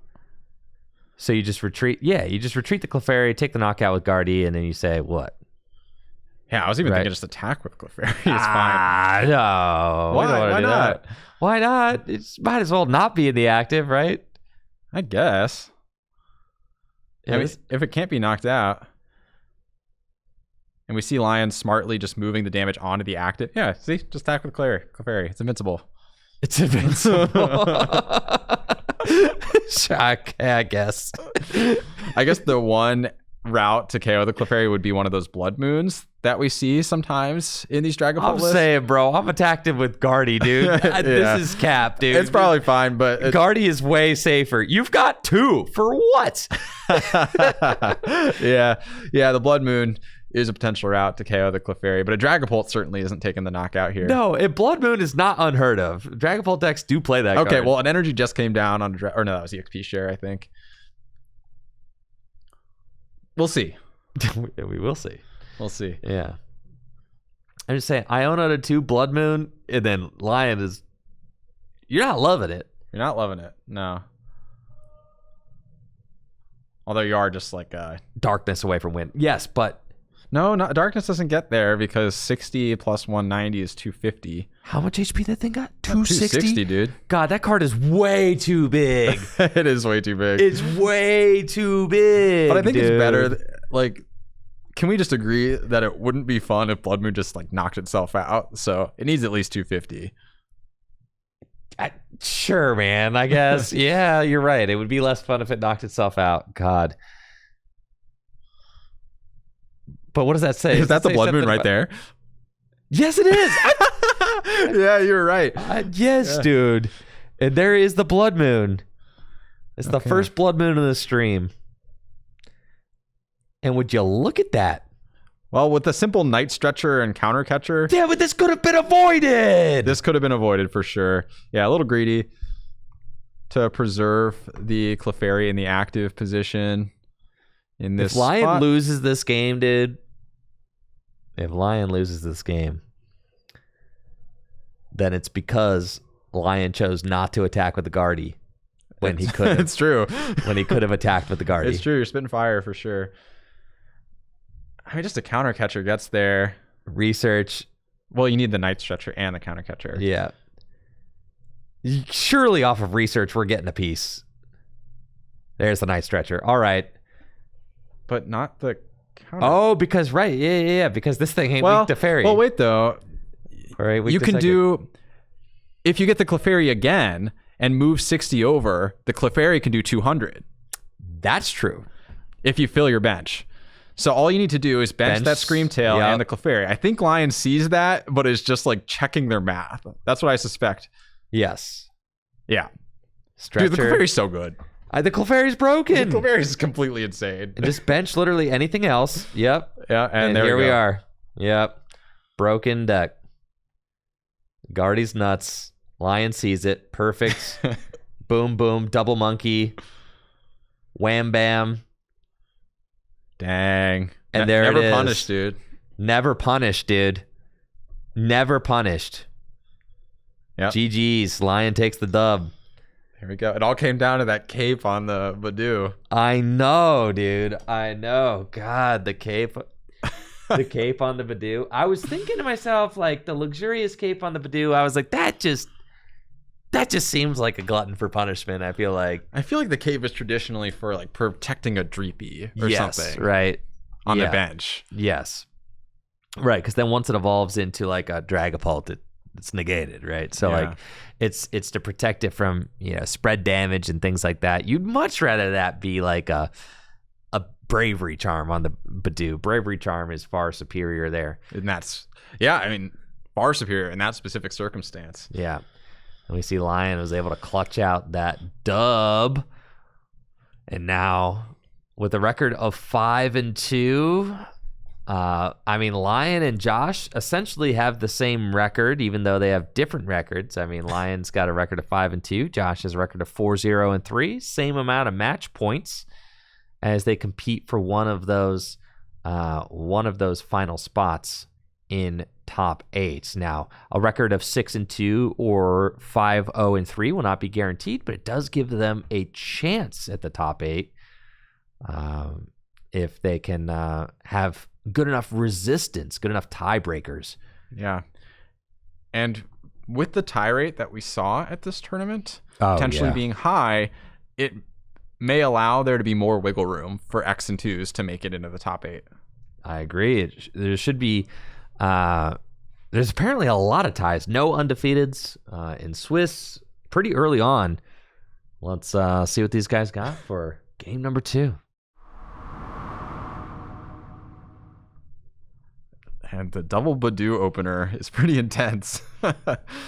I think we're going to see a little bit more of this Badoo standoff that we started with in game 1.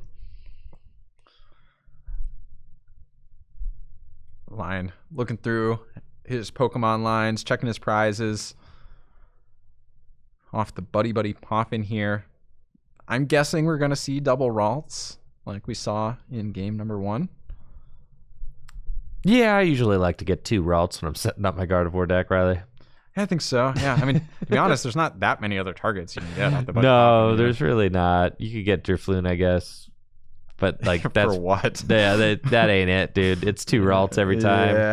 Yeah, definitely 2 Ralts is better than the Drifloon in this situation. So makes sense.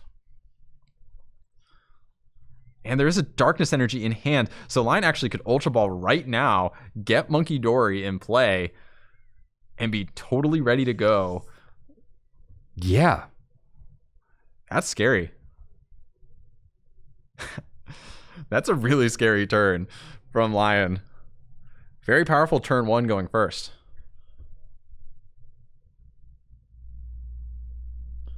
We'll see if Josh has an equally powerful response. Arvin is certainly a good opening piece of that puzzle here will likely be able to get a Buddy Poffin of his own. Maybe hold back on the Luxurious Cape this time. I'm thinking so, Riley. The Luxurious Cape Gambit did not buff out, but goodness. I mean, Lion's turn 1 board going first with the Darkness on the Monkey Dory. That is exactly what you want early on in this match. That can sometimes be tough to find under item lock, and knowing that that item lock is coming, being able to find one of those few Darkness energies, put it on the Monkey Dory, is going to make it so that Lion's Badoo is essentially protected from an opposing Badoo, right? Even though Josh is going to get that first Itchy Pollen of the game, and therefore kind of be in the lead with the Badoo race, right? I do 10, you do 10, I do 10, you do 10. Yep. The Darkness energy on the Monkey Dory means that the Lion's Badoo is going to win the Badoo war, just period. Interesting. Right? Going for the Shaman here. I wonder why. Screamtail Snipe was not a factor in the first game. No, it was not, Riley. And probably won't be a factor in many games because of the fact that, I mean, you could just KO the Guardies. Yeah. Yeah. I like the preemptive Ultra Ball, though, to get the Dracloak into hand preemptively. So that way, under Itchy Pollen, you still have access to that Recon Directive guaranteed. So long as you don't get Iono'd. And here we go, Itchy Pollen. And let's see what Lion has. I think there's a Kirlia in hand. I do see a Kirlia there. I believe there's a Gardevoir as well. So, no problem getting the evolutions into play for Lion. No, and if you're thinking like, okay, you know, I'm good to just evolve up, keep using Itchy Pollen. It's fine. My opponent plays Iono. That's cool. If not, I've got Guardy right here. And we get to use Monkey Dory to move one of those damage counters. Onto the Shaman, I guess. And another Itchy Pollen. Yeah, I don't really love having the Shaman down on the bench. It's just an 80 hit point Pokemon that will eventually succumb to Monkey Dory damage, right? It's also just another Pokemon for Clefairy, right? Like those bench numbers do matter in the late game. Mm-hmm. As we saw. Brock's training from Josh. Brock's scouting. Oh, it's Brock scouting? I think so. You're so right. That's totally what it is. Yeah. Josh has got the Brock scouting. Yep. Get another evolution, another Dracloak, Recon Directive. And it's got to be feeling decent, especially with that Psychic Energy attachment setting up pretty well under the item lock conditions. With double Dracloak in play, it's about as good as it gets as far as board stability goes. Yeah, Lion does have that immediate Gardevoir. Could go for a more ambitious bend, right? Yeah. Like, do you want to? Well, you could even just accelerate the energy to get counters on the board. And then use Monkey Dory with them. But I think this is fine. Just taking the knockout with Itchy Pollen. Yeah. Preserving the item lock. And removing your opponent's access to Badoo. So now if Josh wants to attack this turn, they either have to retreat into a new Badoo somehow under item lock, or they need to find a second energy and a Dragapult. And it doesn't feel good to Phantom Dive for 200 onto this 30 HP goofball. No, it doesn't, Riley. You want a counter catcher here if you can find it. But you can't counter catcher, Andrew. You can't? You can't. What? Oh, because of item lock. Golly, dude.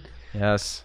This matchup seems atrocious for Dragapult. Well, we do see the Hawlucha, so that does bring the Ralts down to 60 hit points. If Josh is able to find a Dragapult, which he does, okay, then he'll be able to take a double knockout this turn and has the EXP share. That's huge. That is huge. Lion, though, is only like a piece away from being able to take this knockout. Has an energy in hand. And a research. That's pretty nice, too. Yep, Fez and Monkey, pretty good. Oh, yeah. I like that. Night Stretcher for a Ralts, sure. And research 2 Psychic. Yeah, just looking for Clefairy at this point. We have Clefairy, and that Dragapult is a goner. Do we find it? There's an Ultra Ball and a Darkness Energy as well. Oh, yeah. So we've got Clefairy and more. Double Monkey with the Clefairy. Would have loved to seen a Bravery Charm this turn, but I don't think you're complaining if you're lying about the way this turn is working out for you. No, I think you're probably fine. Yeah, with how all this is going. Ultra Ball for the Lily's Clefairy with the Fairy Zone ability, making it so that Gardevoir will be able to hit this Dragapult EX for weakness with the Miracle Force attack. And why not flip the script? Okay, Bravery Charm would be an amazing hit here. If that Clefairy can be kept out of harm's way somehow, unfortunately does not hit it, that would be just so big. Even so, I mean, Guardy just plays enough Night Stretchers. You should be able to. Yeah, the thing is, though, if the Clefairy one. gets knocked out this turn, then Josh could just go for the prize race. That's true. Although, Lion could sneak in an extra prize with those monkeys. And the Shaman. Got that Shaman just getting cooked alive. Yeah, the Shaman's just getting cooked, dude. Yeah, I think probably 60 more damage onto the Shaman. Yeah.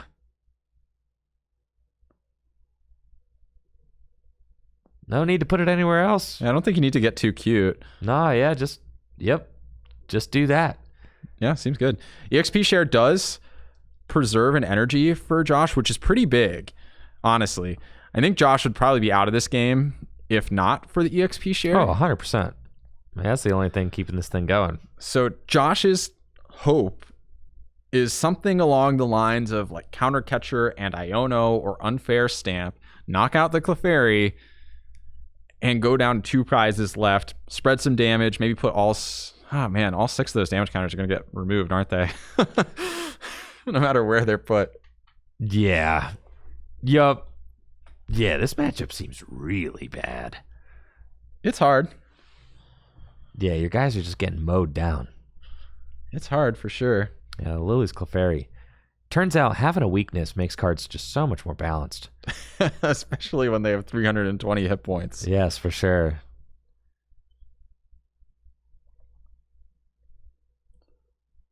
Another Brock Scouting in hand. Probably not the supporter that you want. And all of these statements are on the assumption that Josh even has access to the combos to make this work. Right. Right? Like, if he whiffs a Dragapult this turn, oh, yeah. that's probably lights. Yeah. We see the Luminous Energy's in hand, so the energy's there. It's just, is there a Dragapult? Dragapult and discard. Could Night Stretcher for it. Could Arven for a Night Stretcher, but that doesn't feel very good. Oh, Brox does not feel good. No, but, I mean, it would get the Dragapult, right? Oh, man. To what end? So that it could die. And then your opponent just wins with Monkey Shaman knockout game. Oh, actually using it to get 2 basics. So you need to Fez into like the Unfair Stamp, basically. Well, yeah. Yeah. Yeah.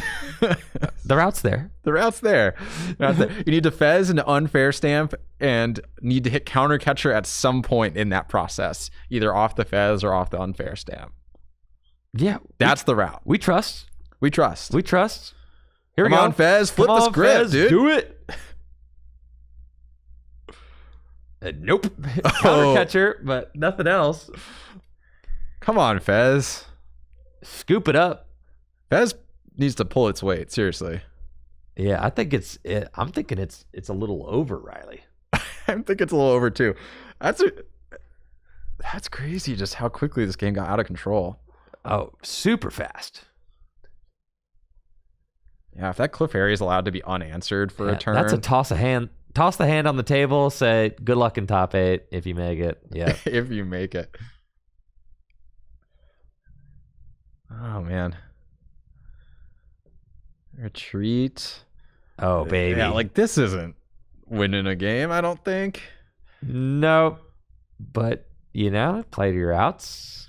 in game 2, nonetheless, to be this far on the ropes is really tough. Is that the Lux Cape on the on the nearly dead Shaman? Shaman going the distance here. All right, a pass from Josh. I don't think we see an energy in hand. No, there isn't. Well, there's a Night Stretcher. So if there's an energy in discard, that would work too.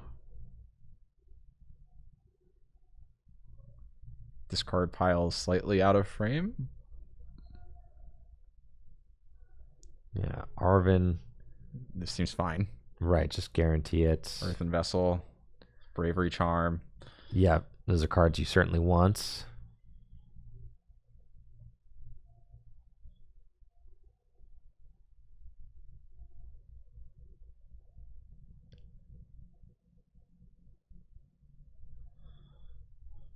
And just checking the rest of the resources in the deck. This would actually be a good turn to Screamtail if the Shaman wasn't in play. But Lion's bench locked anyway, so it doesn't really matter. All right, we got the Vessel and the Charm. Charm to Clefairy. Love that. Vessel can get an energy to retreat.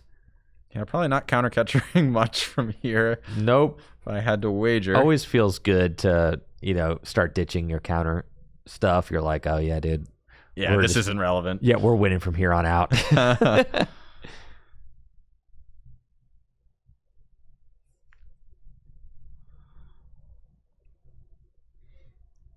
Yeah, I mean, so I guess this following turn, Josh could counter catcher with the Ursaluna and take a knockout. That's a play. Right. I don't know if you really have much from there. Retreating into Ralts. And Ralts is taking the knockout. Ralts. Beast mode. Ralts. Yes, dude. Crazy. All right. And Lion going to go down to just 2 prizes remaining.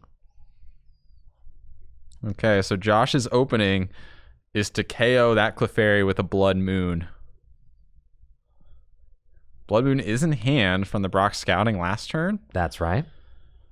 So, and it attacks for 1 energy. Not quite for free, since Lion does have 2 prizes remaining.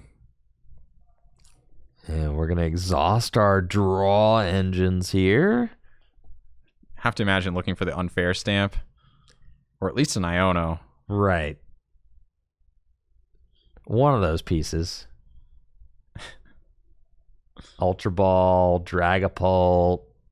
Yeah, I mean, at this point, Lion's got knockout on a Dragapult just on board, right? So you can't really... Well... Attacking with Dragapult doesn't win. Surely here. loses you the game, right? Yeah, what is the route if you attack with a Dragapult? Well, you'd have to knock out the Clefairy. But you can't. Well, then there is no route. Oh, okay.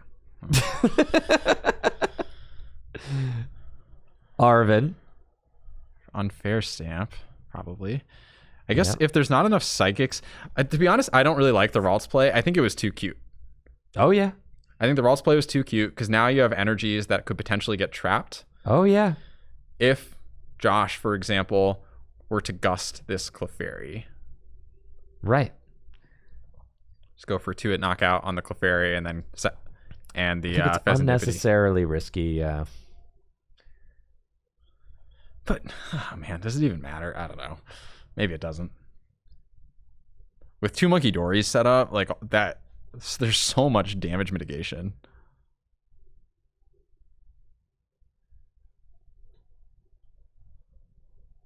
Okay. Off the 4, we've got another Recon Directive. So Luminous and something finding else. what we're looking for. Josh is really trying to see if he can think his way into a way to clutch this game out, but I'm not really seeing the line. No energy on Blood Moon. The Blood Moon cannot attack this turn. Yeah, and it already attached to the Dragapult as well. Right. And now just paying the retreat, I suppose. And it looks like Josh is going to try and buy yet another turn. Oh. Well, that doesn't feel good. Yeah, retreat into Dreepy Pass. And we've got a research over on Lion's side, or an Iono.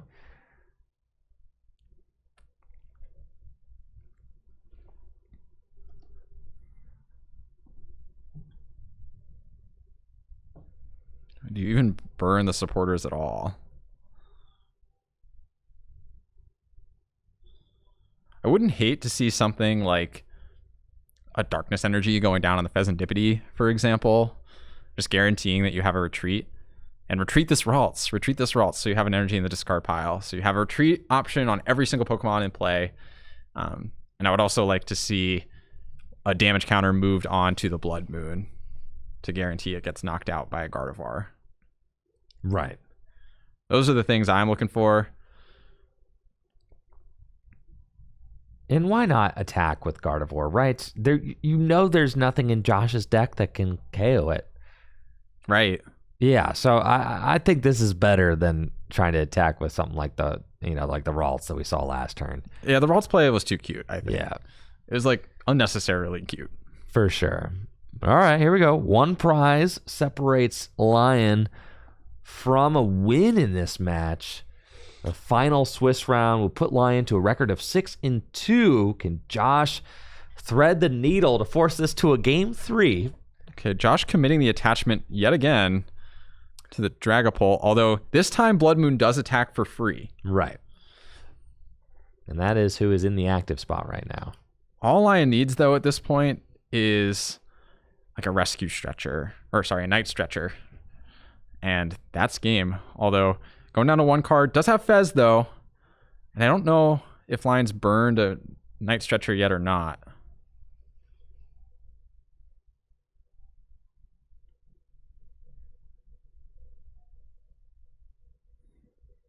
Honestly, though, like what is the route still? 2 prizes left. Fez is the only 2 prizer in play right now.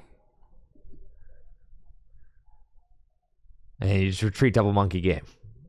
As long as you have 3 energy. Oh, okay. Yep, there's 3. There we go. Yep, that maths. So that's it.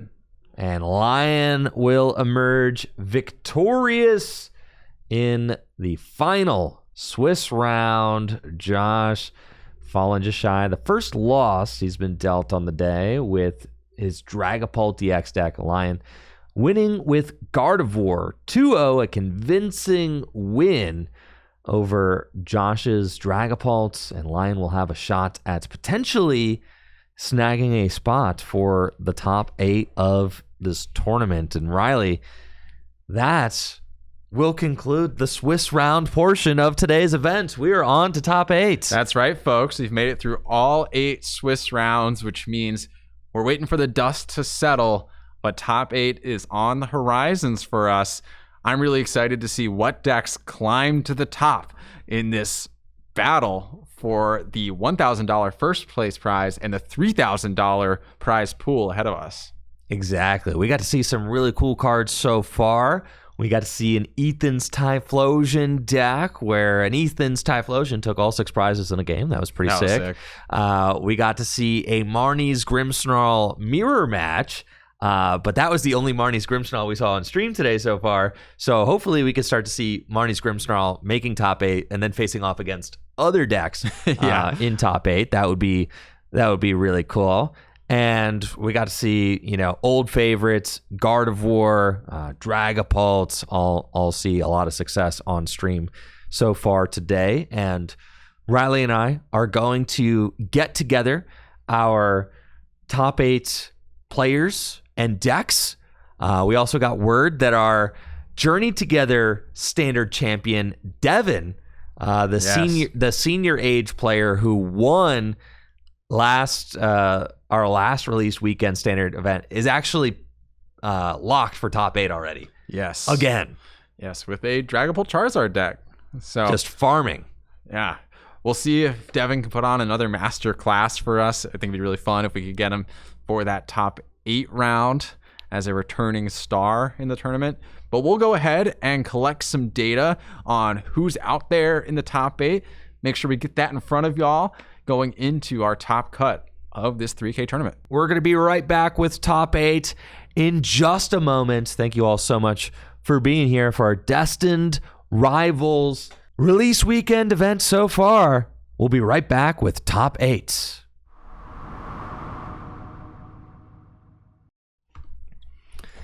All right, gamers, the time is here. Top 8 of the Full Grip Games Destined Rivals 3K Release Weekend event. Our top 8 has been decided, and they are preparing to face off in a top 8 bracket to see which one of them will take home the grand prize of $1,000 US cash, while the other top finishers will get a slice of that $3,000 prize pool. And I'll tell you what, nobody's going to complain about being paid to play Pokemon cards, so huge congrats to everybody who's made it this far in the tournament. In our top 8, we have some familiar faces, many of whom we've seen over the course of the day on stream.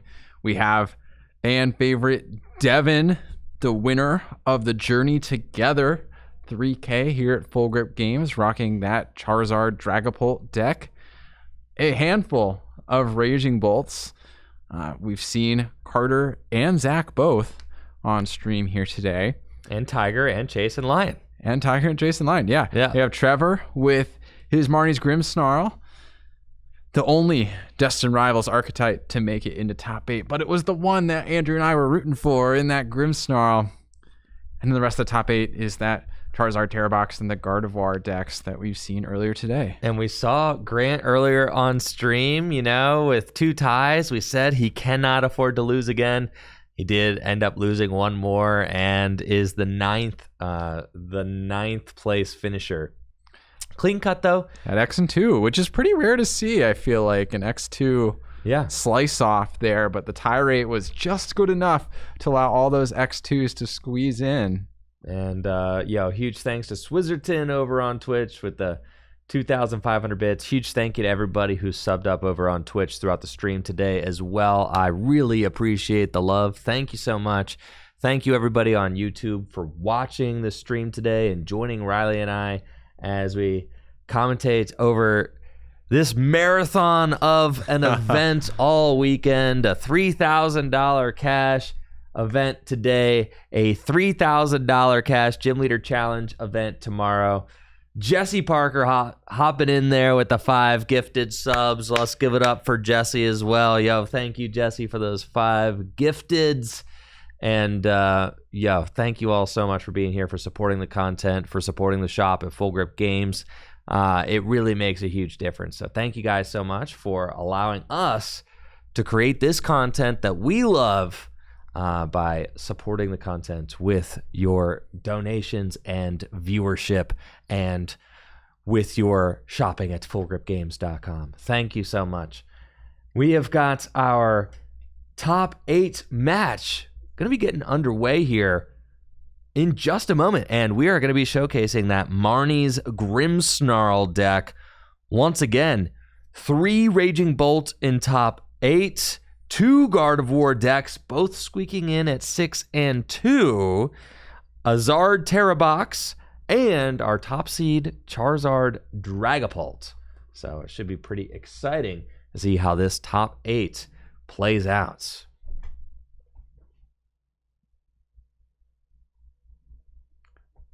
Taking a glance over at the table, see a familiar face in Zach on the right.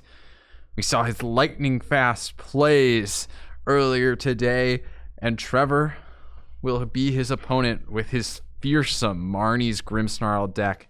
Andrew, I don't know about you, but I'm so hyped to see what this top 8 has in store for us. 75 minutes, best of 3. I think we'll be a little bit more likely to see a complete set of Pokemon coming in this round. 75 minutes, that's enough time to play 3 games of Pokemon, definitely. And that's something I always love to see, because I like best of 3. I mean, best of 3 is great. When you're playing the Pokemon TCG, it's fantastic when you have the time to do it. And top 8, there's always time for best of 3. When you make it to top 8, your players get a little bit more time to really think out their game plans. It really is. It's the best, and there's a reason why all the action just gets better when you get to top cut. So these are the best players from the day with the best decks from the day, and fighting for glory, right? Indeed. Unrestricted by time, at least to the same extent. And our top 8 match is underway, Riley. So let's get right into this thing. We have got Zach on the right, playing Raging Bolt, and Trevor on the left with Marnie's Grimmsnarl EX, the lone deck featuring new cards from Destined Rivals in top 8 of our events. Riley, do you have any insight as to how this matchup may end up working out? I really feel like it could go either way. We have the Grimmsnarl, of course, is so threatening to these Noctowl engines. But on the flip side, Zach has access to not only the Teal Mask Ogerpon to take one-hit KOs. Zach has access to take those one-hit knockouts, has access to Raging Bolt EX, of course, to take those one-hit knockouts. And with the power of things like that little Raging Bolt to snipe off the Impidimps as they spawn into play, Zach has a lot of routes to take prizes at every stage of this game here. Grimmsnarl, of course, being weak to that grass type, similar to Charizard, the new typical weakness for these dark Pokemon in grass. And Zach having a pretty solid turn 1 too, getting that Teal Dance down and multiple Hoot Hoot into play. I mean, what more could you want? Yeah, it's a very strong opening here from Zach, and I do suspect that this is going to be the Teal Mask Ogerpon show. And it's crazy because early on in the tournament, I was looking at the top tables. There was a lot of Marnie's Grimmsnarl. It was like all kind of like every other match, it looked like towards the top was a Marnie's Grimmsnarl deck. And then Natalie said that a lot of them ended up playing against each other and kind of cannibalizing each other. And then we do see lots of Raging Bolt decks in top 8. And it might be that Raging Bolt has a good matchup against the Marnie's Grimmsnarl deck. So I'm anxious to see how that plays out. That said, Andrew, look at those Frostlass, or Snowrunts rather, which will soon evolve into Frostlass, hitting Trevor's board. With something like a TM Evo, Trevor could aggressively go for those Frostlass. And look at Zach's board. Almost every single Pokemon on it either has an ability or will evolve into a Pokemon that has an ability. Those Frostlass could easily start to wreak havoc on Zach's board with damage counter placement. Definitely. And that's why I feel like the Marnie's Grimmsnarl deck really wants some sort of single prize play for being able to play the kind of Frostlass game, right? Like, what are you doing while you're letting those Frostlass rack up their damage counters? Is it Badoo? Are we doing item lock? I feel like a Badoo route actually could be pretty good here, especially with starting that Slitherwing, I believe it is, in the active. Now, yeah, that's not the Pokemon you want in the active spot necessarily against this deck. No, definitely not. And Zach already does have 3 different ability-based Pokemon in play. Imagine a Badoo plus those Frostlass racking up the damage. Oh, yeah. While you slowly evolve into Grimmsnarls to knock out those eventual Teal Mask Ogerpons. Of course, not able to get that Badoo on the first turn, which means Zach does have unrestricted access to items, and with Noctowl as well, can pick whatever items he wants to access. Exactly. We got Jewel Seeker here. Noctowl. Gonna hand select whatever trainer cards Zach wants out of his deck, thanks to that Teal Mask Ogerpon in play, providing the Tera-type Pokemon. And, having that Slitherwing in the active is certainly kind of annoying. It damages itself when it attacks. Not great against a deck that really wants to spread damage. You're kind of like helping them out. You're hooking them up with like, a decent chunk of damage there. That if it attacks twice, it's going to knock itself out. So not great. Probably want to move that thing. We've got Area 0 Under Depths. And you know what? Another Jewel Seeker. Why not? Sure. 2 more cards and from the deck. Balls. And we need some more basic Pokemon. So that's what the Nest Balls are going to be able to provide. Latias and Bolt. And the Latias will allow that hefty Slitherwing to retreat out of the active spots, even though it's kind of huge, right? Yeah. And Latias itself kind of huge, as we saw earlier today. 2 retreat costs on that thing. Who would have known? I like this from Zach, though, just targeting down those potential Frostlass, recognizing... I mean, look at his board right now. Many abilities in play. That damage would rack up unbelievably fast if Trevor was able to get both of those Frostlass evolved. Yeah, I'm thinking that the all-out blitz from Zach makes a lot of sense. We got the Fan Rotom leading the charge, something that we saw from Zach earlier in the day, and something that he has been able to, no doubt, do to great success in the tournament so far. Here we go. Oh, heck yeah. Rare Candy Grim. Let's go, dude. And we've been talking earlier today about how these Grimmsnarl decks just always seem to have a rare candy ready to go. I'm telling you, dude, they always do. And they only play like 2. I know. Yeah, so Trevor proving that to be the case, going in immediately with that rare candy Grimmsnarl. And Trevor does only play 2 rare candy based on his list here in front of me. So yeah, super nice to have immediate access to that, accelerate some energy into play. And now, if you can potentially get an energy onto the Monkey Dory, because Punk Up fully powers up your Grimmsnarl. You have the Frostlass on the bench, starting to rack up that damage. Yeah, and we got a Spike Mooth that you could play. You would bump one of Zach's Pokemon, so Zach will probably get rid of one of the Noctowl, I have to imagine. I think one of the Noctowls, the Slitherwing is tempting, but it's not getting damage on it from Frostlass. Yeah, it kind of has to be Noctowl, right? Yeah, agreed. The Slitherwing's annoying to have in play, but at least you got Latias. Yeah, it's just another free retreater. Yeah. Latias is insane. Exactly.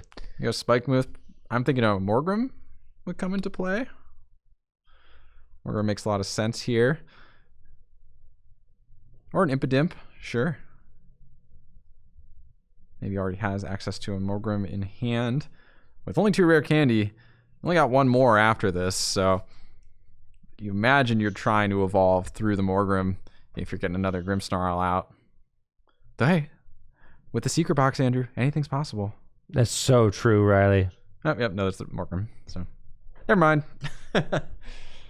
And here we go. We're going to see that Shadow Bullet taking a knockout on the Rotom, 30 damage onto the Raging Bolt, and 10 damage to the Noctowl, Latias, and Ogerpon. Yeah, 30 damage onto the Raging Bolt is pretty heads up. Just saying, like, okay, I see that's probably going to be the next attacker that's coming my way. You know, if not, it's going to be the Teal Mask, which is already getting damage counters placed on it by Frostlass. So yeah, and with the pace of damage counters from Frostlass, the Teal Mask will be damaged enough that'll be KO'd going into Zach's turn. If, for example, let's say Zach knocks out this Grimmsnarl. If Trevor gets up a new Grimmsnarl and hits for 180, it'll be 210 damage right when it's returning to Zach, which will KO the Teal Mask Ogerpon and deny Pheasantipity. So potentially some really good options here for Trevor. Funny to see Zach taking advantage of the Spike Mooth gym just to check his deck, maybe reorder it if he wants to after the Iono. Potentially good cards in the hand. Yep. Nothing to stop Zach from using that Spike Mooth gym. After all, he could have a Marnie's Pokemon in his deck. The game doesn't know your 60 cards, so you're always allowed to search your deck off of cards that don't explicitly forbid you from doing so. Yep. So heads up play there from Zach, reordering the deck after the Iono, knowing that some valuable cards were tossed to the bottom before slamming Pheasantipity EX with the flip the script ability to draw 3 more cards. Just kind of trying to ensure that, that Zach will get the cards he wants off of that draw. I do see a Jamming Tower in the hand. Prime Catcher as well.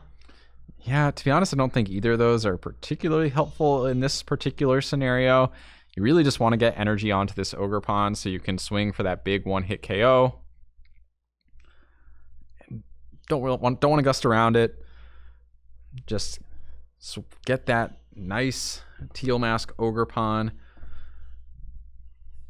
Yeah, going to be a big knockout for Teal Mask Ogerpon here. That Myriad Leaf Shower attack does 30 damage plus 30 more damage for each energy attached to both active Pokemon. That's 3, 6, 9, 12, 15, 180 times 2, 360 damage with weakness for a massive knockout. And that is the tough part about playing a Grass Week Pokemon in the Pokemon TCG right now, is that there is this really strong grass guy floating around. Yeah, and so easy to get it powered up. It just kind of naturally does it over the course of 2 turns. And with cards like Earthen Vessel in the format, it's so easy to get like the double energy that you want. Noctowl makes it pretty much even more guaranteed. And there's that Bravery Charm. Bravery Charm going to make it so that Zach's Teal Mask Ogerpon has a max HP of 260 damage, and then we will need to see those Frostlass pings. Let's not forget those. Frostlass. Thank you. Yep, so that's going to be 2 damage counters on the Latias, 1 on the Fez, and 2 on those Monkey Dories each. Yep. So this Bravery Charm is actually big. It does prevent that one-hit knockout, pseudo one-hit knockout with the Grimmsnarl. That, I feel like if you're Trevor, though, maybe that's fine. You probably are assuming whatever Grimmsnarl you attack with is getting one-hit KO'd anyway. God, it feels like this deck wants a single prize option so bad. Like, it might be fine. It might math out like perfectly.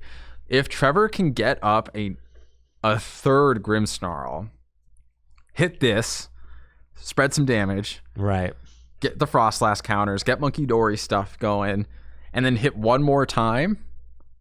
That's probably enough to take the remaining 5 prizes. Is it enough? Yeah. All right. So let's think this out, right? Okay. Assume we have one more Grimmsnarl coming in, swinging for 180 against the there's 3 monkey, no energy on them. So sad. Assume there's another Grimmsnarl coming up. Swing for 180. 180, 190 with the Frostlass, plus 20. That's 210. But that's not going to do it with the Bravery Charm, right? So that thing's just sitting there ready for another knockout. You get to do 30 damage to one of the bench Pokemon. Say you do the 30 damage to the Noctowl, because that thing's going to have to go down in order to even up your prize trade, right? So we're doing 30, 40 damage there with the Frostlass, 60. That thing's going to need one more hit. The Bravery Charm's a problem, it seems like. It is, but I think if you get an attachment on a Monkey Dory this turn, then you're probably able to do it, right? And then you got to keep in mind that'd be a second Monkey Dory on the following turn potentially. So the damage can start to really rack up. Yes, it can, which is why I said that like this deck just melts the Noctowls. They just disappear. Yeah, and definitely knocking out that Noctowl is going to be a key part of Trevor's plan here. Interesting to go for the double dark on the Impidimp when you're struggling to get the energies onto your monkeys. Well, some lists play Energy Switch. Okay. Yeah, an Energy Switch here would be really nice. Yes, because that allows you to get like multiple monkeys powered up in a single turn. It also allows you We have the technology. There's an Energy Switch in there? There's one Energy Switch in this list. Yeah, so Trevor could move that one energy that extra energy off the Impidimp and get one of his Monkey Dory going. Still has attachment for turn as well. Though I don't see an energy in hand. Or is that one right there? There is one. Okay. This could be big. There we go. There's one monkey.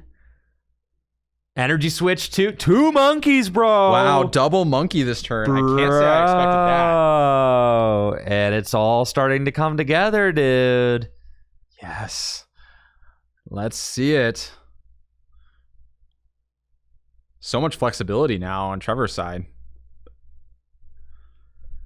So if you stack all that damage on the Ogerpon, I think you're still a little bit short. You'd put 60 plus the 180.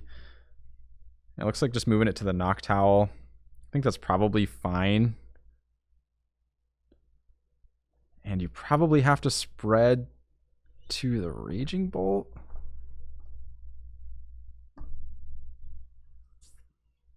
Okay, no, just spreading it onto the Noctowl. So the Noctowl will get knocked out between turns with the Frostlass pings. And now, I mean, you are looking at, it is possible to go Grimmsnarl counter catcher. Yeah, Grimmsnarl counter catcher is going to be game. Yeah. I mean, that's nuts, right? That's nuts. That's crazy. Grimmsnarl counter catcher is pretty definitively game here. This looks like the best spread deck in the format, dude. Monkeys are good. That's what I'm saying. Like, this looks like the better spread deck than Dragapult. I mean, your damage with the stage 2 is slightly decreased, but your damage to the board is vastly increased, it feels like. Yeah, or at least has the potential to, especially if your opponent is also has multiple ability Pokemon that you can snipe down with that Frostlass. Yeah. Yeah, this deck is crazy, but we didn't see too many of them make top 8, but you could definitely see the lines are here, especially with so many counter catcher in deck and so many damage counters built up on board. I think I really would have preferred, though, not taking the Noctowl KO this past turn and instead softening up the Ogerpon as much as possible. Like, get this Ogerpon to... Yeah. Imagine if this Ogerpon was at 250 right now. Yes. And being knocked out coming into your turn. Yes, I agree. Okay. Because then you'd be ripping 2 off the prizes here too. Because between turns, it would knock out. And then that's like +2 to your hand to help you complete the combo that you need to win. Yeah. You can still draw those prizes now with Monkey, but like you gave your opponent access to Fez last turn, for example, for when you didn't necessarily have to. So at this point, Trevor, I mean, frankly, just needs that Grimmsnarl. Needs the nasty, right? It's got to be Rare Candy Grimmsnarl counter catcher. I mean, that'll do it. Right? It will. That's it. With Spikemuth Gym in play, the counter catcher's in hand. All you have to do is find Rare Candy. Rare Candy and Rare Candy. Don't use it unless you have Rare Candy in your hand, dog. Please. Please don't use this unless you have Rare Candy in your hand. Oh, it's over. It's over, chat. How do you mean? Because he's getting that means he has Rare Candy. It's Arvin. Yup. Oh, wow. It's over. Yep. Does he have a way to retreat the Frostlass? I sure hope so. Okay, just making sure. Yes. Okay. Thinking through it, but yeah, there's the counter catcher, and that is game. That's game. My God, Riley. And imagine if there were 2 Frostlass in play. I know. One of them got just absolutely the triple murked. monk. Oh my goodness. This is absolutely disgusting. I feel like I'm witnessing just the most disgusting thing ever. That was absolutely ridiculous. The 4 prize turn swinging 9 damage counters wherever he wanted from his board with Monkey Dory, and then Marnie's Grimmsnarl, Shadow Bullet for game. I mean, just ridiculous stuff, right? That was nuts. Absolutely nuts. Yeah. Even in the face of back-to-back one-hit KOs on Grimmsnarl, still was able to put together the pieces to piece together that game. Crazy, dude. absolutely crazy. I can't believe it. It seemed like the Grimmsnarl deck was going to struggle getting those Grimmsnarls just knocked out. Especially with how one hit. solid Zach's start was, too. Yeah. Taking those early KOs, had the Teal Mask ready immediately for the response, had the Bravery Charm on the Teal Mask to make it that much more tanky, but wasn't able to close that game fully before the damage overwhelmed his board. Absolutely crazy. Wow. I mean, the Frostlass really putting in the work there. You could tell, even playing against a deck like Raging Bolt, right? Where Raging Bolt places no damage counters on your board. Everything is getting one hit KO'd. Everything, right? So Monkey Dory should hypothetically not get to ever place any damage counters against a Raging Bolt board. But that's why you pair it with the Frostlass. So you could damage your own Pokemon and then move those damage counters over to the opponent's board. And if you could get 2 Frostlass set up, then you're cooking even more damage counters. We saw those Adrenabrain abilities were somewhat nerfed in that game with just 1 Frostlass kind of doing 2 at a time. Yeah. But it was made up for the fact that there were 3 Monkey Dory in play, all taking damage counters. So just absolutely ridiculous. And honestly, Grimmsnarl taking down a matchup there in game 1 that I thought would be much more difficult for it to take down considering the Teal Mask Ogerpon. Goes to show, Andrew, weakness is not the end-all be-all in the Pokemon TCG. It's a hurdle to overcome, but does not define the entirety of a matchup. And Trevor, with one of his interesting inclusions as his starter Pokemon in that Iron Bundle. Iron Bundle is a way to push those Pokemon out of the active position for your opponent. And is that it? Monkey Dory, obviously a useful energy attachment, but with no other Pokemon in play, that's a little bit of a bummer. That said, none of Trevor's Pokemon are actually vulnerable to being KO'd by a Rotom right now. This is true, and if Zach does punch a Pokemon with Fan Rotom, just more damage. Yes, that's more damage to move with Monkey Dory. You hit me, I hit you. So we've got Earthen Vessel coming down from Zach, and we'll see what Zach is eyeing up here in his deck. I see Ditto maybe getting a look, so it could be some early aggro with Ditto. Obviously, we've got the Fan Call Rotom in the active spot, so Fan Call could go and fetch the Ditto. Ditto has Transformative Start, and then we've got whatever Pokemon Zach wants springing into the active. Trevor with no Impidimp down on turn 1 is unfortunate, but Trevor may be able to start playing catch-up next turn, as I think I see an Arven in his hand. Yeah, Arven could get that TM Evo. One interesting option that these Grimmsnarl decks have, too, is to TM Evo the double Frostlass into play before you even prioritize your Morgrims or Grimmsnarls, and just really rack up those damage counters insanely quickly with an explosive double Frostlass turn.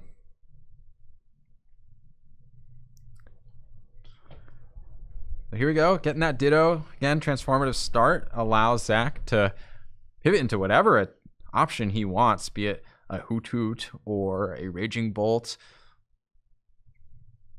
Potentially a Teal Mask Ogerpon is another good option. Retreat into Ditto. Ditto's got the Transformative Start ability. You can discard the Ditto, swap it for any Pokemon you want out of your deck, and here is that Baby Bolt coming out of the deck. Baby Bolt's an interesting choice here. I guess it's fine. It places damage counters. I mean, in a way, it's going to do some spread, but I think the idea is that Zach wants to be chasing things down and knocking them out. Well, the nice thing is, you're not under threat this next turn, and Frostlass, I believe, has 90 hit points, so it could be pretty easily knocked out by this Raging Bolt on a following turn and start to pick those off the board. I do wonder if Zach just actually decides not to use Thunderburst Storm this turn. Well, he can't, I don't think. He retreated the Rotom. Oh, you're right. Retreated the Rotom. Yep. So it would be next turn looking for a 90 damage Thunderburst Storm. Yep. And that would be relevant, right? Or 60. I think the Snorunt has 60 as well. So, or maybe even less than that. So the Snorunt could be knocked out. And Zach kind of acknowledging that the Frostlass played a key role in his loss there in that last game, right? So the Raging Bolt does seem like it's a good option to chase down those Snowrunts and the Frostlass, especially early on. Trevor is probably... Is Trevor playing... I guess I could just ask. You have the list. Yeah. Is Trevor playing a Shaman? Trevor is playing a Shaman. Okay. So that is an option. It is another target for damage counters to be racked up on your own board. But with Monkey Dories in play, that's probably fine. Right, because you've got Monkey Dory to move it. So I wonder if we're going to see Trevor actually prioritize that at all. And you see that Shaman getting flipped to the front of the deck. I mean, you kind of have to imagine that the Shaman... You have to appreciate the threat of the Raging Bolt. You do, right? Because you see what your opponent's doing. The play is telegraphed. Yeah, here's the Shaman. Shaman wasn't really revealed in game 1, I don't think. So no way for Zach to know if the card is being played in the deck. But Zach is also forcing Trevor to get it out. Right, it's a bench spot, committed. Exactly. And that's one less bench spot that could be a Monkey Dory. It's one less bench slot that could be a Snorunt or a Frostlass. It's one less bench slot that could be an Impidimp. Right. And with stuff like this Iron Bundle in the active, which of course can be discarded on the bench, but currently it's stuck in the active, Trevor has a very clogged up board, so to speak. Not an Impidimp in sight. Spikemuth Gym. So we are going to get to see an Impidimp. Yes, I suspect an Impidimp will enter our line of sight now with Spikemuth Gym. Oh, and thank goodness for that. Really, the Grimmsnarl deck is not much without an Impidimp. Yes, Impidimp, a key component of being a Grimmsnarl. So. That's so true, Riley. So here's one. Ideally, you'd like two. There is a Hoot Hoot on Zach's bench and a Tera Pokemon in play. So, I mean, it could be a Gust situation. I mean, that'd be pretty hard to... prioritizing double Frostlass over a second Impidimp here. That's pretty interesting. It is interesting, Riley. I mean... I see the vision, though. I do, because you're playing a single prize board, right? And just saying, well, I'm going to get both Frostlass out and just kind of start cooking with monkeys. Eventually, the bundle will be able to free up a bench spot when it goes to the bench. So that's fine. And if Zach decides to waste a Prime Catcher on the Impidimp, I think you're just okay with that. You are definitely okay with that, I feel.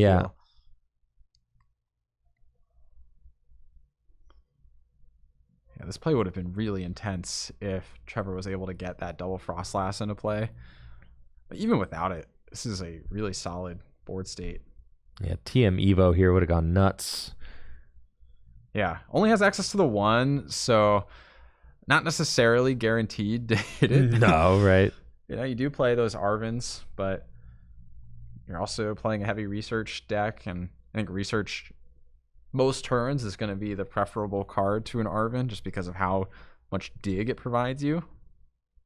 I got an Ultra Ball from Zach. Who else but Noctowl? And it's going to be a Jewel Seeker, Riley. Eyeing up the Prime Catcher.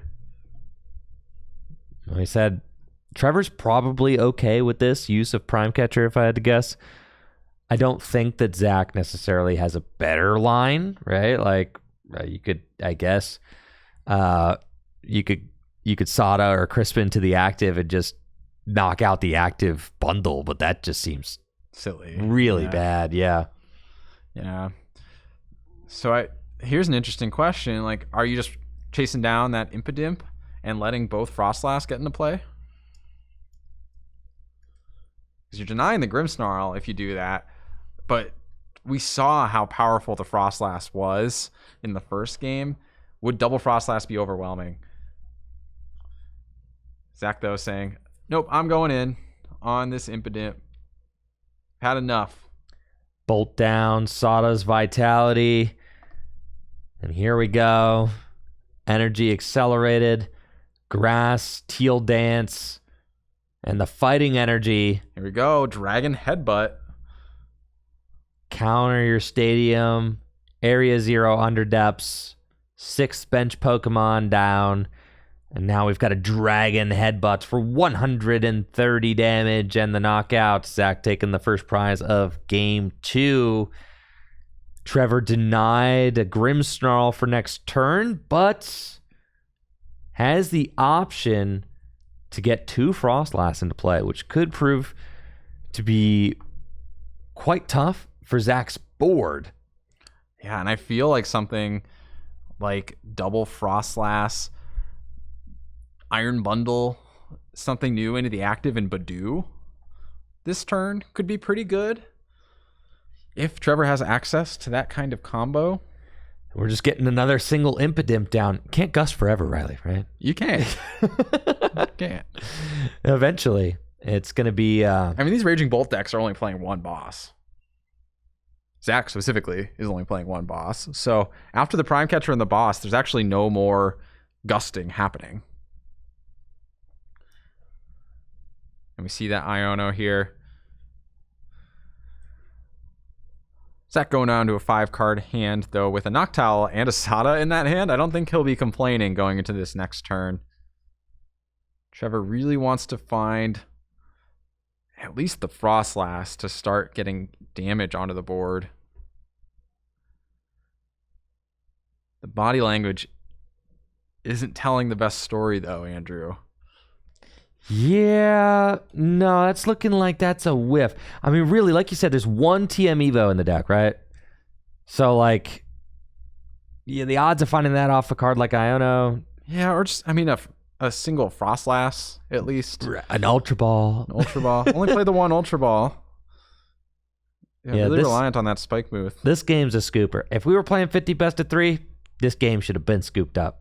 The second you whiffed this turn, that's the scoop turn. Potentially, yeah. If it was 50 best of 3, I'm saying. 50, yeah. Well, 50 best of 3, then you're already, 15, you're already 30 minutes into the set. Oh, yeah, that had to be a scoop there. Yeah. Right? Because then you got like 15 minutes left to try and win the final game. And like, that's just enough time. Yeah. So, but we're playing 75 minutes, best of 3 here in top 8. So Trevor's got more time to kind of explore this loss. And let's not write him out fully yet. You never know with the combination of like Frostlass and Badoo, what kind of crazy comebacks are possible. It's true. Now, we were criticizing these sorts of comebacks during Swiss when time was more limited, but because Trevor has a significantly higher chunk of time in the top cut, he could see if one of those routes is possible, at least for a couple turns. Another Iono coming down makes sense. Let's reduce Zach's hand size yet again. Zach's super wide on his board right now, which gives him the potential benefit of bumping Pokemon in the future if damage is built up into play. Could remove those Noctowls, for example, from his bench. Is that the first Frostlass? We've got one, yes. Is there an Impidimp, though? There's an Artisan. Okay, yeah, that does. But then you're the clearing stadium. like 2 Noctowls from play, right? You are clearing those double Noctowls from play, and I really do feel like those Noctowls are going to be a critical component. But Zach can bump his own Noctowls at some point, too. Does play the one jamming tower. He does, right. So it's not like Zach's entirely reliant on Trevor to make that work for him. Yes, and I think that Trevor kind of acknowledges that and is not going to play the Artisan, right? Still a really painful pass at this point. Trevor's deck has really been kind of spinning its wheels, not doing a whole lot. You really want that quick double Frostlass to start mounting up damage on Zach's side of the board. That's not what's happening right now. Let's not forget the damage on the Shaman as well with that Frostlass.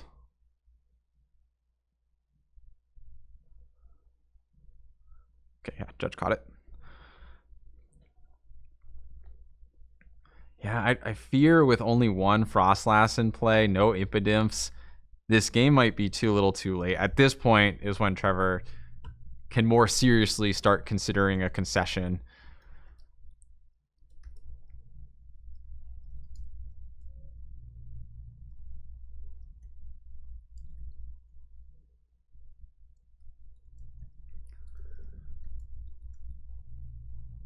Off this Arven, could see something like a counter catcher and a rescue board. Maybe pull up something like a Raging Bolt with no energy on it.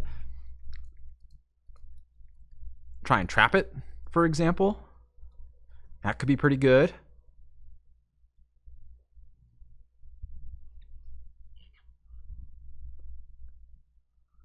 Yeah. Now there is the Maractus option, right?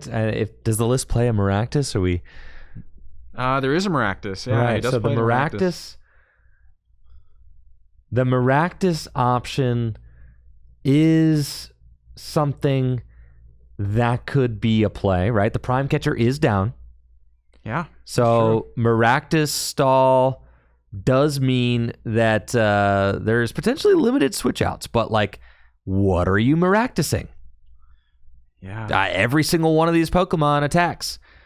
And I think that's by design for Zach. Zach doesn't want any silly Pokemon in play. There's a reason there's 3 Raging Bolt here, okay? Yeah. I will say the list only plays 3 Lightning Energy, and 2 of them are in play, so potentially one of them could be prized, and that would trap a Raging Bolt successfully. Right. That's an option. Item Lock would achieve a fairly similar effect, I think. I believe Zach has used both of his Area 0 Underdepths over the course of his game.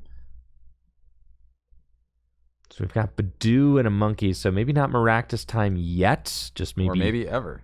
Or maybe ever, yeah. And here comes, an Energyless Bolt. Was that attachment a mistake on that Monkey? Because I don't see a rescue board. How is this Snorunt going to get out of the active? And it's not. Okay. Nope. Question answered. I mean, to be fair, like, I don't know if Zach has a way to get it out of the active right now. There's no Latias. No Latias in play. No Noctowl access. Crispin, let's see. There is a Lightning in deck and a Fighting. Okay. But then there's another Raging Bolt, right? And could that get counter-catchered up? Yeah. I mean, you're going to have to discard some energy somewhere to attack as well. This deck does play 3 copies, I believe, of Countercatcher. 2 copies of Countercatcher in Trevor's list. So, yeah, that final Raging Bolt is looking pretty appealing. Potentially pull up. Now we're just getting word from the judges downstairs that Sean's Raging Bolt has defeated Chase's Gardevoir deck to move on to top 4. Congratulations to both players. And we'll be seeing Sean's Raging Bolt advance to top 4 of this event. Okay, Andrew, here is an interesting juncture. All 3 Lightning Energies are accounted for. There's no room for Latias. Both of these Raging Bolts are potential trapped targets. All right, dude. I'm seeing the vision, dude. I'm seeing the vision, dude. There's a reason that Grimmsnarl was forgone. Now, you could start to set up the Grimmsnarl now, if you'd like. Maybe get an Impidimp into play this turn. But what I would really love to see is just Itchy Pollen and build up those damage counters on Zach's side of the board. Yeah, if you get the 3rd Bolt into the active, I mean, you don't even have to yet. Well, here it comes. To be honest, because I don't mind. Well, actually, I think I prefer saving the Countercatcher. Why is that? I also don't really like going for the knockout because the Lightning's already accounted for, right? There's 3 Lightnings. You maybe don't know the Lightning count, but if you're worried about a 4th Lightning, then the Raging Bolt being active still doesn't matter. Well, I guess it forces the Countercatcher's good. I take it back. Countercatcher's fine. Yeah, because it like dodges the Sada being a 1 card out. Right. What I don't like, though, is I don't like the damage being concentrated onto the Raging No, Bolt. if I would this is rather your just stall snipe play, around it. yeah, if this is your stall play, you are not putting damage onto the active, right? Burst Roar. Burst Roar, baby. All right, we're getting somewhere. I mean, Deck Out is a serious consideration at this point. Absolutely it is. Now, I think that Trevor needs to stop moving damage counters to that active, though. Like, put them elsewhere. Yeah, let other Snipe things those tick. Ogre Pawns down, potentially. Try and build up damage counters in a way that you are knocking things out at the moment that you can take your final couple prizes. Exactly. Right, because you could start to get an Impidimp going at this point in the game, right? Yeah.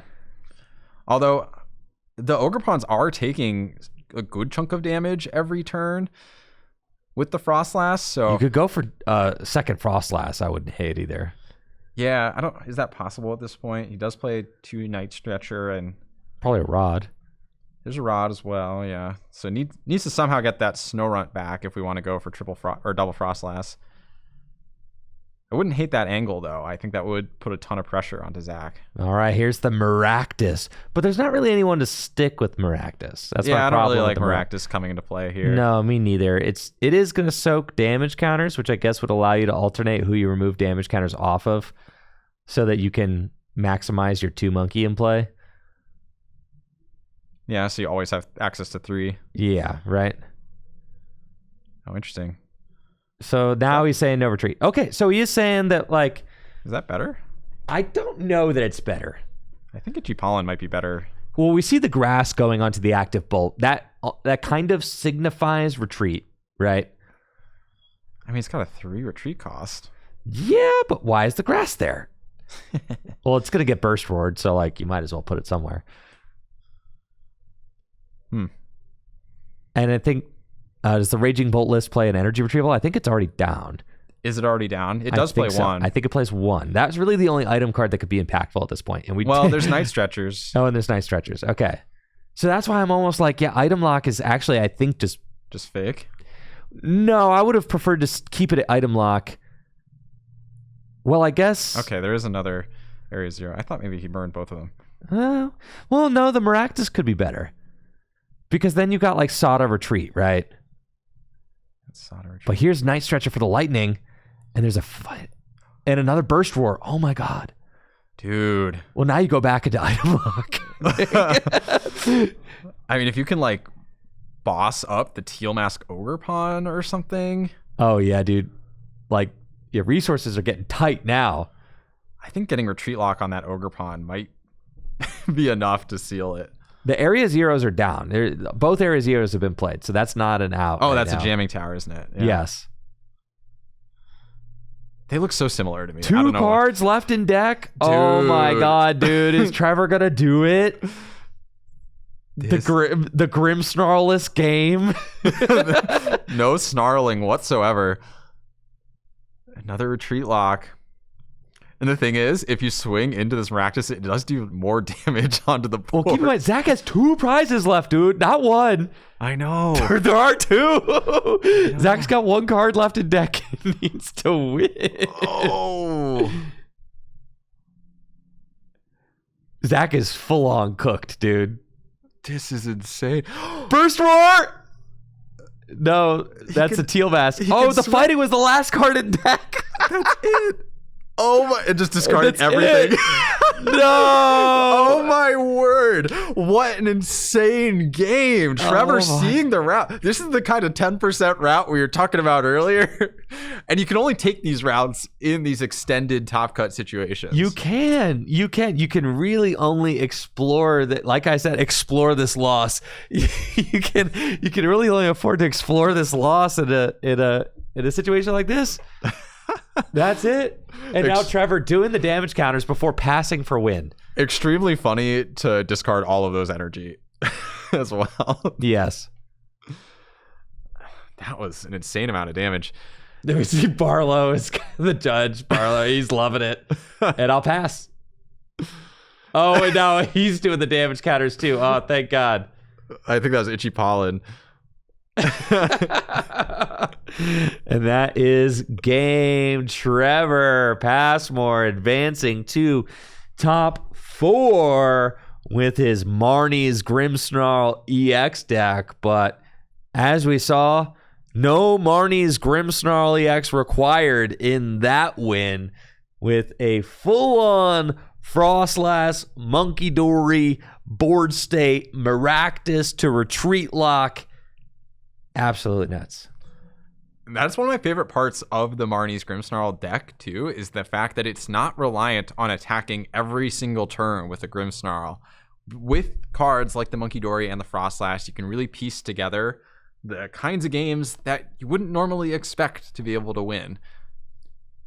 Yeah, that was an exceptionally played game there. Huge props to Trevor for sniffing out that win condition. I mean, a win condition that, with a record of 5-0-3, has not lost a set in this tournament so far. So must be familiar with those crazy comeback games. And really, it was just very impressive to watch him navigate that win. And especially in that game, too, where things just seemed really rough from the get-go. But he made an exceptional comeback. And now we see Devin in Game 3 of his top 8 match. Devin was our Journey Together 3K champion from a couple months ago, facing off against Lion for a spot in top 4. Yo, thank you. Psyduck. Yo, shouts to Psyduck. Yo. Yeah, thank you, Dill Daddy Supreme, for that $2 dono over on YouTube. Appreciate it. Thank you. That was a very hype set, Riley, I have to say. Marnie's Grimmsnarl. It was making me a little nervous that only one Marnie's Grimmsnarl made top 8. And now it's on top 4. Now it's on to top 4. Has an opportunity to win the whole thing. One of 4 players weeded down from 129 players here at Full Grip Games this morning. Now there are only 4. And Trevor punching a ticket to the semifinals with the Marnie's Grimmsnarl deck. Brand new archetype from Destined Rivals. And a deck that I think so many players have their eyes on for the upcoming North American International Championships. Absolutely, yeah. And let's not forget the awesome play by Zach to make it to this point. And Zach will be going home with $150 for that top 8 appearance. So not too shabby at all for Zach. For sure. Now, looking at the top 4, we're looking at a minimum prize threshold of $350. So I'm also sure that Trevor will be pretty happy with that. Things are ramping very quick. It's $150 for top 8. $350 if you make it to top 4. And then finals, you're guaranteed $700 if you get second place. First place is that $1,000 grand prize. It's not store credit, folks. This is cash. It spends anywhere that they accept the U.S. American dollar. All right. So that is some Chris Hunnits you're going to be taking home with you, courtesy of Full Grip Games. It's been an incredible event so far, running very smoothly downstairs, and we're so thankful that you all have joined us for this exciting event, giving us a preview of what's to come at the North American International Championships. Now, Riley, you're attending NAIC. Of course. I'm attending NAIC.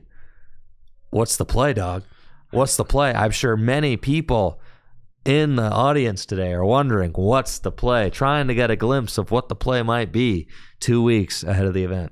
Well, I mean, after a showing like that, you got to be a little high on Grimmsnarl, right? It really, really impressed in that series against the odds, both games, and pulling them out both times. That's very, very impressive.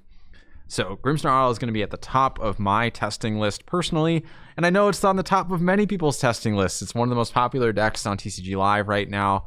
Some of that's new toy syndrome, of course. Always. But I think that's going to be a very impactful deck going into the North American International Championship. I'm always interested in what Gardevoir has to offer. We'll see if Gardevoir gets a chance to play against Grimmsnarl in this tournament. I want to see that matchup. I want to see it. Yeah, I want to see what goes down in that matchup. I do. Because I think Gardevoir is always going to be a top-tier contender.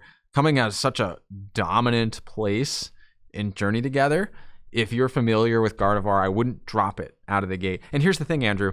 Even if the Grimmsnarl matchup is completely terrible, how many times have we played decks knowing that there's a terrible matchup out there and just saying, we'll dodge it? Dodge it, baby. You can't win them all. You can't. No deck has all good matchups. And sometimes it's almost better to take like the more extreme, like I'm going to 90-10 these 5 matchups and I'm going to 10-90 this matchup. And that's okay. You know, sometimes it's okay to roll those kinds of odds too, because it makes your favorables less susceptible to variance. Right. Absolutely. Know? So Gardevoir is still a top contender for me, even if Grimmsnarl climbs to the numbers that you're alleging it could. Yeah, I mean, if you're only losing 10% of the field, but you're beating everything else, then like... And we saw how good Gardevoir was in some of the games earlier today. So strong. Yeah, Guardy's cracked, dude. Man. What are you thinking? Are you still on that Raging Bolt hype train? Raging Bolt is a crazy deck. I mean, the ability to just chase down things with Fan Rotom or the little Raging Bolt and then back it up with like the biggest, baddest attacker in the game. What Raging Bolt can't do is what we saw Trevor do to win that game. Like Trevor, that game in top 8 was filled with finesse and comeback tricks. Raging Bolt does not have the tricks, okay?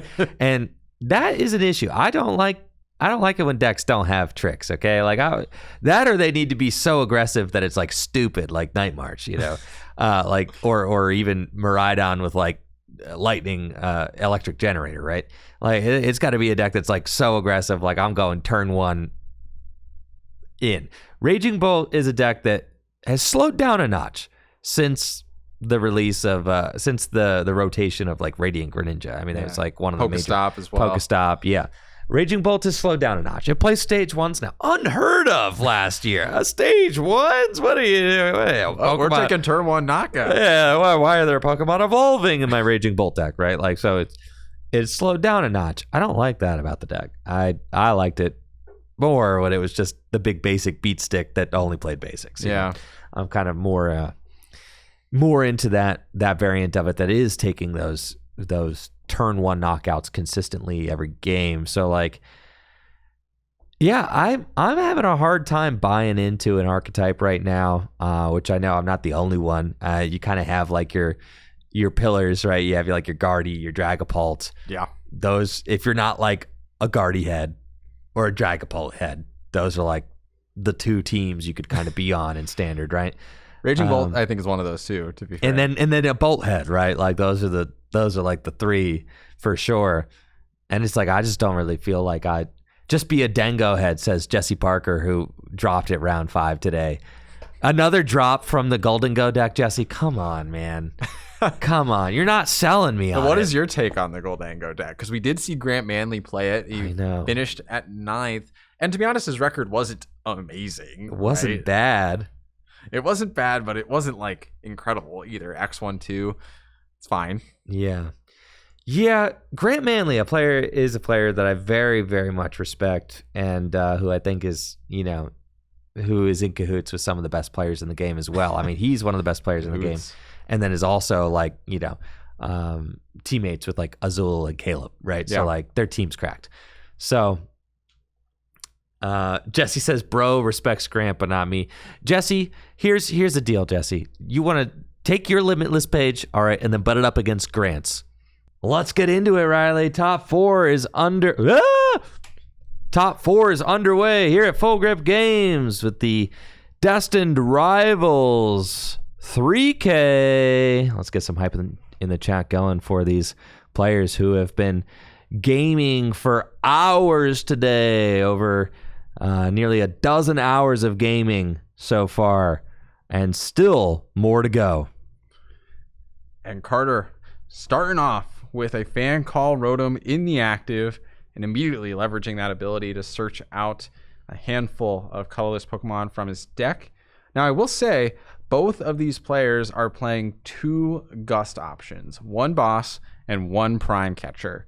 So you could theoretically have scenarios that come up where if a player uses both of their gusts, you could force them into taking a one prize knockout. So that is an element of the matchup that both players will have to consider, is the kind of sequence by which they take their knockouts and how often they're gusting. Because you would hate to leave yourself in a situation where you ran out of gust and your opponent does something tricky with like a Baby Raging Bolt, for example. Right. Yeah, and it does seem like it's going to be this situation where both players kind of want to leverage those single prize attackers to be as impactful as possible, right? You got the little Raging Bolt, could be a major player here. You can use it to pick off Hoot on the bench. I mean, it would require 3 energy on it. But again, like I said, these Pokemon aren't the most difficult to knock out for Raging Bolt. So, wasting 3 energy on a single Raging Bolt is not bad. But then that's taking a single prizer, right? And you want to be taking 2 prizers. So it's tough. You want to be taking a double prize, turn every turn that you attack. Sean has opened with the Pheasantipity EX. So, Carter could target that down early on in the match. And we'll see what Ditto decides to transform into. Yeah, this could be a interesting decision. I like having a single prize ancient Pokemon be the choice. And Slitherwing does threaten that Pheasantipity. It does, which is why I think that was the choice, because the thing you want to do is, if you could take a single prize Pokemon and knock out a 2 prize Pokemon with it, that's what you want, right? So Slitherwing is the one Pokemon in the deck that can probably do that right now. Yeah, absolutely. Can't really piece together those kinds of plays with the Baby Raging Bolt without 2-hit KOing. For example, you could snipe for 90 and snipe for 120 on a following turn onto Pheasantipity. That's a 2-hit knockout, but Slitherwing getting that clean 1-hit KO.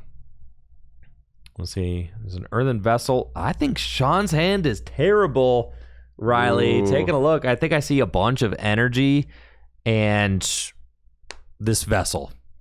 I think that's and going down a quick game in these sorts of mirror matches is devastating. It is, Riley.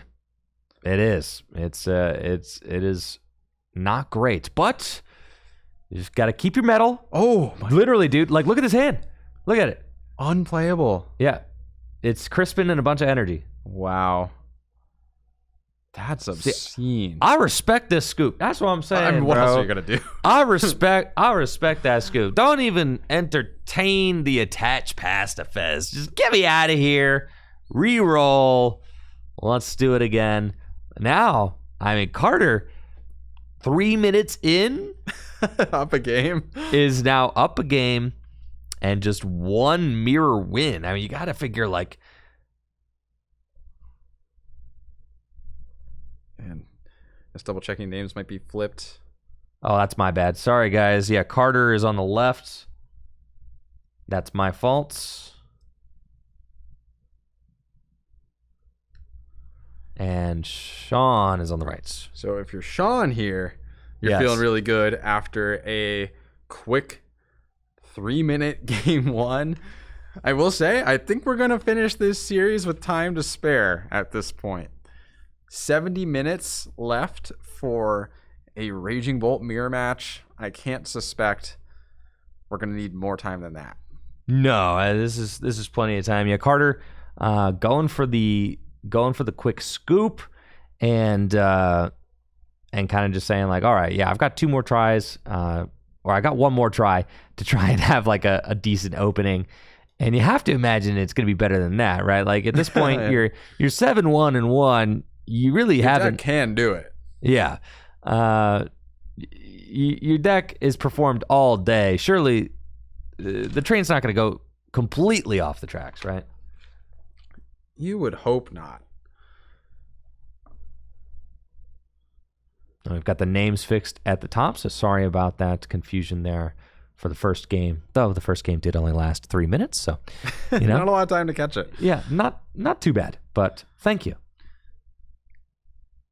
Now, Sean, starting with a transformative start Ditto, pretty much best possible Pokemon to open with, frankly, with any deck, but definitely in this Raging Bolt deck, and it gives you the flexibility to choose whatever Pokemon you need to start. If you want an early Fan Call, you can get it. If you want an early Sada aggressive maneuver, you can do that. If you just want to get in one prizer in the active, you can do that too. Ditto, just so powerful for its flexibility, and Raging Bolt, I think, leverages it best of any deck in the format. Yeah, and opening the Ditto, that's incredible for Sean. Sean's got gonna have his pick out of the entire deck. It's opening a wild card, right? You can just go into your deck, search the deck too. So it's useful for that. And if you don't have access to a fan rotom, you go get the fan rotom, get the fan call going, and you get all that orchestrated. And it's looking like Carter is having just a much smoother start this game. I mean, fan call, we've got hoots. There's a Tera Pokemon in play already. I mean, this is just great. Super playable hand. You'll love to see it. It is theoretically possible to knock out this Teal Mask Ogerpon if Sean has a really explosive turn 1, though. Imagine like a transformative start into a Raging Bolt EX comboed with a Professor Sada and an attachment for turn. And that's lights on this Teal Mask. Is that likely to happen? I would say probably not, but certainly possible. And if you can take those knockouts without a Gust, that kind of denies Carter the ability to leave a one prizer active, because all you need is 2 more Gusts to close out the game. All right, let's see. Raging Bolt in hand. You might as well lay that down. The Golden Bolts. Yeah, I didn't even know that Carter was running the Gold Bolts. The Golt. We did the Golts. Yeah. That is so true. Look at the Raging Golt. And we got Lightning Energy to the Bolts, and it's over to Sean. He's got the Transformative Start Ditto in the active. It's going to start off with a Nest Ball, though. Yeah, Nest Ball. Wouldn't surprise me if we see a card like the Fan Rotom selected off that Nest Ball. I think it depends what resources Sean has access to. If they're looking to just set up their board, go wide, Fan Rotom's really good here. If they have the potential, though, to swing for a knockout, I think I would take that over the Fan Rotom if that's what it took. And with 4 copies of Professor Sada's Vitality and 2 further copies of Crispin, it's definitely possible to get these quick knockouts. Even looking at a a Squawk ability to Squawk and Seize and dig even deeper on this first turn. I think Sean is going for it. Going for the turn 1 knockout on this this Teal Mask. Yeah, and I mean, the Ditto start, right? You're starting the prize race. You're just going to put this away, right? Like, say, let's just end this before it even starts. Yeah, I like it. And frankly, your board is going to be full of multi-prize liabilities anyway. What's one more in the Squawk ability in this specific matchup? Here we go. Squawk and Seize. I would have liked to see probably like a Lightning and a Fighting getting discarded, or like one of the two. For sure. To really like lean into this. He does draw the Sada, but I don't see much else.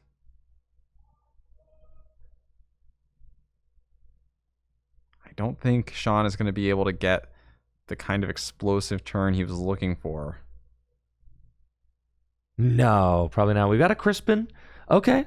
Well, and the Ditto can become anything else, right? Yeah, you need... So if you have a Crispin... Oh, he's got it.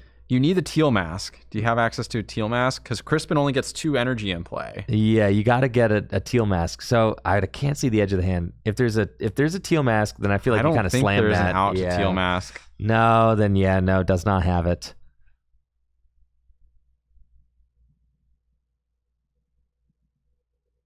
So yeah, we're gonna see Transformative start, and Sean kind of knows that he's got time to kill. He doesn't need to rush through this game. We got an hour and 5 minutes to play 2 games. And it's not like he's in a bad spot this game either. No, it's always funny when one game in a set is just a total total bust, especially when you're in like a top cut series with like 75 minutes. If one game is a total bust in like 50 best of 3, you still kind of have to hustle to like to get the games finished. But in a 75-minute cut and one game's a bust, it's like, okay, you know, you could take a breather for a turn or two.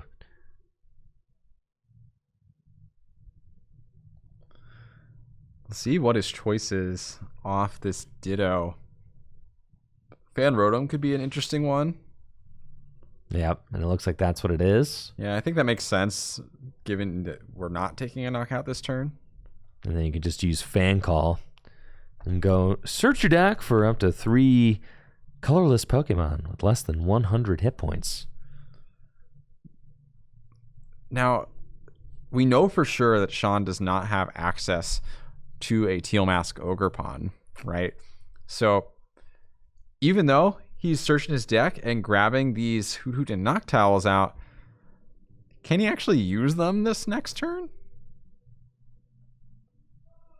Yeah, because he needs access to a Tera Pokemon. Well, I think you just have to like thin your deck and hope. Oh, I isn't even able to get that much off the Fan Call. No, and you've got like Crispin in your hand. It's strange, right? I think there is a basic Pokemon, but it's Slitherwing, yeah. Okay, so you could Sada to the Slitherwing to draw more cards. Aye, that's fine. Yeah, I mean, you got 4 Sada. Right, and I guess you've got just one EX Pokemon in play. It's the Squawk. If the Squawk gets... The Squawk would have to get like Prime Catchered, probably. Yeah. In order to get KO'd, which is certainly a possibility and would be probably fine for Carter to do. Yeah, and frankly, the Teal Mask is a more appealing target anyway, and they both take 3 energy to knock out, so... Exactly. Okay, promoting that Slitherwing. Sure. And a pass. Okay. So I think retreating into the Slitherwing makes it so that I guess Carter can't just use Fan Rotom to knock out a Fan Rotom. That would be my guess. Yeah. Otherwise, you probably want to... Yeah, deny the Fan Rotom seems good. Get an energy into You're play. forcing a Gust this turn. Yes. Basically. And there it is, the Prime Catcher. So that's one of the 2 Gust outs that these Raging Bolt decks play. Is it just one boss, one Prime? Yeah, and that's pretty standard these days, too, is the 1 boss, 1 Prime. Wow. So what Sean could do is try and finagle enough 1-prizers into the active to eventually force Carter to take one. Yeah, I mean, it would have to be like 3 would have to be the right number, right? Yes, Andrew. Yeah, because like eventually, if it's 2 1-prizers, yeah, okay. Yeah, it's tough to kind of force the issue from here, though, because Carter's almost certainly going to knock out the Teal Mask Ogerpon with this Prime Catcher. Right. You can't really just promote the Slitherwing and do what? Yeah. Yeah, this is a tough place for Sean to play from. That turn 1 really didn't go like textbook. No, no, it wasn't. No, it wasn't like digging great. with that Squawk and still having a really rough start is not what you want to see. A lot of folks aren't even playing Squawkabilly. Making this Raging Bolt? Making this more aggressive inclusion and still not getting the payoff. No, right. Kind of a bummer. Yep. And we see how easy it is for Carter to piece together this Gust knockout, all thanks to Noctowl with the Jewel Seeker ability. And here we go. Raging Bolt taking a massive knockout. There we go. 2 prize taken by Carter. Bellowing Thunder for 210 damage with 3 energy discarded. And Carter taking a massive 2 prize lead. And showing off that game 1 was just a fluke, right? Must have been a fluke. Yeah, totally a fluke. And now Sean... Hopefully not going for a Noctowl. No, can't actually use Noctowl. Okay, Has to get another Teal Mask Ogerpon into play.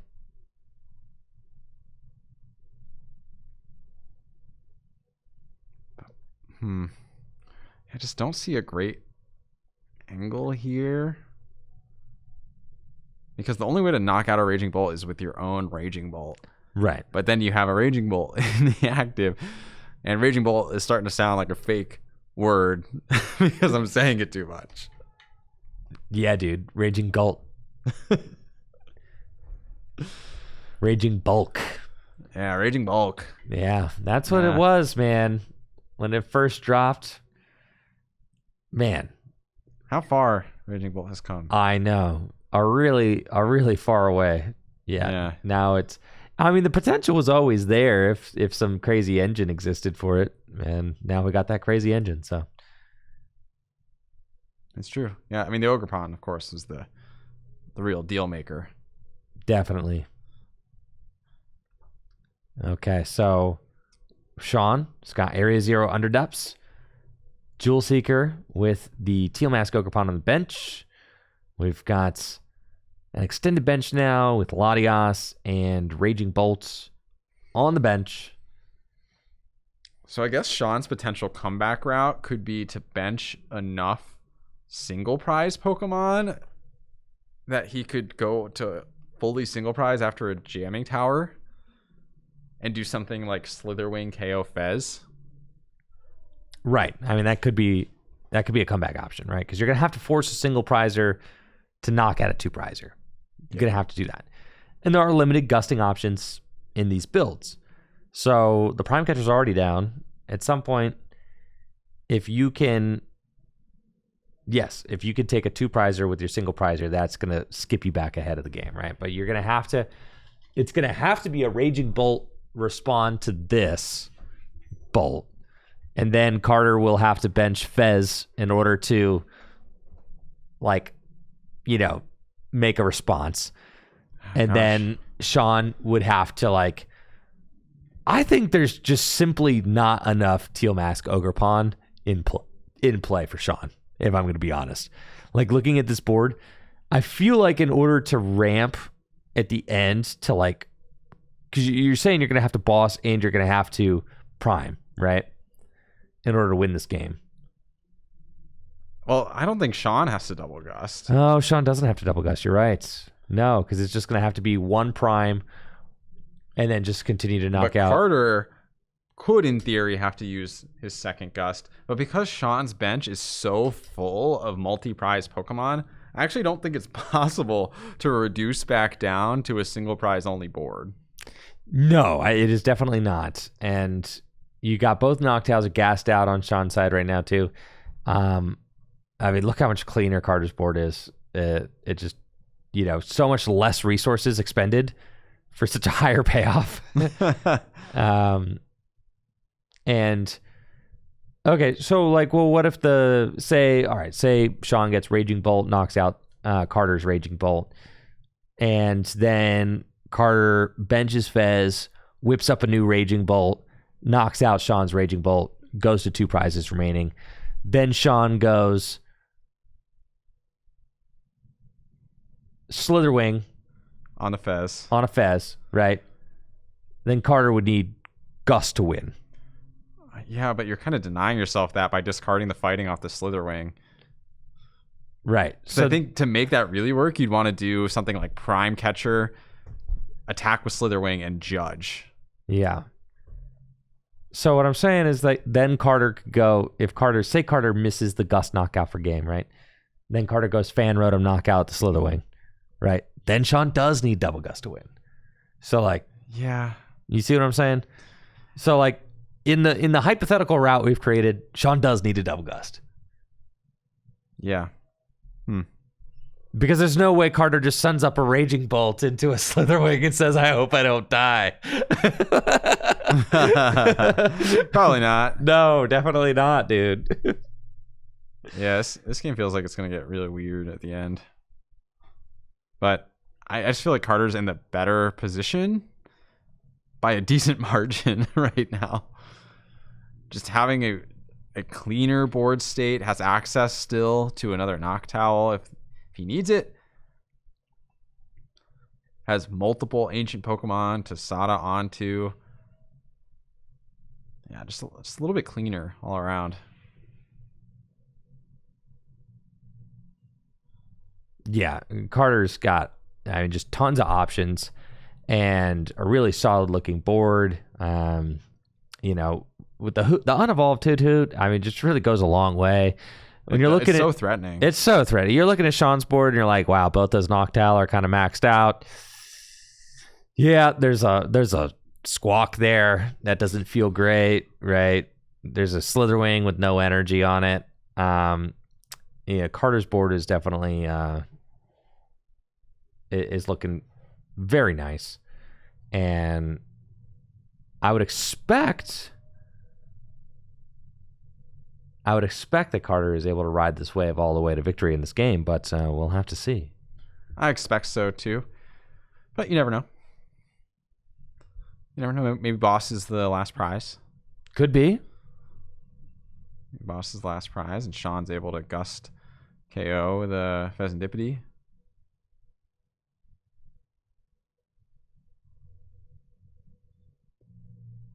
There's still Pokemon yet to be played, I think is the takeaway here. That's so true, Riley. So getting those grass energies out of the deck off that Earthen Vessel. Be able to attach one of those to this second Teal Mask Ogerpon. Really appreciating the bling in Carter's deck right now. I'm kind of mesmerized by the bling. Yeah, I mean this is the Raging Bolt lifestyle, I feel like. To That's play a deck that looks like this. That's what I'm saying, dude. That's what I'm saying. I feel like every time I play against the Raging Bolt, their deck looks like this. Yeah, that's what I'm saying, bro. It's part of the Bolt lifestyle. It is. Yeah. The gold energies are especially a part of it, I feel like. Oh, definitely. All right, we've got a Bellowing Thunder. Boom. Get bellowed. There you go. 280 damage. Carter going to just 2 prize cards remaining in this match. Okay. And Sean does not have a lot going on this board. No, this is, let's see what you got.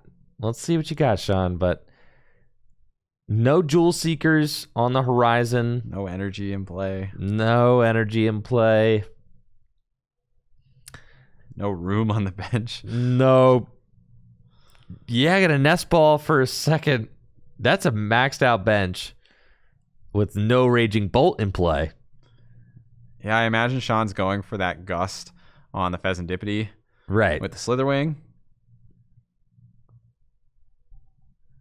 And then remains to be seen. Yeah, gotta get some extra energy online, right? So that you can win. But how can you win? How can you win from this board state, right? I feel like you cannot. Well, it would have to be with Teal Mask, right? So you'd have to get... All right. This turn, let's cook up the win from Sean's side. All right. Yeah. Let's cook up the win. 4 prizes left, right? So you got to go like Sada to Slitherwing. Of course. And attach to it. Yeah, man. That sucks. All right. You definitely need to Teal Dance to both of these. No, I don't think there's a way, dude. I'm trying to cook it. You can't. All right. Okay. Yep. Nope. I'm still not seeing it. So let's say you can Sada Prime the Fez this turn. Yes. How are you taking the last 2 prizes? That's where I'm at, and I can't get there because you need to boss. Yeah. Energy switch. Is there an energy switch? No. Frick. Oh wait, Sean does play an energy told switch. you, bro. They be playing it. Yeah. Huh. Sean does play an energy, but still, I don't But think no it's bear, enough. right? There's no bears in either of the list. No. No Blood Moons. No, that would be Okay. so good in this situation. I'm telling you, dude. People aren't playing the best card in the format. Okay, It's the Blood nuts. Moon is not the best card in the format. That card's crazy. Have you seen Monkey Dory? All right. Yeah, Blood Moon. Blood Moon's crazy. I'm a huge Blood Moon fan. Y'all read that card? It's got 260 hit points. Yeah, neither of these players are playing Blood Moon, Andrew. So Yes. E-switch is to hit. Yes, you can hit early 90 with little bolts. yeah, all right. Carter's opting instead to play the Briar. as a tech option to take extra prizes. We got Slitherwing taking the 2-prize knockout on Pheasantipity there. Burning Turbulence to tie this game up at 2-2. 120 damage. Fez is weak to fighting, so that Slitherwing is going to do 90 damage to itself. Yeah, maybe if Carter like ignores this Slitherwing, you just start stomping off. Oh, here we go though. We got that boss's orders and energy retrieval. That should be enough to win this game. Oh yeah. Yeah, just the 2 energy off the retrieval is enough. That'll do it. Squawkabilly is there. Yeah, or any of the 210 HP basics, of which there's a multitude. Yeah, and Carter is gonna secure. Sean making him go through the motions, though. You gotta respect that. He flashed the cards, still no scoop. Do it, man. Well, do it. Just do it. And to be fair, there's always a chance your opponent messes it up. Yeah. But it doesn't look like Carter's going to. Nope. Got to still hold him accountable all the way. What if he doesn't discard 3? What if he discards 2? I'm someone when I'm playing, even if my opponent is like in the process of like scooping, I will still go through all of the game actions and announce my game actions because like just want to make sure there's no confusion as to like what was occurring in the final stages of the game. Yeah. I want to make sure that you all know like I was doing the thing that was required for me to win. I'm going to say it out loud, and make sure that it was announced, right? So that because like if you start scooping up your cards and I didn't say anything, and a judge walks over, he could be like, "No, you scooped first." I'd be like, "You never announced the game-winning attack." I don't know. I try to. I always I feel like that's slightly paranoid of that specific situation happening. I'm telling you, miscommunications in general it's not that situation. It's just like miscommunications. Yeah. Want to avoid them if you can. Just want to avoid them, and the best way to avoid a miscommunication is to communicate exactly what you want to do in the game, right? So. I try not to just assume that my opponents know what I'm doing at any given point in time. I like to be very clear. I like to announce, everything that I'm doing, go through all the motions, the game-winning plays. And that's what we saw Carter do, is Carter now climbs to a Game 3 after a very quick scoop in Game 1. We've got ourselves a Game 3 on our hands, folks. This is for a shot at the finals of the Destined Rivals 3K Cash Release Weekend tournament here at Full Grip Games. All right, Game 3. The winner of this match will go on to the finals. Raging Bolts, of course, guaranteed an appearance in the finals here. And Carter starting off his Tech Iron Leaves EX. Now, I guarantee that's not something he wants to see. No. The Golden Leaves, not... Joe, this hand reeks. No way. Another dud? No way, dude. With the goofy golden leaves up front? Not like this, dog. No. Not like this, bro. There's a lot of live top decks. I don't know if you've ever done this, Andrew. I used to do this all the time when I played Zoroark. It's like, how many outs do I have at the top of my deck right now to keep me in this game?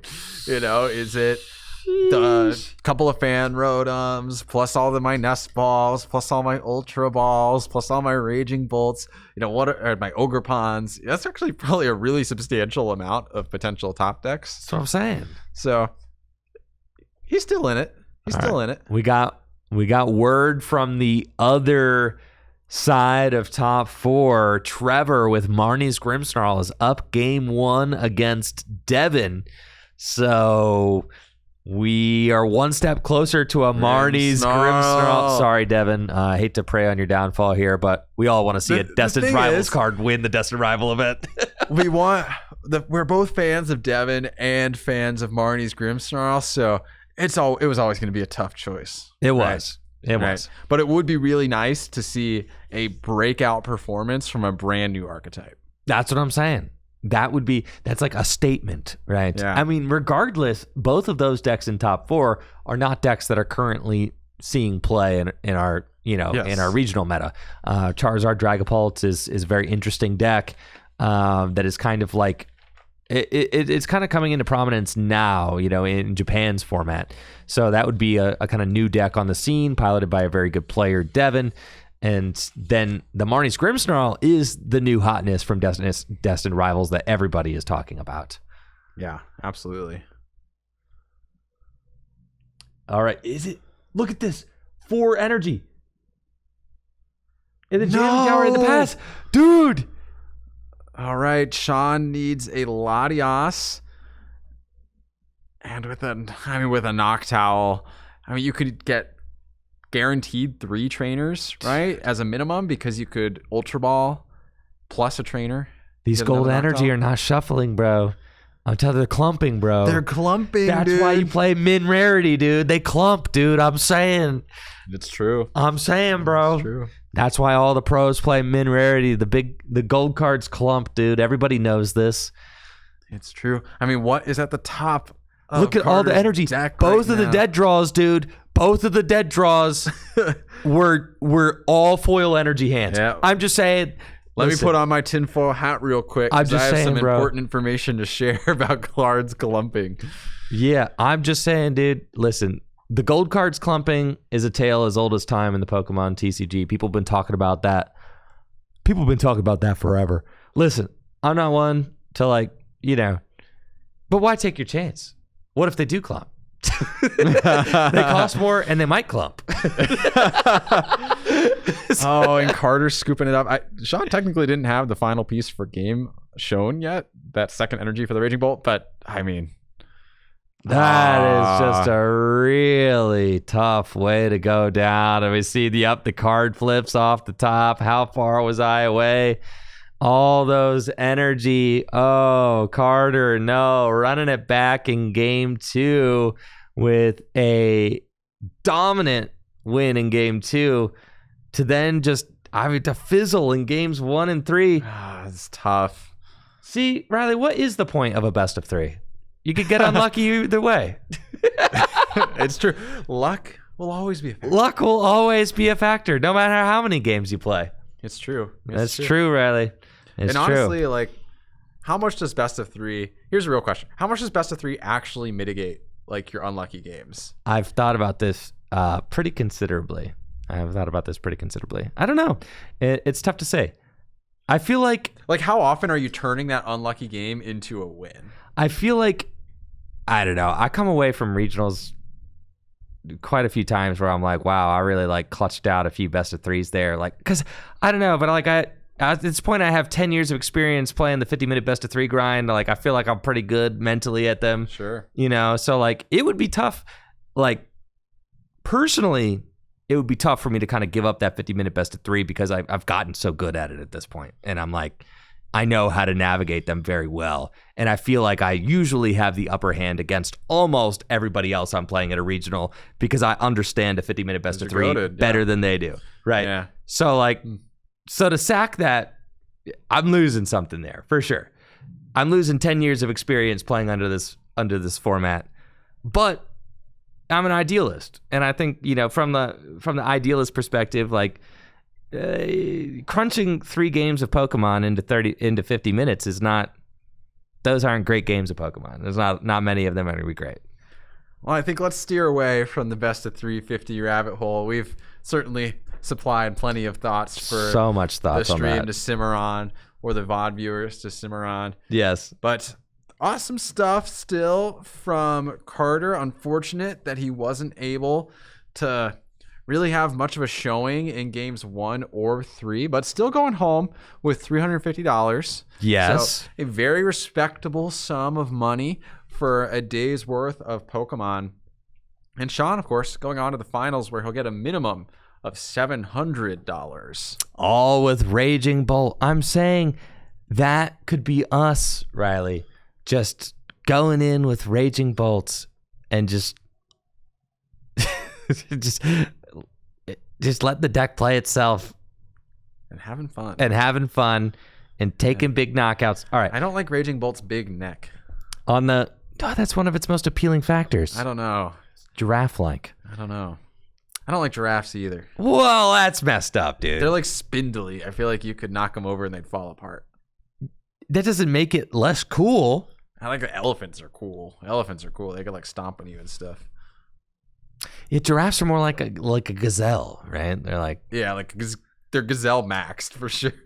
Yeah. They're like the level 50 gazelle. You know? Right. Yeah. Well, as someone who is a runner, you know, that's cool to me. Yeah. Yeah, they're like gazelle coated. That's fine. You know, I like the elephants are like smart and stuff. I too was like a Lankler. Isn't an at elephant one your point. favorite animal? Elephant?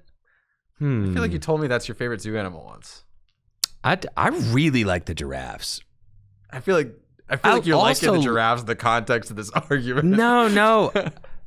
There's a picture of me because you can feed the giraffes at the zoo. You can feed elephants? Not at the zoo usually. They don't let you that close, dude. Elephants, they can wrap you up in that trunk, dude. You ever seen them? They'll lift somebody. Yeah, well, it's like a hazard. They don't let you do it at the zoo. You know. I'm just saying, all right. Is it giraffes? All right, we'll let Twitch. What's cooler? We'll let Twitch predict or or a poll. We're gonna poll. We're gonna reveal the answer. Yeah, we're gonna poll. All right, which zoo animal is superior? Just the two. Elephants, giraffes. All right, fine. I'll allow. What else should we put in the zoo poll? I don't know. I feel like those are like the heavy hitters are the elephants and the giraffes. Those are I feel like two of the premium zoo animals. Like a lion is a common zoo animal, but they just spend most of the day sleeping and stuff. Yeah, and like really not doing much. Yeah, not as but they're kind of just out there in the corner and yeah. You've got like monkeys. Monkeys are cool. I could put monkeys in. Yeah, monkeys. I know there's lots of different kinds of monkeys. Okay, just listen. There's only 5 places here so we're gonna combo all monkeys together. So that way we get all the monkey fans under one umbrella here. Polar bears are big. Polar bears are cool. Yeah, penguins. Penguins are a hit. All right, we'll say big cats. There you go. Large cats. So all you tiger, lion people can all get under one umbrella together. That's fine. And then we'll say bears. I would say either bears or penguins. Penguins are like a zoo staple for sure. Yeah. People are really excited to see penguins. Well, they're dope. They slide on their tummies. Exactly. So maybe they should be on the contention here. All right, we'll say penguins. All right, you've got 5 minutes to vote on the superior zoo animal. Keep in mind, you have to be on Twitch to vote. I see YouTube folks are chiming in with their with their ideas for zoo animals, and I really appreciate that. However, you can only be part of the feature is on. Yeah, the polling feature unfortunately is only on Twitch. So just want you guys to know that you're not being ignored. I actually looked at your suggestions and appreciate them. Anteater, someone says. And anteaters are kind of neat. No, giraffes are cool. I'm not saying giraffes aren't cool. I'm saying Raging Bolt's unsettling to me. Well, rhinos. Do we have our fight? Is this it? Did game 2 already finish? Yeah, dude. 2-0. It's Trevor, dude. 2-0. It's Marnie's Grim. It's Marnie's Grimmsnarl versus Raging Bolt in the finals. It's here. This is it. The Kingslayer. We have got Marnie's Grimmsnarl taking down Devin and has moved on to the finals. All right. Marnie's Grimmsnarl against Raging Bolt. Trevor Passmore advancing over our Journey Together champ, Devin, to advance to the finals. And we've got our finals set. It is going to be Sean Munn with Raging Bolt versus Trevor Passmore with Marnie's Grimmsnarl. Now, all right, what do you think? We did see Trevor put on quite the show in our top 8 round against a Raging Bolt, clawing 2 insane games from the jaws of defeat here. So definitely liking Trevor's chances. And frankly, I'll be honest, I'm rooting to see the Marnie's deck win. It's a new archetype with the Destined Rivals expansion, and who doesn't love to see the new cards triumph in this release weekend style of tournament? So that's where my money is, Andrew. However, Sean has clearly shown he has the chops to pilot Raging Bolt at the highest possible level.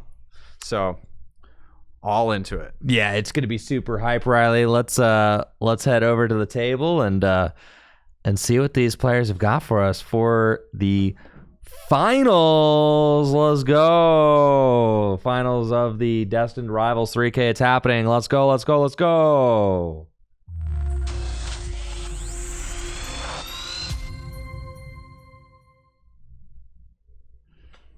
Trevor Passmore on the left here. Sean Munn on the right. Trevor, 2-0 victory over Devin with the Charizard Dragapult deck. Super impressive. And honestly, that does seem like it'd be a decent matchup for the Grimmsnarl. Yep.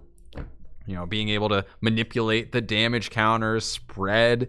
Charizard historically has struggled against more spread-focused strategies. So it's not unreasonable to understand the vision for Trevor winning that match, even though Devin is a fan favorite from his showing in the Journey Together tournament.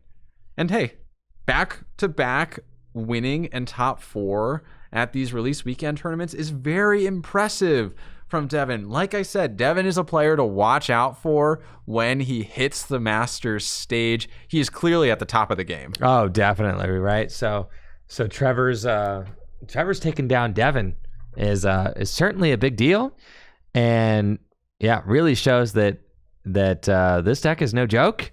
He took down last 3K's champ, and Marnie's Grimmsnarl, a new card from Destined Rivals, has a chance to take it all down here in the finals, or will it be Raging Bolt, a fan favorite? Definitely one of the most popular choices for players at regionals so far this year.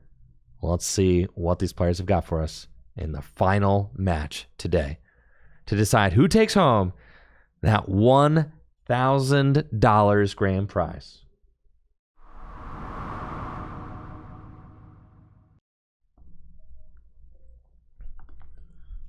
Okay. So, Trevor taking a mulligan, giving Sean that extra card to start the game. We'll see what they can piece together. Trevor did have some rough openers earlier today against another Raging Bolt. Hopefully, in these games, he's able to start a little more smoothly, but we saw that those openers were not enough to keep Trevor down in either of those games against Raging Bolt. No. And a Monkey Dory start, I mean, that sounds just about as good as you could ask for. Has Buddy Buddy Poffin access as well, so can immediately start to search for those Impidimps, or potentially going straight for the Snowrunts and Frostlass line to start building up damage as soon as possible. And we saw how powerful that Snowrunt line was in the first game, or rather in both games of his match in top 8. Yeah, dude. I mean, this is going to be an awesome match. We got to see it run once, right? And we saw Trevor win 2 different ways. Once by just going ham with Marnie's Grimmsnarl, saying, whatever, I don't care if they get melted every turn. I'm fine. Like, I'm just going to, get enough residual damage on the board to be able to eventually take the Nutter Butters, 4 prize turn. And he did. He did. And then in game 2, things started going off the rails, but he's like, you know what? I got 75 minutes. Let's see how it goes, right? And was able to actually win game 2 of top 8 without a single Marnie's Grimmsnarl in play. Not a single one, Riley. Completely insane. Yeah. Completely insane. And Sean, notably, his list is different than Zach's from the top 8, not including cards like that Bravery Charm, which Zach did get a lot of benefit out of that Bravery Charm, right? Making that Teal Mask Ogerpon just that little bit more tanky is such a big factor when you're trading those gigantic one-hit KOs into the Grimmsnarls. Now, it didn't quite work out for Zach, of course, but I don't suspect that the tech cards like the Energy Switch are going to be as impactful for Sean in this game as Zach's Bravery Charm was for him. So we saw in top 8, right? Like the different kind of strategies that got pulled out by was it Zach? Mm-hmm. Was our top 8 Raging Bolt player, right? We saw the 2 different strategies he went with. His first strategy was kind of just like go toe-to-toe with the Grimmsnarls and try to knock them out. Yeah. And he got outgunned by the Grimmsnarl deck, which is crazy, right? Yeah. And then playing Raging Bolt. Yeah, playing Raging Bolt, right? You're like, to get outgunned, you're like, I just got outgunned playing Raging Bolt? Like, what do you mean? Like I am the big gun. Yeah, right? And then in game 2, we saw him try to, okay, well, I'm going to try and go with the Baby Bolt and snipe down little guys and really try to get an advantage going that way, right?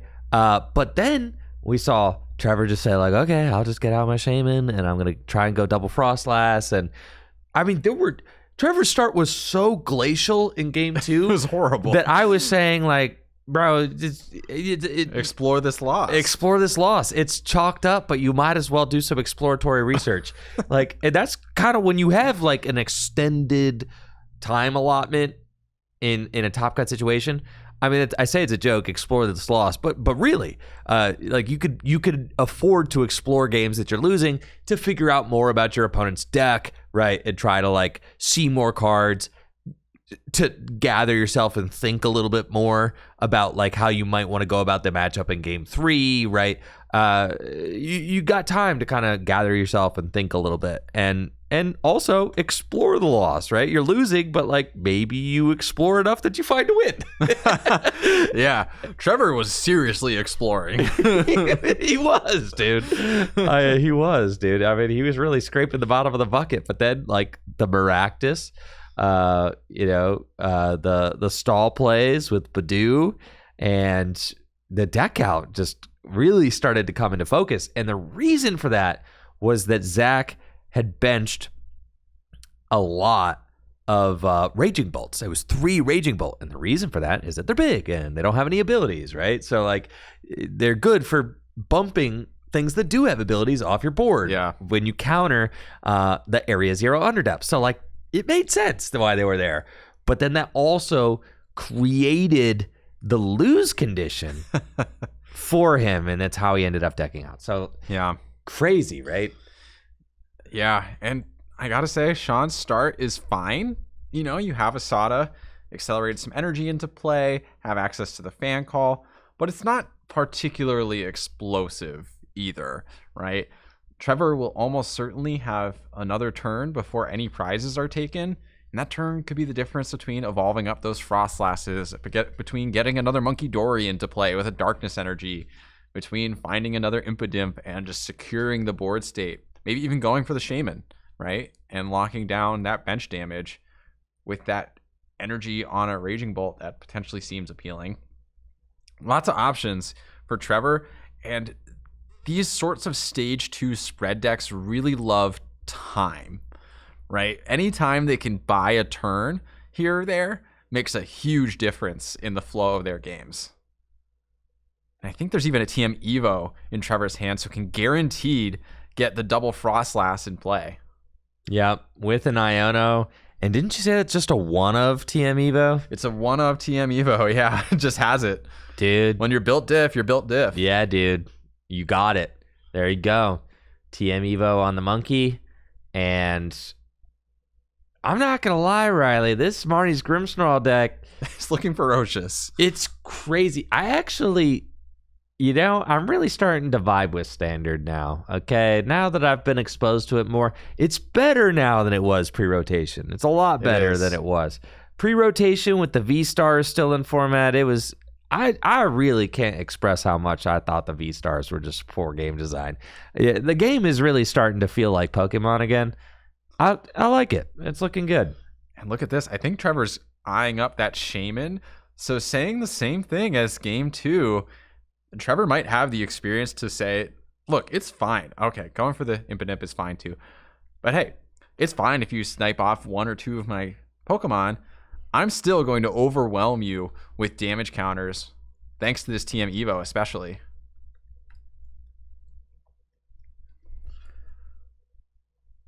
Yeah, so we got a Frostlass online now, and those damage counters are going to start Look at ticking that. here, There's a Riley. Morgrem and 2 Frostlass in play. Boy! Those damage counters are going to rack up so fast, especially on those 100 HP Noctowls. It only takes a few back and forths for those to be KO'd without any intervention. The double Frostlass is so nuts. Yeah, if you're Sean here, you have to be thinking, should I be sniping down one of these Frostlass with my Raging Bolt? But if you're doing that, then that's just another turn that Impidimps get to evolve. Exactly. Yeah, it's phew. The pressure being put on right now is crazy from a single prize board. And that's one of the things that I really like about this Marnie's Grimmsnarl deck is that there's pressure being exuded right now, right? But Trevor also hasn't done anything yet. Like there's there's attacks, no meaningful attacks have been launched, but there's pressure and damage pressure on the board. Yes. And the monkeys are getting charged, right? With the freezing shroud damage counters. Cards like Fan Rotom are taking ticks. The Teal Mask Ogrepon is taking a tick. I'm not gonna lie, Frostlass's ability read so good to me when it was released.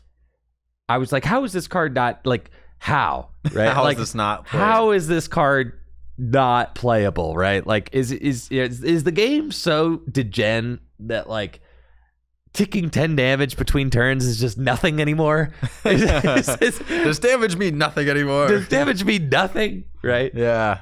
This used to do something, right? Shrine of Punishment used to mean something. And it feels like, finally this card is getting vindicated with this style of deck. I mean, really, this Frostlass Monkey Dory deck actually kind of existed pre-Marnie's Grimmsnarl. And it was being played. You could play it with Badoo. It was largely just like an item lock, Frostlass deck with no real master plan to actually win against Guardy. Was kind of the deal, right? We've got a judge now coming down from Sean. That's tough, man. He's going to be attacking with this Rotom into the active for not a KO? Yeah. Doesn't feel great. Well, actually, I think it is a KO. It is a KO with the addition of the damage counters. 7, 8, 9, 10, 11. Oh, because there's 2. Yeah. Yes. So, okay, sneaking a knockout and getting the judge off. Not bad. That's not pretty bad. good. Pretty good. Yeah, the damage from those Frostlass do add up. Yeah, I forgot about the 2. I was the 1, I was hip to, but the 2nd, yeah. That'll do, pig. That'll do. Of course, that Rotom is slowly perishing as well. Yeah, that's true. Sean taking the first prize of the game. First prize of the finals with Fan Rotom. Fan Rotom has proven to be one of the strongest early attackers in these Raging Bolt decks that we've seen on stream today. So many of them just lead the charge with Fan Rotom.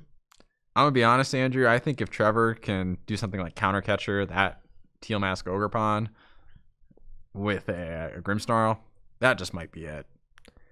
Now, the Impidimps getting the promote. Man, we know that they love the rare candies, though. I know. Over the Morgrem. And I think there's an Arven in hand. It's like Arven and Spikemouth Gym, potentially. Let's see.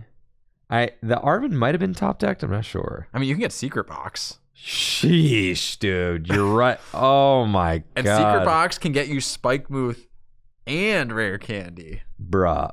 No wonder Secret Box is played in this deck. It's just instant rare candy evolution. The Arven was top decked for turn. So, the Impidimp promote might have been like, I'm trying to buy some time. And then, the Arven top deck is like, oh, wait. We're actually going. Yeah, no time needed, actually. I'm in. And you don't even have to Secret Box here because you could just retreat into the Morgrem and go, right? So, like, with a skateboard. You could go get a rescue board. I guess, well, because if you get a Grimmsnarl, you can just retreat the active. But I guess what I'm saying is you do have to Secret Box, but you don't have to rare candy, I'm saying. Sure. You could decide to go, because you could get Counter Catcher with a Secret Box. That's true. Instead of the rare candy. Yeah, the So- counter catcher I think is stronger. Right. So that's what I'm saying. So you could go secret box, get counter catcher, stadium, I don't know, and 2 other things. Like whatever else you want. 2 other things. Yeah, bro. 2 of the other cards. Maybe a board if you play a board, so you get a free retreat. That'd be I nice. think he might have already gotten it off the Arven, the board. And then discarded it with the secret box, right? No, I see a TM Devo, a Earthen Vessel, and I can't tell what that third card is. Maybe that is the board actually being discarded. That top card. Yeah, the board did get discarded, I think. That's fair though. See, do you see? He's got the 2 cards that I said literally anything else. I don't know. Get a supporter. Why not? Yeah. I think he's actually out of tools, so can't get a tool off of that component. Research, There's the rare rare candy. candy, stadium. See, I would have liked maybe the counter catcher more. It's all good. It is all good. Well, actually, I don't really. Well, you can knock out the Rotom guaranteed. You can just knock out the Rotom Monkey right now. Yeah, so you can force Sean to promote something else. Right. Listen, Trevor's the one that's here in the finals. I'm going to let him cook. That's facts. Yeah, for sure. All right, we got the Spike Move Gym. That's Got a the Marnie's research for next Grimmsnarl. Yep. I mean, the nice thing about using the rare candy on this combo turn, though, is it's easier next turn to evolve the Morgrim, whereas the rare candy evolution combo is just harder to put together. So I think this is a super reasonable route. You can use the Monkey Dory to spread the damage onto that Rotom, take a knockout, and what is Sean reasonably going to promote here? Like the Hoot Hoot?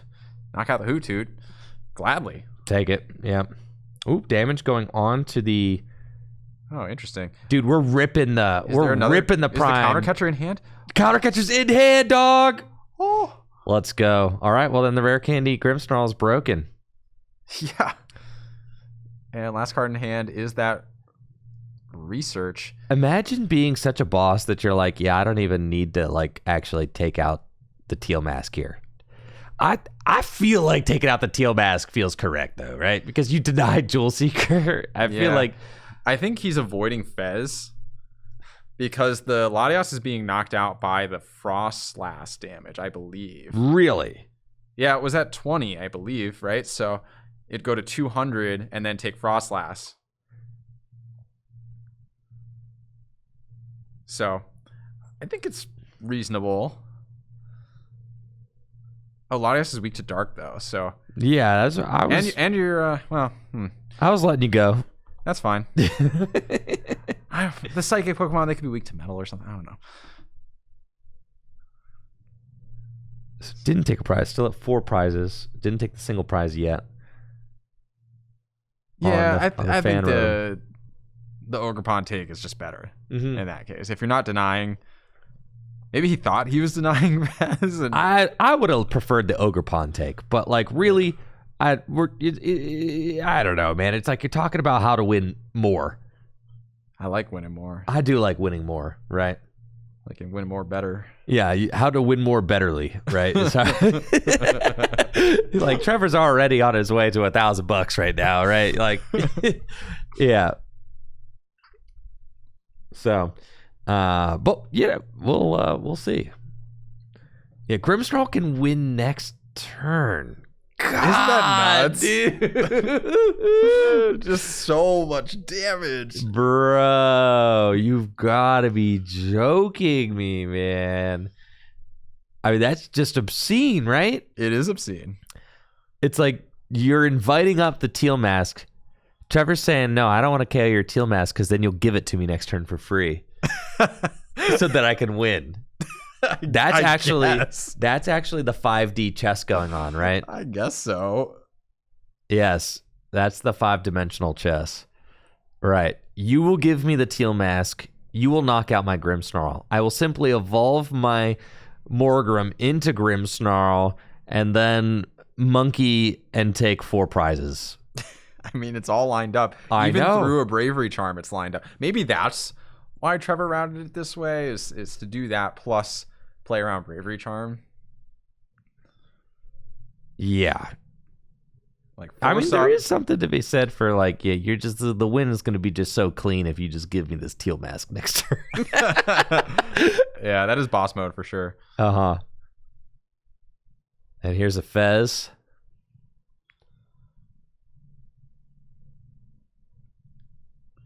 Three more cards. And a few more damage counters for Sean to take as well.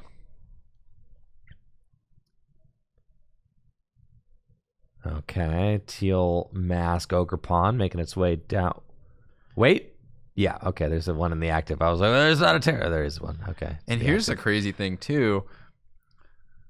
Sean still has to take 3 more KOs. Oh, this is looking ugly, dude.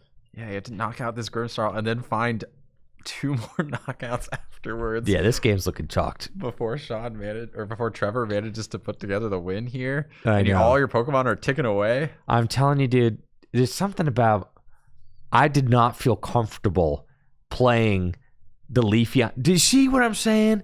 I was playing Flareon against the Marnie's Grimmsnarl, and like one Leafeon was not doing it, right? No. And do you see now that even with like the teal mask Ogerpons, how like parallel, it's not doing it, right? Like we need the picnic baskets, Andrew. Picnic basket. The one Leafeon was not doing it, right?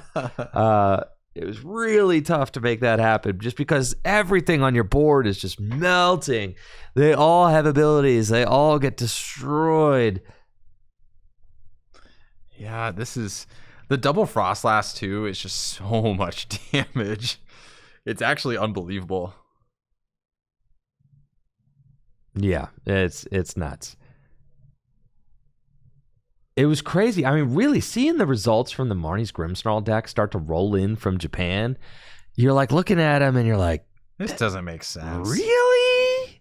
Like, really?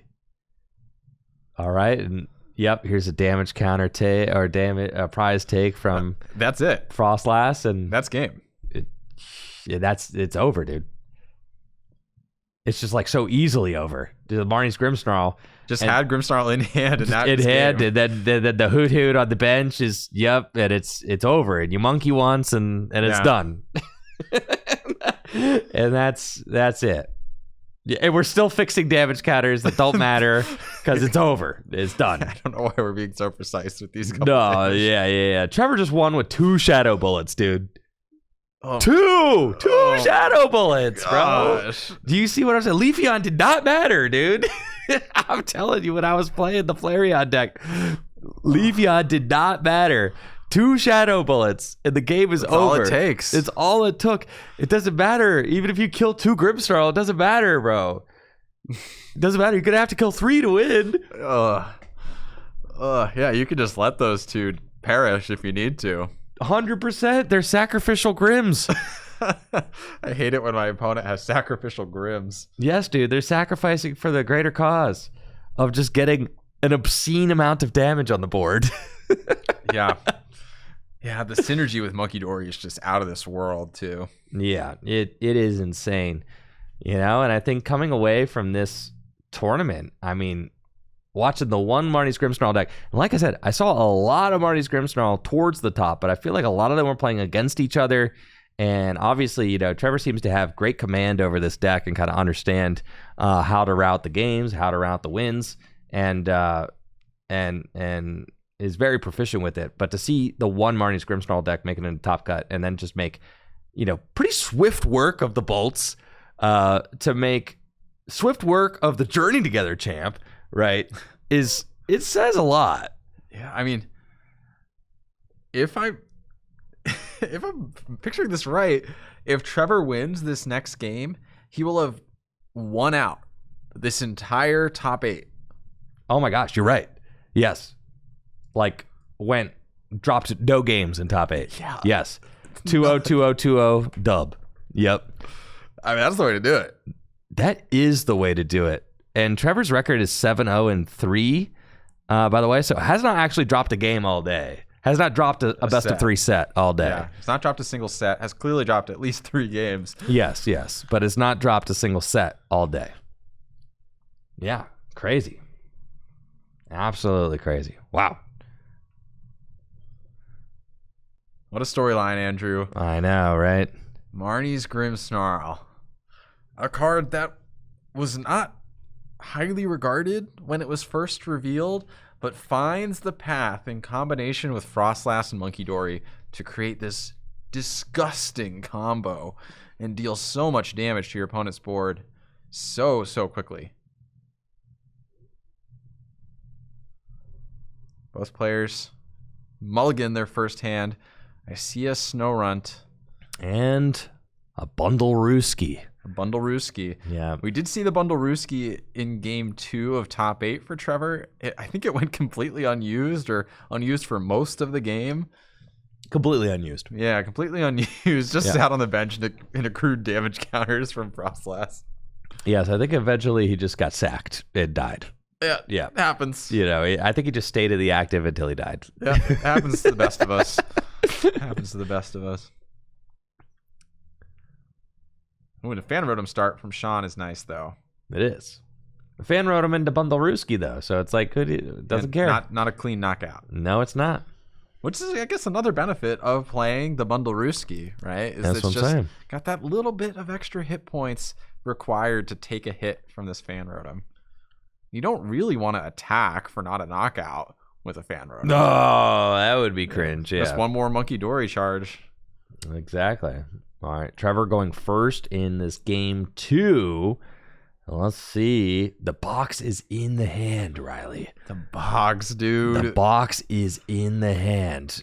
Yeah, you can always tell what a box is coming. I mean, look at that. You can oh my gosh, these 4 cards coming in. Yeah, that discard cost is steep on the secret box, but hey, if you're getting 4 cards back off of it, I don't think you're going to be too upset. Excellent opener from Trevor here. Discarding the Artisan is kind of a bummer, but you can always get another one if you really want Artisan specifically. 100%. And, you know, why not? You know, you could actually just go get a Spike Mooth gym if you prefer. But the turn 1 box is kind of nuts. Yeah, you're going to set yourself up for success next turn. You pretty much know Sean's not going to disrupt your hand, so you can feel pretty comfortable just setting yourself up to do whatever you want to do next turn. You know, even if you want to hold a couple of these cards from the box. We've got Buddy Poffit. And like the Stadium, Spike Mooth Gym, for instance, like you could hold that. I don't even necessarily want to play that. Because you just discarded Artisan, right? And then, like, you probably want to have your Stadium actually stick around for next turn. You might have a second Artisan in hand, too. I feel like this is the turn where you actually want Artisan most of all. Yeah. But Spike Mooth is fine. Yeah, it's fine. Because that way you can get a second Impidimp if you want. You got the double Snorunt already down. Yeah, that feels super powerful. And then on the off chance that the Spike Mooth Gym does survive through the turn, there's a rare candy in him, bro. Oh my gosh, it gets the Shaman down for good measure. The Shaman down. Starts the Bundle-Rooski too. I know, but there's no room for monkeys right now. Well, the Bundle-Rooski is always a free space, right? He is a free space. He either gets knocked out or you can just use it.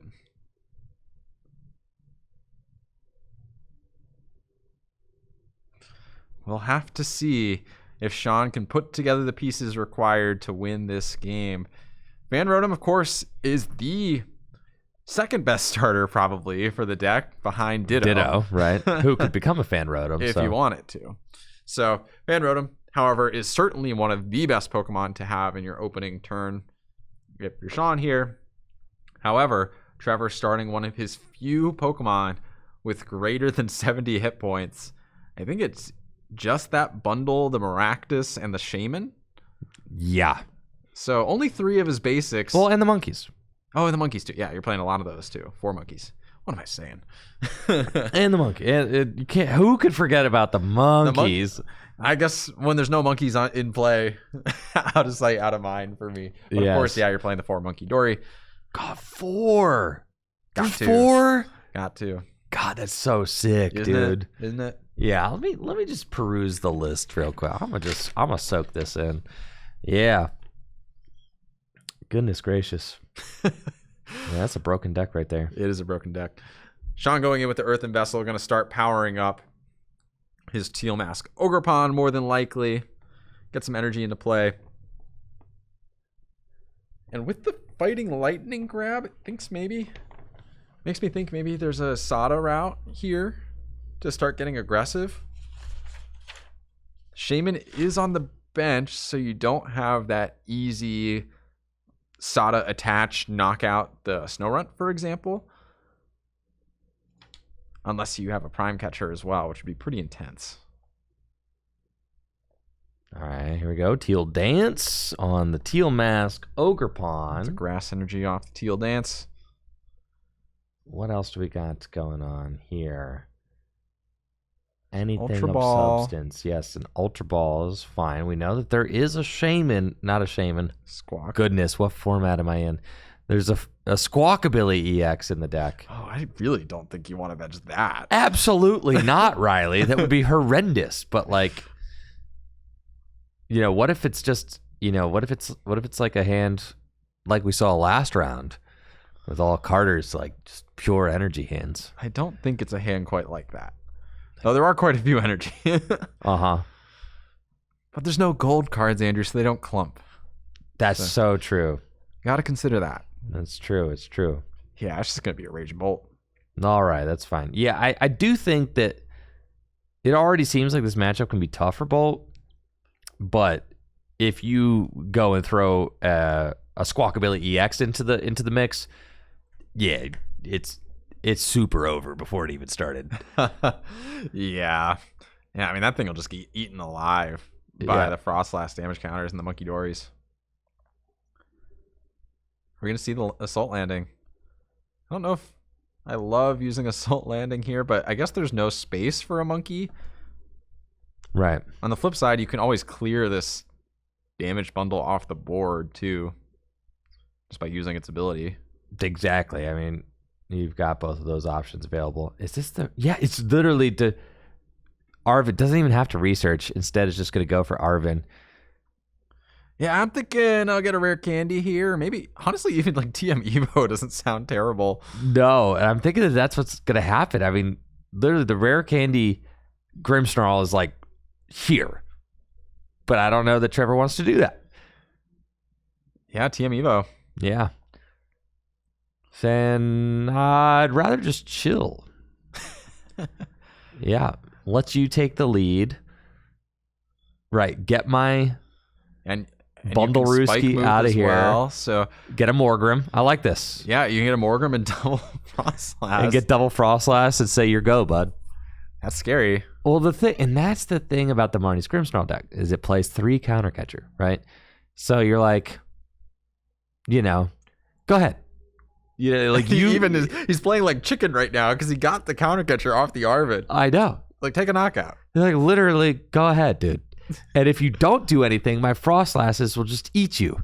And they'll also eat my Iron Bundle, too. So counter catcher's coming up. It's coming up regardless. Even if you knock out one of the Frostlass, I'll still get rid of the bundle, which I guess is like the worst case scenario for Trevor. God, that's hilarious, dude. Yeah, this bundle is getting removed for sure. Yeah. It's crazy, man. The lines go crazy. The lines, bro. All empowered by that Frostlass. And this is another game where we see Trevor really prioritize getting that double Frostlass out as quickly as possible with cards like TM Evo. All right, we've got Teal Dance. And that will net Sean a card, get another grass energy into play. You would think, you would just think, right? You would think. You would look at this matchup, Riley, and you would say, oh yeah, Marnie's Grimmsnarl just gets slayed by Teal Mask Ogerpon. Easy dubskis. No, dude. No, because Marnie's Grimmsnarl plays this kind of sit and chill vibe. This is how the deck plays, right? Yeah. You don't go aggro with the Marnie's Grimmsnarl. Let them do something stupid, like take a single knockout, And then, while you just kind of like poke around at their board with Frostlass and maybe Badoo if you're feeling it or whatever. And then you pounce. You get to the inevitable pounce, and then every time you pounce, it's basically over from there. It's basically over. So true. Like, you go Grimmsnarl countercatcher, and your opponent's probably losing that game. Yeah. Sean trying to piece together how he can win this game. Grabs that prime catcher. And, I mean, there's lots of interesting options on Trevor's bench to target down. Could go for that Morgrem. Could go for a Frostlass. Try and reduce the amount of damage taken every turn. I think I like that, personally. Get the Frostlass, and the bundle should still be knocked out by the other Frostlass. So you get a 2-prize take for relatively low investment. Does cost your prime catcher, but you don't need to. There's not that many appealing Gust targets besides the Frostlass. And the bundle's definitely not an appealing target to swing into. No, right? It's already going down. Yeah. Yeah. So you do want to take out something else. I definitely agree with this prime catcher play here. Let the bundle go down. And then, the Fan Rotom can't knock out the Morgrem. No, so it's probably impotent. Well, the Teal Mask could take a knockout, but then you have a Teal Mask in the active. It's like, then you don't even have to play counter catcher. But there's no Latias right now, so you can't easily prime catcher and use Fan Rotom. Right.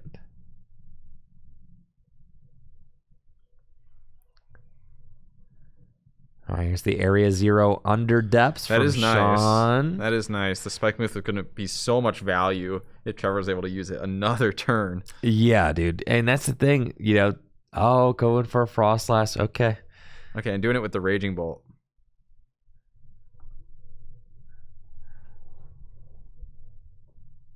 That is a 2-prize take, right? Because Frostlass does knock out the bundle on the bench. So, Sean going up 2 prizes. But, we'll see what kind of Havoc's about to get wreaked. Sean going up 2 prizes. Being on even is nice as well. Yes.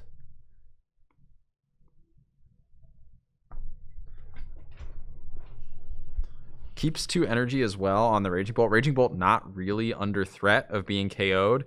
No. And now Trevor has room for Monkey Dory. Does have room for Monkey Dory. Would love to see another Snorunt come back down. Only plays 2/2, so would need to play a Super Rod or a Night Stretcher to access that Snorunt line again. Yeah, we know Trevor's got the research in hand. There's also a Rare Candy and a Counter Catcher, which are both, I think, going to be useless here because Trevor was really kind of waiting to maybe use the Rare Candy in case there was a situation with, the stadium again. But now, no stadium. Yeah, it's going to be energy to Morgrem and a research. And attachment to a Morgrem is interesting. Got to see a couple things. Oh, here's the Grimmsnarl, so I think you're good. Yeah, you deny yourself your Monkey Dory by attaching for turn there. Yes, you do. So that was interesting. We'll probably be fine. Yeah, I think the Monkey Dory spread is actually pretty useful to get online a little bit sooner if you can. So denying that option hurts at least a little bit. But the one of Energy Switch, dude. That's true. The one of Energy Switch, you'd have to hit it like this turn. The one of to really matter. One of E-Switch, dude. I guess you can always get more monkeys off than maybe your opponent's expecting with the E-Switch. All right, this gotta feel like a precarious place for Trevor to be in, right? It is. I mean, Sean's on even prizes. Yeah. So that's pretty nice. That said, Trevor does choose when multi-prize Pokemon enter the field. And this is why you see cards like Pheasantipity being willingly excluded from these Grimmsnarl decks. A, because their benches naturally go wide. I mean, we've seen Trevor get bench locked multiple times. Oh, yeah.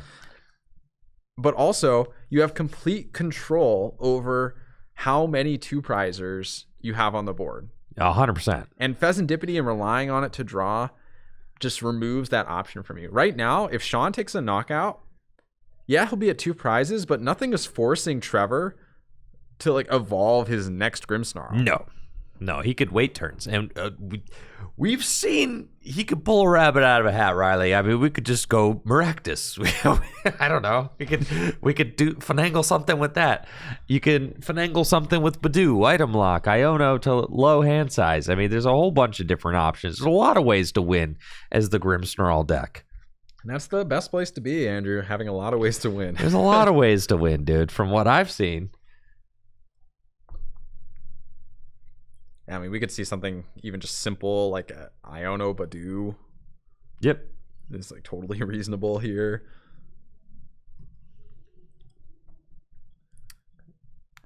I think the Monkey Dory need to get hit by Frostlass, right? Monkey Dory, Frostlass between turns. Monkey Dory and the Frostlass. Hello. All right, nope. All right, well, we're going to make sure that those the phone. Monkey Dories get damaged on that Frostlass. That damage, honestly, it's more beneficial to Trevor to do it than not. There's more counters to have access to. Hello. Milwaukee doesn't seem to be working. Trevor's monkeys need damage counters on them from Frostlass. All right, solved. All right, problem resolved. All is well. Anyway, Sean's game plan is going to be the same as it would have been otherwise, and that's to take that knockout.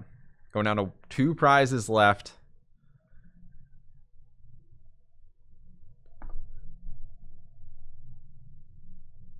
I'm promoting the Shaman here. Interesting choice. Maybe just more damage sacrificing counters. it? Yes. do the damage counters. More damage counters. More damage counters. Potentially sacrificing the Shaman here. Okay. And it's the crazy thing is that like 4 prizes is just like way too reachable from the sports day right now. Still. Like it just still really my gosh, is, here it is dude. too. The energy switch? Yep. Yep, dude.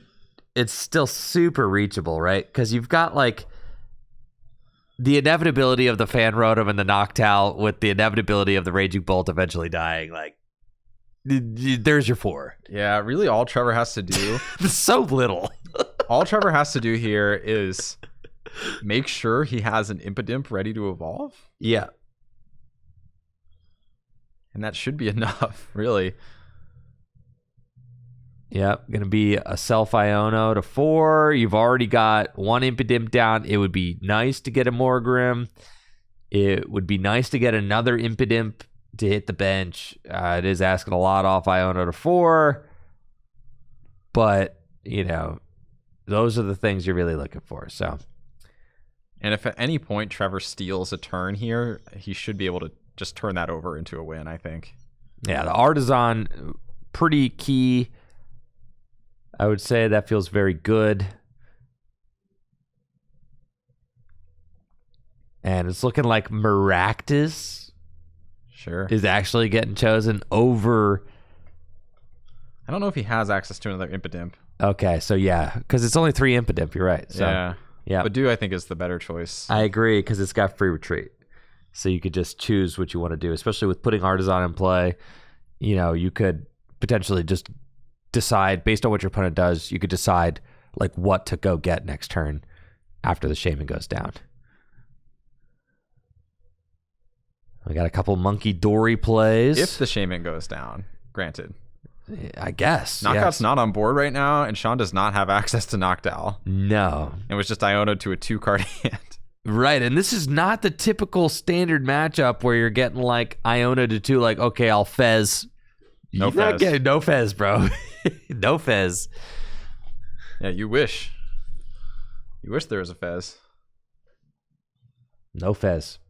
No Fez for you. And see, this is what makes this board state so strong, right? You just pump the brakes. You're like, okay. Oh my goodness. Yeah, so Sean has no way to win this turn. Best possible play, I guess, bossing the Impidimp?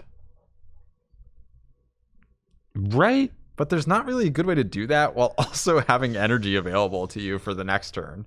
No, there's not, Riley. No, there's not. It's like, okay, you're just looking at the board. You're like, all right, that Fan Rotom's toast if the Frostlass doesn't get knocked out. Then you've got a fully powered up monkey ready to put 3 more. So the active is toast. I mean, basically, it's like if Sean were to just knock out the active with Raging Bolt this turn, all Trevor needs is Grimmsnarl win, basically. Yeah. That's literally it. It would be Grimmsnarl win.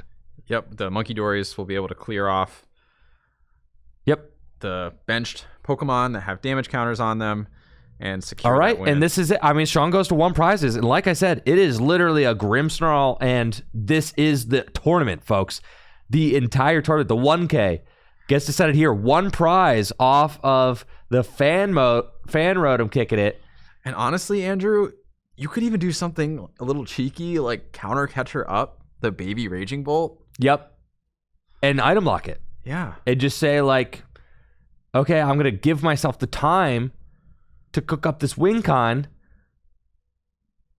It's looking like an Iono to 1. I don't think there's no rare candy Grimmsnarl in this hand, Riley. So Grimmsnarl is just win, but I don't think there's a research. If there was a research, maybe we would see, you go for it. But you can draw a couple extra cards by using your Monkey Dory to take a prize. After the Iono, you would probably want to do that. Yes. Yep. Artisan unless first. You know that like your prizes are a piece stacked. Yes. Like rare candy is in deck. There's 1. I think the other one got discarded, and it was discarded earlier. Secret box is already down.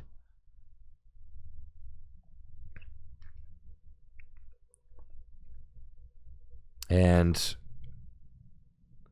I gotta see what Trevor wants to do as a supporter action for turn.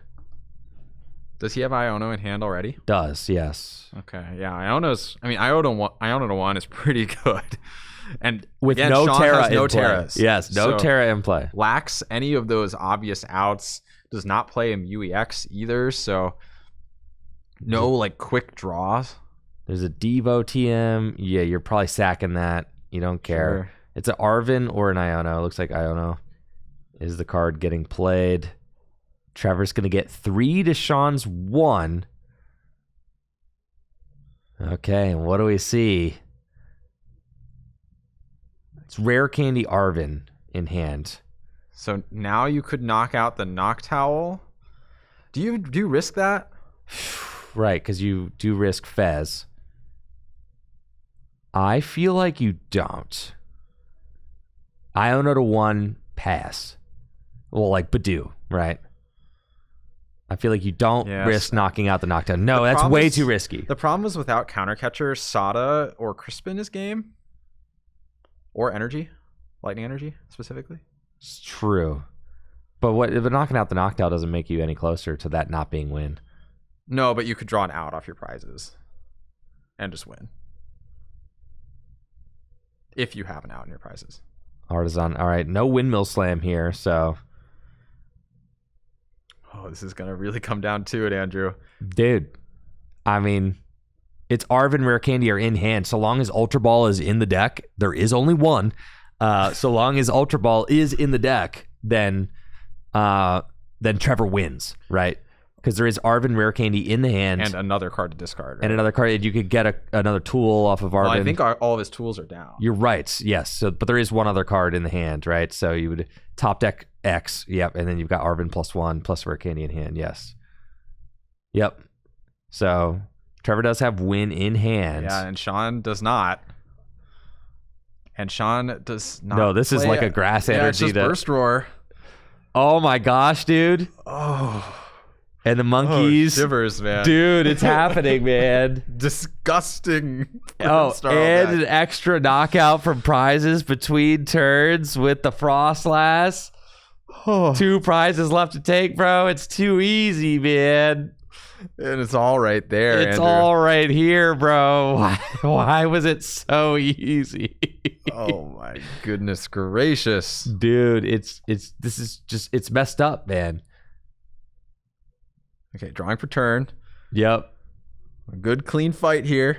And Arvin, so long as Ultra Ball is in the deck, this is it. Show me the Ultra Ball. There it is, Riley. Wow. Show me the Grimmsnarl. It could also be Night Stretcher, right? Night Stretcher. Yeah, Night Stretcher would work. You do need to have enough energies. Yes, you do have to have enough energies. There's one in hand. Yep, Arvin for just Ultra Ball. And here it goes. Trevor about to earn that $1,000 right here. Rare candy into Marnie's Grimmsnarl EX. Punk up ability to accelerate a dark from the deck. Force him to show it. Too dark, and that is it. Shadow Bullet for game and a 2-0 in the finals from Trevor Passmore with his Marnie's Grimmsnarl EX deck. Absolutely fantastic, Riley. What a show. Andrew, that was insane. And Trevor's whole run was insane here in top 8. 6 games played by Trevor in top 8. 2-0 win, 2-0 win, 2-0 win with the newly released Marnie's Grimmsnarl. I mean, the script writes itself. Yeah, dude. I mean, couldn't have asked for a better set of games, really. A new deck, new archetype being shown off, going the distance all the way to a finals victory. The newest archetype from Destined Rivals. And we could see the hype of his friends there. Oh, just what an awesome run. Congratulations again to Trevor on a win with a brand new deck from Destined Rivals on the release weekend 3K. I mean, that's the script that you want. I mean, if I could write a script, this was the one I would write. Yeah, absolutely. Yes. Yeah, great stuff from Trevor. Awesome gameplay. And congrats as well, of course, to Sean. Taking home $700 is nothing too shabby for a day of Pokemon cards. But man, Marnie's Grimmsnarl was really impressive in Top Cut, Andrew. Yes, it was, Riley. I mean, just watching those boards melt away was kind of a surreal experience, right? Like, it was happening way too fast. It was happening way too easily. Scary. The Marnie's Grimmsnarl deck wasn't really like having to do much. It was just doing enough. It was always enough. Between the monkeys and the Frostlass and like the occasional Shadow Bullet, it was always enough. Yeah, it's just so crazy how quickly the damage can rack up, Dude. Especially when you have 2 Frostlass in play. Oh my goodness, watching those Noctowls get their faces melted off. Just absolutely devastating, dude. It was incredible. It was incredible. Well, I am going to see if we can get Trevor up here for a winner's interview real quick before we sign off for the night. So hold on tight here, folks, real fast. I'll go run down and talk to Trevor, try to pull him up here in the studio to sign off for us and tell us about his tournament run and his time playing the Marnie's Grimmsnarl deck. And then, of course, we also have got the Gym Leader Challenge $3,000 cash Destined Rivals event happening here tomorrow. So if you've enjoyed today's stream so far, we are going to be running it back with another awesome 3K tomorrow. Just a Destined Rivals Pokemon extravaganza here in Akron today. So much fun here at Full Grip Games. And we'll be right back with, hopefully, a winner's interview with Trevor. Yep, we'll be right back, folks. Welcome back, folks. I am here with your 3K victor, Trevor Passmore. Congratulations, Trevor. What made you want to play Marnie's Grimmsnarl for the tournament today? It was actually a really exciting deck. I love spread archetypes, and having Grimmsnarl come out, I was excited to play it. I hadn't ever played it in paper before, only on PTCG Live, so it was a bit of a learning curve to get down all the dice. I was still screwing it up at the end, but figured it out well enough to for sure. Oh yeah, I mean, you didn't drop a single set throughout the tournament today. I think you were 5-0-3 going into top 8, and then 2-0'd everybody. Top 8, top 4, and finals here. So an incredible run. You said you'd logged some games with it on the Pokemon Trading Card Game Live. Do you think that played a role in your ability to perform with the deck today? Yeah, I certainly struggled even more prior to that. So certainly helpful to have a few reps with it. Excellent. And are you local here, or where are you from? Actually, I'm coming from Medford, Wisconsin. It's in awesome. the middle of Wisconsin. Met some friends in Madison, and we drove together. Excellent. So are there any friends that maybe you traveled with, or people that you'd like to shout out for your victory today? Yeah, Lion and Sam are who I drove with. Lion also was in the top 8, so it was pretty sweet. We got some money to pay the tolls on the way back home. I'd say, yep. And are you guys going to be going to the North American International Championships, or do you guys you traveled all the way here from Wisconsin, so do you guys attend regionals as friends, or have you gone to any of those kind of level tournaments, or what are you guys? Yeah. What's your vibe as a TCG group? Yeah, we have a bigger group all from the Madison area, really the Gamers Library store where we all met and started playing locals. And we went to Milwaukee regionals most recently, but are hoping to go to even more next year, make more of a run at Worlds. Not going to NAIC this year, unfortunately, just wasn't able to with work. But for sure, that was some of the impetus of making sure we got here. It was just to make sure we got to scratch that itch of playing Pokemon TCG. That's really sweet. That's really cool to hear. Well, I'm really excited that you guys came out. Obviously, you had a great run traveling here from Wisconsin, and both you and your buddy Lion in top 8, you taking it all home with the brand new deck, Marnie's Grimmsnarl EX. Just a huge congratulations, Trevor. Really happy for you. Anything else you want to say before we sign off today, or you want to go enjoy that $1,000 and maybe get some rest? Definitely could use some rest. All right, man. Well, congratulations again. Appreciate it. And thank you all for watching our tournaments today. I'm going to be signing off for the day. An amazing turnout, 129 players, and Trevor, your tournament champion, with the $1,000 grand prize courtesy of Full Grip Games here in Akron, Ohio. We're going to be running it all back with another $3,000 cash tournament tomorrow, except we're playing the Gym Leader Challenge format. Make sure to tune in. Riley and I will be casting the entire day, starting at about 9:45 Eastern Time. I'll see you all there. Good night.